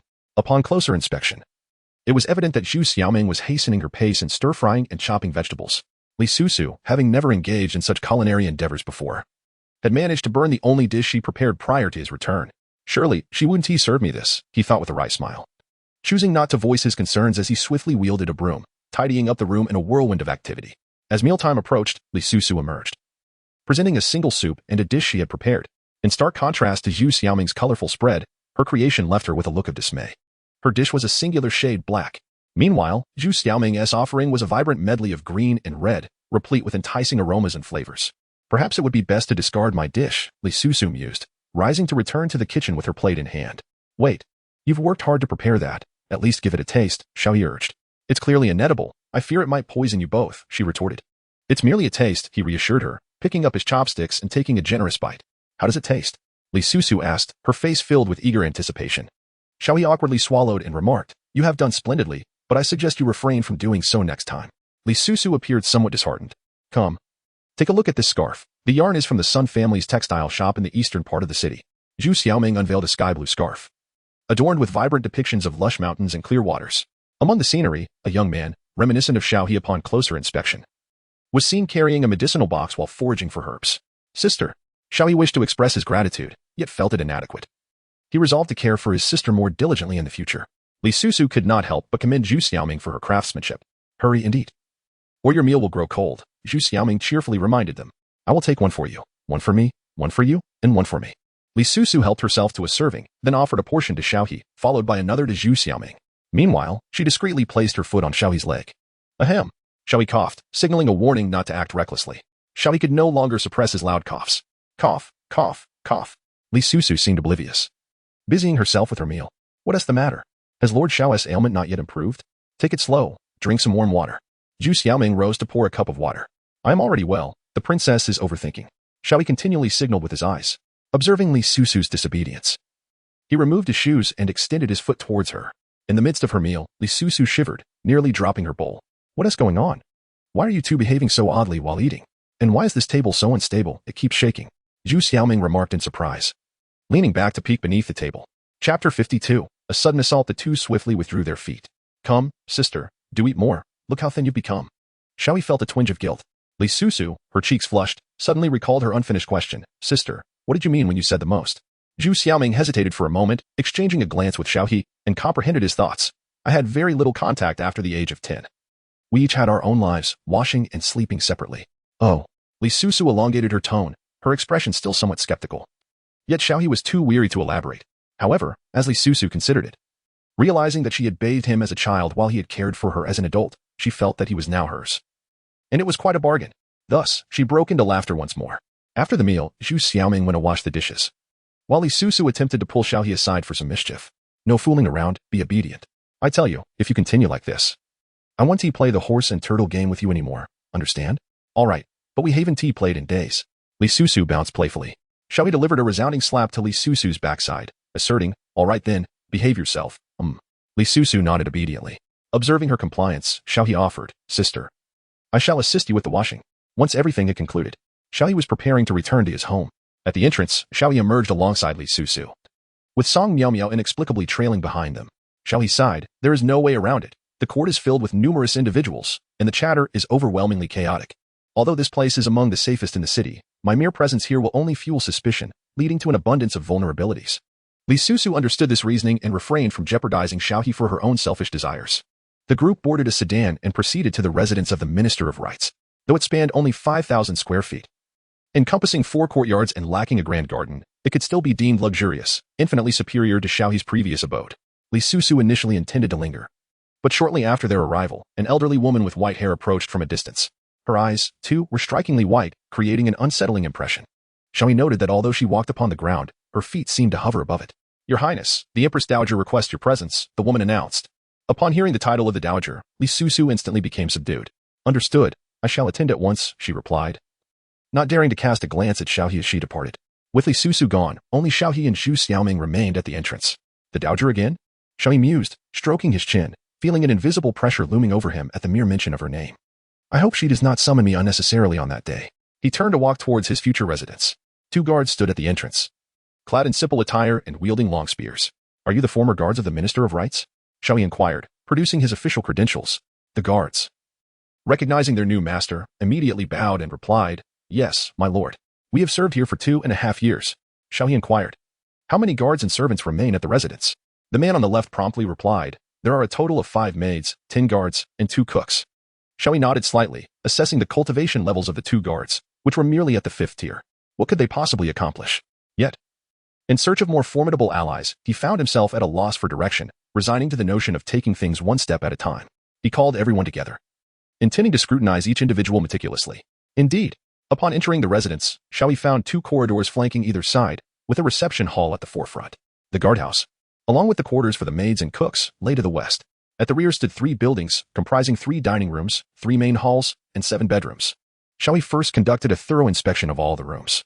After confirming that everything was in order, he proceeded to the front courtyard with Zhu Xiaoming, where all the members of the household had gathered. Good day, my lord. Upon Xiao He's arrival, the crowd bowed in unison, their eyes reflecting astonishment and curiosity at the unexpected youthfulness of this esteemed gentleman. Xiao He nodded slightly, then began to scrutinize the individuals before him. His indifferent gaze, imbued with a hint of pressure, caused them to lower their heads in trepidation. You may all return home now. What? My lord, have we erred in some way? My lord, please don't. Once we leave, where shall we seek employment? Xiao He declared, that is your affair, unrelated to me. I shall grant you but a stick of incense's worth of time to depart swiftly. My lord, please. The 2 cooks and several maids knelt before him, their faces etched with desperation. Yet, Xiao He remained unmoved, his gaze indifferent as it rested upon them. Meanwhile, Zhu Xiaoming stood silently behind him, offering no words. Suddenly, the 2 cooks, along with 3 maids and 2 guards, erupted into action, brandishing their blades and charging at Xiao He. In that moment, they were but a mere step away, and Zhu Xiaoming gasped in alarm, instinctively wishing to intervene and shield them. Xiao He sheltered him behind himself and unleashed a powerful punch. With a resounding crash, those who had attacked were sent hurtling backward at an astonishing speed. Their ribs shattered and their internal organs crushed. They collided with several artificial hills before plunging into the water. The remaining onlookers, witnessing this scene, were immediately struck with fear and turned to flee. Did I grant you permission to leave? Xiao He uttered in a deep voice. The remaining individuals, their faces ashen with terror, fell to their knees, trembling. My lord, it has nothing to do with us. We were unaware. Please spare us. Xiao He disregarded the remaining few, raising his hand to unleash his primordial energy, effortlessly transporting the fallen individuals back to the ground. Among them, only 2 chefs survived. The rest had perished. Astonishingly, they were chefs of the spirit platform realm. Speak, he demanded. Who orchestrated your arrival? With that, Xiao He produced the ink brush with a golden hook, piercing the Higu acupoint on the back of the hand and the Sanyin Jiao acupoint, located 3 inches above the ankle on the inner side of the tibia. With his profound knowledge of human acupoints, the 2 chefs wailed in agony, their cold sweat pouring down like a torrent. Xiao He aimed the tip of his spear at the trigeminal nerve of one individual, declaring, This agony will not bring about your demise, yet it shall subject you to the utmost torment of both spirit and flesh. Since death is inevitable, why not disclose what has been arranged? Observing the cook gritting his teeth, a glimmer of hesitation flickered in his eyes. Xiao He crouched down and reiterated, Let me share a secret with you. Should you perish, those behind you will undoubtedly eliminate your family. No need to ascertain whether you will divulge this information. The chef's eyes widened in disbelief. Impossible. He promised me. The enemy of my enemy is my friend, Xiao He responded. Tell me, at the very least. It may assist you in avenging yourself. As the chef's inner turmoil swirled, he anxiously confessed, It is the former minister of the Grand Secretariat, Lord Wang Xian. Understood. Xiao He scoffed. That old fool has returned to his hometown, yet remains unrepentant. He then dispatched the chef without hesitation. What shall we do now, Xiao He? Zhu Xiaoming inquired, her face etched with concern. She had not anticipated encountering such a sanguinary affair so soon after relocating, and she was acutely aware of the peril Xiao He faced within the court. Triggered Special Option 1. Identify the mastermind behind the scenes. Note, this option is a progress reward. There are 5 culprits in total. For each one eliminated, corresponding rewards will be granted, which may include cultivation, divine weapons, supernatural abilities, techniques, rare artifacts, or miscellaneous items. This option is fraught with danger. Act with caution, for a moment's negligence may lead to your irrevocable demise. Option 2. Pretend that nothing has occurred and receive the reward of the dual-wielding technique. Note, living as a coward at home, mastering dual-wielding is your perfect life. This system is undeniably mocking. Even without options, Xiao He would seek out the culprits. However, the second option is rather insulting. How could a man of stature waste his prime years practicing dual-wielding at home? Revenge must be enacted, and the true perpetrator must be uncovered. Xiao He cast a glance at Zhu Xiaoming, then surveyed the trembling guards and maidservants on the ground. You two shall remain as witnesses. That will suffice. As for the rest of you, I regret to inform you. Xiao He retained the 2 stationed at the entrance, as the others bore some suspicion, and he dared not let them leave. With a swift motion, he dispatched a few more bodies to the ground. The former minister of the Grand Secretariat may not be the mastermind behind this, but he likely has returned to his homeland, Zhu Xiaoming cautioned. Xiao He nodded slightly, reflecting on the cunning of that old man who had intended to scheme against him before his departure. Fear not, for I need not sully my hands in this matter. I have already identified a suitable candidate to confront him. Chapter 53. The Minister and the Secretary. Lord Xiao, what brings you here? Mo Zijia inquired. His residence situated slightly to the south of the city, though not as grand as Xiao He's, its strategic location made it easy to miss without careful navigation. I come bearing news. I have uncovered a lead regarding the Emperor's matter. However, as you are aware, I am merely the Minister of Rights and lack the authority to apprehend officials of the court. This task falls solely upon your shoulders. Lamentably sacrificing the glory of this achievement, Xiao He lamented, his expression marked by sorrow. Mo Zijia's smile faltered momentarily as a glimmer of curiosity flickered in his eyes. Lord Xiao, who could instill such trepidation in you? Might they possess considerable influence? This matter requires meticulous plotting. We must act discreetly to avoid alarming the snake. You must swiftly apprehend this individual. It is none other than the former Minister of Rights, Wang Xian. Him? That old man possesses no martial prowess whatsoever. How could he pose a threat to you? Xiao He squinted and remarked, he is merely a prelude. The main event is yet to come. I have other matters to attend to at this moment and cannot accompany you, Lord Mo. Do not forget, the Emperor has entrusted us to collaborate. After pondering for a moment, Mo Zijia concluded that capturing Wang Jixin posed little challenge and readily agreed. Very well. I am aware of Wang Jixin's hometown, and I shall set forth at once. In 5 days, no, in 3 days, I shall have resolved this matter. Await my good news. Then I shall trouble you, Lord Mo. As Mo Zijia passed by Xiao He, he cast a curious glance at Zhu Xiaoming. Who is this? He inquired. My sister, Xiao He replied. Your sister? Mo Zijia scratched his head, muttering, she seems somewhat familiar. What do you mean familiar? Hurry and apprehend the target. You are not thinking of laying a hand on my sister, are you? Xiao He retorted sharply. With that, Mo Zijia mounted a white-haired demonic beast and galloped away. This creature, known as the White Demon Wolf, is well suited for solitary riders. Typically, skilled individuals from the Divine Guardian Bureau are equipped with such mounts, which are agile, clever, and capable of coordinating seamlessly with their masters. Xiao He informed Mo Zijia that he had once again found Song Miao Miao, who was alone at home. Since the princess had gone to visit the Empress Dowager, she remained in the mansion outside the palace, now serving as a secret agent next to the Emperor. She also possessed her own residence. While bathing, upon hearing a knock at the door, she quickly wrapped herself in a loose, flowing gown, her damp hair still unkempt. And when I answer it, Lord Xiao, has your injury healed? Have you come to assist me in my breakthrough? Xiao He gazed at the drenched water maiden, her radiant smile revealing a rosy glow, one long leg unobscured, its snow-white smoothness exposed to the air. 1. Assist with the breakthrough. 2. No need to deliberate. Choose 2. Without considering the timing, this is the moment for a breakthrough. Without waiting for the system to finish, Xiao He began to murmur in his mind. 1. Assist with the breakthrough. Reward, Yin Yang 10 acupuncture needles. Caution, your relationship with Song Miao Miao has not yet reached that level, which may have adverse effects. 2. Exercise self-control. Focus on your duties. Reward, miraculous medical skills. Note, Song Miao Miao is a good assistant. Collaboration would be delightful and could enhance the bond for a breakthrough. I was attacked at the Taichang Sea. The matter is of great significance. I need you to accompany me to apprehend the assailant. Upon hearing this, Song Miao Miao immediately invited Xiao He inside, while Zhu Xiaoming silently followed behind him, behaving obediently. The residence belonged to a third-rank official, heavily guarded. Who would dare to audaciously assault a court official?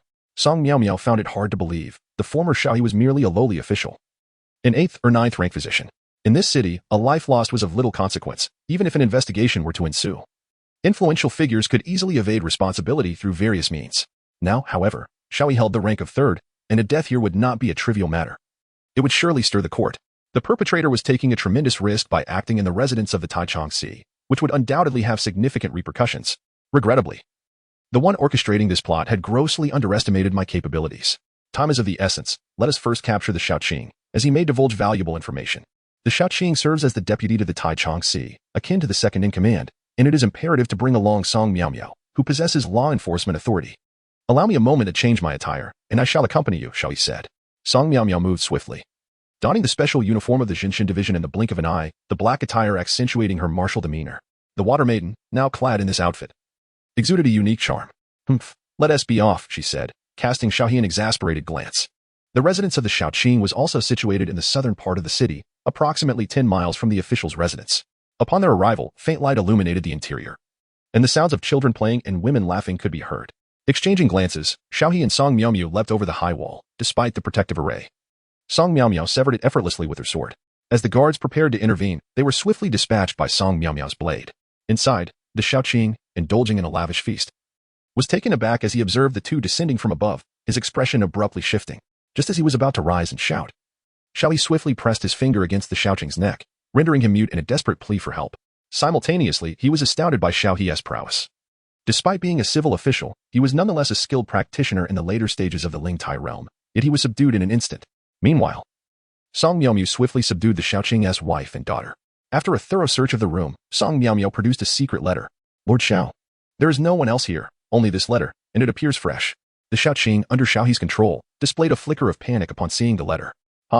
Do you know who I am? Xiao He inquired. The Xiao shook his head. I am the newly appointed Taichung. You can only speak when I permit it. Should you dare to shout, I will. Xiao He pulled the Xiao's wife closer. You utter a sound, and I will take one life. Do you understand? As Xiao He opened the letter, its contents caused a shift in his demeanor. The Xiao, now terrified, nodded. He had not anticipated that Xiao He was the new Taichung, believing such a rank to be occupied by someone of lesser caliber. Cough cough. Once the pressure points were released, the Xiao incredulously asked, how is it possible that you are still alive? Weren't you supposed to be dead? A few from the Lingtai realm thought they could kill me. Xiao He pointed at the letter. Tell me, after killing me, who is the newly appointed Taichung Lu Yuyao? He is the deputy minister of revenue, the nephew of Zhong Tao. Zhong Tao? The physician Shui had been killed by him. Now it seemed he had also harmed Xiao He's estranged father. Yes, that is him. The Xiao's face was etched with bitterness. My lord, please spare me. I have said too much. If you do not kill me, my entire family will be slaughtered by outsiders. Song Miao interjected. You conspired with the Taichung to murder the newly appointed Taichung. This is a grave offense punishable by the highest decree, which could lead to execution by thunder. Who are you? The Xiao questioned. I have never encountered someone of your caliber from the Jinshin division. And now you have, Song Miao replied, revealing her unique insignia. The Xiao's face paled as he realized the connection between the newly appointed Taichung and the Jinshin division. He had thought that even if the plan failed, the new Taichung would not dare take action against him, waiting for a few days to ally with external forces to force him into retreat. However, he never expected the opponent to be so decisive and ruthless, storming into his home that very night. Xiao He continued to smile and said, you conspired to assassinate the court officials, while your wife, relying on your name, engages in corruption and extortion, exploiting taxes and committing offenses against authority. She even resorts to using her body to bribe the officials. This is a grave transgression that could lead to the direst of punishments. Your daughter might even be sold to the brothel quarters. At this, Xiao's eyes turned crimson with rage as he retorted, you slander me without basis. What evidence do you possess? My wife has never committed such acts. Xiao He smiled faintly. Have you forgotten that I have another profession? I am a gynecologist. Water, miss. Please escort Madame Xiao into the room, so that I may thoroughly examine her for any trace of certain ministers, or perhaps any marks left behind as a bribe to me. Song Miao's face flushed, yet she comprehended Xiao He's intent. Thus she silently complied and led the beautiful woman inside. The lady's expression was one of sheer terror. Husband, save me, I beg you. I do not wish for this.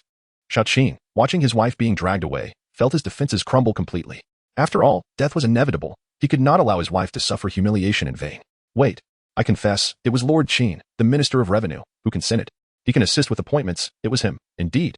Having completed the task, they apprehended one of the culprits, Xiao Su Liang, and received the reward of 10 years of cultivation experience in the shocking divine technique. Chapter 54. Do you not bow upon seeing this official? After revealing everything, Xiao slumped down, resigned to his fate. Who arranged for the two cooks from the Grand Minister's office? Xiao He continued to inquire. I truly do not know. Even if you were to sell my entire family to the brothels or force me into the most degrading of trades, I could not divulge anything, Xiao exclaimed in panic, fearing Xiao He's disbelief. Is that so? I am aware that some prominent figures in Tianqing have a penchant for certain pleasures, particularly among those in high positions. Xiao Qing's complexion turned ashen, and he resignedly replied, if that is what you desire, then take it. He then presented himself in a manner that suggested he had lost all will to live. Get lost. Xiao He kicked him aside, concluding that he had extracted all that was possible. Currently, they had apprehended the most inept of the 5 masterminds, Xiao Qing. Mo Zijiao was pursuing the Grand Minister of the Court of Imperial Sacrifices, followed closely by the Deputy Minister of Revenue and the Minister of Revenue himself. These two were formidable catches, particularly Minister Qin Shizhong, the highest authority in the Ministry of Revenue, overseeing land, taxation, household registration, and finances. His power was immense. Who would dare to act against him? Even the Deputy Minister, a peer, wielded significantly less influence compared to him, not to mention the Minister of Revenue. One could only imagine how even Chancellor Qiao would treat him with deference. Song Miao reassured, rest assured. The dungeons of the Divine Guardian Bureau are beyond the reach of those individuals. It remains directly under the imperial authority, with little power for outsiders to intervene. That is a relief, Watermiss. Xiao He had complete confidence in her, as they were aligned in purpose. Song Miao cautiously escorted Xiao Qing and his family out of the room, glancing around to ensure no one was watching before discreetly leading them away. Along the way, Xiao He noticed some individuals peering from within certain residences, yet Song Miao expertly shielded the faces of Xiao Qing's family, ensuring they made not a single sound. Once they departed the official's residential area, Xiao He and Song Miao parted ways, with her taking the family back to the dungeons of the Divine Guardian Bureau. Xiao He returned to his residence in a state of calm. After his departure, a hurried group arrived at the residence of Xiao Qing. Leading them was a figure clad in crimson armor, bearing a token of authority. Upon discovering the emptiness within the house, the leader's expression darkened. This is dire. We must find someone. The group searched the premises thoroughly, yet no one was found. The leader, his countenance grim, speculated, could it be that the physician apprehended him? I have just heard that Xiao He exited from Taichang Temple. It must be him. Follow me. We shall go to Taichang Temple to seek the individual. At Taichang Temple, the lack of activity rendered the estate dimly lit. Zhu Xiaoming lit a candle, bringing a touch of color to the gloom. The 2 guards stationed at the entrance trembled before Xiao He. What are your names? Xiao He inquired. Seated in the main hall with his right hand resting on the tea table. We are brothers. I am Chen Sanqiao, and my younger brother is Chen Wulong. Sanqiao, Wulong. Xiao He tapped his fingers thoughtfully, murmuring, now, tell me, how much did you collect? Money? The two exchanged glances, a bitter smile crossing their faces. Before they knelt down in submission, we gathered a total of 1,000 Dakian coins. We have already sent this money home. We never intended to act against you. Not once, Chen Sanqiao said, bowing his head repeatedly, nearly causing injury to himself. Xiao He waved his hand dismissively. Bring forth the money, shortly. Someone will come to escort you. As long as you truthfully recount the events, I can guarantee your lives.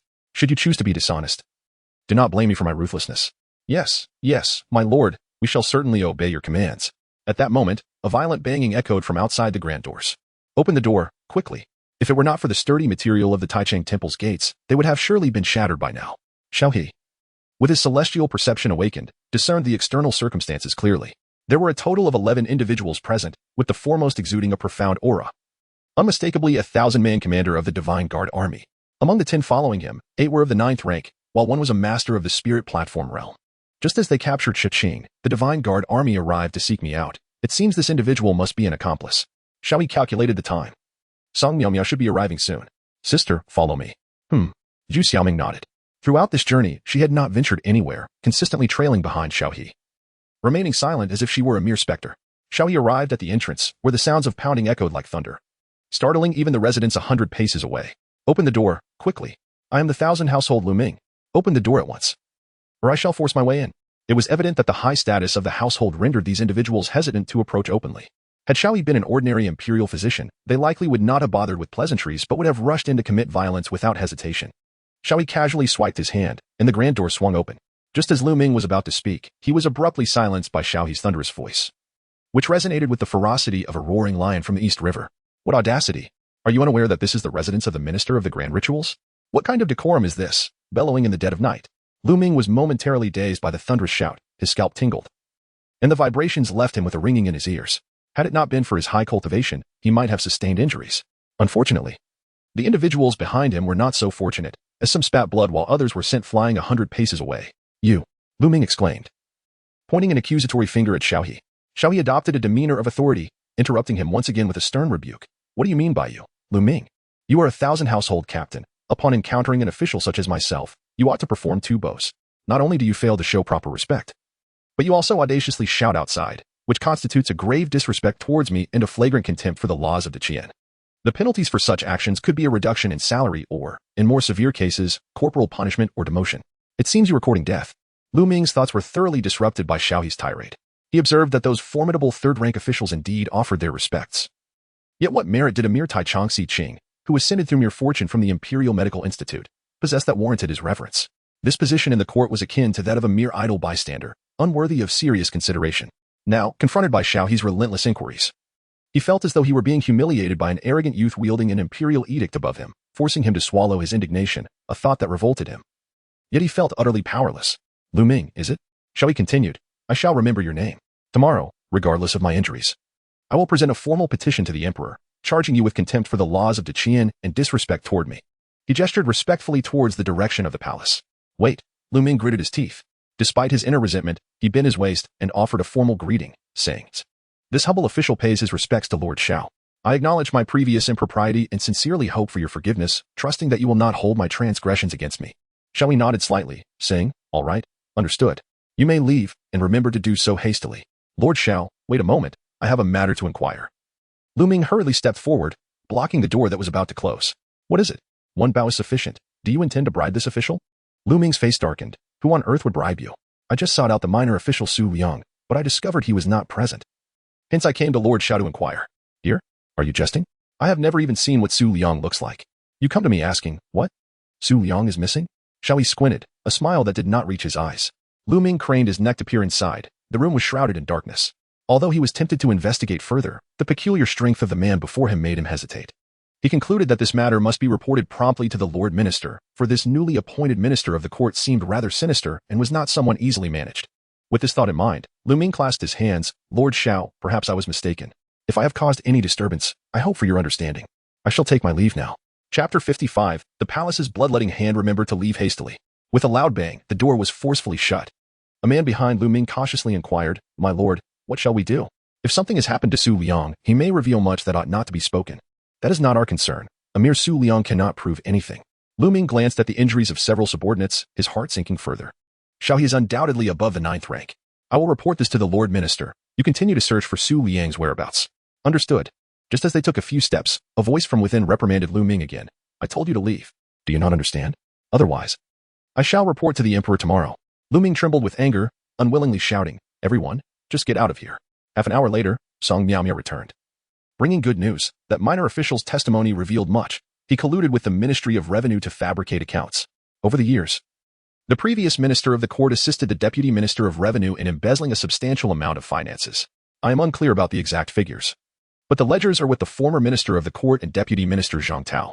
Upon hearing this, Xiao He felt a surge of delight. Indeed, the minister of rights oversees numerous ceremonial activities for the Great Qian, while the deputy minister of revenue is responsible for finance, taxation, and security.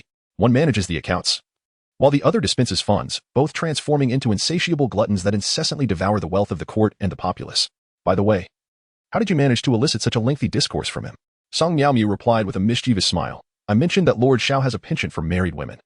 If you do not indulge him with more words, he may not be able to restrain himself. Xiao He's expression darkened. You dare to speak so freely? Do not tarnish my reputation in public. By the way, the two divine officers we encountered during our assault on the princess at Tianlong Temple were merely impersonators.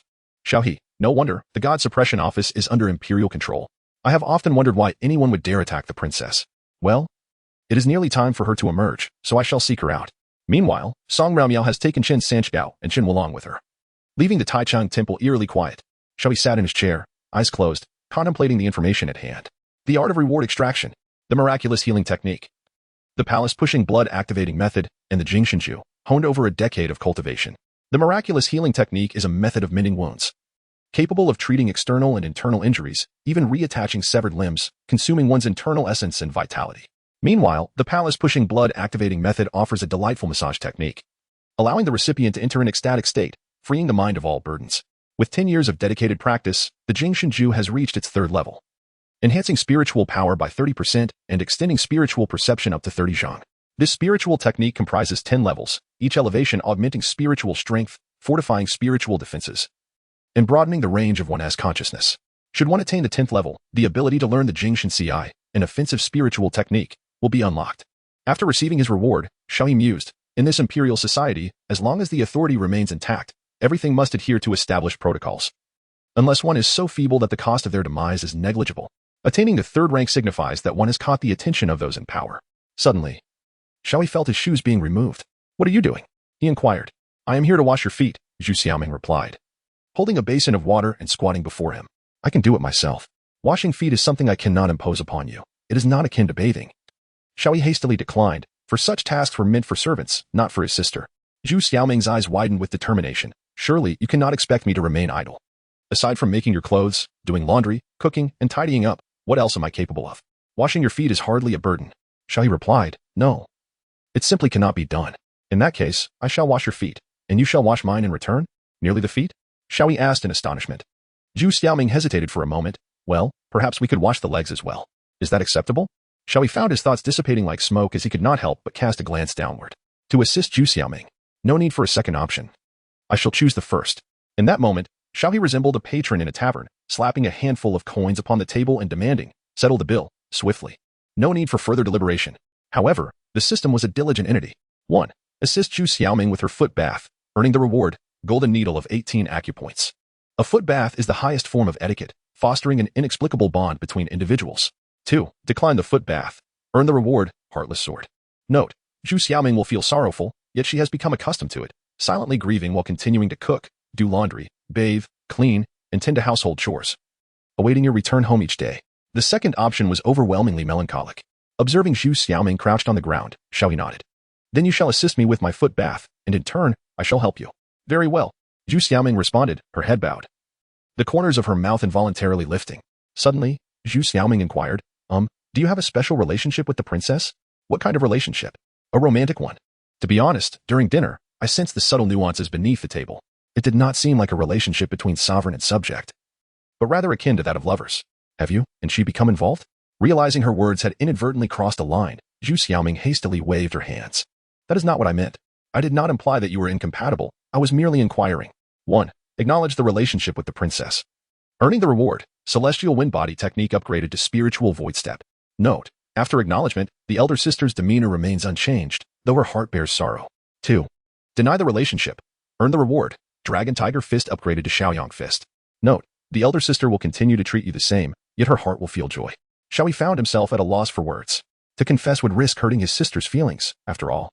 If she were to suddenly reveal that she had taken a liking to a man, he would undoubtedly feel disheartened.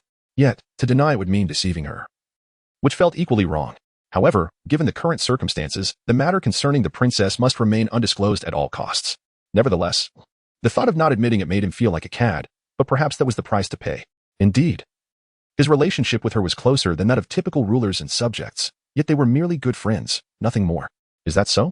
Zhu Xiaoming murmured, her lips involuntarily curling into a smile. How could a princess ever take notice of a poor lad like me? Rest assured, Zhu Xiaoming looked on with skepticism. And before she could ponder further, Xiao He rose. Sister, it's your turn to get up. Oh.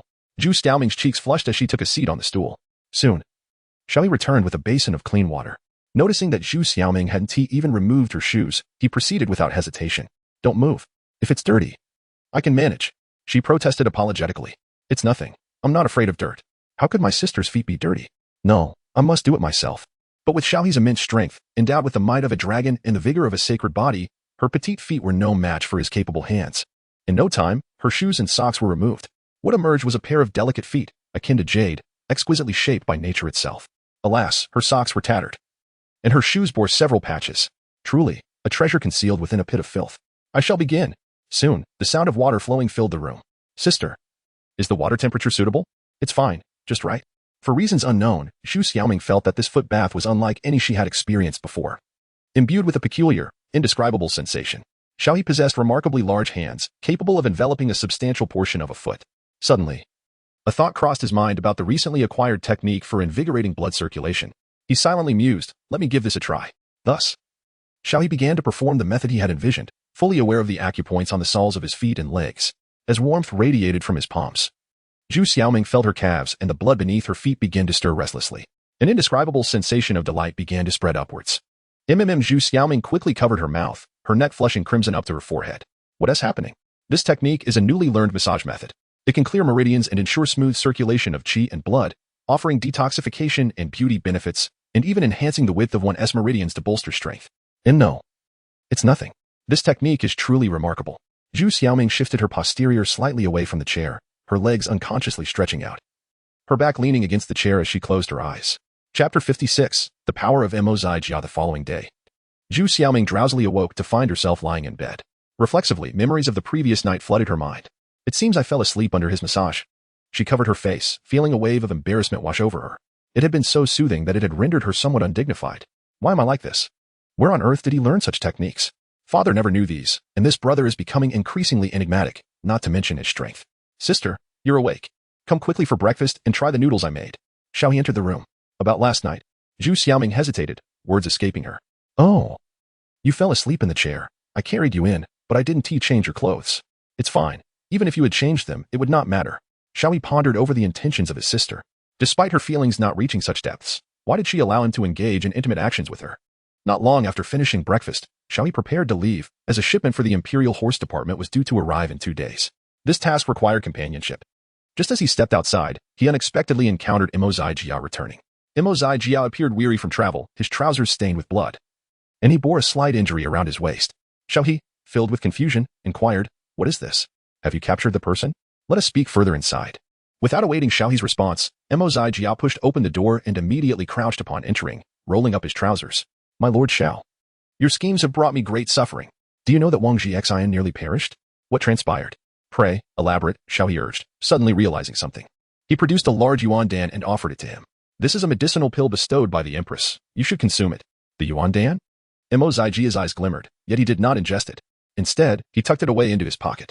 "Is this paltry sum truly necessary?" Xiao He expressed his astonishment. "This is a medicine worth 2,000 Qian coins. It would be a waste to consume it.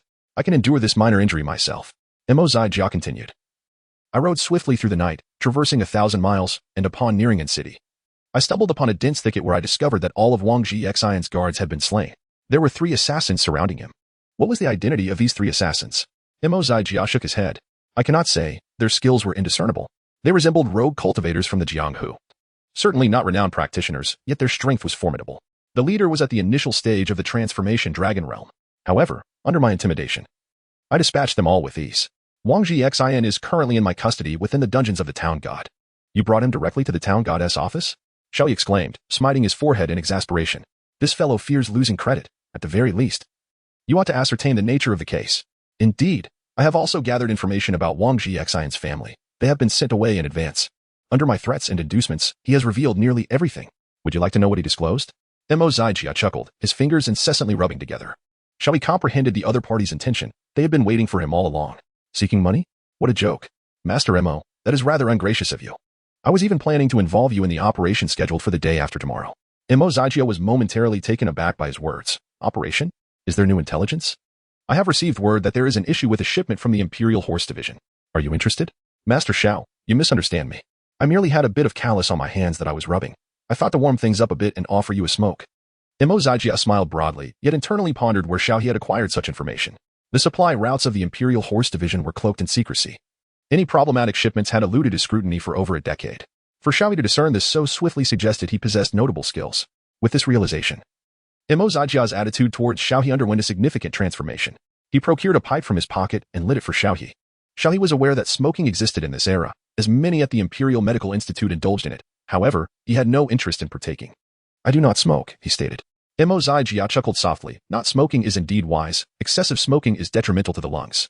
After taking a couple of puffs from his cigarette, he continued, "I shall speak candidly. Wang Xian has embezzled extensively alongside the Deputy Minister of Revenue. Unfortunately, this scoundrel, in pursuit of a secure old age, incinerated the account books. The other records remain solely with the Deputy Minister, and it is said that they embezzled over 8 billion. "What? Over 8 billion? Xiao He sprang to his feet, astonished. The annual expenditure of the Imperial Medical Institute was merely around 1 million. This amounted to the institute operating for over 8,000 years. Was this not akin to a grander version of the infamous corruption of old? If this was the case with the Deputy Minister, one could only imagine the scale of corruption attributed to the Minister of Revenue. Oh, do not be so surprised. This is merely what Wang Xian is aware of. There is likely much more hidden, considering the Deputy Minister's dealings with taxation and finance, including expenditures related to the Imperial Horse Department and the Imperial Guards, all of which fall under his purview." Empress Jia leaned against a pillar, smoking leisurely. When I first heard this figure, I was equally astounded. 8 billion. That could elevate me from my current state to a realm of prominence. And the deputy minister, what realm is he in? Xiao He inquired, his brow furrowed in thought. That is something I seem to be unaware of. These civil officials are quite discreet, possessing such wealth, even if they have exhausted their own potential, that would likely nurture many subordinates. Investigating a deputy minister would be an endeavor akin to scaling the heavens. Yet, there remains a chance, Xiao He mused, contemplating a promising avenue. Empress Jia instantly grasped his meaning. You were suggesting the celestial pavilion? With wealth, one must certainly explore such auspicious positions. As the day swiftly passed, the sun dipped below the horizon, and the moon ascended into the sky. The celestial pavilion was situated at the heart of the northern city, centrally located within the area. The establishment boasted 19 floors. The lowest floor featured the most modest prices, while the higher tiers offered superior service and quality. The disparity in cost between the levels was beyond the imagination of ordinary citizens, potentially representing a lifetime's fortune for a common cultivator. Gentlemen. You appear to be distinguished individuals. Please, step inside. A graceful woman emerged from within, immediately taking notice of Xiao He and Empress Jia as they approached. Without allowing Xiao He to speak, she leaned closer to them and whispered, Your identities are unique. I understand the delicacy of your situation. Follow me. Xiao He and his companion were taken aback. Clad in ordinary attire and having slightly altered their appearances, how could this woman discern their identities as officials at a glance? After all, Qian had regulations forbidding officials from frequenting establishments of frivolity, with severe penalties for transgressions, including demotion. The two were soon led by the elegant matron to a secluded corner on the second floor, where they settled into plush, comfortable lounge chairs. Empress Jia inquired, How did you perceive our distinguished status? Gao Yulan chuckled softly, covering her mouth. I have worked here for over 70 years. One can easily recognize all sorts of individuals. Many esteemed officials have been my guests, and your demeanor is unmistakably similar. I see. Xiao He nodded in understanding. Gao Yulan continued, Fate has favored you today, as we have recently received a new batch of arrivals, including a pair of twins whose bond is extraordinary. They share not only thoughts but also sensations. Chapter 57. Minister of War Zhang Xian, Chancellor Chao is furious at the top of the Tianlai Feishan establishment. There were 8 opulent private rooms. In the largest chamber, 2 individuals sat before a small table adorned with fragrant tea. Given the temperature of the tea, their conversation seemed to be reaching its conclusion. To the left sat a man in white attire, exuding an imposing aura, unmistakably the current chancellor, Chao. To the right, however, sat a man clad in a black official robe, a true oddity in this setting. Yet, the room lacked any female presence. Zhang. There has never been a dynasty lasting 10 millennia. I find it hard to believe you failed to comprehend the issues within Qian, yet you remain obstinately ignorant. Chancellor Chao remarked as he poured another cup of tea. When he offered it to Zhang Xian, Zhang raised his hand to decline, stating, No need. Our paths diverge. And I hold no interest in your grand ambitions. Chao was taken aback, but, esteemed Zhang, just yesterday you were embroiled in heated debate with His Majesty in court, clearly expressing dissatisfaction. Why has your attitude shifted so drastically today? Zhang Xian sneered, The emperor's incompetence is his own failing. Yet a nation cannot be without a sovereign for even a day. Chancellor, if you truly wish to bring calamity upon our people, you must first contend with me. The Minister of War. Chao maintained a calm demeanor, unfazed by Zhang's forthrightness. Are you determined to oppose me? Oppose you? As long as you do not disrupt the court or endanger the realm, we are colleagues. Otherwise, you become my adversary. Chao smiled faintly. Yet a palpable energy simmered in his palm, revealing his restraint from acting out. Beside, esteemed Zhang, you are overly cautious. My sole concern is the safety of Qian, which has endured for over 8,000 years. With northern conflicts escalating and internal strife rampant, collaboration between us would be prudent, would it not? Once your family truly commits troops to the north instead of hoarding them in the south, we may discuss collaboration. Zhang Xian replied, dramatically tossing his sleeve as he stood to leave. Chao's previously amiable expression stiffened at this remark, and he warned in a low voice, Zhang, this is a brothel. Next time you visit, do wear civilian attire. Zhang scoffed, entering such a den of iniquity. I, Zhang Xian, find no joy in pretense. Why should I not enter with integrity? Chao was left speechless, watching Zhang storm out. After his departure, Chao crushed the golden cup in his hand. This Zhang Xian must be removed. Until he is dealt with, I cannot truly overturn Qian. Moments later, the door opened to reveal a refined gentleman. Chao, my lord. He spoke with a gentle demeanor that evoked a sense of innate familiarity. Qin, take a seat. Chao gestured to the left. I noticed Zhang Xian leaving. Did you truly negotiate with him? Indeed, but he remains obstinate, his stance unyielding.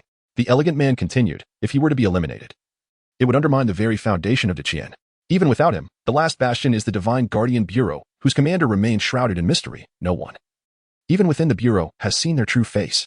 Chao nodded, taking a sip of tea. I recall it as a woman, is it not? Her voice sounds quite youthful. Yes, and this has led to suspicions that she may be someone from within the palace, albeit just conjecture. Qin was well versed in palace affairs, suspecting no more than 3 individuals, all strikingly similar.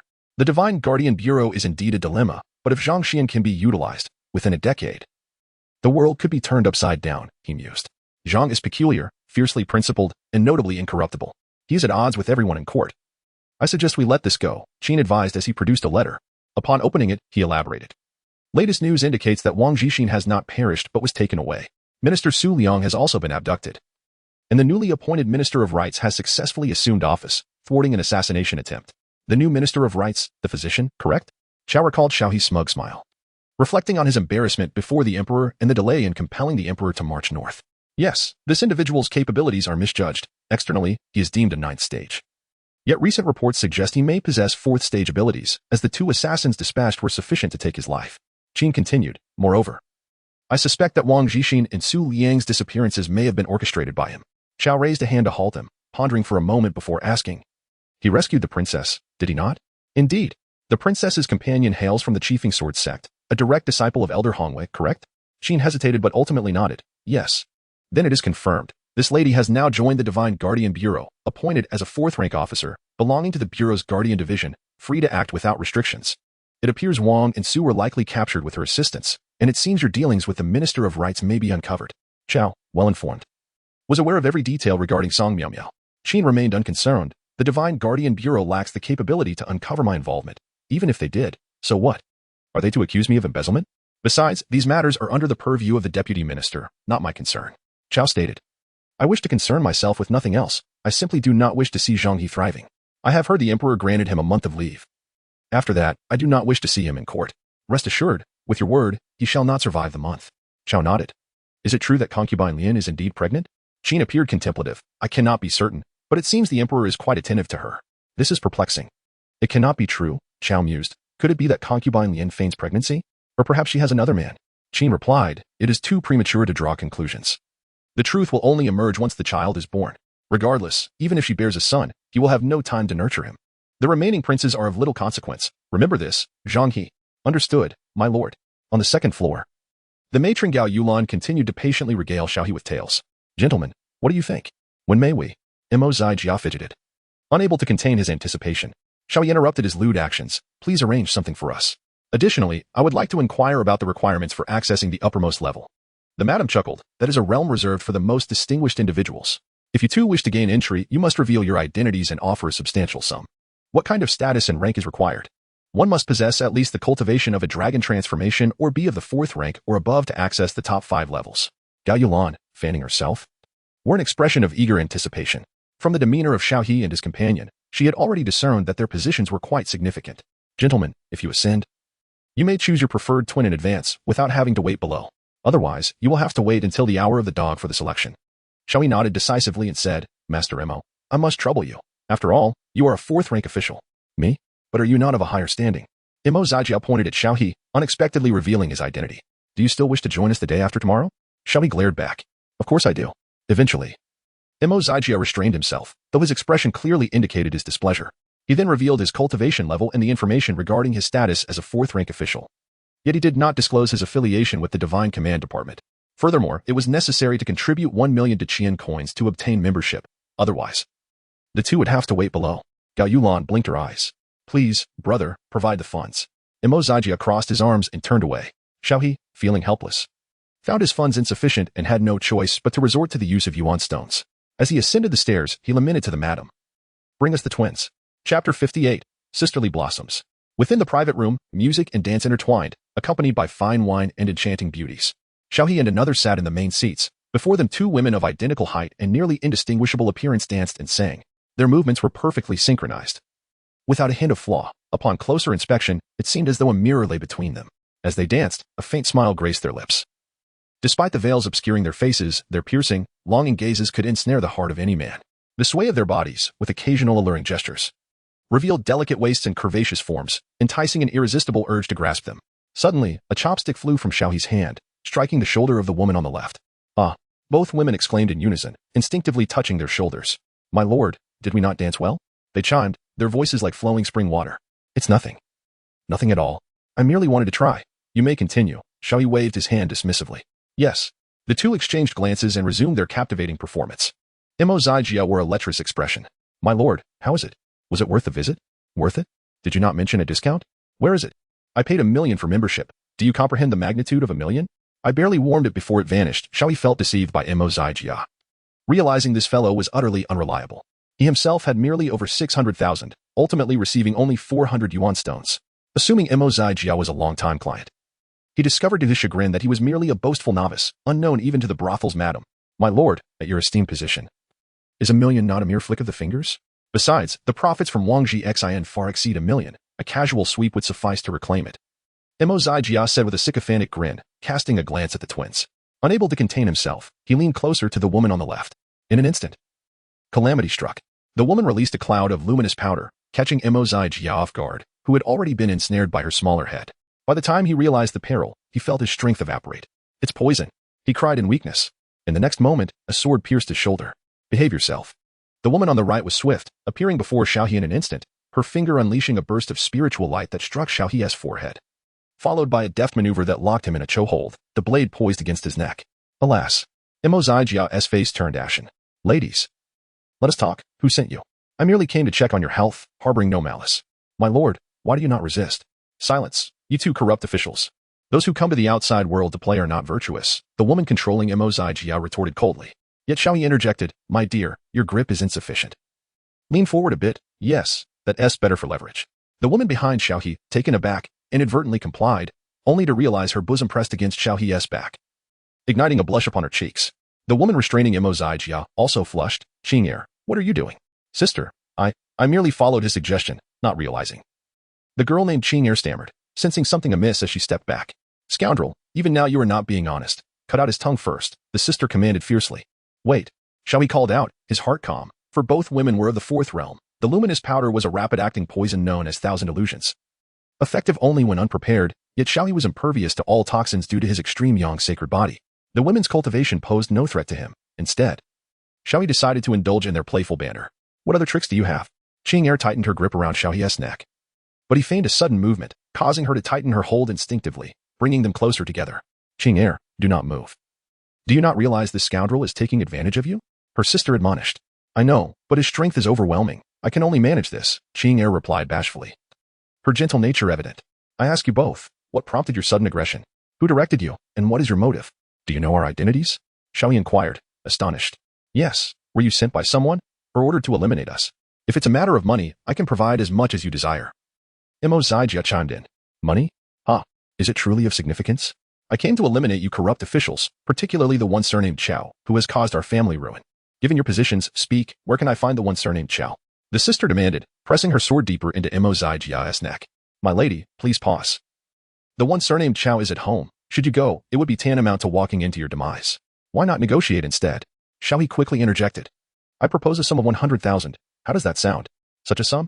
The sisters gasped, having never encountered so much money, confirming the corruption of these officials. Then produce it. Qian commanded, pointing her sword at Mo Zijia, then swiftly redirecting it to Xiao He's neck. Yes, show us the money. Her sister echoed. Will you release me if I present the funds? Mo Zijia asked cautiously. Prove your worth, if you can disclose the location of the traitor Qiao. I shall grant you your freedom, the sister replied coldly. Upon hearing this, Mo Zijia turned to Xiao He, a look of regret on his face, exclaiming, My lord. It is not my intent to be cruel, I am left with no choice. What do you mean, Mo Zijia? Xiao He sensed the impending betrayal. Realizing this fellow was about to turn on him. Qiao Darren, in this moment of crisis, I must do this. Ladies, he is the traitor Qiao. Mo Zijia pointed at Xiao He. What? You are the traitor Qiao? Qian gasped, tightening her grip to prevent Xiao He's escape.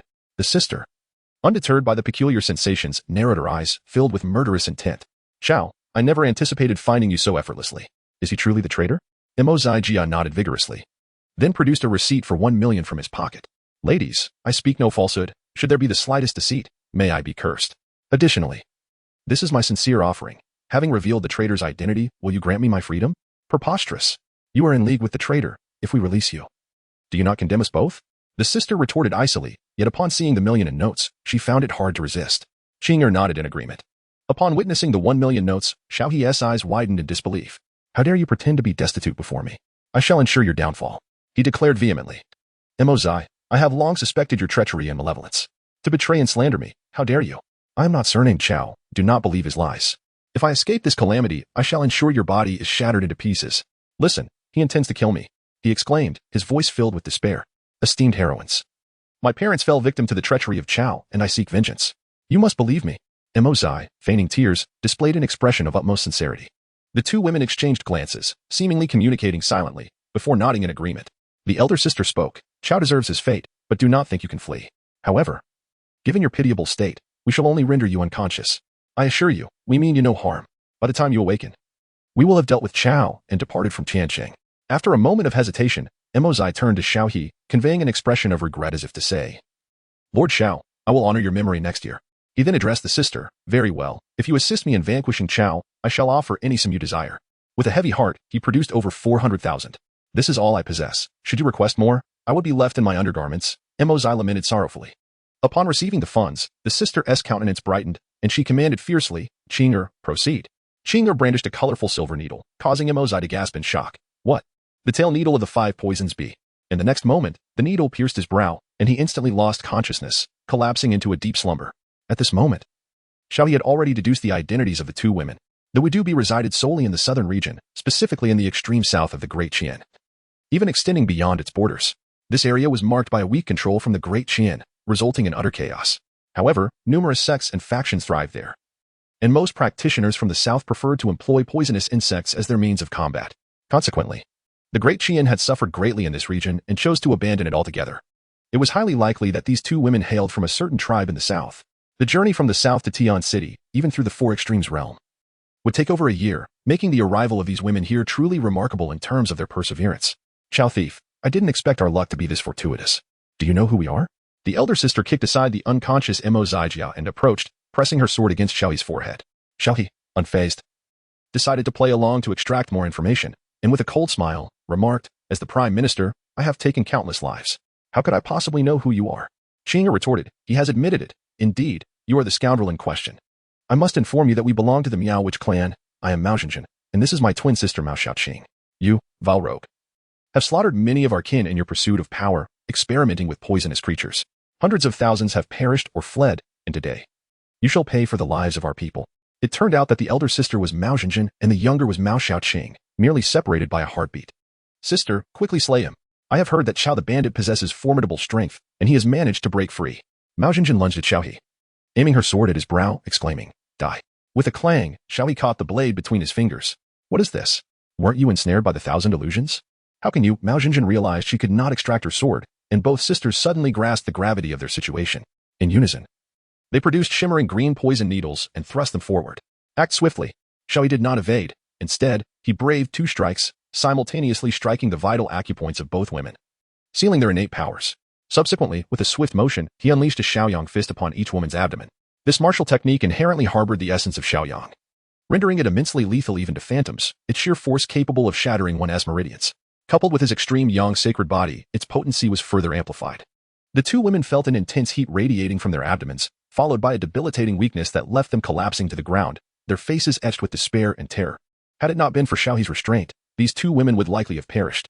Sister, what shall we do? He appears unscathed. Since we cannot vanquish the villain, we must not allow ourselves to be humiliated. Let us take poison and end this, one woman suggested, as they retrieved a pill from their sleeves and placed it into their mouths. Upon witnessing this, Xiao He pointed and sent the two women's poison flying. What is this? A mouth is not meant for consuming poison. Qiao traitor, it is our lack of skill. So do as you please with us. However, after our demise, we shall surely return as vengeful spirits. Mao Zhenjin lay on the ground, her eyes fierce and unyielding. Though she resembled her sister, Mao Xiaoqing, she possessed a fiery temperament and a piercing gaze. In contrast, Mao Xiaoqing was gentle and amiable, yet she defiantly regarded Xiao He. I ask you both, you believe he is a Qiao traitor simply because he claims to be? Xiao He crouched down, observing the two women with a smile. Yet did you not also acknowledge it? Mao Xiaoqing stammered.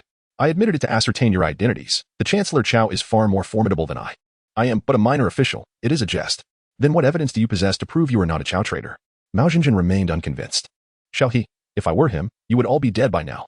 Prime Minister Qiao has taken countless lives. How could he possibly spare you? Do you truly believe you are of the Miao Witch clan?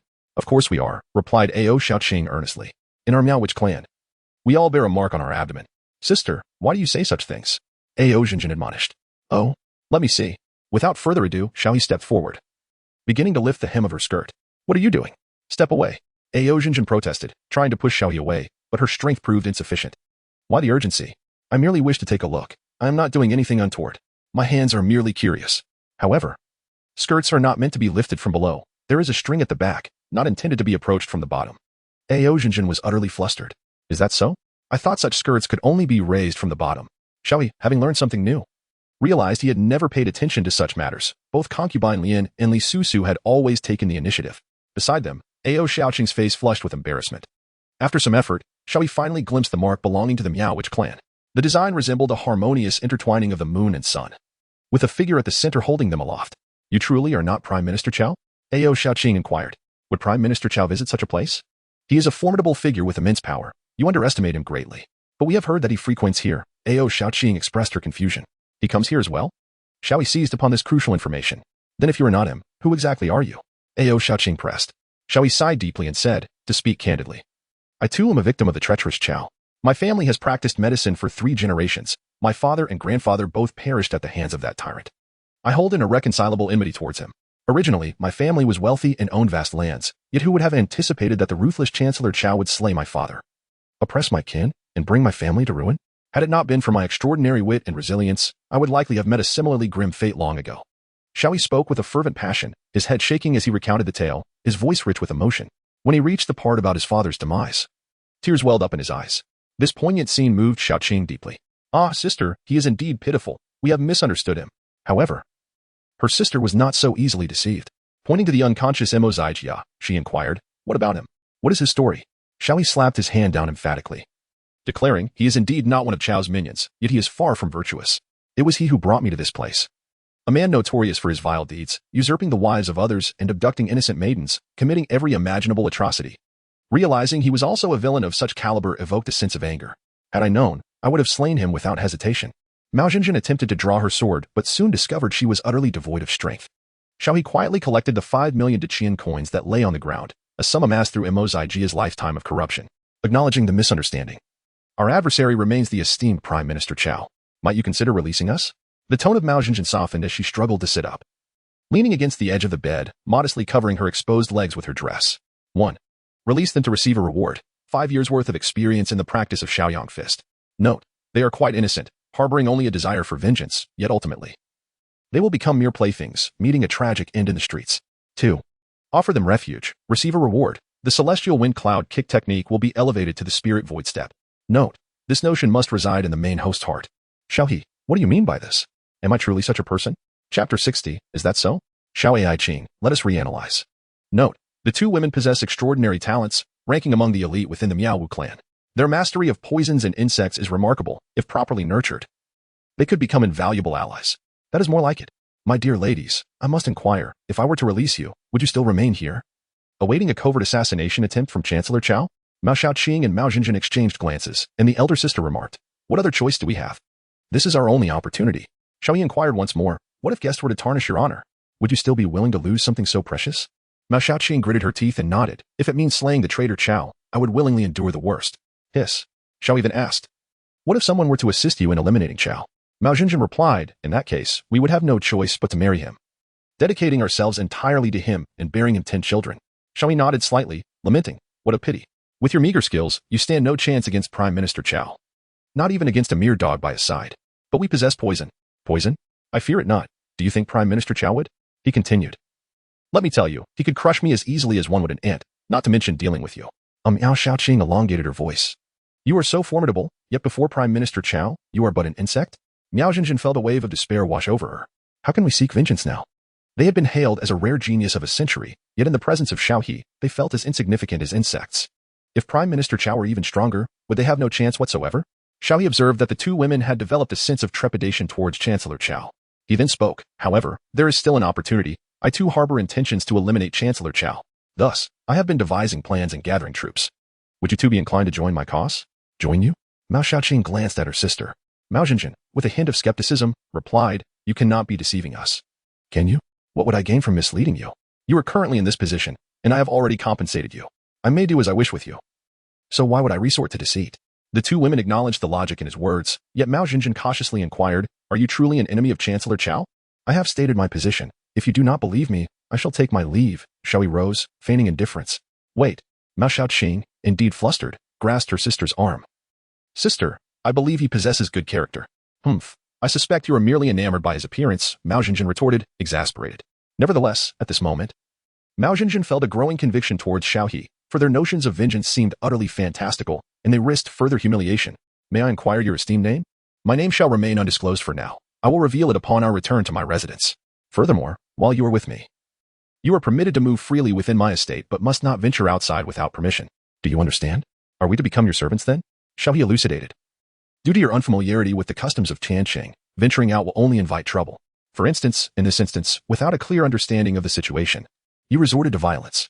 Had it not been for my intervention, both of you would now find yourselves stripped bare and cast upon the bed, enduring unspeakable humiliation. Xiao He's words caused the two young ladies to tremble slightly. In comparison, this gentleman indeed seemed far superior. Soon after, Mao Zhenjin and Mao Xiaoqing exchanged a glance. Their minds made up, and knelt down, bowing. My lord, we, the two daughters of the Mao family, shall follow you from now on. Please rise, please rise. Xiao He quickly stepped forward, clasping their delicate hands. However, we must leave Tianlai Feixian, which requires a considerable sum, at least 3 million, Mao Zhenjin said. Her expression fraught with concern. 3 million? No problem, Lord Imo has ample funds, just charge it to his account. Xiao He replied nonchalantly, preparing to depart with the two ladies. Ah, my lord, are you referring to this gentleman? Mao Xiaoqing approached the door, glancing back at the figure lying on the bed. Murmuring, my lord, will you truly disregard him? What concern is there? When he awakens, he can settle his own bills. Xiao He shrugged indifferently, as he descended the stairs. The brothel keeper indeed approached to inquire, but she demanded a staggering 7 million to release the two ladies. Xiao He gestured upwards, indicating the person inside is Lord Imo. He has just grown weary and wishes to send these two ladies away. Qian Ma will handle the payment. I shall now escort them back to Lord Mo's residence. I see, understood, the proprietor replied, his face alight with delight. By the way, there's a matter on which I hope you could lend your assistance. Xiao He leaned in and whispered into Gao Yunlan's ear. He has awakened. Do not disclose my whereabouts, merely say you are unaware. Do you comprehend? Gao Yunlan instantly grasped the implication, recognizing the mutual entrapment between the two. Her seasoned experience in the intricacies of officialdom revealed to her that Xiao He's standing was somewhat superior. Thus, she readily acquiesced. I understand your intentions, my lord. You are a perceptive individual. I look forward to our future collaborations, Xiao He replied, clasping his hands in a gesture of courtesy, his face radiating joy as he departed. As he descended to the first floor, preparing to leave, he noticed two figures emerging from the throngs on the stairway. Upon seeing them, Xiao He immediately stifled his presence. Remaining motionless amidst the crowd, observing intently. Indeed, the treacherous Qiao was present, and the individual beside him bore a striking resemblance to Li Chenxian. Could he possibly be a prince? In the distance, Prime Minister Qiao, dressed in plain attire, stood with one hand behind his back, while to his right stood a refined gentleman, for parts resembling Li Chenxian. He was neither the third prince whom Xiao He had encountered nor the fifth prince he had met only twice. Fortunately, the crowd was dense, and many were preoccupied with observing Prime Minister Qiao, thus he remained oblivious to Xiao He's presence. As Qiao exited, Xiao He finally exhaled in relief. My lord, who was that individual just now? Asked Mao Xiaoqing, her face veiled, curiosity evident in her voice. She too had been captivated by Prime Minister Qiao. Feeling a sense of diminutiveness in the presence of such a formidable figure, instinctively compelled to lower her gaze, secretly acknowledging him as a person of extraordinary significance. Xiao He, fearing that their emotions might become agitated, chose not to divulge the situation to them and silently escorted them home. Upon arriving at the Taichung office, Zhu Xiaoming was initially puzzled, assuming her younger brother had some need. However, after Xiao He introduced the two women, Zhu Xiaoming began to feel sympathy for them. There are plenty of rooms here. You may stay in the east wing, Xiao He indicated towards the right side of the house. This was the first time Mao Xiaoqing had encountered such a spacious residence, and she curiously gazed around. Isn't there anyone to attend to such a large home? Mao Zhenjin remarked in awe.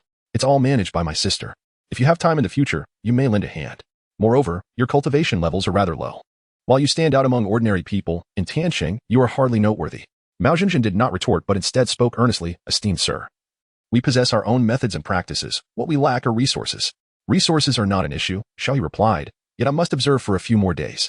If you harbor ulterior motives, it would render my efforts futile. After a brief period of familiarization at home with the two individuals, Zhu Xiaoming led them to her room. That evening, Xiao He extracted a series of rewards. The immortal wind cloud body technique has been elevated to the spirit void step.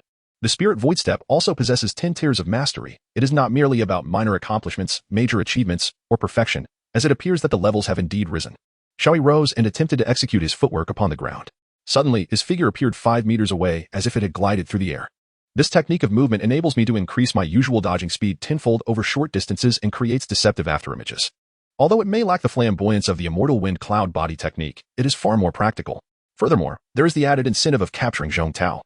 which grants me the reward of 5 years of experience in the lesser Yang fist. Xiao He intuitively sensed that he had entered a confined space. After 5 years of arduous cultivation, he emerged with a profound mastery of fist intent. As he unleashed his power, no peculiar phenomena manifested, however. He was able to incite fluctuations within the surrounding realm. He had reached the 9th layer of the Xiaoyang fist, merely one level away from perfection.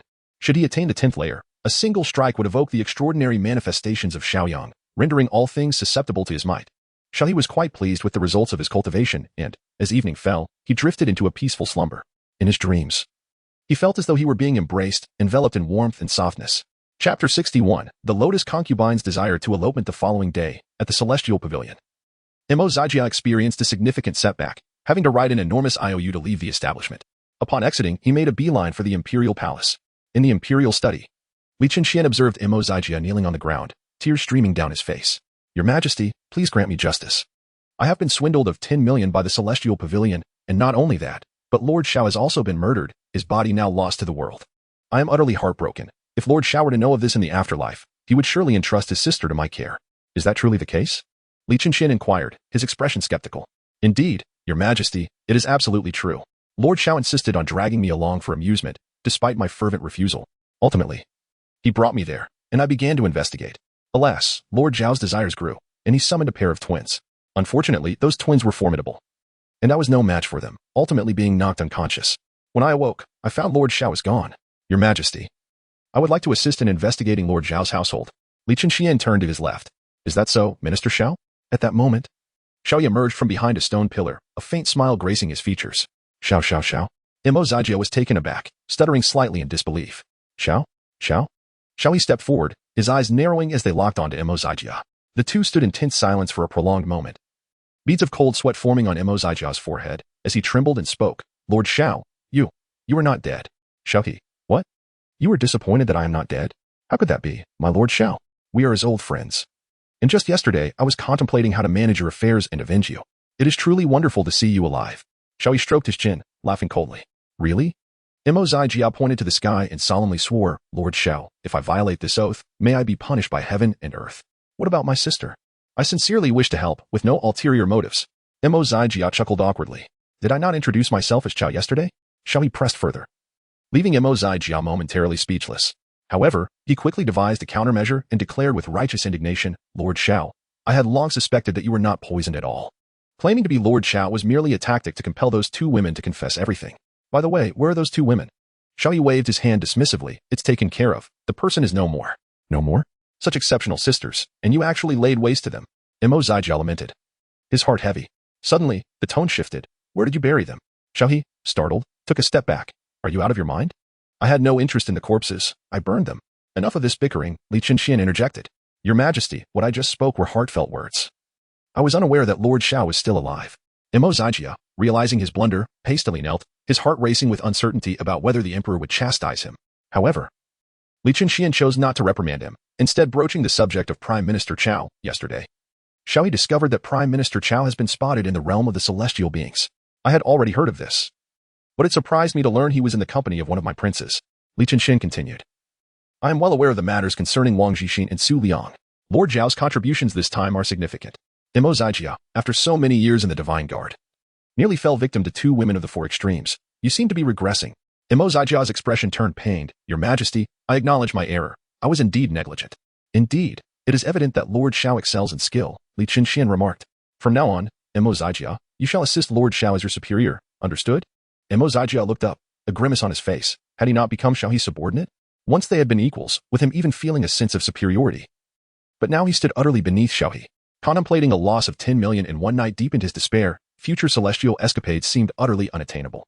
He could only resort to dining on fast food in the quaint streets of the West District, reflecting on this dismal fate. Life had become worse than that of a dog or a pig. Xiao He, filled with joy, smiled broadly and said, Lord Mo, I hope you will offer your guidance in the future. Indeed, Lord Xiao, I look forward to your wisdom as well. Mo Zijia, ever adaptable, swiftly adjusted his mindset. Li Qian then remarked, Xiao He, I grant you a month of respite, hoping you will gather substantial evidence during this time. I have heard that the treacherous Qiao has amassed a formidable force in the south, including many top-notch experts, which causes me great concern. Your Majesty, I shall dedicate myself wholeheartedly to this task until my last breath, Xiao He replied solemnly, bowing respectfully. Meanwhile, Mo Zijia inwardly mused, this fellow is all about emotions. offering no assurances. How insidious he is. Thus, he too bowed and declared, "Your Majesty, I harbor a deep-seated hatred for Xiao and will ensure he suffers grave consequences." "And what if you fail to inflict such harm upon him?" Li Qian inquired. This left Mo Zijia momentarily speechless, unsure of how to respond. "Very well, Xiao He. You are here to report on Chancellor Qiao's matters. If there is nothing else, you may depart." Li Qian gestured dismissively. Mo Zijia, feeling disheartened, lowered his head and requested leave before exiting. Li Qian then stated, "Xiao He, you too may take your leave. With more than 20 days until the next court session. Your time is precious. The national treasury is strained, and our soldiers at the front are suffering immensely. Even King Bayan has repeatedly requested military supplies, training resources, weapons, and healing potions, all of which are insufficient. If you can investigate the Deputy Minister of Revenue, I would prefer to entrust that position to you." Xiao He hastily clasped his hands in gratitude, expressing, "I am deeply appreciative of your Majesty's benevolence. I shall certainly strive not to disappoint your expectations." The Emperor replied, "You may leave now. I hope to witness your remarkable performance in the court within a month's time." This triggered 2 advanced task options. 1. After a month, during the court session, apprehend the Deputy Minister of Revenue and bring him to justice, thereby earning the rewards of 10 years of cultivation experience in the True Spirit 9 transformations and 10 years in the Ethereal Steps. Note, this task is exceptionally challenging for you. 2. Disregarding all else, survival is paramount. The reward for this path is the Sunflower Scripture. But be warned, upon your return to court, you will likely face ostracism from the majority and ultimately be impeached and dismissed. This choice must be made in advance. Please decide within 3 days. Xiao He felt an overwhelming pressure. After leaving the imperial study, he sought refuge in the Qingwan Palace, under the pretense of checking on the Empress's health.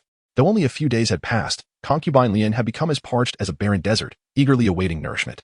Beneath the desert's surface lay hidden reservoirs, which, once drawn upon, could transform into a flourishing oasis. Lian Xinyue lay in Xiao He's embrace, her cheeks flushed, softly declaring, "Xiaolang, I adore you." As she spoke, she turned over, pinning Xiao He beneath her, the delicate gauze slipping from her back, revealing her exquisite treasures. "Xiao He. Just now, I felt an irresistible impulse." "What impulse?" Xiao He surmised her thoughts, gently stroking the damp strands of hair on her forehead, slick with perspiration. I want to elope with you.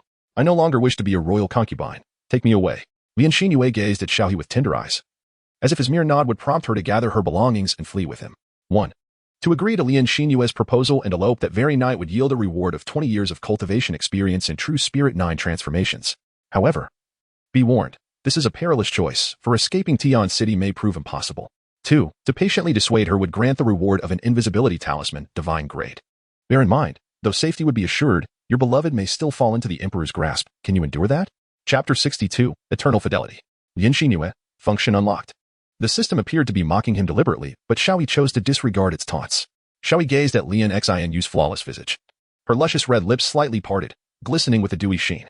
Unable to resist a fleeting taste, he noticed her eyes gently flutter shut, prompting him to whisper, "If we depart now, our fate will be to perish at the gates of the palace." Lian Xinyue comprehended his words. "I acted on impulse. It was not my intention to burden you. Look, what is this?" Xiao He lifted his hand, revealing a crimson sphere of elemental energy, emanating a palpable pressure. You are actually at the 4 extremes realm. How is that possible? I have always concealed my true cultivation level. Therefore, you must trust me. Do you understand?" Lian Xinyue smiled softly, her heart once again brimming with hope for the future. Lian Xinyue's feelings for you have reached an unwavering depth, progressing to 100. You may now unlock certain functions of Lian Xinyue. Shall I proceed? Unlock. Lian Xinyue's abilities have been activated. Character introduction, Lian Xinyue. Daughter of the Minister of Works, Lian Wei Ling, has a younger brother named Lian Qing, captivatingly beautiful in her youth. She caught the Emperor's attention and was brought to the palace. However, raised under strict familial discipline, her gentle nature remained untested until her arrival at the imperial court. Unfortunately, her fortunes dwindled as she faced oppression from other consorts. To survive, she transformed from a delicate flower into a cunning strategist, leveraging her beauty to compel the Emperor to fulfill her desires. Yet, due to the Emperor's impotence, she could not bear heirs, leading her down a treacherous path. Her encounter with Xiao He ignited a profound love, yet her future remained shrouded in uncertainty, ominous signs looming ahead. Not promising, this woman. Unlocking Lian Xinyue's special function. For warning when Lian Xinyue is on the verge of making a misguided choice, she will alert the host. Xiao He suddenly realized. So it is, this could indeed enhance Xinyue's safety, for in the imperial harem, one must tread carefully each day. At this moment, Lian Xinyue inquired, "Pray tell, have we conceived a child?" Xiao He felt the pulse, demonstrating his genuine medical expertise. He shook his head regretfully. "There is nothing, absolutely empty." Lian Xinyue expressed her disappointment. Mentally calculating the time, "My cycle will arrive tomorrow. Once it departs, you may visit again." I recall someone mentioning that approximately 10 days after menstruation ends is the most opportune time for conception. Indeed, I shall make an effort. Xiao He pondered whether it might be his own constitution that hindered conception, for their encounters had been ample, and Lian Guifei's health appeared unblemished. It seemed the issue might lie in a peculiar constitution that was less conducive to pregnancy. Having spent nearly half an hour with Lian Guifei, Xiao He recognized that he could not linger for too long. With a heavy heart, he bid her farewell. As he reached the door, Lian Xingyue could not resist rushing towards him for a kiss, momentarily delaying his departure for another incense stick's worth of time. I must take my leave now. Please ensure the floor is tidy, lest we attract unwanted attention, Xiao He reminded her earnestly. Lian Xingyue nodded, her cheeks tinged with crimson, leaning against the grand entrance. Her gaze longingly fixed on him. Just as Xiao He stepped outside Qinghuan Palace, he was unexpectedly met with the invitations of two individuals. Lord Xiao, the Empress summons you. Lord Xiao, Consort Lu requests your presence. 1. Choose to visit the Empress. Reward, 7 dragon pills. Caution, the Empress will interrogate you. You must think on your feet. Should you falter, it may offend her, jeopardizing your future and making your path arduous. 2. Choose to visit Consort Lu. Reward, anger wine. Caution, attending to Consort Lu may be perceived as a provocation by the Empress, potentially resulting in severe punishment. Please inform Consort Lu that I will first attend to the Empress and return to find her. Is that agreeable? Indeed. Concubine Palace. The Empress, whom he had not seen for a long time, still exuded her characteristic charm. Xiao He noted that she seemed even more voluptuous than a few days prior. Your Majesty. Rise, Empress Jiang commanded, seated upon a wooden chair, with 2 palace maids attending to her with massages. Thank you, Your Majesty. Lord Xiao, you have been quite the sensation of late. In just a few days, you have ascended from a humble imperial physician to the director of the Imperial Medical Institute. Yet that is not all. You have also become the Minister of Rights, astonishing even myself. Empress Jiang's voice trailed off, hinting at deeper implications. Xiao He, refraining from speaking recklessly, respectfully remarked, all of this is due to the Emperor's nurturing. I am but a humble servant devoted solely to the great Qian. You are already the Minister of Imperial Sacrifices, yet you still refer to yourself as a humble servant? Xiao He slightly bent his waist, remaining silent. He then raised his head. Xiao He complied, meeting the Empress's piercing phoenix eyes. After a few days apart, he appeared increasingly handsome, exuding a more masculine charm. What are the tasks I assigned you? The Empress inquired, waving her hand to dismiss the palace maids, as well as the others present within the chamber. Xiao He was aware that the Empress was referring to the matter of Concubine Lian, and thus he spoke earnestly. As for Concubine Lian, everything appears to be quite normal at present. I have not discerned anything amiss. Not discerned anything amiss? The Empress retorted, her voice sharp as she pressed on. Do you realize how many times you have visited the Qingluan Palace over these past few days? Each visit at a specific hour, the gates firmly shut, and each time lasting either an incense stick or half an hour. Do you truly believe me to be a fool? With a forceful slap on the table, Empress Jiang unleashed a terrifying aura that bore down on Xiao He. Even with his significantly enhanced abilities, he felt a chill. This Empress was undoubtedly a formidable force. Your Majesty, everything I have stated is the truth. I was indeed treating Concubine Lian as required. Her pregnancy is quite unstable, necessitating various medical interventions to maintain balance, which has lengthened the duration of my stay. Is that so? The Empress stepped closer, her height comparable to Xiao He's, her piercing phoenix eyes locked onto his. The distance between them was scarcely 3 inches, a space that could either be filled with intimacy or enmity. Yet, given the current circumstances, intimacy was far from the reality. As they stood so close, Xiao He observed the Empress's impeccably fair and exquisite skin, her prominent nose, and finely chiseled features, all devoid of any blemish. Lord Xiao, you claim that Concubine Lian is unwell. Very well then, lead me to her. As Empress, it is only natural for me to inquire about the well-being of my sisters. Would you not agree? Of course, Your Majesty. Summon Physician He Zhong, the Empress commanded abruptly. A venerable old man with graying hair soon appeared at the doorway. Xiao He recognized him as a member of the Imperial Medical Bureau, who typically remained at home unless summoned by a prominent figure from the palace. Physician He. As a senior practitioner in the Imperial Medical Bureau, I trust no one possesses greater medical expertise than you. Physician He revealed a toothy grin, albeit with missing teeth, and replied, Your Majesty, I am but a humble physician. There are many who surpass my abilities. Empress Jiang cast a glance at Xiao He. Lord Xiao, let us proceed. You have just come from Concubine Lian's presence, and I suspect you were quite reluctant to leave. I shall accompany you once more to ascertain whether Concubine Lian truly suffers from any ailment. Xiao He maintained his usual demeanor. Yes, Your Majesty. Chapter 63. The Empress's relentless interrogation. The Empress's procession was grand, accompanied by hundreds of palace maids and eunuchs, who bore luxurious jade artifacts, underscoring her exalted status. Such a spectacle inevitably caught Lian Xinyue's attention. Consequently, she swiftly received news of the Empress's return, accompanied by Xiao He. With her current intellect and cunning, she discerned the underlying motives clearly, the old witch intended to assess her injuries. This simply wouldn't do. I must ensure Xiao He encounters me first, or I risk exposing my ruse. Xiao Hong, come in. When the Empress arrives, you shall convey this message outside, at the entrance of Qinghuan Palace. The palace maids and eunuchs, upon noticing the Empress's approach, displayed evident trepidation, hastily bowing in reverence. "Greetings, Your Majesty." Xiao Hong, undaunted, responded, "Your Majesty. The noble consort Lian is currently unwell and unable to rise. I hope for your understanding." "Not to worry, I have come today to attend to the noble consort's ailment." The Empress descended from her ornate palanquin, her crystalline tresses fluttering lightly as she prepared to enter. Xiao Hong promptly interjected, "Your Majesty. The noble consort is likely in a delicate state and requires Master Xiao's presence. Should any other physician attend, their lack of experience could lead to unforeseen complications, for which no one could bear the responsibility." As she spoke, Xiao Hong cast a pointed glance at He Zhong. The Empress hesitated momentarily. Her original intention was to send He Zhong in first, but it now appeared imperative that Xiao He be the one to examine the consort. Otherwise, should Lian concoct any schemes, she too would be ensnared. Moreover, in a transparent situation, it was unlikely that Xiao He and Lian could orchestrate any mischief.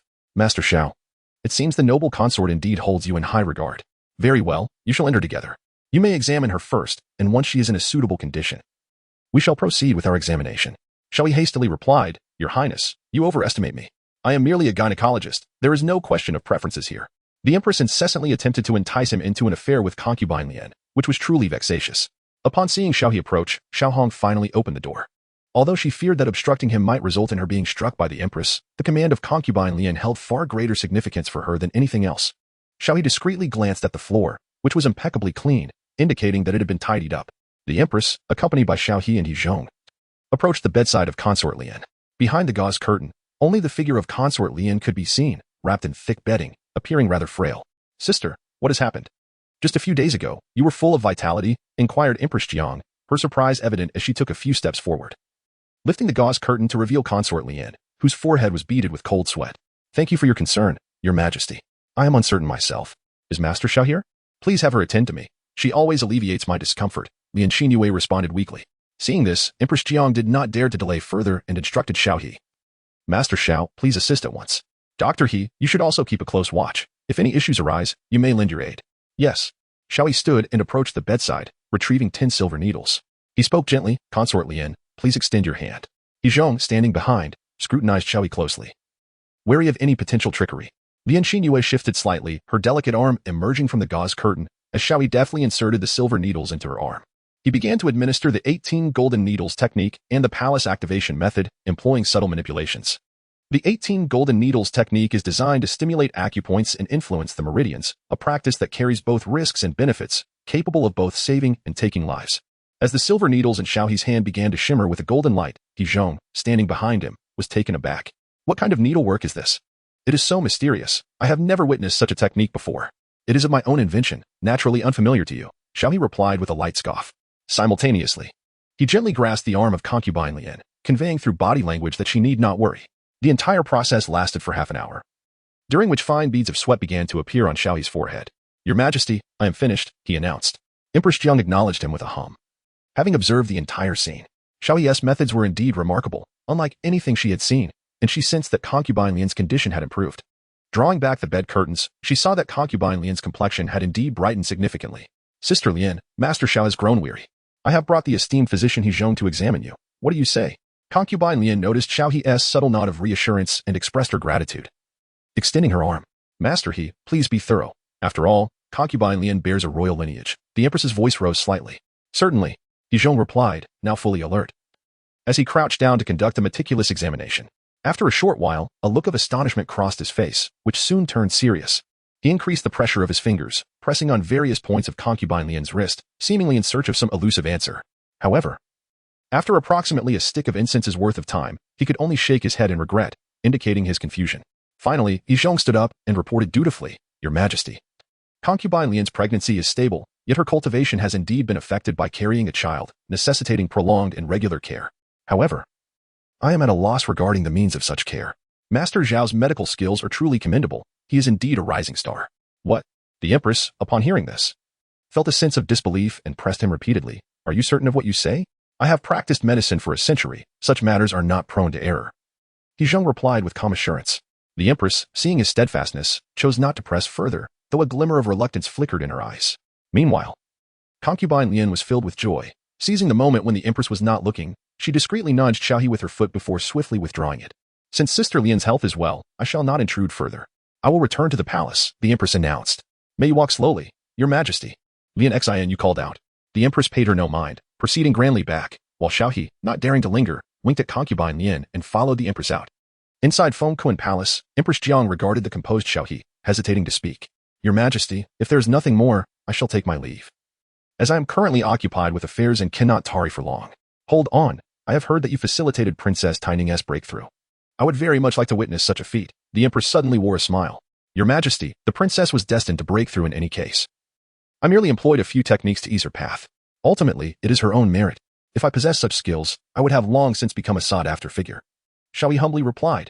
Xiao He felt a profound bitterness within, realizing that there had been no significant progress with Concubine Lian.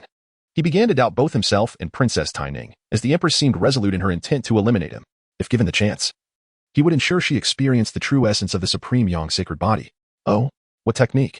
The Empress inquired, seizing upon the crucial point with curiosity. It is a form of invigorating massage technique, he replied. Very well, demonstrate this massage technique for me, the Empress commanded as she settled into a seat. The chair, already spacious, allowed her to recline gracefully, her flowing gown clinging to her form, accentuating her slender waist and curvaceous hips, with a hand propping her head. Her keen gaze scrutinized Xiao He. Lord Xiao, enlighten me. Why did Princess Taining lend you a residence? What is the nature of your relationship with her? Chapter 64, The Empress's Probe 1. Assisting the Empress with a massage, reward granted. The Push Palace invigorating technique is upgraded to the Transcendent 36 techniques. Note, while the Empress outwardly requests a massage, she is secretly testing the method you employed on Concubine Lian, as well as your true capability to facilitate Princess Taining's breakthrough. 2. Refusing the massage, reward granted. The divine ability, 9 steps to heaven. Note, the Empress will collaborate with her available resources to eliminate you and may even convict you. Upon seeing the two options, Xiao He realized that the Empress harbored deep suspicions about him, even contemplating his removal. His influence over Concubine Lian had grown, and he was increasingly favored by the Emperor. If not curbed swiftly, the Empress risked losing her standing within the harem. Although her cultivation was formidable, the authority of the throne could still counterbalance individual prowess. The Empress could not dominate unchallenged. As you command, Xiao He signaled to a palace maid to bring water. After washing his hands, he approached the edge of the chaise. Your Highness, I beg your pardon, he said. The Empress nodded, surveying him, and noted that this man seemed to have transformed, becoming even more alluring than before. She could not help but feel an escalating suspicion toward Concubine Lian and Princess Taining, in the presence of such an enchanting man. Could it be that nothing untoward would occur during their prolonged interaction? She found herself wanting to reach out and touch Xiao He's face. Just as the Empress was lost in her thoughts, Xiao He interjected, Your Highness, I find it difficult to proceed with you lying sideways. How should I position myself? You would need to lie face down, as most acupoints are located along the back, head, and feet. Face down? The Empress had no objections, recalling that the palace maids had performed massages in such a manner for her as well. Thus, she complied, her exquisite figure revealed in full, her rounded hips captivating to behold. However, Xiao He, being a professional, refrained from indulging in such distractions. With a calm demeanor, he clasped his hands and said, Your Highness, I must apologize in advance. He then proceeded to carefully apply the Push Palace invigorating technique. Your Highness, this method is somewhat less effective when performed over clothing. Thus the enhancement of your cultivation may not be significant, he explained, anxious that the Empress might be dissatisfied, assuring her that he harbored no ulterior motives. What? Do you wish for me to remove my garments? The Empress retorted sharply, her expression turning stern. I would not dare. I merely intended to clarify the situation. Xiao He hastily replied, retracting his hands. However, once his hands were withdrawn, the Empress immediately felt the pleasant warmth and tingling sensation dissipate. Her previous displeasure vanished, and she simply wished for Xiao He to continue. Enough of this chatter, proceed. Yes, Your Highness. Xiao He cautiously proceeded, his hand gliding past the lofty and rounded contours, deliberately bypassing them to reach the calf. Time elapsed minute by minute, and Empress Jiang transitioned from initial scrutiny to a state of enjoyment, becoming enraptured. Suddenly, a tingling sensation coursed through her feet. However, it was an uncomfortable feeling. Just as she approached the pinnacle of sensation, it receded. It turned out to be the presence of her stockings. Yet, as the Empress, how could she allow a subject to touch her feet? This sensation left her in a state of indecision, creating an unbearable itch within her heart. Ultimately, unable to endure any longer, Empress Jiang closed her eyes and said, Please, remove my stockings. Upon hearing these words, Xiao He's hands trembled slightly. This was the revered mother of the nation of Qian. Merely gazing upon her countenance was a transgression, let alone daring to touch her feet. It is likely that no one in the realm would even dare to contemplate the complexion and form of the esteemed Empress. The socks worn by Empress Jiang were crafted from silk, shimmering in a golden hue, a rare and precious material known for its use in creating remarkably potent protective garments. Yet here, it was merely fashioned into socks. As the golden stockings were removed, a pair of flawless, jade-like feet, tinged with a hint of rosy hue, came into view. Your Highness, I beg your pardon, the minister murmured. When a gentle palm made contact with the delicate soles, the Empress's nerves instinctively tensed. Her toes curled involuntarily as the sensation of tingling pleasure intensified, causing her to struggle to maintain her composure. Realizing her lapse in decorum, Empress Jiang softly admonished. Please be mindful. Xiao He, fearing to provoke her ire, promptly nodded and replied, Yes, my lady. If Xiao He were to approach, he would observe that Empress Jiang's cheeks had taken on a rosy hue, occasionally biting her lip. In this manner, Empress Jiang remained silent, reclining upon her chair. Her breath growing increasingly labored. After the passage of half an hour, Xiao He rose and clasped his fists, declaring, Your Majesty, it is concluded. Empress Jiang offered no response. Remaining in her position, seemingly enveloped in slumber, Xiao He gently called out several times, Your Majesty? Empress Jiang lifted her head, her eyes opening to behold the striking figure of Xiao He not far away. His handsome visage was accentuated by beads of perspiration on his forehead from earlier exertions, and his commanding gaze radiated an alluring masculine charm. Your Majesty, the task has been completed, Xiao He declared once more. Completed? Oh, you may return now. This humble minister takes his leave. Xiao He felt a surge of joy within, finally able to depart. It was only after he left the palace that Empress Jiang regained her composure, a sensation of unparalleled comfort enveloping her. Indeed, there was an unfamiliar experience accompanying it. Alas, how could this be? Empress Jiang gasped, hastily sitting upright. In that moment, she bore no resemblance to the sovereign of the harem, but rather appeared as a girl who had erred. Moreover, the question she had intended to ask had completely slipped her mind. This woman is far too formidable. I have no desire to return, it's sheer torment. Meanwhile, Xiao He walked along the path, reflecting on the previous encounter, feeling an intensity of nervousness that was almost overwhelming. To ensure the Empress's comfort while avoiding excessive contact proved to be a daunting challenge. Nevertheless, women are, after all, women, as long as one caters to them well. They tend to forget many concerns. Surely, whatever she wished to inquire about or understand had been entirely forgotten. After traversing a lengthy stretch of gravel road, Xiao He suddenly recalled that the beautiful Lu Guifei had sought him out. Since returning from Tianlong Temple, he had yet to meet her properly. Yet, the woman's attitude towards him remained ambiguous. Although they had shared moments of intimacy, it merely gratified certain desires of Lu Guifei. As for genuine affection, Xiao He found himself uncertain. Thus, he altered his course and headed towards Lu Guifei's residence. Coincidentally, at that moment, Lu Guifei's maid had also located him. After a brief exchange, they made their way together to Qianhu Palace. Upon arriving at Qianhu Palace, Xiao He discovered that he was not alone with Lu Guifei. There was another enchanting woman present. Lord Xiao, your timing is impeccable. This is Xian Fei, the mother of the third prince. Lu Guifei introduced without allowing Xiao He a word. The two ladies were seated in a pavilion by the lake. Your Highness Lu Guifei, your Highness Xian Fei. Xiao He greeted with utmost respect. So, you are the one who rescued the princess, assisted her in her breakthroughs, and the royal physician to the late Guifei, who has ascended from a minor court physician to the minister of the imperial medical office in just half a month, remarked Xian Fei, exuding a grace that Lu Guifei lacked. Having borne children and embraced motherhood, she radiated a mature charm, her eyes sparkling as she regarded Xiao He. Your Highness flatters me. It is merely the Emperor's favor, Xiao He replied with a warm smile. Naturally handsome and possessing an exceptional physique, he had an innate allure that captivated the opposite sex. Xian Fei immediately felt a fondness for him. Lord Xiao, you are far too humble. Come, let us converse about matters concerning the Tianlong Directorate. Lu Guifei, standing nearby, appeared astonished, her expression revealing surprise. Sister Xian Fei, weren't you meant to return to the palace? I thought you needed to prepare a gift for the third princess' upcoming birthday, she inquired, puzzled by Xian Fei's decision to linger for conversation. Xian Fei's smile faltered momentarily, and she awkwardly responded, my memory fails me in my old age. Yes, indeed, I must prepare gifts for my dear son. Lu Guifei cast a disapproving glance at Xiao He, feeling a twinge of dissatisfaction towards her close friend Xian Fei. Initially, Lu Guifei viewed Xiao He merely as a means to an end, but witnessing another woman express interest in him ignited her possessiveness. The third prince has recently fallen out of favor with my Lu family. Alas, otherwise, I too would be preparing gifts, Lu Guifei sighed. I bear no ill will. Family matters are separate from ours, Xian Fei interjected, her gaze alight with admiration for Xiao He. Lord Xiao, in 5 days. My son's birthday will be celebrated at the Tian Prince's residence. You must attend. Upon hearing the words, Xiao He initially intended to politely decline. However, Xuan Fei directly presented him with an invitation. This left Xiao He momentarily indecisive. Accepting the invitation posed the risk of unnecessary complications. Yet declining could offend both Xuan Fei and the third prince. The third prince, now conferred the title of King of Tian, was renowned for his military achievements and possessed formidable innate talent, far surpassing that of the fifth prince. In the midst of this dilemma, the system naturally intervened.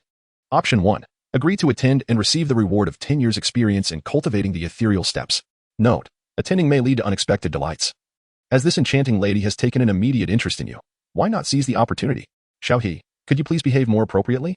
This is Xian Fei. the mother of the third prince, a married woman, and a mother of a child whose age surpasses mine. Nevertheless, given the nature of the cultivation world, Xian Fei appears to be in her early 20s, her complexion far superior to that of many ordinary women outside the palace, so delicate that it seems almost fragile. Furthermore, she exudes an abundance of feminine hormones. System correction. 1. Accept the invitation and receive a reward. 10 years of cultivation experience in Lingshu step.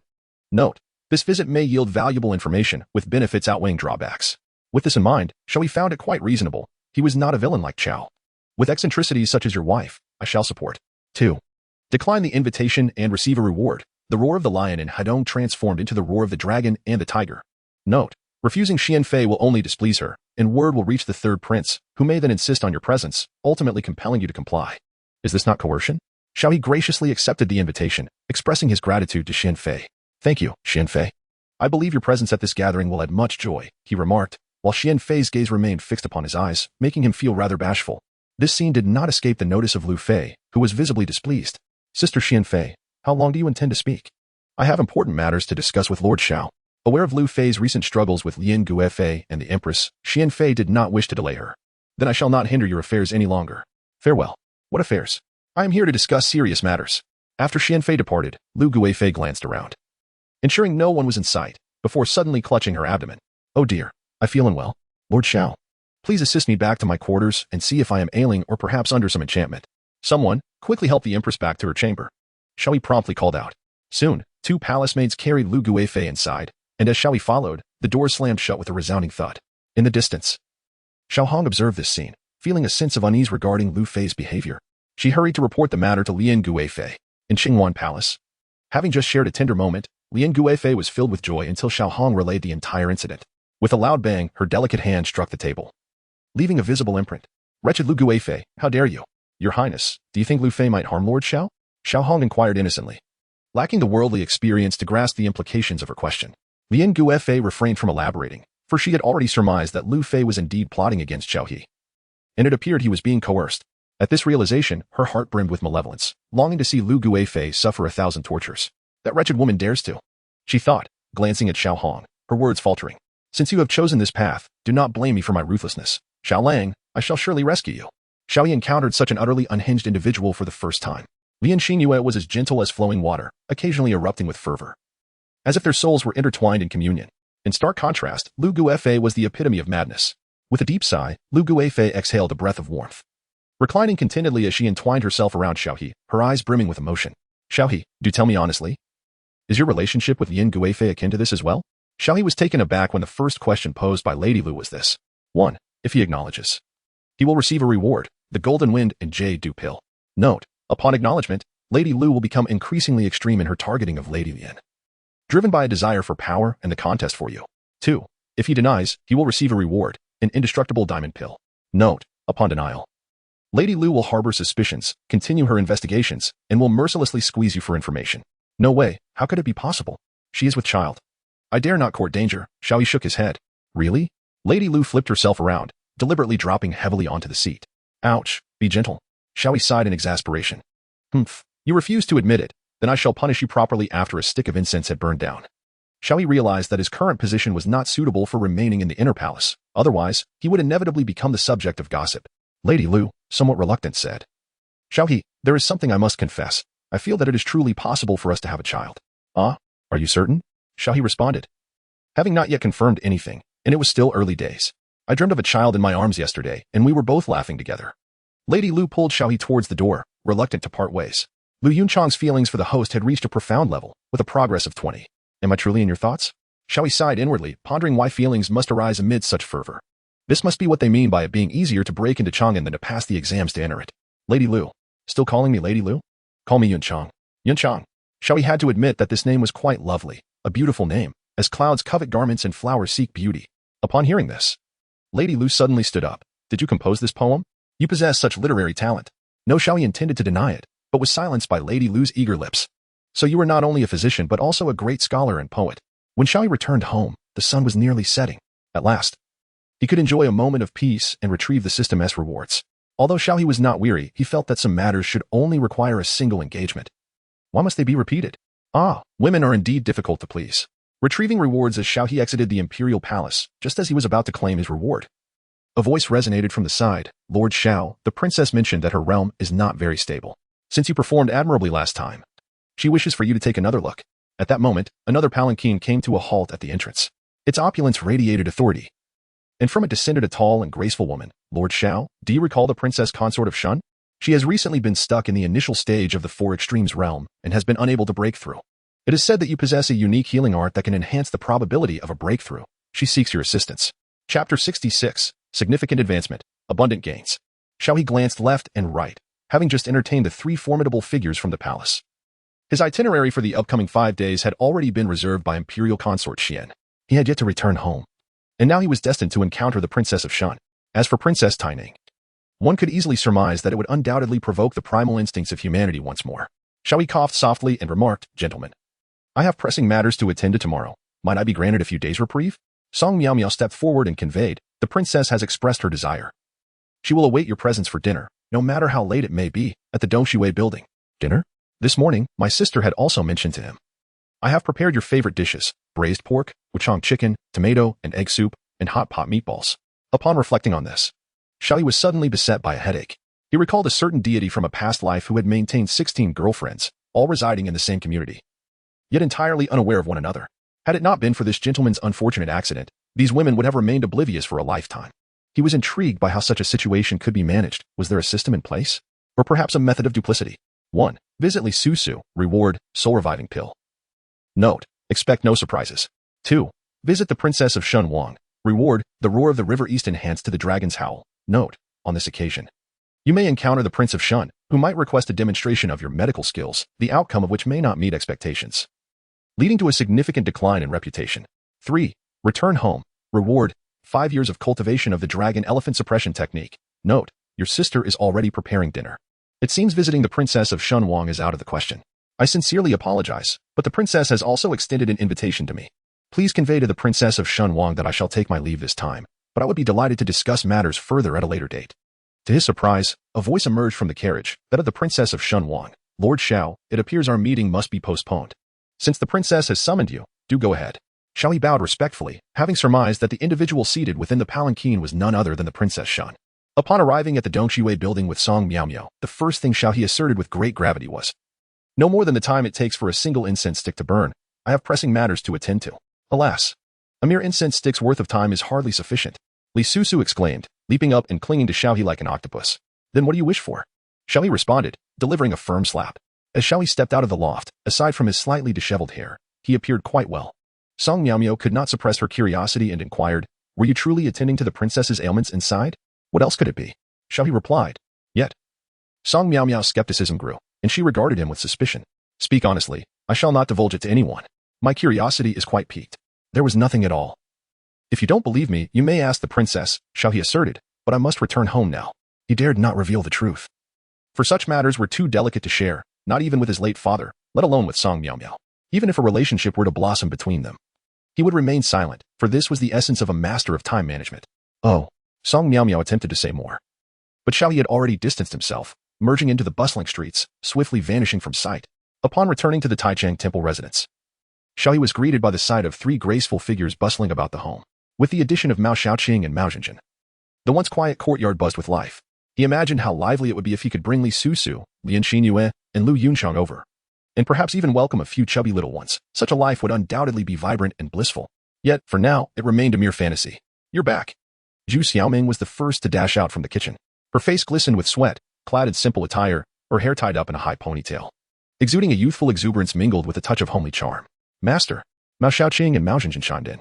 Do not call me master. That sounds rather odd. From now on, refer to me as Brother Xiao. Xiao He corrected them. Mao Xiaoqing, invigorated by this, responded, yes, Brother Xiao, Zhu Jia's cooking is exceptionally delightful.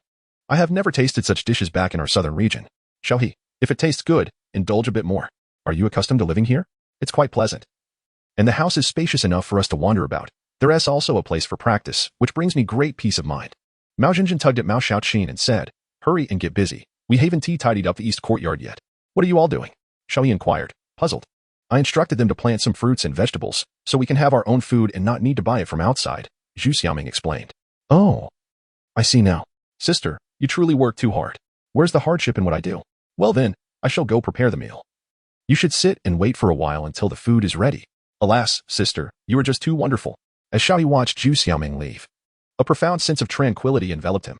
Every time he returned home, the pressures and emotions within him calmed considerably, all thanks to Zhu Xiaoming. Sitting in the dining room chair, Xiao He could finally extract the rewards from the system. After this round, he could confidently say he was swimming in wealth. Extract rewards.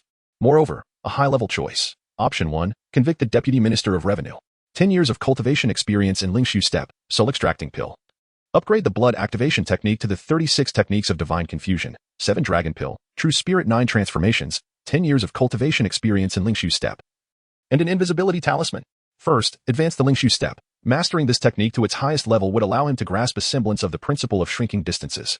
10 years of cultivation experience elevated his Lingshu Step directly to the 8th level, leaving just 2 steps to attain perfection. Xiao He felt as though he had traversed a unique realm for 10 years using the ethereal steps of Lingshu. Upon completion, his body felt considerably lighter. In an instant, he rose and found himself outside, circling around Mao Xiaoqing before returning indoors. Mao Xiaoqing sensed a fleeting breeze and, bewildered, looked around. Sister, was someone just here? No, right? It was just a gust of wind. What is the matter? Oh, nothing. Just a trick of the eyes, she replied. With 2 decades of experience in Lingshu, Xiao He extracted its essence once more, advancing directly to the 10th tier. Upon reaching this level, he discovered that the world through his eyes had transformed into a realm he could effortlessly traverse. Although the sensation felt faint, he could now cover 100 zhang in a single step. Impressive. With the perfected Lingshu, as long as my opponents are not excessively formidable, they should pose no threat to me. The soul-promoting pill, as its name suggests, is a medicinal elixir that enhances one's spiritual power, which Xiao He consumed without hesitation. His spiritual perception expanded from 30 zhang to 33. Quite remarkable. The potency is substantial. As for the 36 techniques of soul distortion, it serves as a medical method akin to hypnosis, albeit one with tangible effects. It can elevate an individual's state of euphoria and mental clarity, providing numerous benefits during cultivation. However, if misused, it may lead to adverse consequences, such as driving someone to madness or amplifying their desires beyond control. Xiao He recognized that this technique had limited efficacy against those with high cultivation or strong willpower, unless the individual willingly cooperated. Thus, it remains primarily a therapeutic approach rather than a combative one. The 7 Dragon Pill is an antidote capable of dispelling toxins from those in the Gathering Cauldron realm and below, including those who have attained that level. This is a valuable item. It may prove useful in the future. With a decade of experience in the True Spirit 9 transformations, a highly advanced cultivation method, Xiao He was instantly transported to a unique dimension. As he practiced this technique, blurred images of myriad beings appeared in his mind, though their forms remained indistinct and could not merge with him. Ultimately, through 10 years of arduous training, his cultivation progressed from the 4 extremes realm to the later stages of 4 extremes.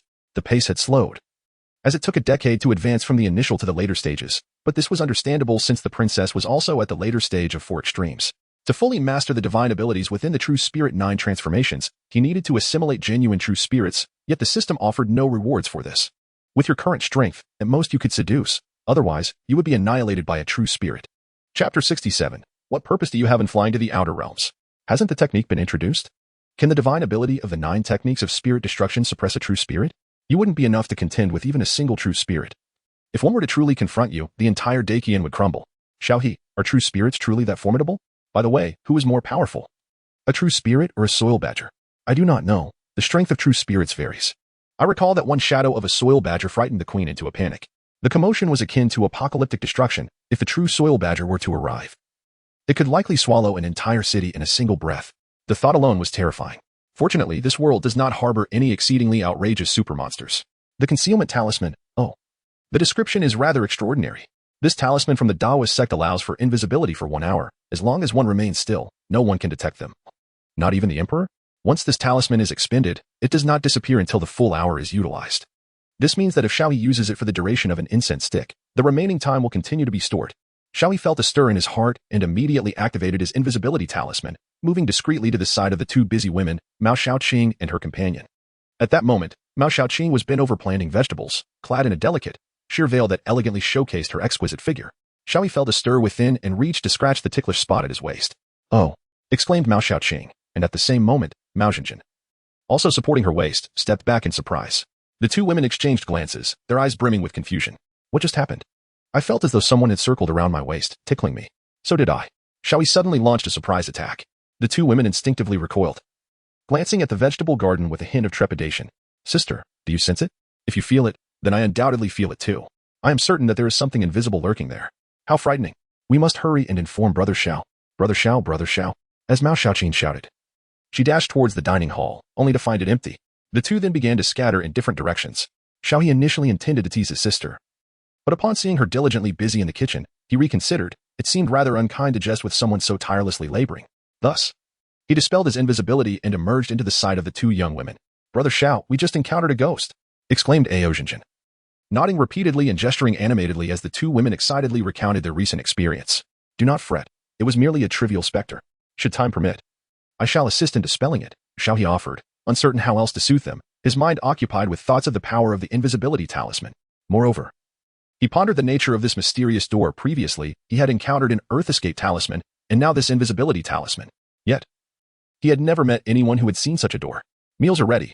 Come help with the dishes, called Zhu Xiaoming. Coming, sister, Xiao He replied, discovering that he was increasingly fond of Zhu Xiaoming's culinary creations. The two young women from the Ao family swiftly made their way to assist. Sister Xiaoming, may we learn to cook alongside you tomorrow? We feel rather guilty always having you do the cooking, Ao Zhenjin suggested. Zhu Xiaoming, unfazed, responded, of course. As long as you find it enjoyable, you are welcome to learn with me. The two young women beamed with delight at this invitation. The meal comprised 6 dishes, 2 soups, and an appetizer, all of which were Xiao He's favorites. After a day of meager sustenance, he declared, I shall begin, and took a large bowl, diving into the feast with fervor. Zhu Xiaoming thoughtfully draped a cloth around him to prevent any spills from soiling his clothes. Here, your favorite braised pig trotters, simmered all day just for you. Try this, she said, serving him a piece of the vibrant, succulent dish. Your cooking is truly irresistible, Xiao He mumbled, his mouth still full. The two young women exchanged knowing smiles, fully aware that the bond between the two was not one of biological siblings. What are your plans for the palace today? Zhu Xiaoming inquired. Upon meeting the enchanting gaze of Zhu Xiaoming, Xiao He felt a twinge of guilt. After all, this journey had led him through the tender affections of Consort Lian, the wild antics of Consort Lu, and the eccentricities of Li Susu. And it had only been a single day, truly a scoundrel's tale. So, you have finally come to recognize your own shortcomings, for which you were rewarded with a 9-turn golden elixir. Xiao He mused inwardly. If the system were to take a physical form, he would undoubtedly deliver it a couple of slaps. It was all forced upon me, save for the delightful Consort Lian. Xiao He cleared his throat twice and, after swallowing his meal, remarked, the Empress has grown increasingly suspicious of me, though other matters are rather manageable, and the Emperor's trust in me continues to strengthen. That's quite reassuring. However, there is one matter I wish to inquire about, Zhu Xiaoming said, placing her chopsticks in her mouth before letting them drop slightly, revealing her pearly white teeth. Sister, please ask away. What troubles you? Zhu Xiaoming glanced at the two daughters of the Mao family and, with a look of astonishment, inquired. I have heard that you brought them back from a place referred to as the Heavenly Realm. I have inquired about it, and it seems to be a brothel. How did you come to visit such a place? Coughing, Xiao He recalled that he had neglected to mention the details of his encounter yesterday, merely stating his intention to provide shelter for the daughters of the Mao family and their unfortunate circumstances. He had not revealed that he had brought them back from a place of such dubious reputation. Faced with his sister's probing questions, Xiao He certainly would not admit to visiting for entertainment. After all, his original intention was to investigate the corruption within the Divine Guard and the Imperial Horse Department. Yet Zhu Xiaoming pressed further. Moreover, they mentioned that the two sisters cost as much as 200,000, and one must spend 1 million to acquire a membership. What about your finances? Sister, this is something I implore you to keep confidential, Xiao He replied. Well, I trust that your visit to such a place was not out of any personal need, Zhu Xiaoming said, her cheeks flushing slightly. Simultaneously, she pondered if she was being too selfish. Despite her reluctance to part with Xiao He, he was indeed a man, a strong and mature one at that. It was unreasonable to expect him to remain untouched by the company of women, especially when she herself cherished the moments spent with him, yet could not provide anything in return. Such thoughts felt undeniably selfish. Sister, let me clarify. Xiao He leaned closer to Zhu Xiaoming, whispering softly while shielding his mouth with his hand. I went there to conduct an investigation, and the Emperor has stated that the expenses will be reimbursed, so rest assured. This money is not from my own pocket. At last, Zhu Xiaoming's expression brightened. Ah, I see now. I knew it couldn't be otherwise. Mao Xiaoqing and Mao Zhenjin remained curious about their conversation, yet continued to lower their heads and eat. Sister, let us continue our meal. We can discuss further afterward. In the span of a TS brewing time, the plates were emptied. After assisting with the cleanup, Xiao He contemplated testing the function of his invisibility talisman. Whom should he seek? He ascended to the rooftop and, relying on his memory, spotted the residence of the Deputy Minister of Revenue 2 miles away. Ah, perhaps I should try my luck with him? To be prudent, Xiao He resolved to test the talisman with the princess first, after all. Song Miaomia was a master among masters, and if she could not detect him, his chances of success would be significantly enhanced. After all, the deputy minister's household was laden with evidence of corruption. Chapter 68, Elder Red Moon, Grandmaster Kai Yuan. Xiao He acted decisively. Sister, I have matters to attend to tonight and shall be stepping out. Please take care and make sure to return home to sleep. Zhu Xiaoming's subsequent words were somewhat subdued. After all, she sensed that Xiao He had matured and that more women were drawn to him. It seemed she could no longer monopolize his affections. Her heart was inexplicably becoming more intricate and increasingly desolate, filled with a sense of unwillingness and an array of bewildering emotions. Meanwhile, cloaked in invisibility, Xiao He returned to Dongshiwei building, only to find that Song Miaomiao was not waiting outside but rather engaged in conversation with the princess inside. At that moment, a young waiter approached, bringing some delicacies for the princess. Xiao He followed the innkeeper into the room, where two women were engaged in casual conversation at the table. Song Miaomiao appeared utterly oblivious to Xiao He's presence, and the princess was even less aware. Song Miaomiao was a master of the transformation realm. Yet she had no inkling of Xiao He's existence. Regrettably, no gathering cauldron cultivator had attempted to test this. Perhaps it was Xiao He's fortunate day. As a woman clad in red, appearing to be in her 40s, approached from outside. Her aura was profound and natural, reminiscent of a high-ranking official. While she may not have excelled in every aspect, the overall impression was unmistakable. This woman is even more formidable than the enchantress of the Hehuan sect. She is undoubtedly a master of the gathering cauldron or even stronger. Nevertheless, she too remained unaware of Xiao He's presence. Upon her entry, Song Miaomiao and the princess immediately rose to their feet.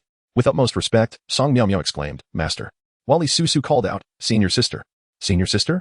Xiao He was momentarily taken aback, realizing that this woman hailed from the Chiefing Sword sect, and the princess must have apprenticed under a prominent figure there. "What brings you here so suddenly? I heard you were supposed to be in seclusion." Li Susu joyfully approached and grasped Hong Yue's hand. Hong Yue sat down, seemingly indifferent to Xiao He beside her, and slowly remarked, "I heard you've made significant progress in your cultivation recently, so I came to see for myself. Moreover, Miao Miao has made a name for herself in Daqian, quite commendable." "Senior sister, it's merely good fortune on my part." Li Susu blushed slightly, feeling unable to explain her breakthrough method, hoping her senior would not dwell on the process. "Fortune?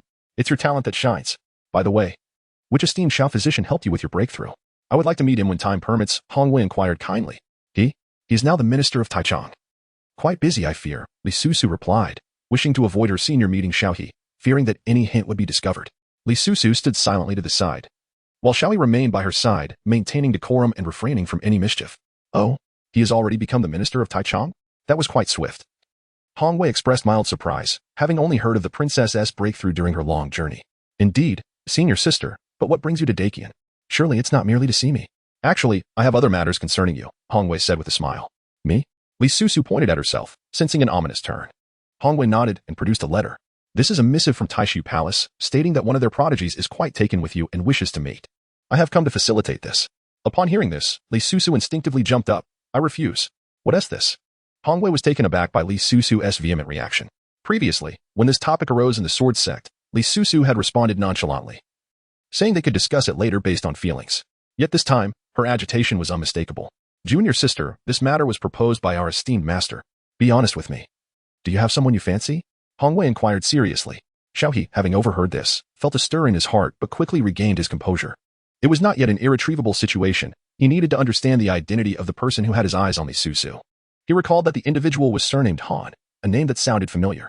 He remembered hearing it mentioned among the Divine Guard soldiers while en route to Tianlong Temple. Li Susu sat upright, her figure delicate, evoking a protective instinct in those who beheld her.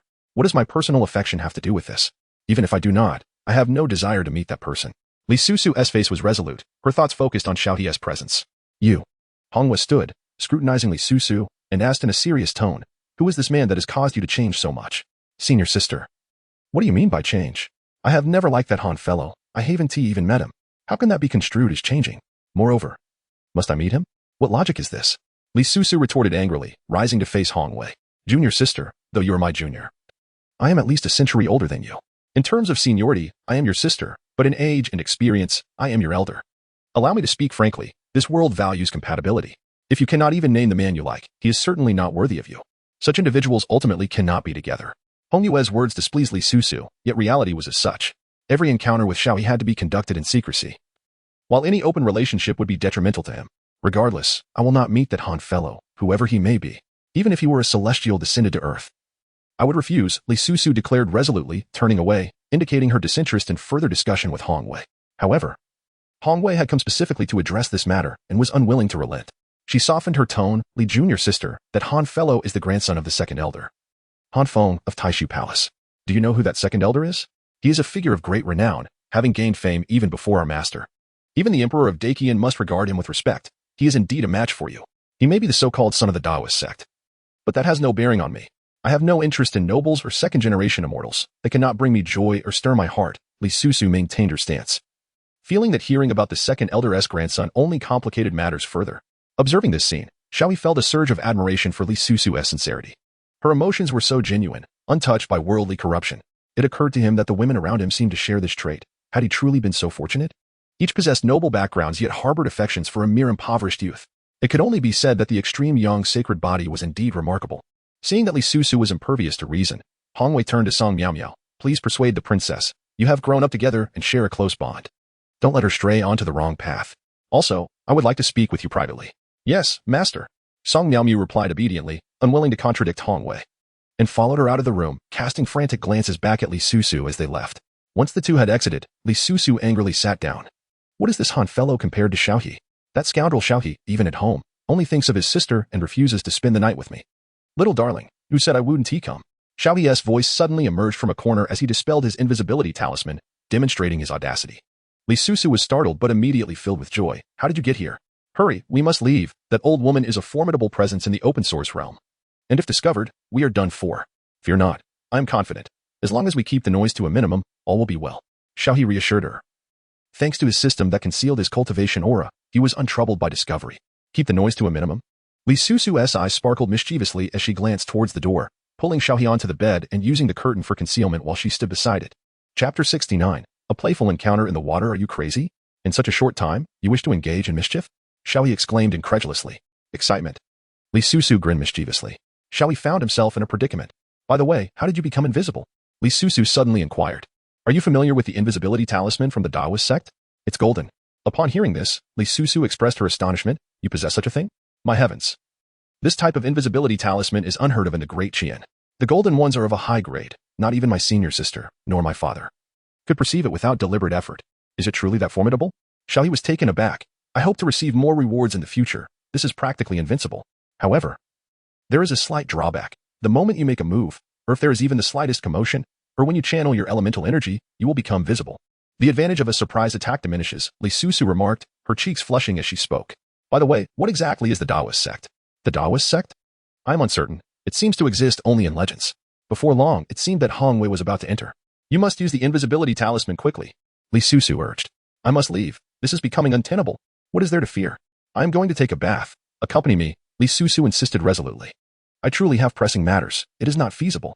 Although Xiao He was reluctant, his feet felt as though they were rooted to the ground. Moments later, as Li Susu settled into the bath, Hong Wei entered with Song Miao Miao. Xiao He initially intended to depart, yet was pulled back by Li Susu. Are you taking a bath at this hour? Hong Yu entered and observed Li Susu leaning against the edge of the tub, seemingly kneeling within it. Yes. Is there a problem with that? Li Susu deliberately raised her voice. In a few days, that young man surnamed Han will arrive. You may decide then. I shall not disturb your bathing any longer. Hong Yu considered leaving but noticed a distant look in Li Susu's eyes, as if she had not heard her words. The water in the tub continued to slosh. Are you quite happy? Why do you keep splashing water with your feet? Hong Yu frowned. I merely wish to move. Is that a problem? When that young man surnamed Han arrives, you should at least meet him. Huh, not a chance.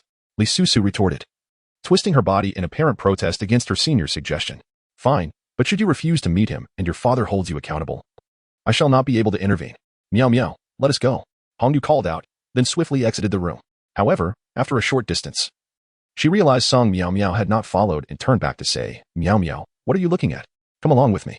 Song Miao Miao had been fixated on Li Susu, sensing something amiss yet unable to articulate it. With a soft acknowledgement, she followed Hong Yu out of the room. Once the two departed, the room was left in a flurry of splashes. Xiao He, what do we make of this? Xiao He chuckled lightly and said, this is akin to a delicate unveiling of a sheer silk gown, sharing a cup of orchid tea, playfully splashing in the water like a pair of mandarin ducks. Such melodious words. I never anticipated your talent in poetry. Li Susu found herself increasingly enamored with Xiao He. Half an hour later, Xiao He stepped out of the door, while Li Susu had consistently assured him that she would have no dealings with anyone bearing the surname Han. After departing from the winter snow loft, Xiao He made his way directly to the residence of the Minister of Revenue, Zhang Tao. The minister's abode was situated 3 miles distant from the Taichang Temple. However, the minister's residence exuded a far greater sense of authority, with 4 guards stationed at the entrance. Each guard radiated an aura of the 8th tier, indicating the formidable prowess of those within. The minister's strength far surpassed that of the Taichang Temple's chief. The grand gate was tightly shut, and the courtyard walls were fortified with a barrier array, rendering it impossible to simply leap over. Thus, Xiao He could only wait for the door to open and stealthily slip inside. Perhaps fortune favored him. As a sedan chair came to a halt at the entrance of the minister's residence just then, a finely dressed woman emerged, her features somewhat obscured by the dimness. Yet for Xiao He, darkness posed no hindrance. The woman was strikingly beautiful, tall, and undoubtedly a paragon of grace, although her countenance bore a trace of sorrow. She possessed an exceptional demeanor, reminiscent of the elite captains of the Divine Guard. This left Xiao He with the impression that she was not an ordinary individual. As the woman advanced, the guards at the entrance proactively opened the door. Two deeply auric guards followed closely behind her, and Xiao He hastily trailed them from the rear. With his ethereal steps, he made no sound, allowing him to enter undetected. Let us observe what this woman intends to do, he thought to himself. The Minister of Revenue's residence was vast, at least twice the size of the Taichung Temple.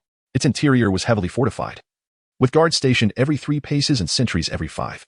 The watchmen were predominantly of the spirit platform realm, while occasionally experts of the 4th tier would come by to inquire about the situation. The defenses within the minister's residence were even more stringent than those at the palace of the favored concubine, rivaling the security of a 1,000-man contingent of the Divine Guard. Xiao He followed closely behind the woman, traversing 2 grand halls and 3 corridors, until they arrived at the highest hall within the residence. It was only at the entrance that the woman came to a halt. A resounding voice emanated from within. You have arrived, Lord Zhong. My father is truly at his limit. I implore you, kind sir, to show mercy. The woman suddenly spoke with a trembling voice, her frame quivering slightly, as if she were grappling with the decision of whether to kneel. Upon witnessing this scene, Xiao He was momentarily taken aback, mistakenly believing this woman to be in collusion with Zhang Tao. To his surprise, she had come seeking assistance, suggesting that her father was likely a high-ranking official. However, this bore no relevance to him. He gazed at the towering pavilion, surmising that it must house the most significant chambers of the Deputy Minister of Revenue, where the account books were likely kept. Her father's affairs held no significance for him. The emperor had dispatched him to the northern front to engage in battle, and now, finding himself outmatched, what could her plea possibly accomplish? A voice resonated from within once more, seemingly unremarkable. Yet Xiao He quickly discerned that the woman's father was certainly a general stationed at the border, fending off foreign adversaries. The Deputy Minister of Revenue typically oversaw military expenditures. And given this rogue official's allegiance to the treacherous Chao, the situation became all too clear. This group was undoubtedly pressuring the woman's father to defect. The emperor had previously lamented the emptiness of the national treasury and the strain on military funds. The front lines were not confined to a single battlefield. The northern frontier was vast and stretched long, with countless skirmishes occurring across myriad locations. The emperor could not possibly oversee every detail, leaving certain areas beyond his reach. This presented a perfect opportunity for the Deputy Minister of Revenue, a truly unscrupulous official, using national security as a pretext for mischief. It was no wonder that the morale in Qian had plummeted, leading even the most exceptional daughters of the Mao family to abandon their homes and traditional roles to come to Tianqing in search of bloodshed. With a sudden thud, the woman fell to her knees, pleading, My lord, please state your demands. I shall acquiesce to any request. I implore you to grant my petition. For my father cannot endure much longer. A sigh emanated from within. Come inside.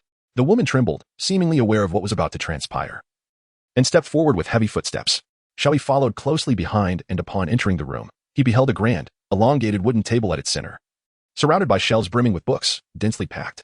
Behind the table sat an elder, his hair a mix of white and gray, his piercing gaze fixated upon a woman. This gaze evoked an unsettling sensation in Xiao He, akin to locking eyes with a venomous serpent. The elder was clad in a white robe, wielding a pen as he inscribed something upon the surface of the table. Xiao He swiftly averted his gaze, fearful that the elder would discern something amiss. However, when his eyes fell upon the wooden table of Zhang Tao, he was astonished to discover that an account book had been carelessly left open upon it. To his surprise, Zhang Tao chuckled, Miss Ling Shan, I presume you wouldn't wish for your father to meet his demise on the battlefield. Chapter 70. Wishing Lord Zhong good fortune tonight, beast. You are even worse than a brute. Upon hearing this, Xiao He immediately sensed the impending calamity. This old man was fixated on a young maiden. Ling Shan was undeniably a paragon of beauty. Moreover, she was of military lineage, her demeanor exuding a noble spirit, trained in martial arts from a young age. Her physique was harmoniously proportioned, radiating an aura of strength. Lord Zhong, if you agree to provide my father with supplies, I will comply with any demand. Ling Shan declared through gritted teeth. Very well, very well, very well. Zhang Tao responded, rising to his feet and gripping Ling Shan's shoulders, his gaze fixated upon her, scrutinizing her from head to toe. Perhaps having feasted his eyes sufficiently, he greedily urged, turn around and let me have a better look. Ling Shan, overwhelmed by embarrassment, complied. Upon turning, her exquisite silhouette and the alluring curve of her form ignited Zhang Tao's lustful intentions. He lunged forward without restraint, startling Ling Shan into instinctive evasion. What are you dodging for? Do you not wish for your father to survive? Zhang Tao reprimanded, displeased. That is not it. You have yet to agree to my terms. Nor have you granted approval. Ling Shan was no fool. She understood that without the completion of their arrangement, surrendering herself would render her leverage null. Agree? How can I consent if you do not offer yourself? Ling Shan, do not be ignorant of your situation. Zhang Tao advanced slowly, his formidable presence suffocating Ling Shan. This old man possesses immense strength, though not as formidable as the enchantress from the Huan sect. He certainly surpasses that of the dragon transformation realm. Xiao He was taken aback. The sorceress from the Huan sect, Song Miao Miao had mentioned, was at the mid-tier of the gathering cauldron stage. A figure capable of being conferred a title in the Great Qian. This minister of revenue, by Xiao He's estimation, might well be at the initial stage of the gathering cauldron. Is it truly plausible for a civil official to be so outrageous? And at such an advanced age? It must be that he has embezzled excessively, thus inflating his own cultivation. Xiao He refrained from acting impulsively to rescue the damsel in distress. His objective lay within the ledger on the table. Should he provoke Zhang Tao, it would not only be unwise given that he was no match for him, but also perilous, for the residence of this minister of revenue undoubtedly housed other formidable adversaries. If discovered, he would face certain doom without a burial place.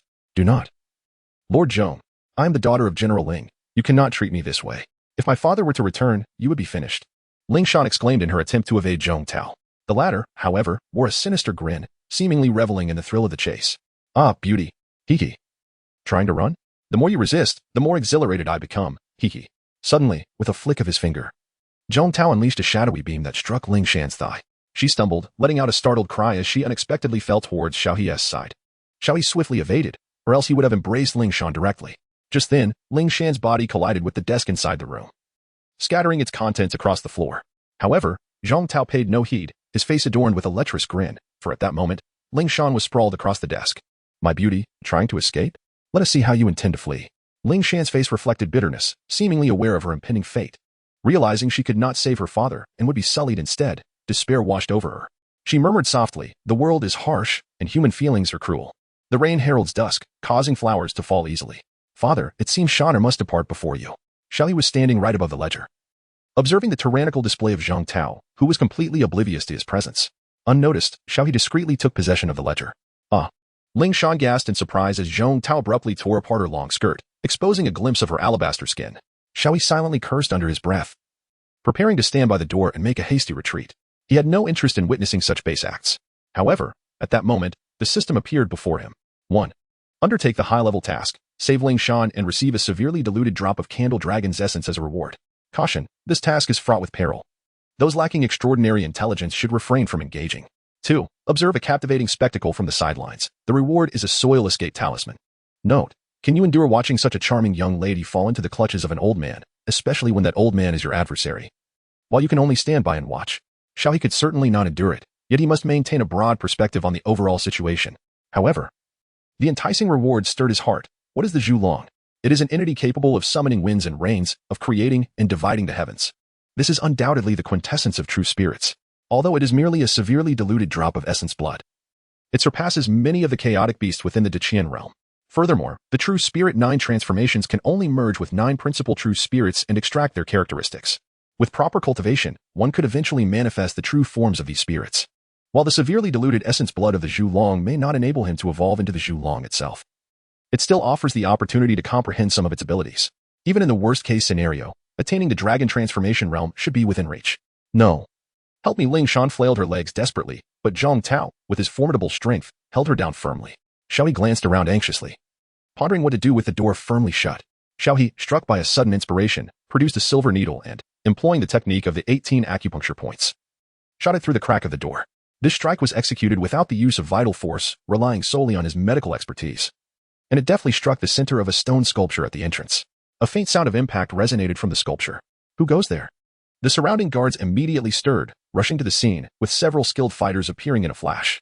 My lord, something was shot out from your chamber just now, a silver needle the likes of which we have never seen, reported an attendant from outside. Zhang Tao, initially in high spirits, calmed upon hearing this and opened the door to step outside, where he found 40 to 50 guards assembled. At the forefront stood a figure clad in a black robe, a goosefeather knife hanging at his waist, exuding an aura of chilling menace. This individual had attained the realm of transformation, accompanied by 2 adept fighters of the 4th extreme. Silver needle? Zhang Tao took the needle from the man's hand, casting a puzzled glance back into his chamber, noting the trajectory and force were clearly emanating from within. I was alone in the room. How could a silver needle have shot out from it? His gaze fell upon the disheveled Ling Shan, who appeared petrified, crouching and trembling in a pitiful state. How could a silver needle be shot, and yet it possesses no lethal force? It would barely suffice for maintenance. Strange. Has anything unusual occurred in the manor today? Zhang Tao inquired of the guards surrounding him. Reporting to you, my lord, there have been no abnormalities. Are you certain there are no anomalies? Zhang Tao scrutinized his surroundings, and then, without warning, he struck the corner of the courtyard with his palm. Boom. The distant 3 Shanghai rockery disintegrated into dust under the force of his terrifying vital energy. Witnessing this, Xiao He felt a profound sense of dread at the sheer power wielded by someone of such cultivation. The rockery was of decent material. Had he struck it, it would have shattered into 4 or 5 pieces, but it would never have been reduced to powder. This demonstrated a vastly different understanding of the application of strength. At that moment, Ling Shan, now dressed, hurriedly emerged. Yet, she remained within the confines of the minister's residence, even if she exited her room. How could she escape through the manor's main gate? Lord Zhong, please let me return, Ling Shan implored weakly. Just then, an imperceptible, odorless, an undulating aura began to circulate throughout the residence of the Deputy Minister of Revenue. Xiao He concealed himself in the shadows, unable to suppress a mischievous chuckle. Heh. Allow me to present to you the wondrous ecstasy powder. Lord Zhong, may fortune favor you this evening. Xiao He lamented the absence of mobile phones in this world, for it would have been splendid to capture the magnificent spectacle about to unfold. Chapter 71. Run, run, run. Xiao He's strategy was remarkably astute. Initially, he caused the 2 guards at the entrance to inhale a certain substance. This potent agent took immediate effect, as the women within the residence belonged to the esteemed gentleman. While they still retained a modicum of reason, these guards would inevitably open the door and venture toward the quarters of the women to satiate their desires. As the intoxicating powder spread, those inside the residence gradually succumbed to madness. Indeed, as Zhang Tao surveyed his surroundings, the 2 guards at the entrance suddenly gasped for breath. Their bodies flushed with arousal, exclaiming, I can't endure this any longer. I must explode. I too cannot bear it. Let us go to West Street. The guards bellowed in unison, flinging open the door, which instantly drew the attention of others within the abode. Return, Zhang Han, Chen Bin. What are you 2 doing? Zhang Tao's companions, the 4 esteemed cultivators, stepped forward, their faces etched with anger. Yet, as Zhang Tao's words fell, he sensed something amiss. This is bad, my lord. It seems someone has released poison. At that moment, the individuals in the courtyard had already been influenced by the aphrodisiac, their eyes reddening as male vigor surged forth, all gazing at Ling Shan with a predatory intensity. Despite Zhang Tao's superior cultivation momentarily suppressing his urges, he coldly declared, Who dares to trespass and behave so recklessly at the residence of the minister of the household? Do they seek death? Boom. His voice erupted like thunder, resonating powerfully in the air, cleverly contained within the boundaries of the estate, inaudible to the outside world. Ling Shan, too, sensed the peril. The men's intense gazes filled her with dread, and it was evident they were on the brink of losing control. If she did not flee soon, she would be doomed. With her cultivation not particularly high, she knew she could not outpace those above the 4th level. Fortunately, Ling Shan was quick-witted and had already covered some distance. Coincidentally, the cultivators, following Zhang Tao's lead in search of the poisoner, paid her no heed. My lord, I can't take it anymore. I must find a woman. A man shouted as he charged toward Ling Shan. That is my woman. Do you wish to die? Zhang Tao roared, striking down the guard with a single blow. Simultaneously, he raised his hand, and Ling Shan, just a mile away, was on the verge of being seized. Xiao He sensed that the moment was ripe and seized Ling Shan's hand firmly. Do not resist, Miss Ling. I am here to save you. Startled by the grip, Ling Shan instinctively attempted to break free, yet upon hearing his voice, her heart instantly found solace. Is someone truly here to rescue me? Is this arranged by my father? In this world, who else but him would care for me? Yet why can I not see this person? Is he cloaked in invisibility? Xiao He possessed an extraordinary strength, and with the perfection of his ethereal steps, he swiftly broke free from Zhang Tao's grasp. Cradling Ling Shan, he vanished from the estate's entrance in the blink of an eye. This spectacle left everyone within the residence momentarily stunned, including Zhang Tao, who was caught off guard. To him, that woman was nothing more than a mere insect. Even if she were given a head start of 40 miles, he believed he could easily retrieve her. Thus, he had allowed her to roam freely, never anticipating that just as she neared the exit, she would be whisked away by another force. It was then that Zhang Tao realized someone was covertly scheming against him. Pursue her. Do not let that woman escape. Lin Dong, gather the men immediately. Upon uttering these commands, Zhang Tao noticed something amiss with the guards around him. Their eyes glowed crimson, as if suppressing something, while his own inner desires were magnifying uncontrollably. Damn it, Wang He, show yourself. Zhang Tao bellowed. From deep within the estate, a figure soared through the air, hovering and frowning as he inquired, My lord, what troubles you? Go after Ling Shan. Bring her back alive or dead, and uncover who aided her escape, swiftly. Zhang Tao could no longer contain his frustration and hurried towards the courtyard to seek out his myriad concubines. Meanwhile, the guards within the courtyard were suffering, unable to endure. They began to tear at their own garments. With no women nearby, they resorted to improvised measures. Nearby, the dragon transformation cultivator named Lin Dong approached a strikingly handsome subordinate, saying, Brother, you smell delightful. The Taichang Temple was merely 3 miles from Zhang Tao's estate, making the journey a mere heartbeat for Xiao He. Upon entering, he activated the estate's inherent magical array, for flying was not permitted in Tancheng. The men Zhong Tao had dispatched to pursue could only search on foot. But Xiao He had already gained the upper hand by entering the room first, shutting the door just at the critical moment. As Xiao He stepped through the door, he promptly unfastened his invisibility charm. "You are Xiao Yan's son, Xiao He?" Ling Shan, cradled in Xiao He's embrace, exclaimed in astonishment upon seeing his face. "You recognize me?" Ling Shan's expression turned sorrowful. "So it was you who saved me." With that, she buried her head into Xiao He's chest, tears glistening like tiny pearls in her eyes. "Xiao Gu." The two young women from the Mao family emerged, drawn by the commotion. Upon seeing Xiao He holding a woman, they exchanged glances, silently communicating and immediately grasping the situation. Zhu Xiaoming appeared, her arms soaked, as if she had been washing clothes. "Xiao He, who is she? I just rescued her from a villain, but it seems we are already acquainted." Xiao He replied as he carried Ling Shan inside. Halfway through, Ling Shan noticed the intimate position they were in and gently said, "Xiao He, perhaps you could set me down?" "Oh, how thoughtless of me. My apologies," Xiao He exclaimed, placing her down. Ling Shan adjusted her slightly disheveled hair and murmured, "Xiao He, your father once treated my father when he was ill, and back then, you were just a child, learning by his side. Have you forgotten?" The memories of Xiao He began to resurface with clarity, as if recalling something long forgotten.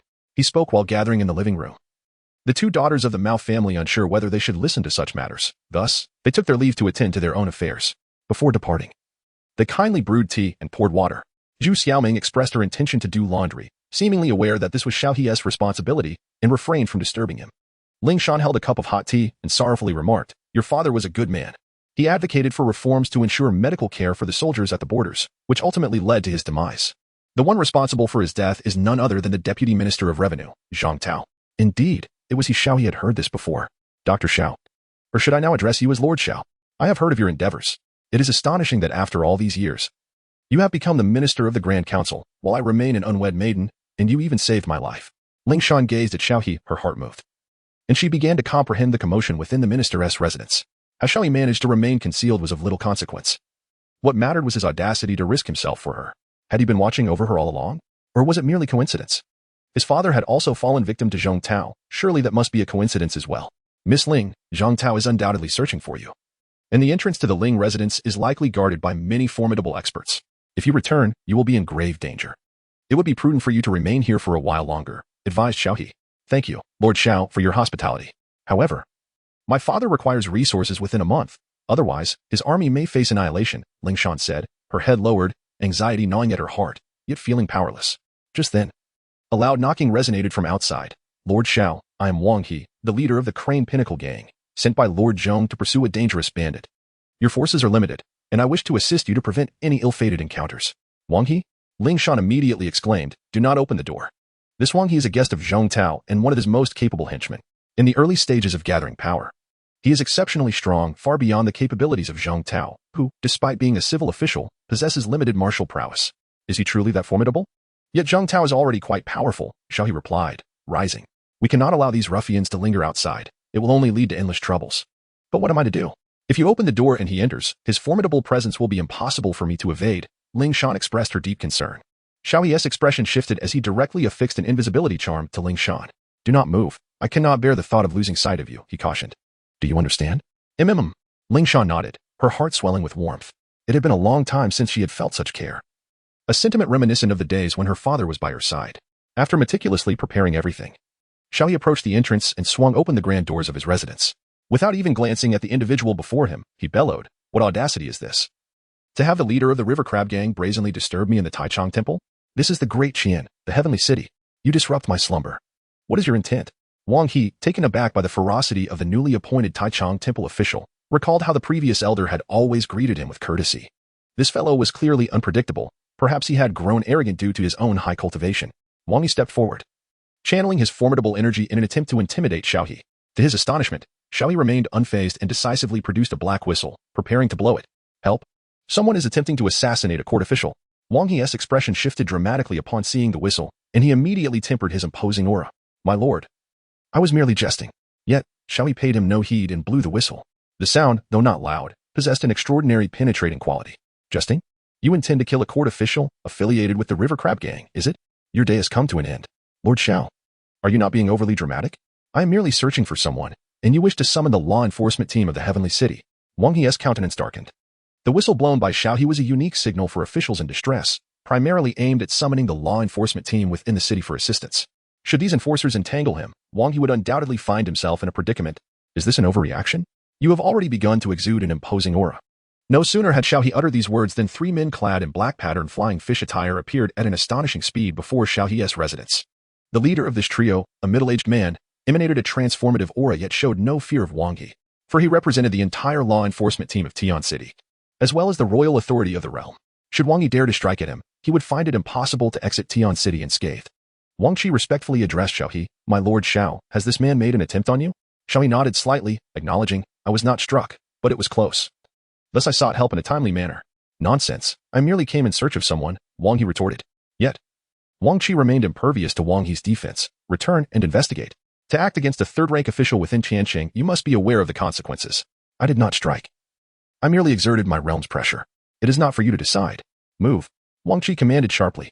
2 subordinates stepped forward, producing specially crafted ropes to bind Wang He's wrists. Subsequently, Wang Qi exchanged a brief farewell gesture with Xiao He before he was escorted away. "Walk slowly, Captain Wang." "My gratitude.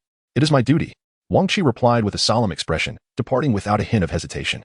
After Xiao He observed that they had walked a considerable distance, he finally let out a long sigh of relief. How fortunate it was that the law enforcement team of Tianqing remained predominantly under the control of the royal family, proving quite effective in dealing with these outsiders.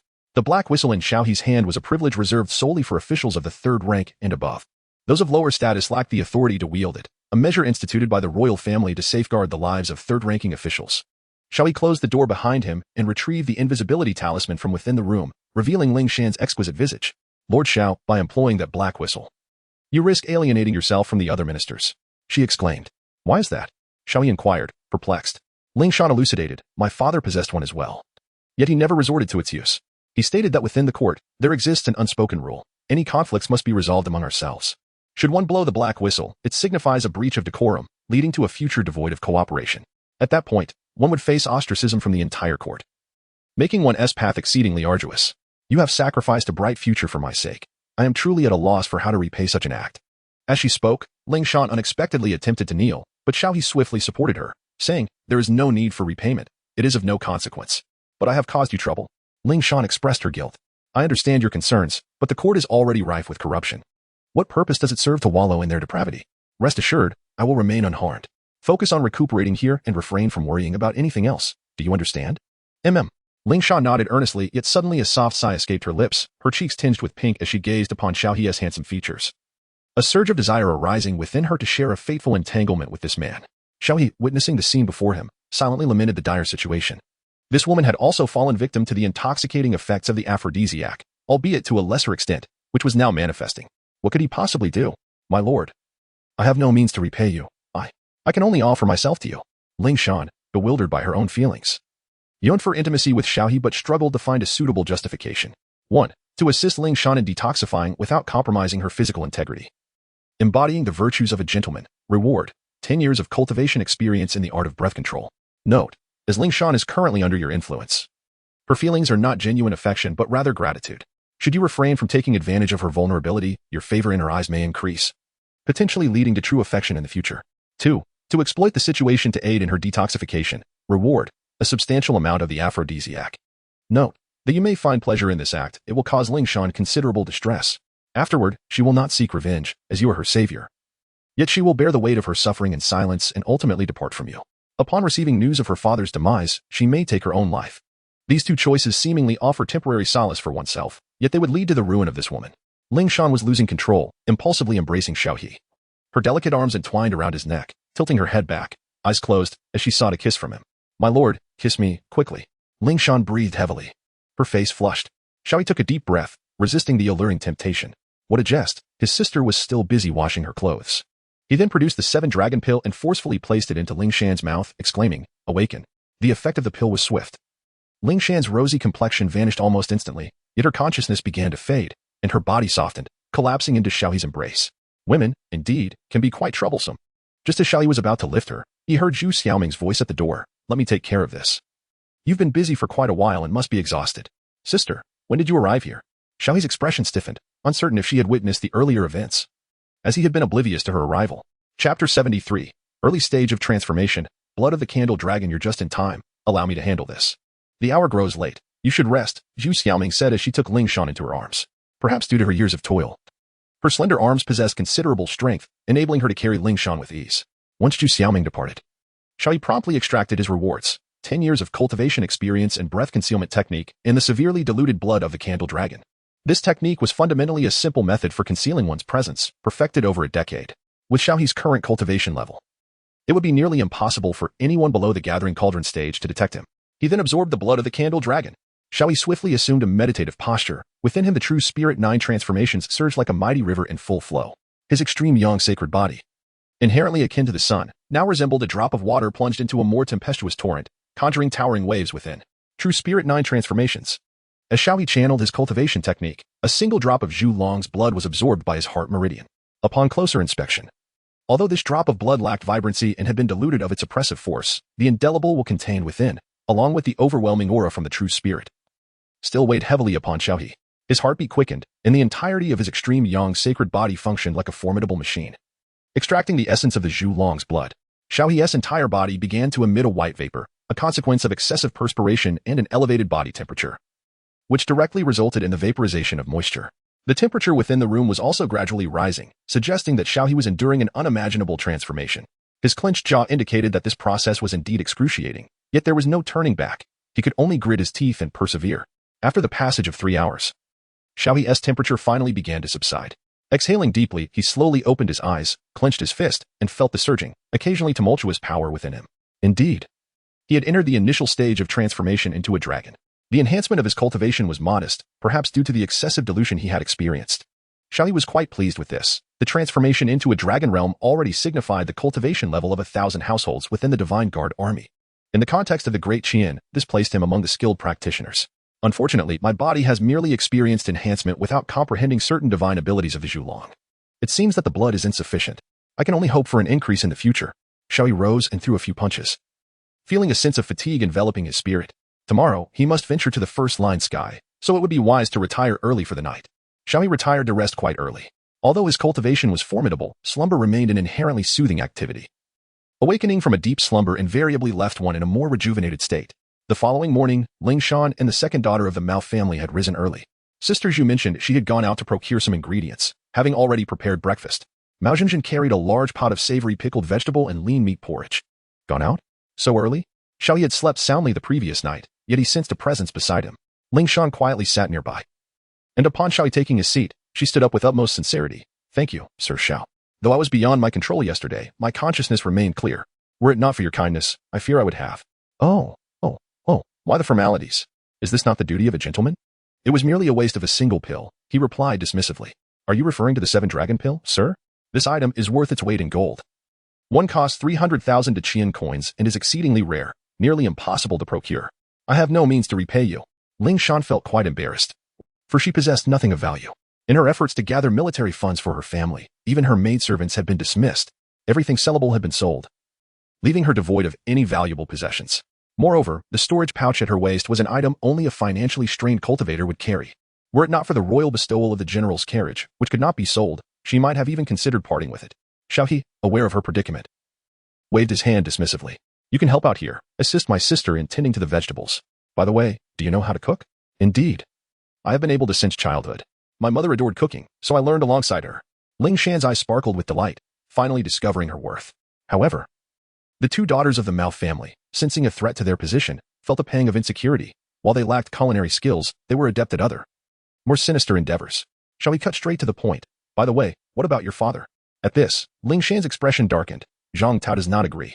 And I am powerless. Currently, the resources at my disposal can only support a few crucial battlegrounds. As for my father, he is left unattended. Xiao He could only express his helplessness in this matter. He had witnessed the extent of the Minister of Revenue's power just the day before. The minister himself possessed substantial cultivation, complemented by a formidable assistant. Although currently under investigation, it was likely he would be released soon and would not face significant difficulties. Moreover, wielding considerable authority, any hint of peril would prompt other officials to rally in support of him. In essence, to topple a Minister of Revenue would involve numerous individuals, and a single strike might appear to affect only a portion of the terrain, yet it would indeed resonate through the entire mountain range. Lord Xiao, I understand this request may seem somewhat embarrassing, but if you could truly assist me in rescuing my father, I would dedicate my life to serving you, be it as a humble servant, a furnace for your alchemical pursuits, or as a concubine. I would accept any role. Lingshan seemed to have made a resolute decision, suddenly kneeling gracefully from her seat. tears glistening in her eyes as she gazed at Xiao He. With a slight tilt of her head, her alabaster neck was subtly exposed, as if silently conveying to Xiao He that she was now at his mercy. Xiao He remained silent, anticipating the imminent choice presented by the system. As expected, a high-level task option was triggered. 1. Rescue Ling Shan's father. Reward: severely diluted Zhu Long's blood. Note: this task is exceedingly challenging and does not necessitate a forced endeavor. Her father is already in a perilous situation. Even with utmost effort, the only reward would be the affection of a beautiful woman. However, the host is a seasoned individual, willing to go to any lengths for a lady's favor, which is why this option, offering a return solely contingent upon Ling Shan, was presented. Xiao He, speak properly. Regardless, I shall continue my cultivation of the Lingshu steps for another decade. Take note, there will be no loss. Ling Shan will only suffer in silence. In her quest for vengeance, she will resort to any means to slay Zhong Tao, ultimately meeting her demise and disgrace. Alas, however, Xiao He is not a mere creature of base instincts. He will assess the situation. He cannot risk everything for a woman he has only just met. Ling, I understand your feelings, and I shall do my utmost. Xiao He quickly assisted her to her feet. Ling Shan nodded in gratitude, unaware that Xiao He's words were laced with emotion but devoid of promises. Were Mo Zijia present, he would undoubtedly chastise Xiao He. Deceiving a fair maiden is a grave offense deserving of the utmost punishment. As their meal concluded, Xiao He had matters to attend to. After a brief exchange with the three, he departed from the Taichang Temple residence, making his way to the agreed rendezvous point outside the city with Mo Zijia. Meanwhile, in the disheveled residence of the frantic Minister of Revenue, Zhong Tao frantically rummaged through his belongings, leaving chaos in his wake. Where is my ledger? Find it. Bring me Ling Shan and gather everyone from their residence. You scoundrel, daring to steal my ledger, I shall annihilate your entire lineage. Zhong Tao clenched his fists, standing amidst the debris of shattered fragments. The guards around him trembled in fear. Shortly thereafter, Wang He, who had been dispatched, returned. My lord, it was discovered yesterday that at the Taichang Temple, the newly appointed Taichang Temple minister whistled a black tune, and the enforcement team took me away, preventing me from entering the premises to investigate. Another involvement of the Taichang Temple minister? Zhong Tao turned, his hair disheveled, indicating the ledger's significance to him. The Taichang Temple minister may lack the capability to abduct Ling Shan, but he dared to whistle a black tune and take you, which may indeed be connected. I shall personally investigate how he dares to whistle such a tune. Chapter 74. The rivalry of the two consorts at the gate of the Taichang Temple. Li Susu recalled her earlier conversation with Xiao He regarding the Imperial Horse Department. Thus, she took the initiative to seek him out, unaware that he had already departed, resulting in their paths crossing at an unfortunate moment. Seated within her opulent palanquin, Song Miao Miao approached to knock on the door. Moments later, Mao Xiaoqing and Mao Zhenjin cautiously opened the door. Whom do you seek? Upon seeing the two strikingly similar and exquisite maidens, Song Miao Miao was momentarily taken aback, stepping back to glance at the plaque at the entrance. This is indeed the Taichang Temple, I have not erred. Is this the residence of the esteemed Lord Xiao? Song Miao Miao inquired uncertainly. Yes, Brother Xiao just left. May I ask what brings you here? Mao Xiaoqing asked, puzzled. Brother Xiao? Within the palanquin, Li Susu's voice resonated with irritation. She pulled back the curtain and beheld the beautiful twins, immediately recalling Xiao He's hasty return home the previous day, leading her to a misconstrued conclusion. This scoundrel. I have exhausted myself for him, yet he hides away two beauties. Li Susu approached, casting a scrutinizing gaze upon the two sisters of the Mao family. Are you his women? Mao Xiaoqing and Mao Zhenjin exchanged glances. They had both acknowledged Xiao He as their elder brother, and, being servants, it could be said they were indeed his women. Yes, we are, Mao Zhenjin responded, this lady. Your demeanor is quite distinguished. You must be a friend of Lord Xiao. Li Susu paid no heed to the latter part, her mind fixated on the phrase, we are. You are all his women? Li Susu's eyes narrowed. Though she was a woman of ancient times, her high status would not allow her to tolerate other women encroaching upon her beloved. Mao Xiaoqing, oblivious to Li Susu's rising ire, nodded with a smile. Indeed. Just last night, Brother Xiao brought back another one. She was quite beautiful. What? He brought back another? Li Susu's voice escalated, her legs trembling slightly. Just yesterday, she had heard them speak of their playful camaraderie. Now returning home, it seemed they were entangled in the depths of the night, layered in silken blankets, indulging in clandestine pleasures. Xiao He, it turns out, is such a heartless scoundrel. Is he truly a debauched individual? Are all men like this? Li Susu felt an overwhelming urge to cry, her heart heavy with sorrow. She longed to tell Xiao He that she wished to be with him for eternity. Behind her, Song Miao Miao couldn't help but give Xiao He a silent thumbs up. It seemed he was intent on transforming the Taichang Temple into a den of iniquity. Fortunately, Mao Zhenjin noticed Li Susu's troubled expression and, understanding her status, quickly intervened. My lady, you misunderstand. We are merely servants, not as women, just as servants. Li Susu retorted. A woman of his is still his woman. What does it matter if one moment she is and the next she is not? We are but his servants. Devoid of romantic ties, he has saved us. We are merely maidservants. Mao Zhenjin clarified, attempting to ease the tension. Li Susu, still doubtful, asked, Really? Then who was the woman he carried back last night? I shall fetch her. No need. I will go see her myself, Li Susu insisted. However, Mao Zhenjin hesitated. Recalling that Lord Xiao had forbidden outsiders from entering, Song Miao Miao stepped forward, asserting, this is Princess Taining. Not only can she enter the Taichung Temple, but she could also stroll into the Prime Minister's residence without issue. Would you dare bar the princess? We wouldn't dare. Both Mao Zhenjin and her companion felt overwhelmed, unaccustomed to the intricacies of court politics. Fortunately, Ling Shan, having heard the commotion, approached and immediately recognized Princess Taining. Ah, it is Princess Taining. She had heard of the events surrounding Tianlong Temple and knew that Xiao He had saved Taining and aided her in her breakthroughs. She promptly reassured Mao Zhenjin. Lord Xiao and Princess Taining share a bond of life and death. They are friends.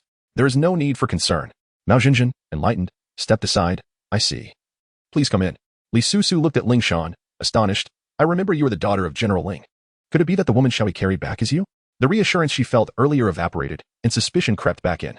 Ling Shan had indeed exchanged words of affection with Xiao He, and upon hearing the mention of the woman he had carried, her cheeks flushed slightly, further fueling Li Susu's doubts. This woman harbors feelings for my man. Meanwhile, in a vibrant courtyard within the imperial harem of Qian, Lu Guifei was admiring flowers and painting, her thoughts consumed by Xiao He. Suddenly, a palace maid announced, Lady Lian has arrived.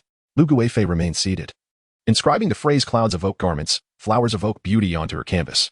A maid beside her could not help but praise, Your Grace, such literary talent. I have yet to see a poem that rivals this. Lu Yunshang did not reply but cast a sidelong glance as Lian Xinyue entered, surrounded by numerous maids and eunuchs. As planned, Lian Xinyue's gaze fell upon the inscription, and she murmured, Clouds evoke garments, flowers evoke beauty. Does Lady Lu possess such literary grace? Clearly.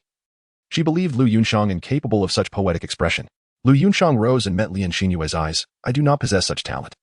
Those words were penned by a literati who found them quite elegant, and I chose to incorporate them into my painting. A literati? Lian Xinyue pondered. The only ones in the palace capable of such eloquence would be Zhang Xian or the esteemed scholar Fan Kuang, yet they have not graced the harem in ages. How could they have written this for you? Lian Xinyue had never considered Xiao He. After all, apart from his medical expertise, he had shown no literary prowess. She had come merely to ascertain the nature of Lu Guifei's relationship with Xiao He. Lu Guifei, too, aimed to provoke Lian Guifei with her words. She rolled up her painting, deliberately displaying it before Lian Guifei, her expression tinged with nostalgia as she remarked. These words were not penned by them, but rather by the newly appointed Taichung Temple Minister, Lord Xiao, while the world knows him for his miraculous healing. Few recognize his literary talent and eloquence. You mean Xiao He? Lian Guifei's eyes widened, her heart racing. Could it be that Xiao He truly had an affair with this shameless woman? Yet she quickly regained her composure and pressed. It seems you share a special bond with Lord Xiao? Lu Guifei chuckled lightly. How amusing. In ancient times, Scholar Fan penned poetry for the Empress Dowager, captivating the world. Might one suggest that Scholar Fan? Lu Guifei's tone shifted. Why are you so anxious? So agitated, with jealousy written all over your face? Is it because your precious treasure has been taken from you, and that treasure is Lord Xiao? Lian Guifei instantly realized that Lu Guifei was probing for information, prompting her to take a few steps back, regaining her composure as she gazed at the blooming violets outside the pavilion. These flowers, due to special cultivation, had not withered despite the arrival of winter. Lord Xiao's literary talent is unexpected. He is my imperial physician. It is indeed curious for him to compose poetry for you. And given his charm, I have my suspicions, she declared with conviction, revealing none of her recent rendezvous with Xiao He. Lian Xinyue coldly retorted, And you? Is there truly nothing between you and him? Chapter 75, The Suspicion of Zhong Taoha. I have met him but a few times. How many times have you? Lu Guifei smiled, maintaining her composure, yet she understood that neither she nor Lian Guifei would extract any definitive answers from this exchange. It appears that Lady Lian is living quite comfortably, she continued. Ah, but I may soon bear a dragon child. The harem is not solely yours to conceive. Lian Guifei narrowed her eyes, her concerns resurfacing.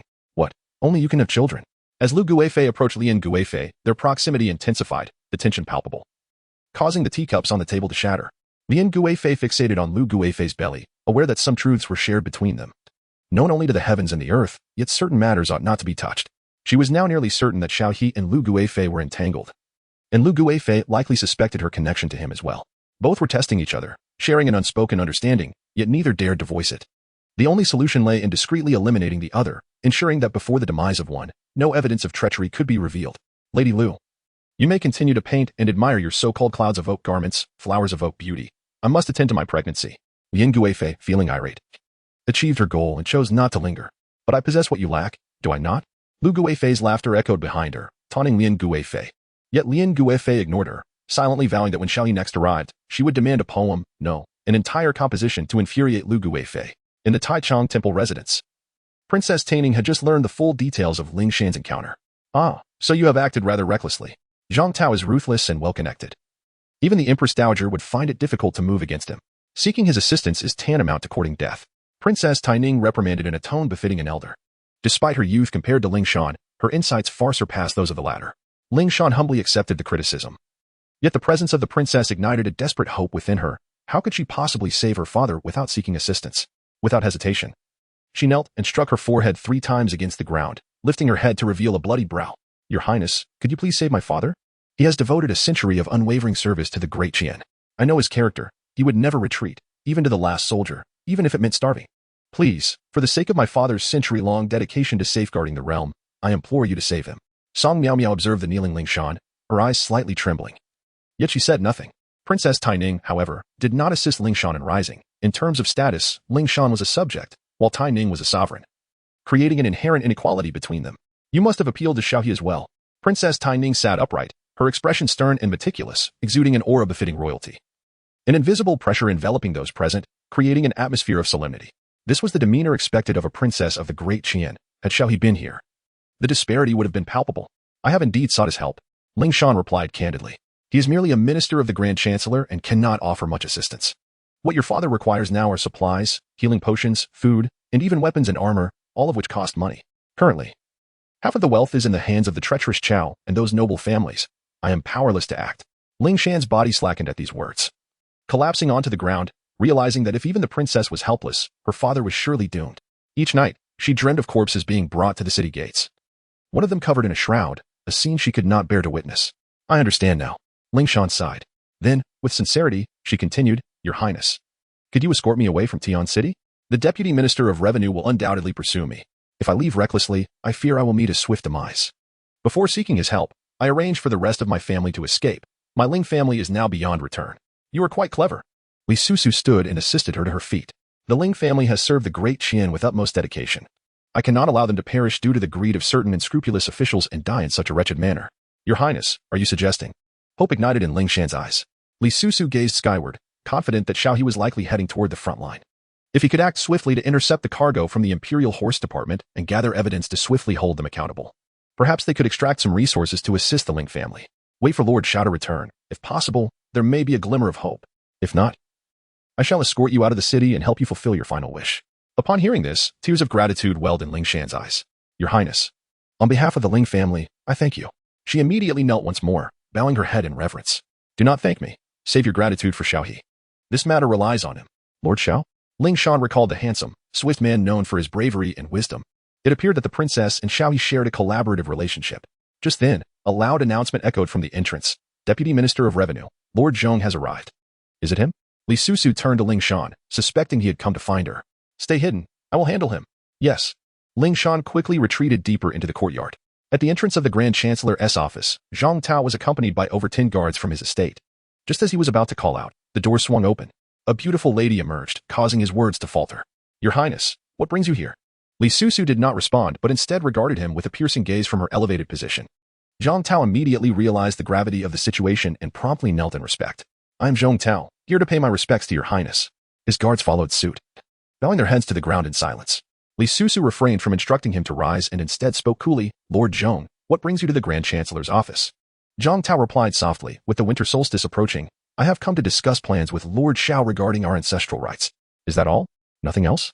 Li Susu's tone was stern, attempting to apply pressure. However, Zhang Tao, being a seasoned politician, smoothly navigated the conversation. Absolutely, that is indeed the case. May I inquire why your Highness is here? I am here to report to you. That was not my intention, since you have no further purpose. You may take your leave. Lord Xiao is occupied today. Come back in a few days. But, Zhang Tao raised his head, trying to glimpse inside the residence but found nothing. But what? Am I lying? Depart. Li Susu's tone was increasingly impatient. Zhang Tao recognized that prolonging this conversation was unproductive. Although he did not understand why the princess was protecting Xiao He, it was clear where Xiao He stood. Your Highness, I shall take my leave. Once Zhang Tao departed, Li Susu muttered an expletive under her breath, closing the door behind her. Meanwhile, Zhang Tao, 2 miles away, gazed back at the Grand Chancellor's estate, his suspicions deepening regarding the disappearance of the account books and their connection to Xiao He. This was troubling news. He must report this to the minister. For Xiao He and the princess's close relationship was not a good sign. Chapter 76. Interception with silver saddles gleaming on white steeds, they sped forth like shooting stars. 100 miles outside Tian City, two figures raced at breakneck speed, Xiao He and Empress riding atop white beasts. Upon closer inspection, they were not horses but rather similar-looking magical creatures, with white eyes and horns, capable of astonishing speed, covering vast distances in mere hours. These were white swift beasts. Not particularly strong in combat, but invaluable for travel due to their rarity. The god-subduing department could summon them under special circumstances. Empress trailed closely behind Xiao He, muttering about the debts incurred from celestial beings that they must bear together, or he would be doomed for life. Lord Xiao, I have been forced into 7 million in debt, and those two women have stolen 4 million from me. How am I to survive the rest of my life? Although Empress had his doubts about Xiao He, the princess had proclaimed him her savior, leaving no room for rebuttal. Thus, despite his suspicions, he refrained from voicing them, leading many unreasonable matters to become forcibly justified, leaving him with a troubled expression. Xiao He nonchalantly remarked, "You are a member of the Divine Guardian Bureau. The celestial beings will not harm you." "Lord Xiao, you underestimate the celestial beings," replied Empress, a hint of trepidation in his voice. "The Divine Guardian Bureau may wield great power, yet I am but a mere mortal. That celestial being's tower was constructed by a formidable figure, and if they were to pursue matters within, it would spell my utter ruin." Empress's eyes were filled with genuine concern, unmistakably sincere. The celestial beings, daring to act against the officials of the court in the heavenly city? Isn't that tantamount to courting death? Yet, the principle of repaying debts is unassailable. How can one deny such matters? If they truly sought to confront me, there are countless ways to do so, and the Divine Guardian Bureau has no obligation to assist me. Alas, Empress sighed repeatedly. Beneath him, the white steed galloped with astonishing speed, raising a cloud of dust so high that it could obscure the towering trees behind. Yet it could not conceal the worry etched upon Empress's face. Xiao He expressed his astonishment, inquiring, "Do you have a wife and children?" Empress paused for a moment upon hearing this, then nodded. "If I were to eat my fill while my family starves, what concern would I have for such matters?" "That explains it," Xiao He replied. "But since you are aware of the consequences, why did you choose to sign?" "Without signing, I cannot leave." That day at the Flying Immortal Pavilion, there were masters of the Gathering Cauldron present. If I were to cause a ruckus, I would no longer be here alongside you. Empress felt that Xiao He was utterly oblivious to the situation. "Very well, we shall devise a plan upon our return. By the way, has the Horse Management Office embezzled a considerable sum? Was Zhongtao implicated in an 80 billion scandal? If that comes to light, we could easily pocket a portion. 7 million is but a trifle." Empress chuckled bitterly. "Lord Xiao, those were your words, not mine. Moreover, that was a vice minister. It's not so simple." "Huh? What did I say? Do you have evidence?" Did you not just claim you wished to embezzle?" Empress had never encountered such brazen shamelessness. "What did I say? Do you have a recording?" "Without it, it's mere slander. Haha." Xiao He urged his steed to hasten, the creature responding with increased speed. An hour later, the two men veered away from the official road, arriving at a mountain's waste where the terrain was encircled by steep cliffs and inhospitable weather, with the presence of monstrous beasts. The only passage was a narrow channel known as the One-Line Sky. "Is this the place?" Empress inquired upon witnessing Xiao He come to a halt. "Indeed. This is the spot," Xiao He affirmed with a nod. Empress surveyed the area. It was his first time here. Due to its remote location, devoid of roads and resources, it was seldom noticed by others. If this was the case, it would indeed be difficult for anyone to take notice. "Silence, they are coming," Xiao He said, deftly flipping himself to the side of the mountain. His martial arts vision allowed him to see great distances, even spotting ants 100 miles away with clarity. In his line of sight, on the official road 200 miles away, a caravan had diverged from its original path and entered a narrow road. This group comprised over 100 individuals, each mounted on black iron beasts, with Yinling knives secured at their waists. Judging by their appearance, each possessed cultivation levels no less than the 8th or 9th tier, with several above the spirit platform realm. The leader, riding a green wolf, was a master of the transformation dragon realm and led the group at the forefront. Their cargo was substantial, filling 30 large boxes. As for why they did not utilize storage rings, it was because the storage rings in the Great Qian Kingdom were rather limited in capacity, suitable only for holding elixirs and garments. Rings capable of accommodating weapons were prohibitively expensive, which explained why their Yinling knives were worn at their sides rather than stored away. These 30 boxes could not be managed by mere storage rings, and additionally, Great Qian mandated that significant materials must be transported openly to prevent embezzlement. Indeed, they are from the Horse Management Office. Xiao He recognized the leader, the transformation dragon cultivator, as none other than Zhang Lei, the deputy director of the Horse Management Office. Empress stared intently, but alas, he could only discern a blur of figures, unable to make out their features. "Your eyesight is remarkably sharp," he remarked, having failed to identify those individuals as members of the Horse Management Office despite his suspicions. Xiao He did not respond to him, but instead turned his gaze towards the goods, all of which were meticulously packed with exquisite spiritual wood, suggesting that they contained treasures of the highest caliber. These items undoubtedly housed numerous essential resources, while those sent to the imperial horse department were merely inferior supplies. Could it be that these superior goods would find their way into the hands of individuals of even greater stature? Xiao He could only speculate for now about the corruption between the imperial horse department and the divine guard, remaining uncertain about its operations. As the group drew nearer, when they approached the narrow passage, Jia also vanished into the shadows. Both men had donned black garments and cloaks, their faces obscured by dark hats.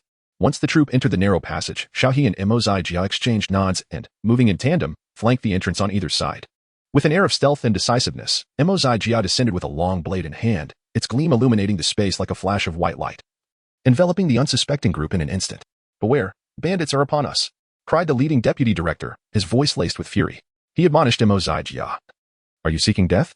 Do you not recognize that these are the supplies of the Dacian court? Supplies that do not traverse the main roads but rather the winding byways. Do you take me for a fool?" Xiao He emerged from the rear, crushing two adversaries beneath his foot while simultaneously piercing three others with a single thrust of his spear. The ground trembled under the immense force, reverberating with a thunderous roar. In a mere moment, from over 100 assailants, only a scant few remained alive. The deputy director, unable to stand against Xiao He, was swiftly overwhelmed by Jia. Within a brief span, the once boisterous group was reduced to a scene of carnage. Among the fallen were 3 fourth-level experts, leaving only one deputy director alive. Zhang Lei gazed at the two cloaked figures in terror, initially intending to utter some harsh words, but quickly swallowed his bravado. "Brothers, let us speak civilly. Spare my life, please." "It hurts," Xiao He inquired. "Are you going to speak or not?"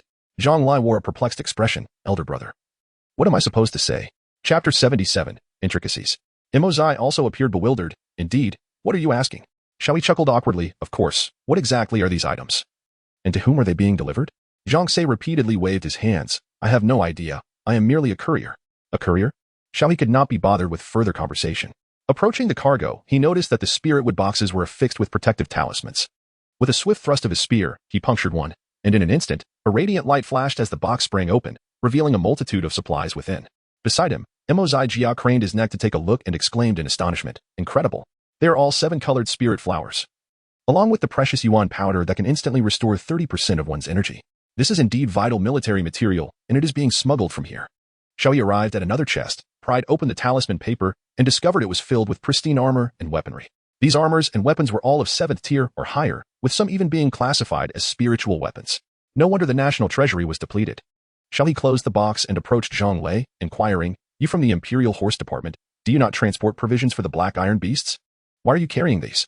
Zhang Lei, wearing a distressed expression that betrayed his ignorance, replied, "Gentlemen, I truly know nothing. I am merely responsible for the transportation." Realizing both men were officials of the court sent to apprehend him, he felt compelled to maintain his facade. However, Xiao He was unwilling to waste time.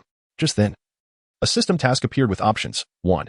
Investigate the source and destination of this batch of goods to receive a reward of the 9-turn resurrection pill. Caution: the origins of this cargo are difficult to trace and pose significant danger. 2. Disregard everything, embezzle directly, and flee with a beauty to receive a reward of the rivers and mountains painting. Caution: this course of action is perilous and leads to a swift demise. Let us not speak of it. I have my methods to make you divulge the truth. My good man, are you aware of the great memory restoration technique? Zhang Lei shook his head in bewilderment, hearing this term for the first time. Assist me in bringing forth a black iron beast. Xiao He commanded Jia. Very well. And ensure it is a male. Xiao He added as an afterthought. Zhang Lei sensed impending doom and asked, "What are you planning? If you choose silence, I shall have to attend to you properly," Xiao He replied, positioning Zhang Lei in a crawling stance. "What exactly do you intend to do?" Zhang Lei panicked, seemingly recalling something, as he noticed Jia approaching with a sleek black iron beast in tow. Xiao He squatted on the ground, chuckling. "Allow me to introduce you to the black iron beast. As for me, I am also a gynecologist. This discipline is effective on any living being. If you do not wish to become the first man into Qian to be humiliated by the black iron beast, you may continue to endure." Zhang Lei's body trembled as he gazed at the approaching black iron beast, his heart in turmoil. "You are a beast, a scoundrel. You. What do you mean? It seems you are not afraid." Xiao He rose, brushing off his hands, and addressed Jia. "Keep an eye on him. I shall call some people over from the roadside. Such a significant event deserves an audience. Don't you agree?" Jia laughed, even more exuberantly than Xiao He. "Indeed. The more, the merrier." Upon hearing this, Zhang Lei felt trapped, for the black iron beast was now directly behind him. The sensation was unsettling, akin to a dark cloud looming overhead. "Wait, I will talk. I will talk. Then speak, or I shall continue." Xiao He squatted down again. Zhang Lei pleaded, "Brother, could you perhaps lead the black iron beast away? The pressure is overwhelming." "No way. If you lie, I shall command it to begin immediately." Zhang Lei swallowed hard. vowing that if he escaped this time, he would ensure the demise of all gynecologists in the world. The situation was such that outside the heavenly city, there were 4 major fortified cities, and only our horse management department's supplies went through minimal scrutiny. Moreover, we were the sole ones capable of large-scale transportation into the heavenly city. While other departments also had supplies, they required the approval of the emperor's close aide, Eunuch 1, who in turn needed the emperor's final consent. Thus, our horse management department was the only viable option. And then, Xiao He began to grasp the underlying implications. Then, our horse management department applies annually for greater quantities of supplies and transport, pocketing considerable kickbacks in the process, thus becoming exceedingly wealthy. The condition for this is to assist certain individuals in transporting essential resources, and these individuals are secretly cultivating their own influence within the heavenly city. Imo Zai Jia approached and delivered a kick to Zhang Lei's head, exclaiming, "Damn, you really are greedy." Imo Zai Jia continued, "I suspect these individuals are amassing power in the heavenly city, exchanging these supplies for resources from the national treasury, only to later funnel them back into their own hands. I also suspect that the southern army of the traitor Qiao was nurtured in a similar manner. That is also possible." Xiao He nodded. Though unfamiliar with the intricacies of De Qian's court, he noted that everything here bore a striking resemblance to ancient China. Ultimately, it was a matter of strength and personal power, yet many systems mirrored those of certain dynasties within his memory. Xiao He skillfully pierced through the heavy garments of Chong Lei with a single thrust, seizing his storage ring. Indeed, within the confines of that ring lay detailed records of the goods. Merely these items amounted to over 2 million, with shipments occurring every 10 days. It appeared that a significant accumulation had taken place over the century. Imo Zai Jia seemed to glimpse a glimmer of hope for repaying debts, and with a smile, suggested, "Why not take these items with us?" Xiao He shook his head, deeming it unwise to rush. These goods should be entrusted to the emperor, after all. What significance do they hold in the grand scheme of things? Yet, where were the grand prizes? With this piece of evidence, the imperial horse agency had been rendered powerless. Imo Zai's mind was solely consumed with thoughts of repaying debts. Why the haste? There were still questions left unasked. Xiao He turned to Chong Lei. "Continue, I implore you. Tell me to whom these goods were destined and from whence they came." Chong Lei pondered for a moment, seemingly grappling with the decision to divulge. When he noticed Xiao He's hand beginning to caress the black iron beast, he immediately spoke. "As for how they came to be, I am uncertain. For the goods were handed to me by several blacksmiths, mere common folk, nothing extraordinary."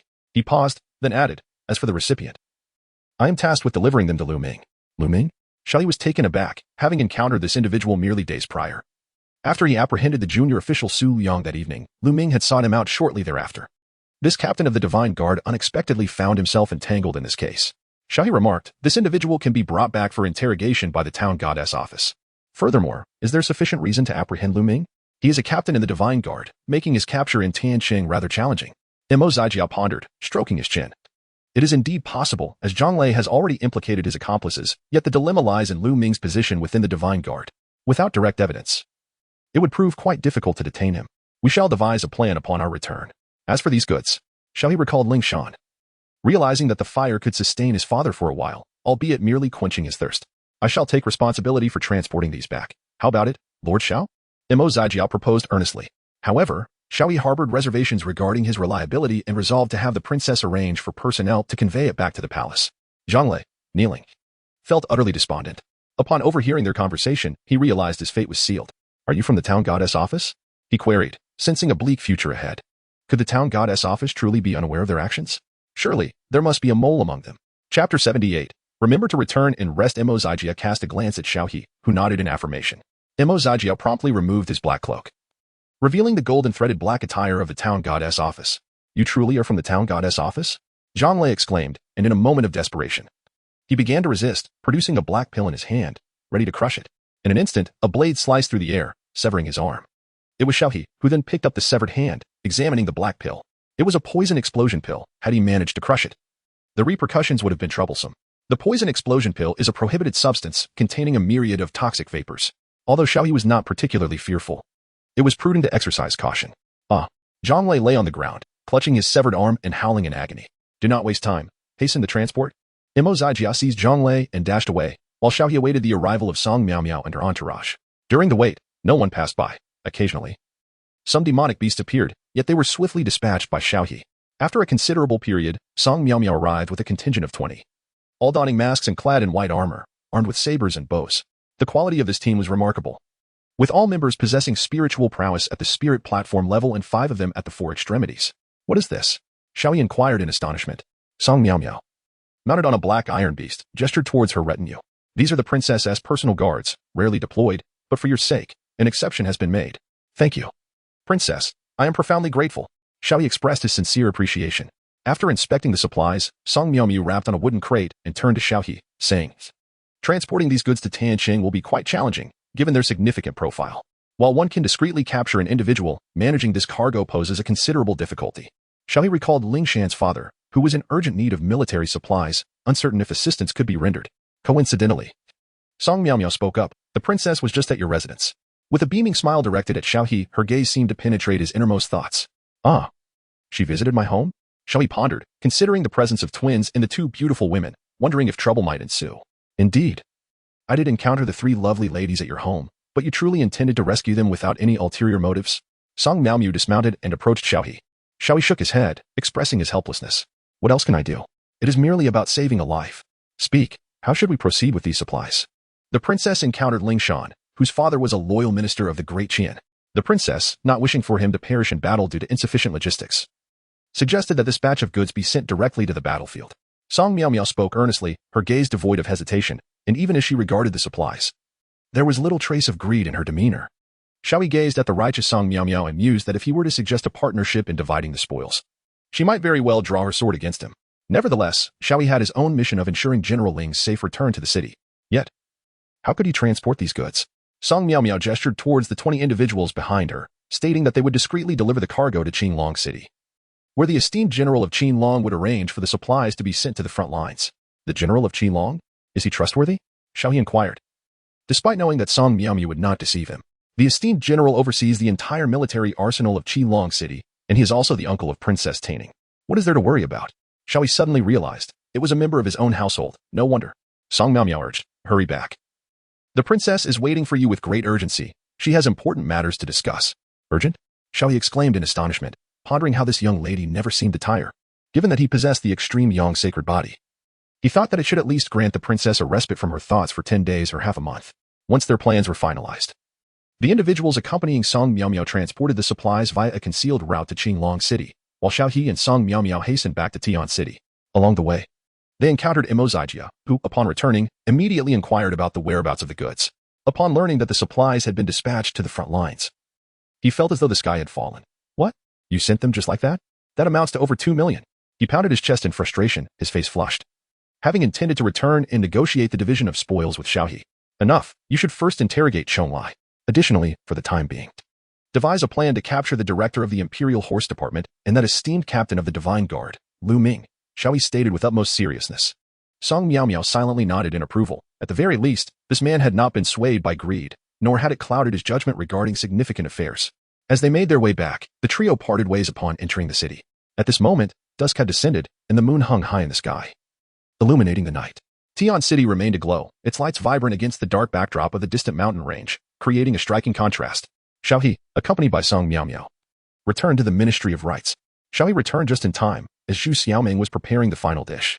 Brother Xiao greeted the two young ladies of the Mao family in unison. Ling Shan, being a refined young lady, performed an elegant curtsy, addressing him as Lord Xiao. Meanwhile, Princess Taining approached, her large eyes curiously surveying Xiao He. This left him feeling somewhat bewildered. However, he was indeed grateful to Li Susu for her substantial assistance this time, and he felt it necessary to express his gratitude. Thanks to you, I owe you one. It was merely a small effort on my part, she replied. But I have something to tell you that will surely bring you joy. Li Susu glanced around mischievously, a sly smile playing on her lips. What is it? Xiao He inquired, noticing her beaming expression, wondering if she had provided him with further insights regarding his investigation. I will share it with you after dinner. Li Susu whispered in his ear. This intimate gesture left Ling Shan increasingly perplexed. Initially, she believed that the princess and Lord Xiao shared a strictly hierarchical relationship. However, their interaction suggested a closeness that bordered on romantic. It was unusual for a man and woman to converse with such familiarity, especially at such proximity. Could it be that they had crossed a line? Ling Shan entertained a bold speculation but dared not pursue the thought further. After all, she was merely the daughter of a general and felt it inappropriate to make assumptions about the princess. Dinner is served, Zhu Xiaoming announced, bringing in the last dish. Her voice echoing through the dining hall. Xiao He was the first to enter, taking a seat and gazing at the lavish spread before him, a grand table adorned with an array of dishes, including 3 steaming hot pots filled with delicacies such as venison and wild bear paw meat. Among the offerings were also Xiao He's beloved home-cooked dishes, braised pork and stewed pig trotters. This meal, however, was marked by a sense of restraint, largely due to the presence of Li Susu, who sat at the center of the table with Xiao He to her left. As they dined, Li Susu's leg grew restless, draping over Xiao He's thigh and swaying playfully. Xiao He merely cast her a glance without resistance, for she had previously discerned the matter, wishing to avoid detection once more. After the meal, Li Susu rose and said, "Lord Xiao, this princess has important matters to discuss with you. Please accompany me." Xiao He glanced at his sister. Clad in simple white attire, her demeanor somewhat disheartened. "Sister, the princess has issued a decree. I must take my leave for a while. Remember to return and rest." Zhu Xiaoming's voice, though soft, conveyed a hint of displeasure. Chapter 79. Twisted like a twine, Li Susu did not return to Dongxue Pavilion, but instead engaged in a detailed conversation with Xiao He inside her carriage. The palanquin halted in a secluded area near the eastern city gate, chosen to observe any officials from the Imperial Horse Department exiting the city. Song Miaomiao stood alone beside the carriage, noting the lack of movement and pondering. It seems the princess has once again summoned Lord Xiao for her treatment.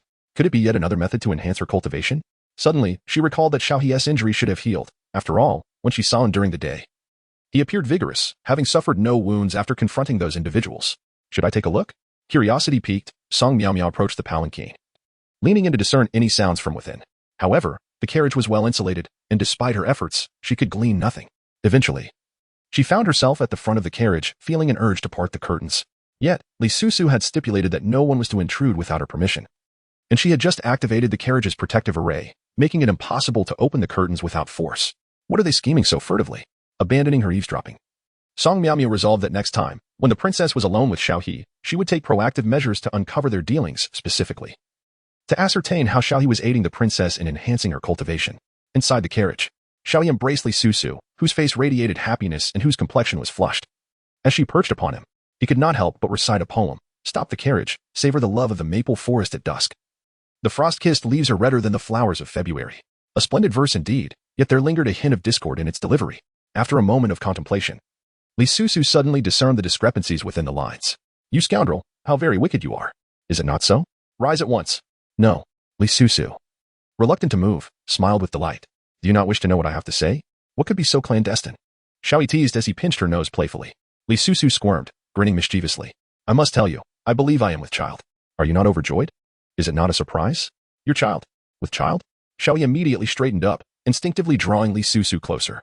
He seized her wrist, searching intently, yet after a thorough examination, he found no signs of pregnancy. "You bear no signs. How could you be with child?" Li Susu smiled mysteriously. "I am 19 this year. And do you recall my frequent visits to Tianlong Temple?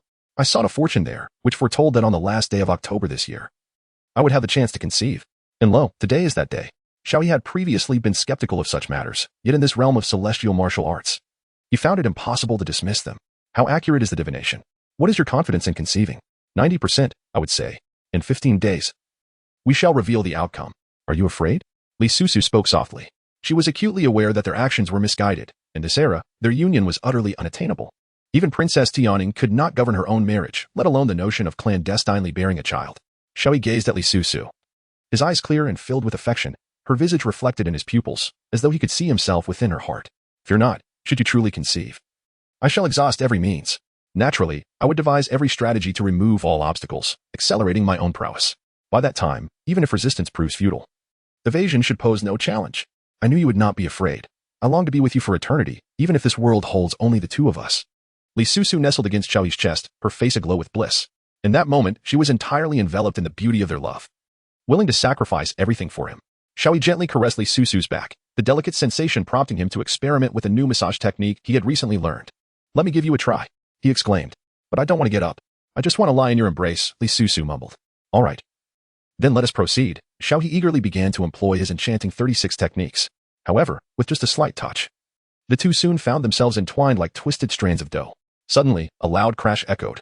"What? Chong Sai is missing?" In the Yuma division, when Chen Lai slammed his palm down, shattering the table before him, the subordinate reporting the news trembled, his legs shaking as he knelt, stammering, "My lord, I only just learned of it." According to the information from Wang Er and others, they had set up a cover at the city gate. But after waiting all day with no news, they followed the trail back only to find a scene of devastation. Although the bodies had been disposed of, the signs indicated a robbery. When Chen Lai stepped outside, the flickering candlelight within the room dancing nervously in response to his fury. "We managed to transport these goods successfully thanks to the protection of the divine guards.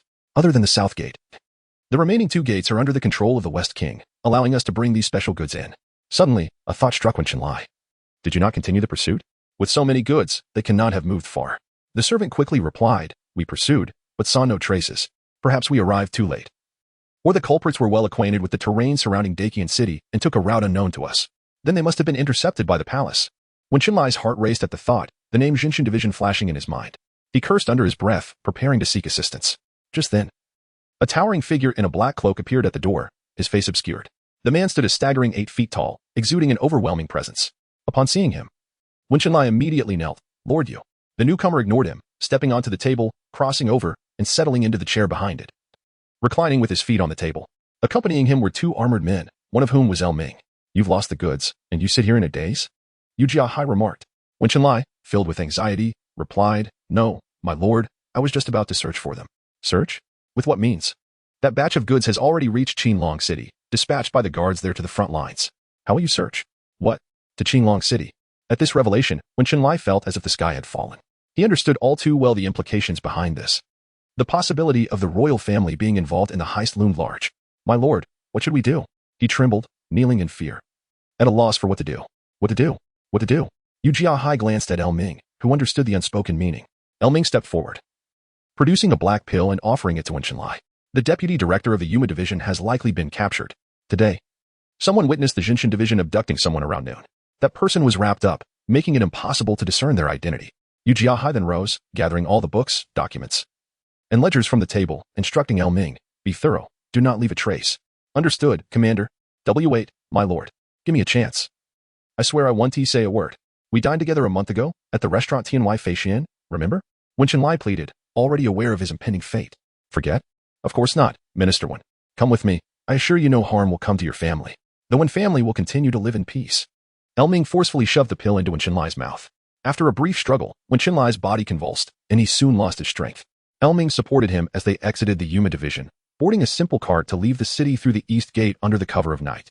Meanwhile, outside the Yuma division, Xiao He embraced Li Susu, having received a message from Mo Zijia. They have indeed emerged from here. Chapter 80. Lian Xinyue seeks to kill Lu Guifei outside the city. Ming had already dug a pit filled with various agents for dissolving bodies. Terrified, Wen Qinlai yearned only to return home to his mother. "My lord, spare me. Give me a chance, please. I have elders above and dependents below." Ming, growing impatient, retorted, "I can give you a chance, but who will give me a chance? The deputy director may have been captured. If they trace back to you, it would lead directly to a conviction, and then they would find me. Otherwise, Commander, you would come personally." As Ming set down his shovel, preparing to bury the body, he suddenly turned. "Who?" "Your grandfather." Xiao He charged forward, his spear soaring like a dragon through the cold river, striking with the might of a war god descending from the heavens, infused with the power of the dragon's might and the blood of the candle dragon, overwhelming Ming, who had reached the late stage of transformation. "It's you, Xiao He," Ming exclaimed, alarmed, with ample combat experience. He did not draw his sword, but instead used the sheath to block the attack. Boom. The immense force caused the ground to collapse within 100 feet radius, sending Ming flying, crashing through several small hills until he was finally ensnared by a 1,000-year-old tree. Coughing and gasping, Ming struggled to rise, spitting blood. When he attempted to gather his strength to fight, he discovered his internal organs were severely damaged, his energy could not be concentrated, and his arm was broken. What kind of power is this? Is he the new Taichung Si-Ching? How can his aura be at the transformation level? He can't be more than 20 years old. How is this possible? Is he even human? Who are you? Ming questioned, bewildered. As the position of Taichung Si had always been held by those of the Ling Tai realm. Enough with the idle chatter. Xiao He, uninterested in conversation, seized Ming and tossed him towards the arriving Mo Zijia. "Take him back. We'll deal with him later. And it seems this Minister Wen is meeting me for the first time." As Xiao He spoke, he approached the dust-covered Wen Qinlai, who, having taken medication, was now experiencing a dissipation of his cultivation, leaving him utterly weakened. Xiao He pulled him up from the dust. "Master Wen, it seems your master intends to take your life. I shall offer you a chance to survive." "Master Xiao, you say, as long as you don't kill me." "I will say anything." At that moment, Wen Qinlai's desire to live was palpable. This clearly indicated his deep-seated fear of death, confronted with the threat of mortality. Despair had gripped him. Now, presented with an opportunity to survive, he was determined to seize it. Mo Zijia approached, carrying Lu Ming. "Master Xiao, didn't you say that capturing them would yield benefits? Let us secure some gains first, and I will settle my debts. There is no rush. When it comes to benefits, one must ensure that everything is above board. Gentlemen, all my assets have been seized by the commander of the Divine Guard, Xiao He. I am left with nothing." Wen Qinlai stood there, utterly helpless, his attire tattered, hair disheveled, resembling a beggar. "Are you certain? Without money, your worth diminishes significantly," Xiao He stated solemnly. Initially, he had not placed much importance on wealth. However, as he delved deeper into the intricacies of Daqian, He realized that resources for cultivation were of paramount importance. Although personal martial prowess could resolve many issues, there were others who were stronger or equally matched. Thus, in Qian, mere high cultivation was insufficient. One needed influence and power, cultivated gradually to disregard all obstacles, much like Chancellor Qiao. I still have something at home, Wen Qinlai exclaimed. Xiao He leaned in closer. Speak, where is it hidden? Mo Zijia also gathered around, eager to listen intently. Realizing he had no other choice, Wen Qinlai, with a pained expression, whispered, in my bedroom, beneath the bed, there lies a 5-element talisman. There is a concealed formation set up there. Once activated, it leads to my treasury. How much? Is it 7 million? Mo Zijia asked, visibly excited. As he was particularly interested in that sum, Wen Qinlai scoffed. 7 million? Do you underestimate me? I am the head of the Imperial Horse Department. Not some petty officer earning a mere 200 a month. Who do you look down upon? I may only earn 200 a month, but I have my means. Who wouldn't he give me face? Mo Zijia felt insulted, suddenly revealing the details of his corruption, altogether, about 100 million. Wen Qinlai sighed. 100 million? Mo Zijia's eyes widened in astonishment, his breath quickening. My goodness, 100 million. Wouldn't I be able to soar above the heavens, reveling every night? With twins to alternate with? Mo Zijia exclaimed, filled with excitement, grasping Xiao He's sleeve. Brother, what more is there to discuss? Let us head to his house. Xiao He gently pushed his hand away, urging him to remain calm. Ever since you incurred this debt, you have been remarkably reckless. If we visit his residence now, we risk being accused of theft or even conspiracy against a court official. If we are discovered, it would spell disaster. What shall we do? You must first escort him back and temporarily address the matters concerning the Imperial Horse Department and the Divine Guards. Tonight, we will press them to reveal all instances of corruption. I will make my way into the palace at once to inform the Emperor. By the time the Ministry of Revenue realizes what has transpired, it will be too late. When they come to demand accountability, we will already have commenced our house searches. Mo Zijia, upon hearing this, suddenly grasped the situation and smiled. Master Xiao, your plan is brilliant. We must act without delay. I shall take my leave to attend to this matter at once. By the way, let us proceed through the southern gate. Xiao He reminded him. Mo Zijia, carrying Wen Qinlai and Lu Ming, departed, while Xiao He retraced his steps along the same route. Upon entering the city gate, he was halted by the guards who inquired about his identity. Xiao He, after presenting the edict of the Grand Minister of Ceremonies, finally allowed him to depart. Li Susu's palanquin was stationed in a narrow alley behind a pavilion half a mile from the city gate. After Xiao He boarded the carriage, Song Miao gently drove the palanquin into the imperial palace. Inside the palanquin, Li Susu languidly reclined upon Xiao He's form. Xiao He said, I am about to meet the Emperor, so please do not act recklessly. I understand. I am not without awareness. There is still a cup of tea's time before I reach the palace, so I must hurry. Hiki. Li Susu, completely tireless, responded, is it coming again? What? Are you afraid? Oh, clearly you are still capable. Within the palace, Li Qinxian was meditating, surrounded by an ethereal atmosphere that created a dreamlike scene. Though his internal injuries were gradually healing, his realm remained a level weaker than before. Had it not been so, Prime Minister Qiao would not have had the opportunity to wield such power in the court. Suddenly, the voice of Eunuch Wan echoed from outside, Your Majesty. Xiao He requests an audience, stating that he has uncovered instances of embezzlement and corruption within the Imperial Horse Department, a matter that implicates a commander of the Divine Guards. Have him wait for me in the Imperial study, Li Qinxian replied as he slowly opened his eyes. Understood. After Xiao He assisted the princess from her palanquin, he followed Eunuch Wan to the Imperial study. The former remained silent, showing great respect towards Xiao He. My Lord Xiao, please. The Emperor has requested that you await him here. Thank you, Eunuch Wan, for your guidance. Xiao He responded with equal courtesy. Not at all. It is our duty as servants. Eunuch Wan replied, his face adorned with a smile. Yet, to Xiao He, this smile appeared entirely genuine. So much so that it seemed devoid of any pretense, which rendered it all the more unsettling. Xiao He clasped his hands in greeting and stepped into the Imperial study. Just then, a notification from the system resounded. Attention, Lian Xinyue is grappling with the dilemma of whether to poison Lu Yunshang, luring her outside the palace to meet her demise. Should she choose to eliminate Lu Yunshang successfully, the Lian and Lu families would become adversaries, and the Empress would intervene in the investigation, plunging the Lian family into peril. When the time is ripe, the Empress would also resort to extreme measures to eliminate the Lian consort. How to gracefully decline a blind date introduced by relatives and fend off marriage pressures without offending them is quite a headache. Chapter 81. Even so, this is for our future. Hiss. Is Xinyue truly this ruthless? No, I must speak to her about this, but how to approach it at this late hour? Venturing to the consort's chamber at night would surely lead to execution. I can only resort to an invisibility talisman. Yet, I must first report a significant matter to the Emperor, so I must wait a moment longer. Xiao He mused inwardly. This madwoman must surely be aware of the affair between herself and Lady Lu. Otherwise, she would not resort to such extreme actions.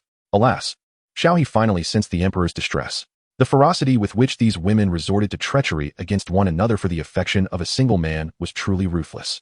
Why could they not coexist harmoniously? Xiao He had initially hoped that one day Lian Xinyue and Li Susu would come to accept one another, but given the current situation, he realized he must remain vigilant.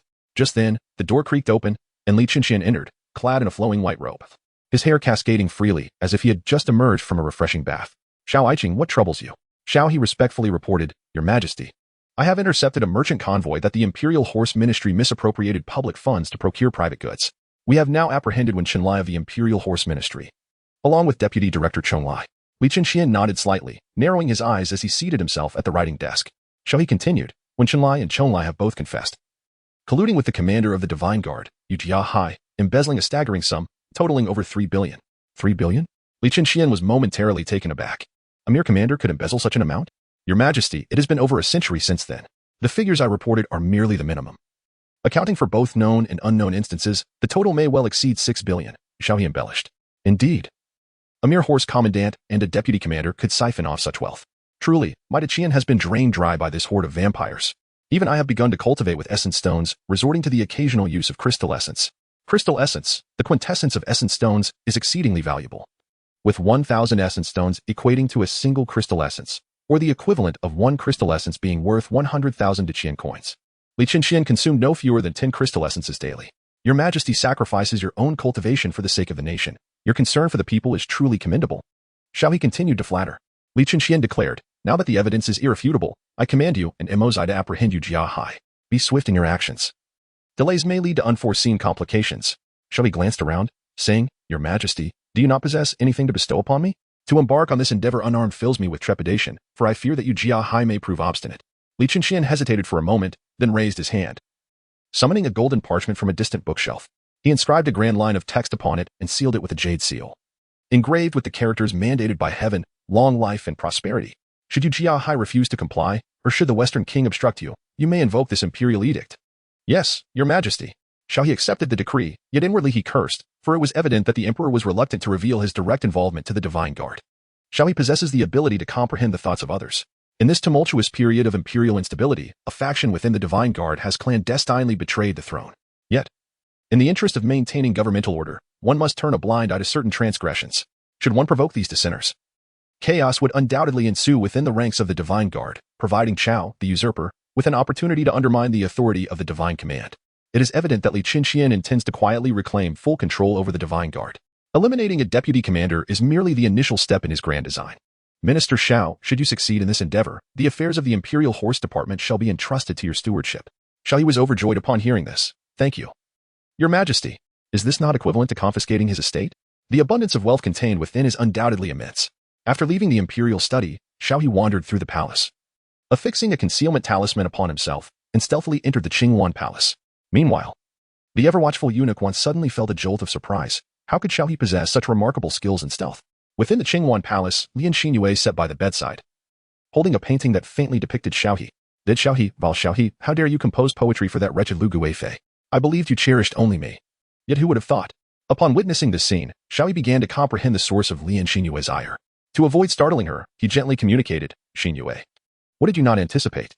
Startled, Lian Xinyue trembled and glanced around, rising to pace back and forth. Xiao He, come out. Xiao He released the invisibility charm and swiftly embraced her from behind. Xinyue, I am truly sorry. What do you mean by sorry? I do not require your apologies. You heartless scoundrel. Lian Xinyue attempted to break free from Xiao He's grasp, only to discover the immense strength he possessed. In her moment of emotional turmoil, she neglected to inquire how he had come to be there. No matter how she twisted and turned, she found herself unable to escape, and Xiao He's embrace made her momentarily forget his transgressions, causing her heart to gradually soften. Yet, she still insisted defiantly, how do you explain that wretched Lu Guifei? Xiao He was taken aback. Lu Guifei? Are you referring to her verses? Is there anything beyond her poetry that eludes your understanding? Moreover, you all have indulged in her past, yet I wish to refrain from it. Lian Xinyue playfully nudged Xiao He with her hip, but he remained unfazed, simply pulling her closer. Xiao He, of course, is reluctant to acknowledge these truths. Although he has currently admitted it, Lian Xinyue, while not intending to leave him, will undoubtedly compel him to swear off Lu Guifei, thereby making it impossible for him to navigate between the two, ultimately leading to even greater complications. Furthermore, it is likely that Lu Guifei will also seek him out, insisting that he no longer sees Lian Xinyue, making the situation increasingly difficult to manage. Thus, the most prudent course of action is to resolutely deny everything, and indeed, options from the system have now presented themselves. 1. To admit the relationship, reward of 10 years experience in the Xiaoyang fist. Note, admitting the relationship will only intensify Lian Xinyue's resolve to eliminate Lu Guifei, as she would perceive him as being coerced by Lu Guifei, thus feeling compelled to protect him by any means necessary. The explanation provided by the system aligns with his thoughts. It seems that admission is not an option. 2. To lie, reward of 10 years experience in the dragon elephant suppression technique. Note, while lying may sustain the FAAD for a time, it will inevitably lead to a catastrophic revelation. During this interval, he must patiently work to mend the animosity between the two women. The adage that love breeds selfishness rings true. Only through mutual recognition can harmony and stability be achieved. The system's assertions are indeed accurate, and Xiao He has now found his objective. Clearing his throat twice, he addressed Lian Xinyue. I understand your concerns regarding any untoward happenings between me and her. However, I assure you that our relationship has not progressed to that point, though she has shown interest in my physical form. Her apprehensions about the emperor have ultimately restrained her from pressuring me into any commitments. Xiao He gazed at Lian Xinyue with sincere eyes, his gaze imbued with affection as he gently caressed her hair and playfully ruffled her head. Xinyue, I intend to take you away. Even if, in the future, I were to develop a relationship with her, it would be for our own benefit. After all, within this vast imperial palace, there are no secrets that remain hidden. When the time comes, if concubine Lu discovers our affair, she may resort to unfavorable actions against me, and I might have to sacrifice my dignity to placate her. If she threatens you, I will eliminate her. Lian Xinyue declared fiercely, then pulled Xiao He in for a passionate kiss, lingering for a long while. Their lips almost entwined in a silken thread. A flicker of guilt passed through Xiao He's eyes as he silently vowed to make amends in the future. Chapter 82, The 5 Great Detectives.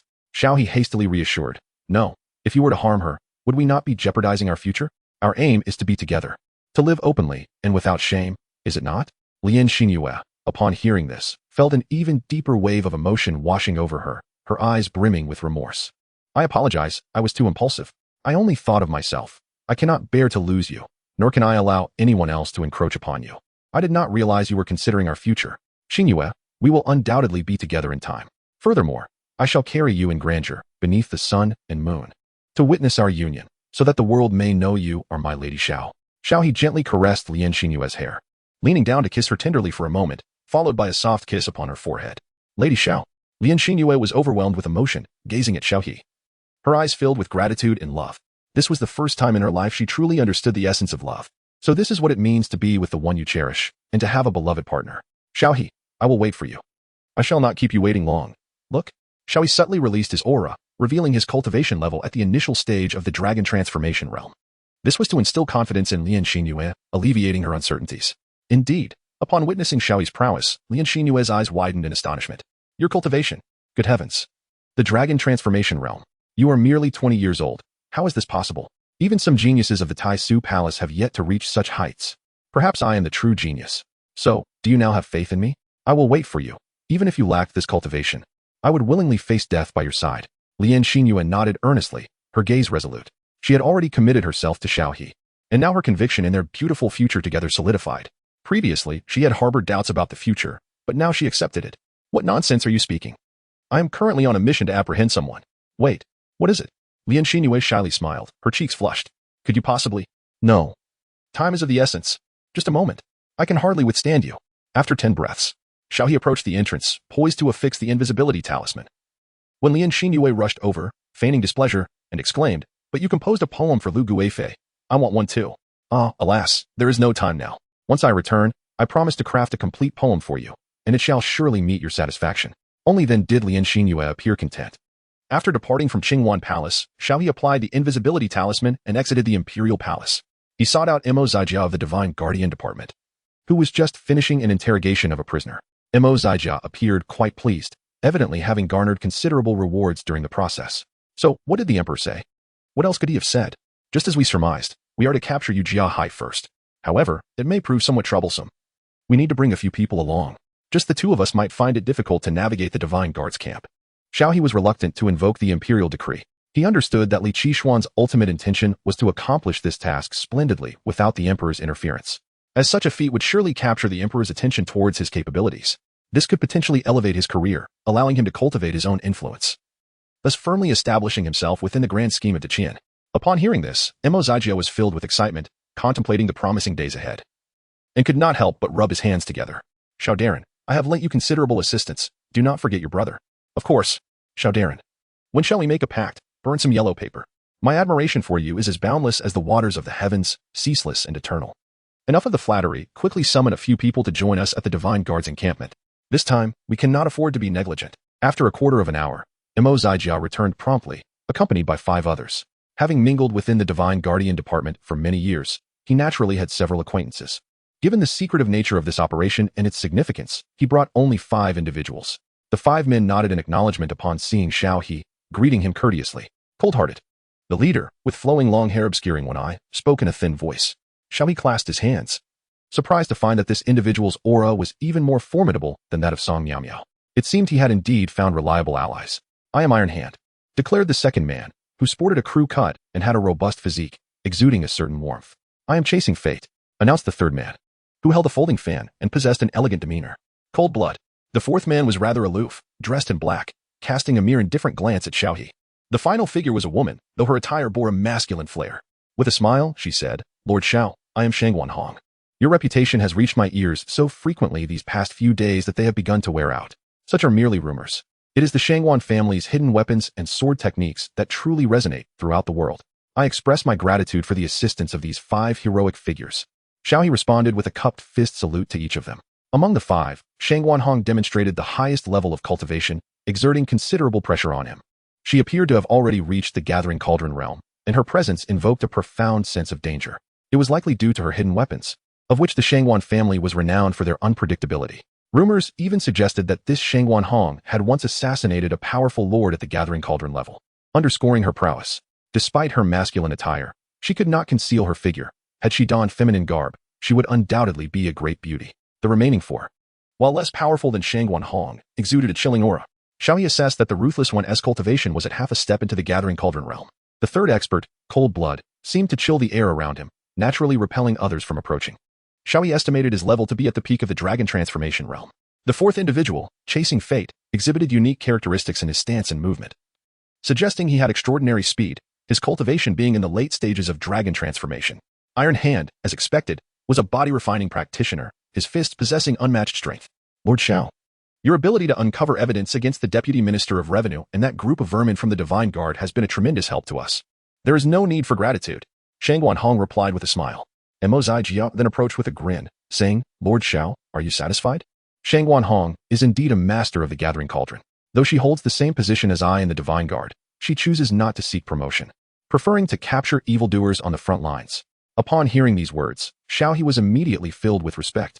Individuals who harbor a sense of justice are worthy of admiration, regardless of their location.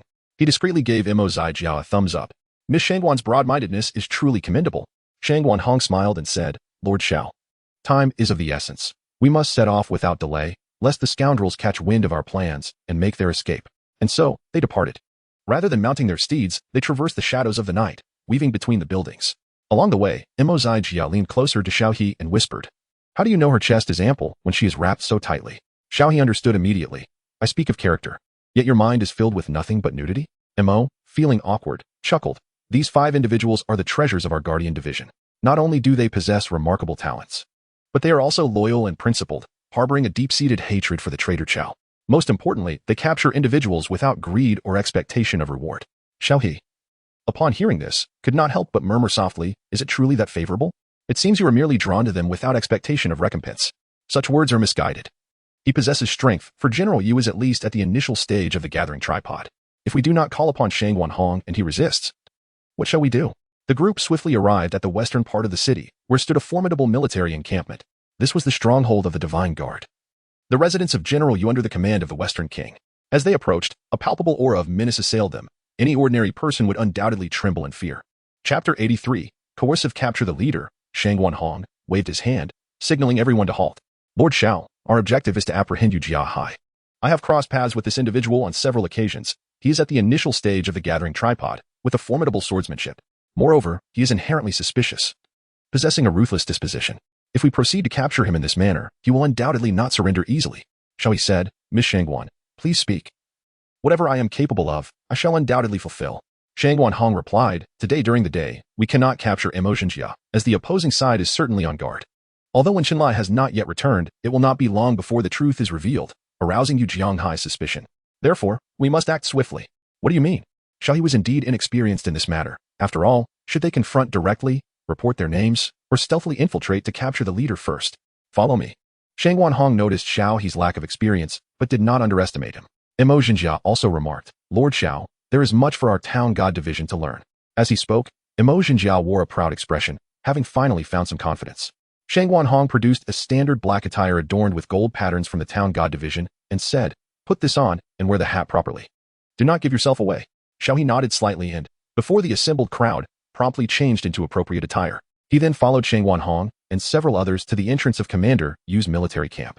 The majestic gates loomed before them, flanked by 2 watchtowers, standing vigilant. For members of the Divine Guard stood sentinel at the entrance. Upon noticing the presence of the Divine Commander's officers, one of them stepped aside, seemingly to report their arrival.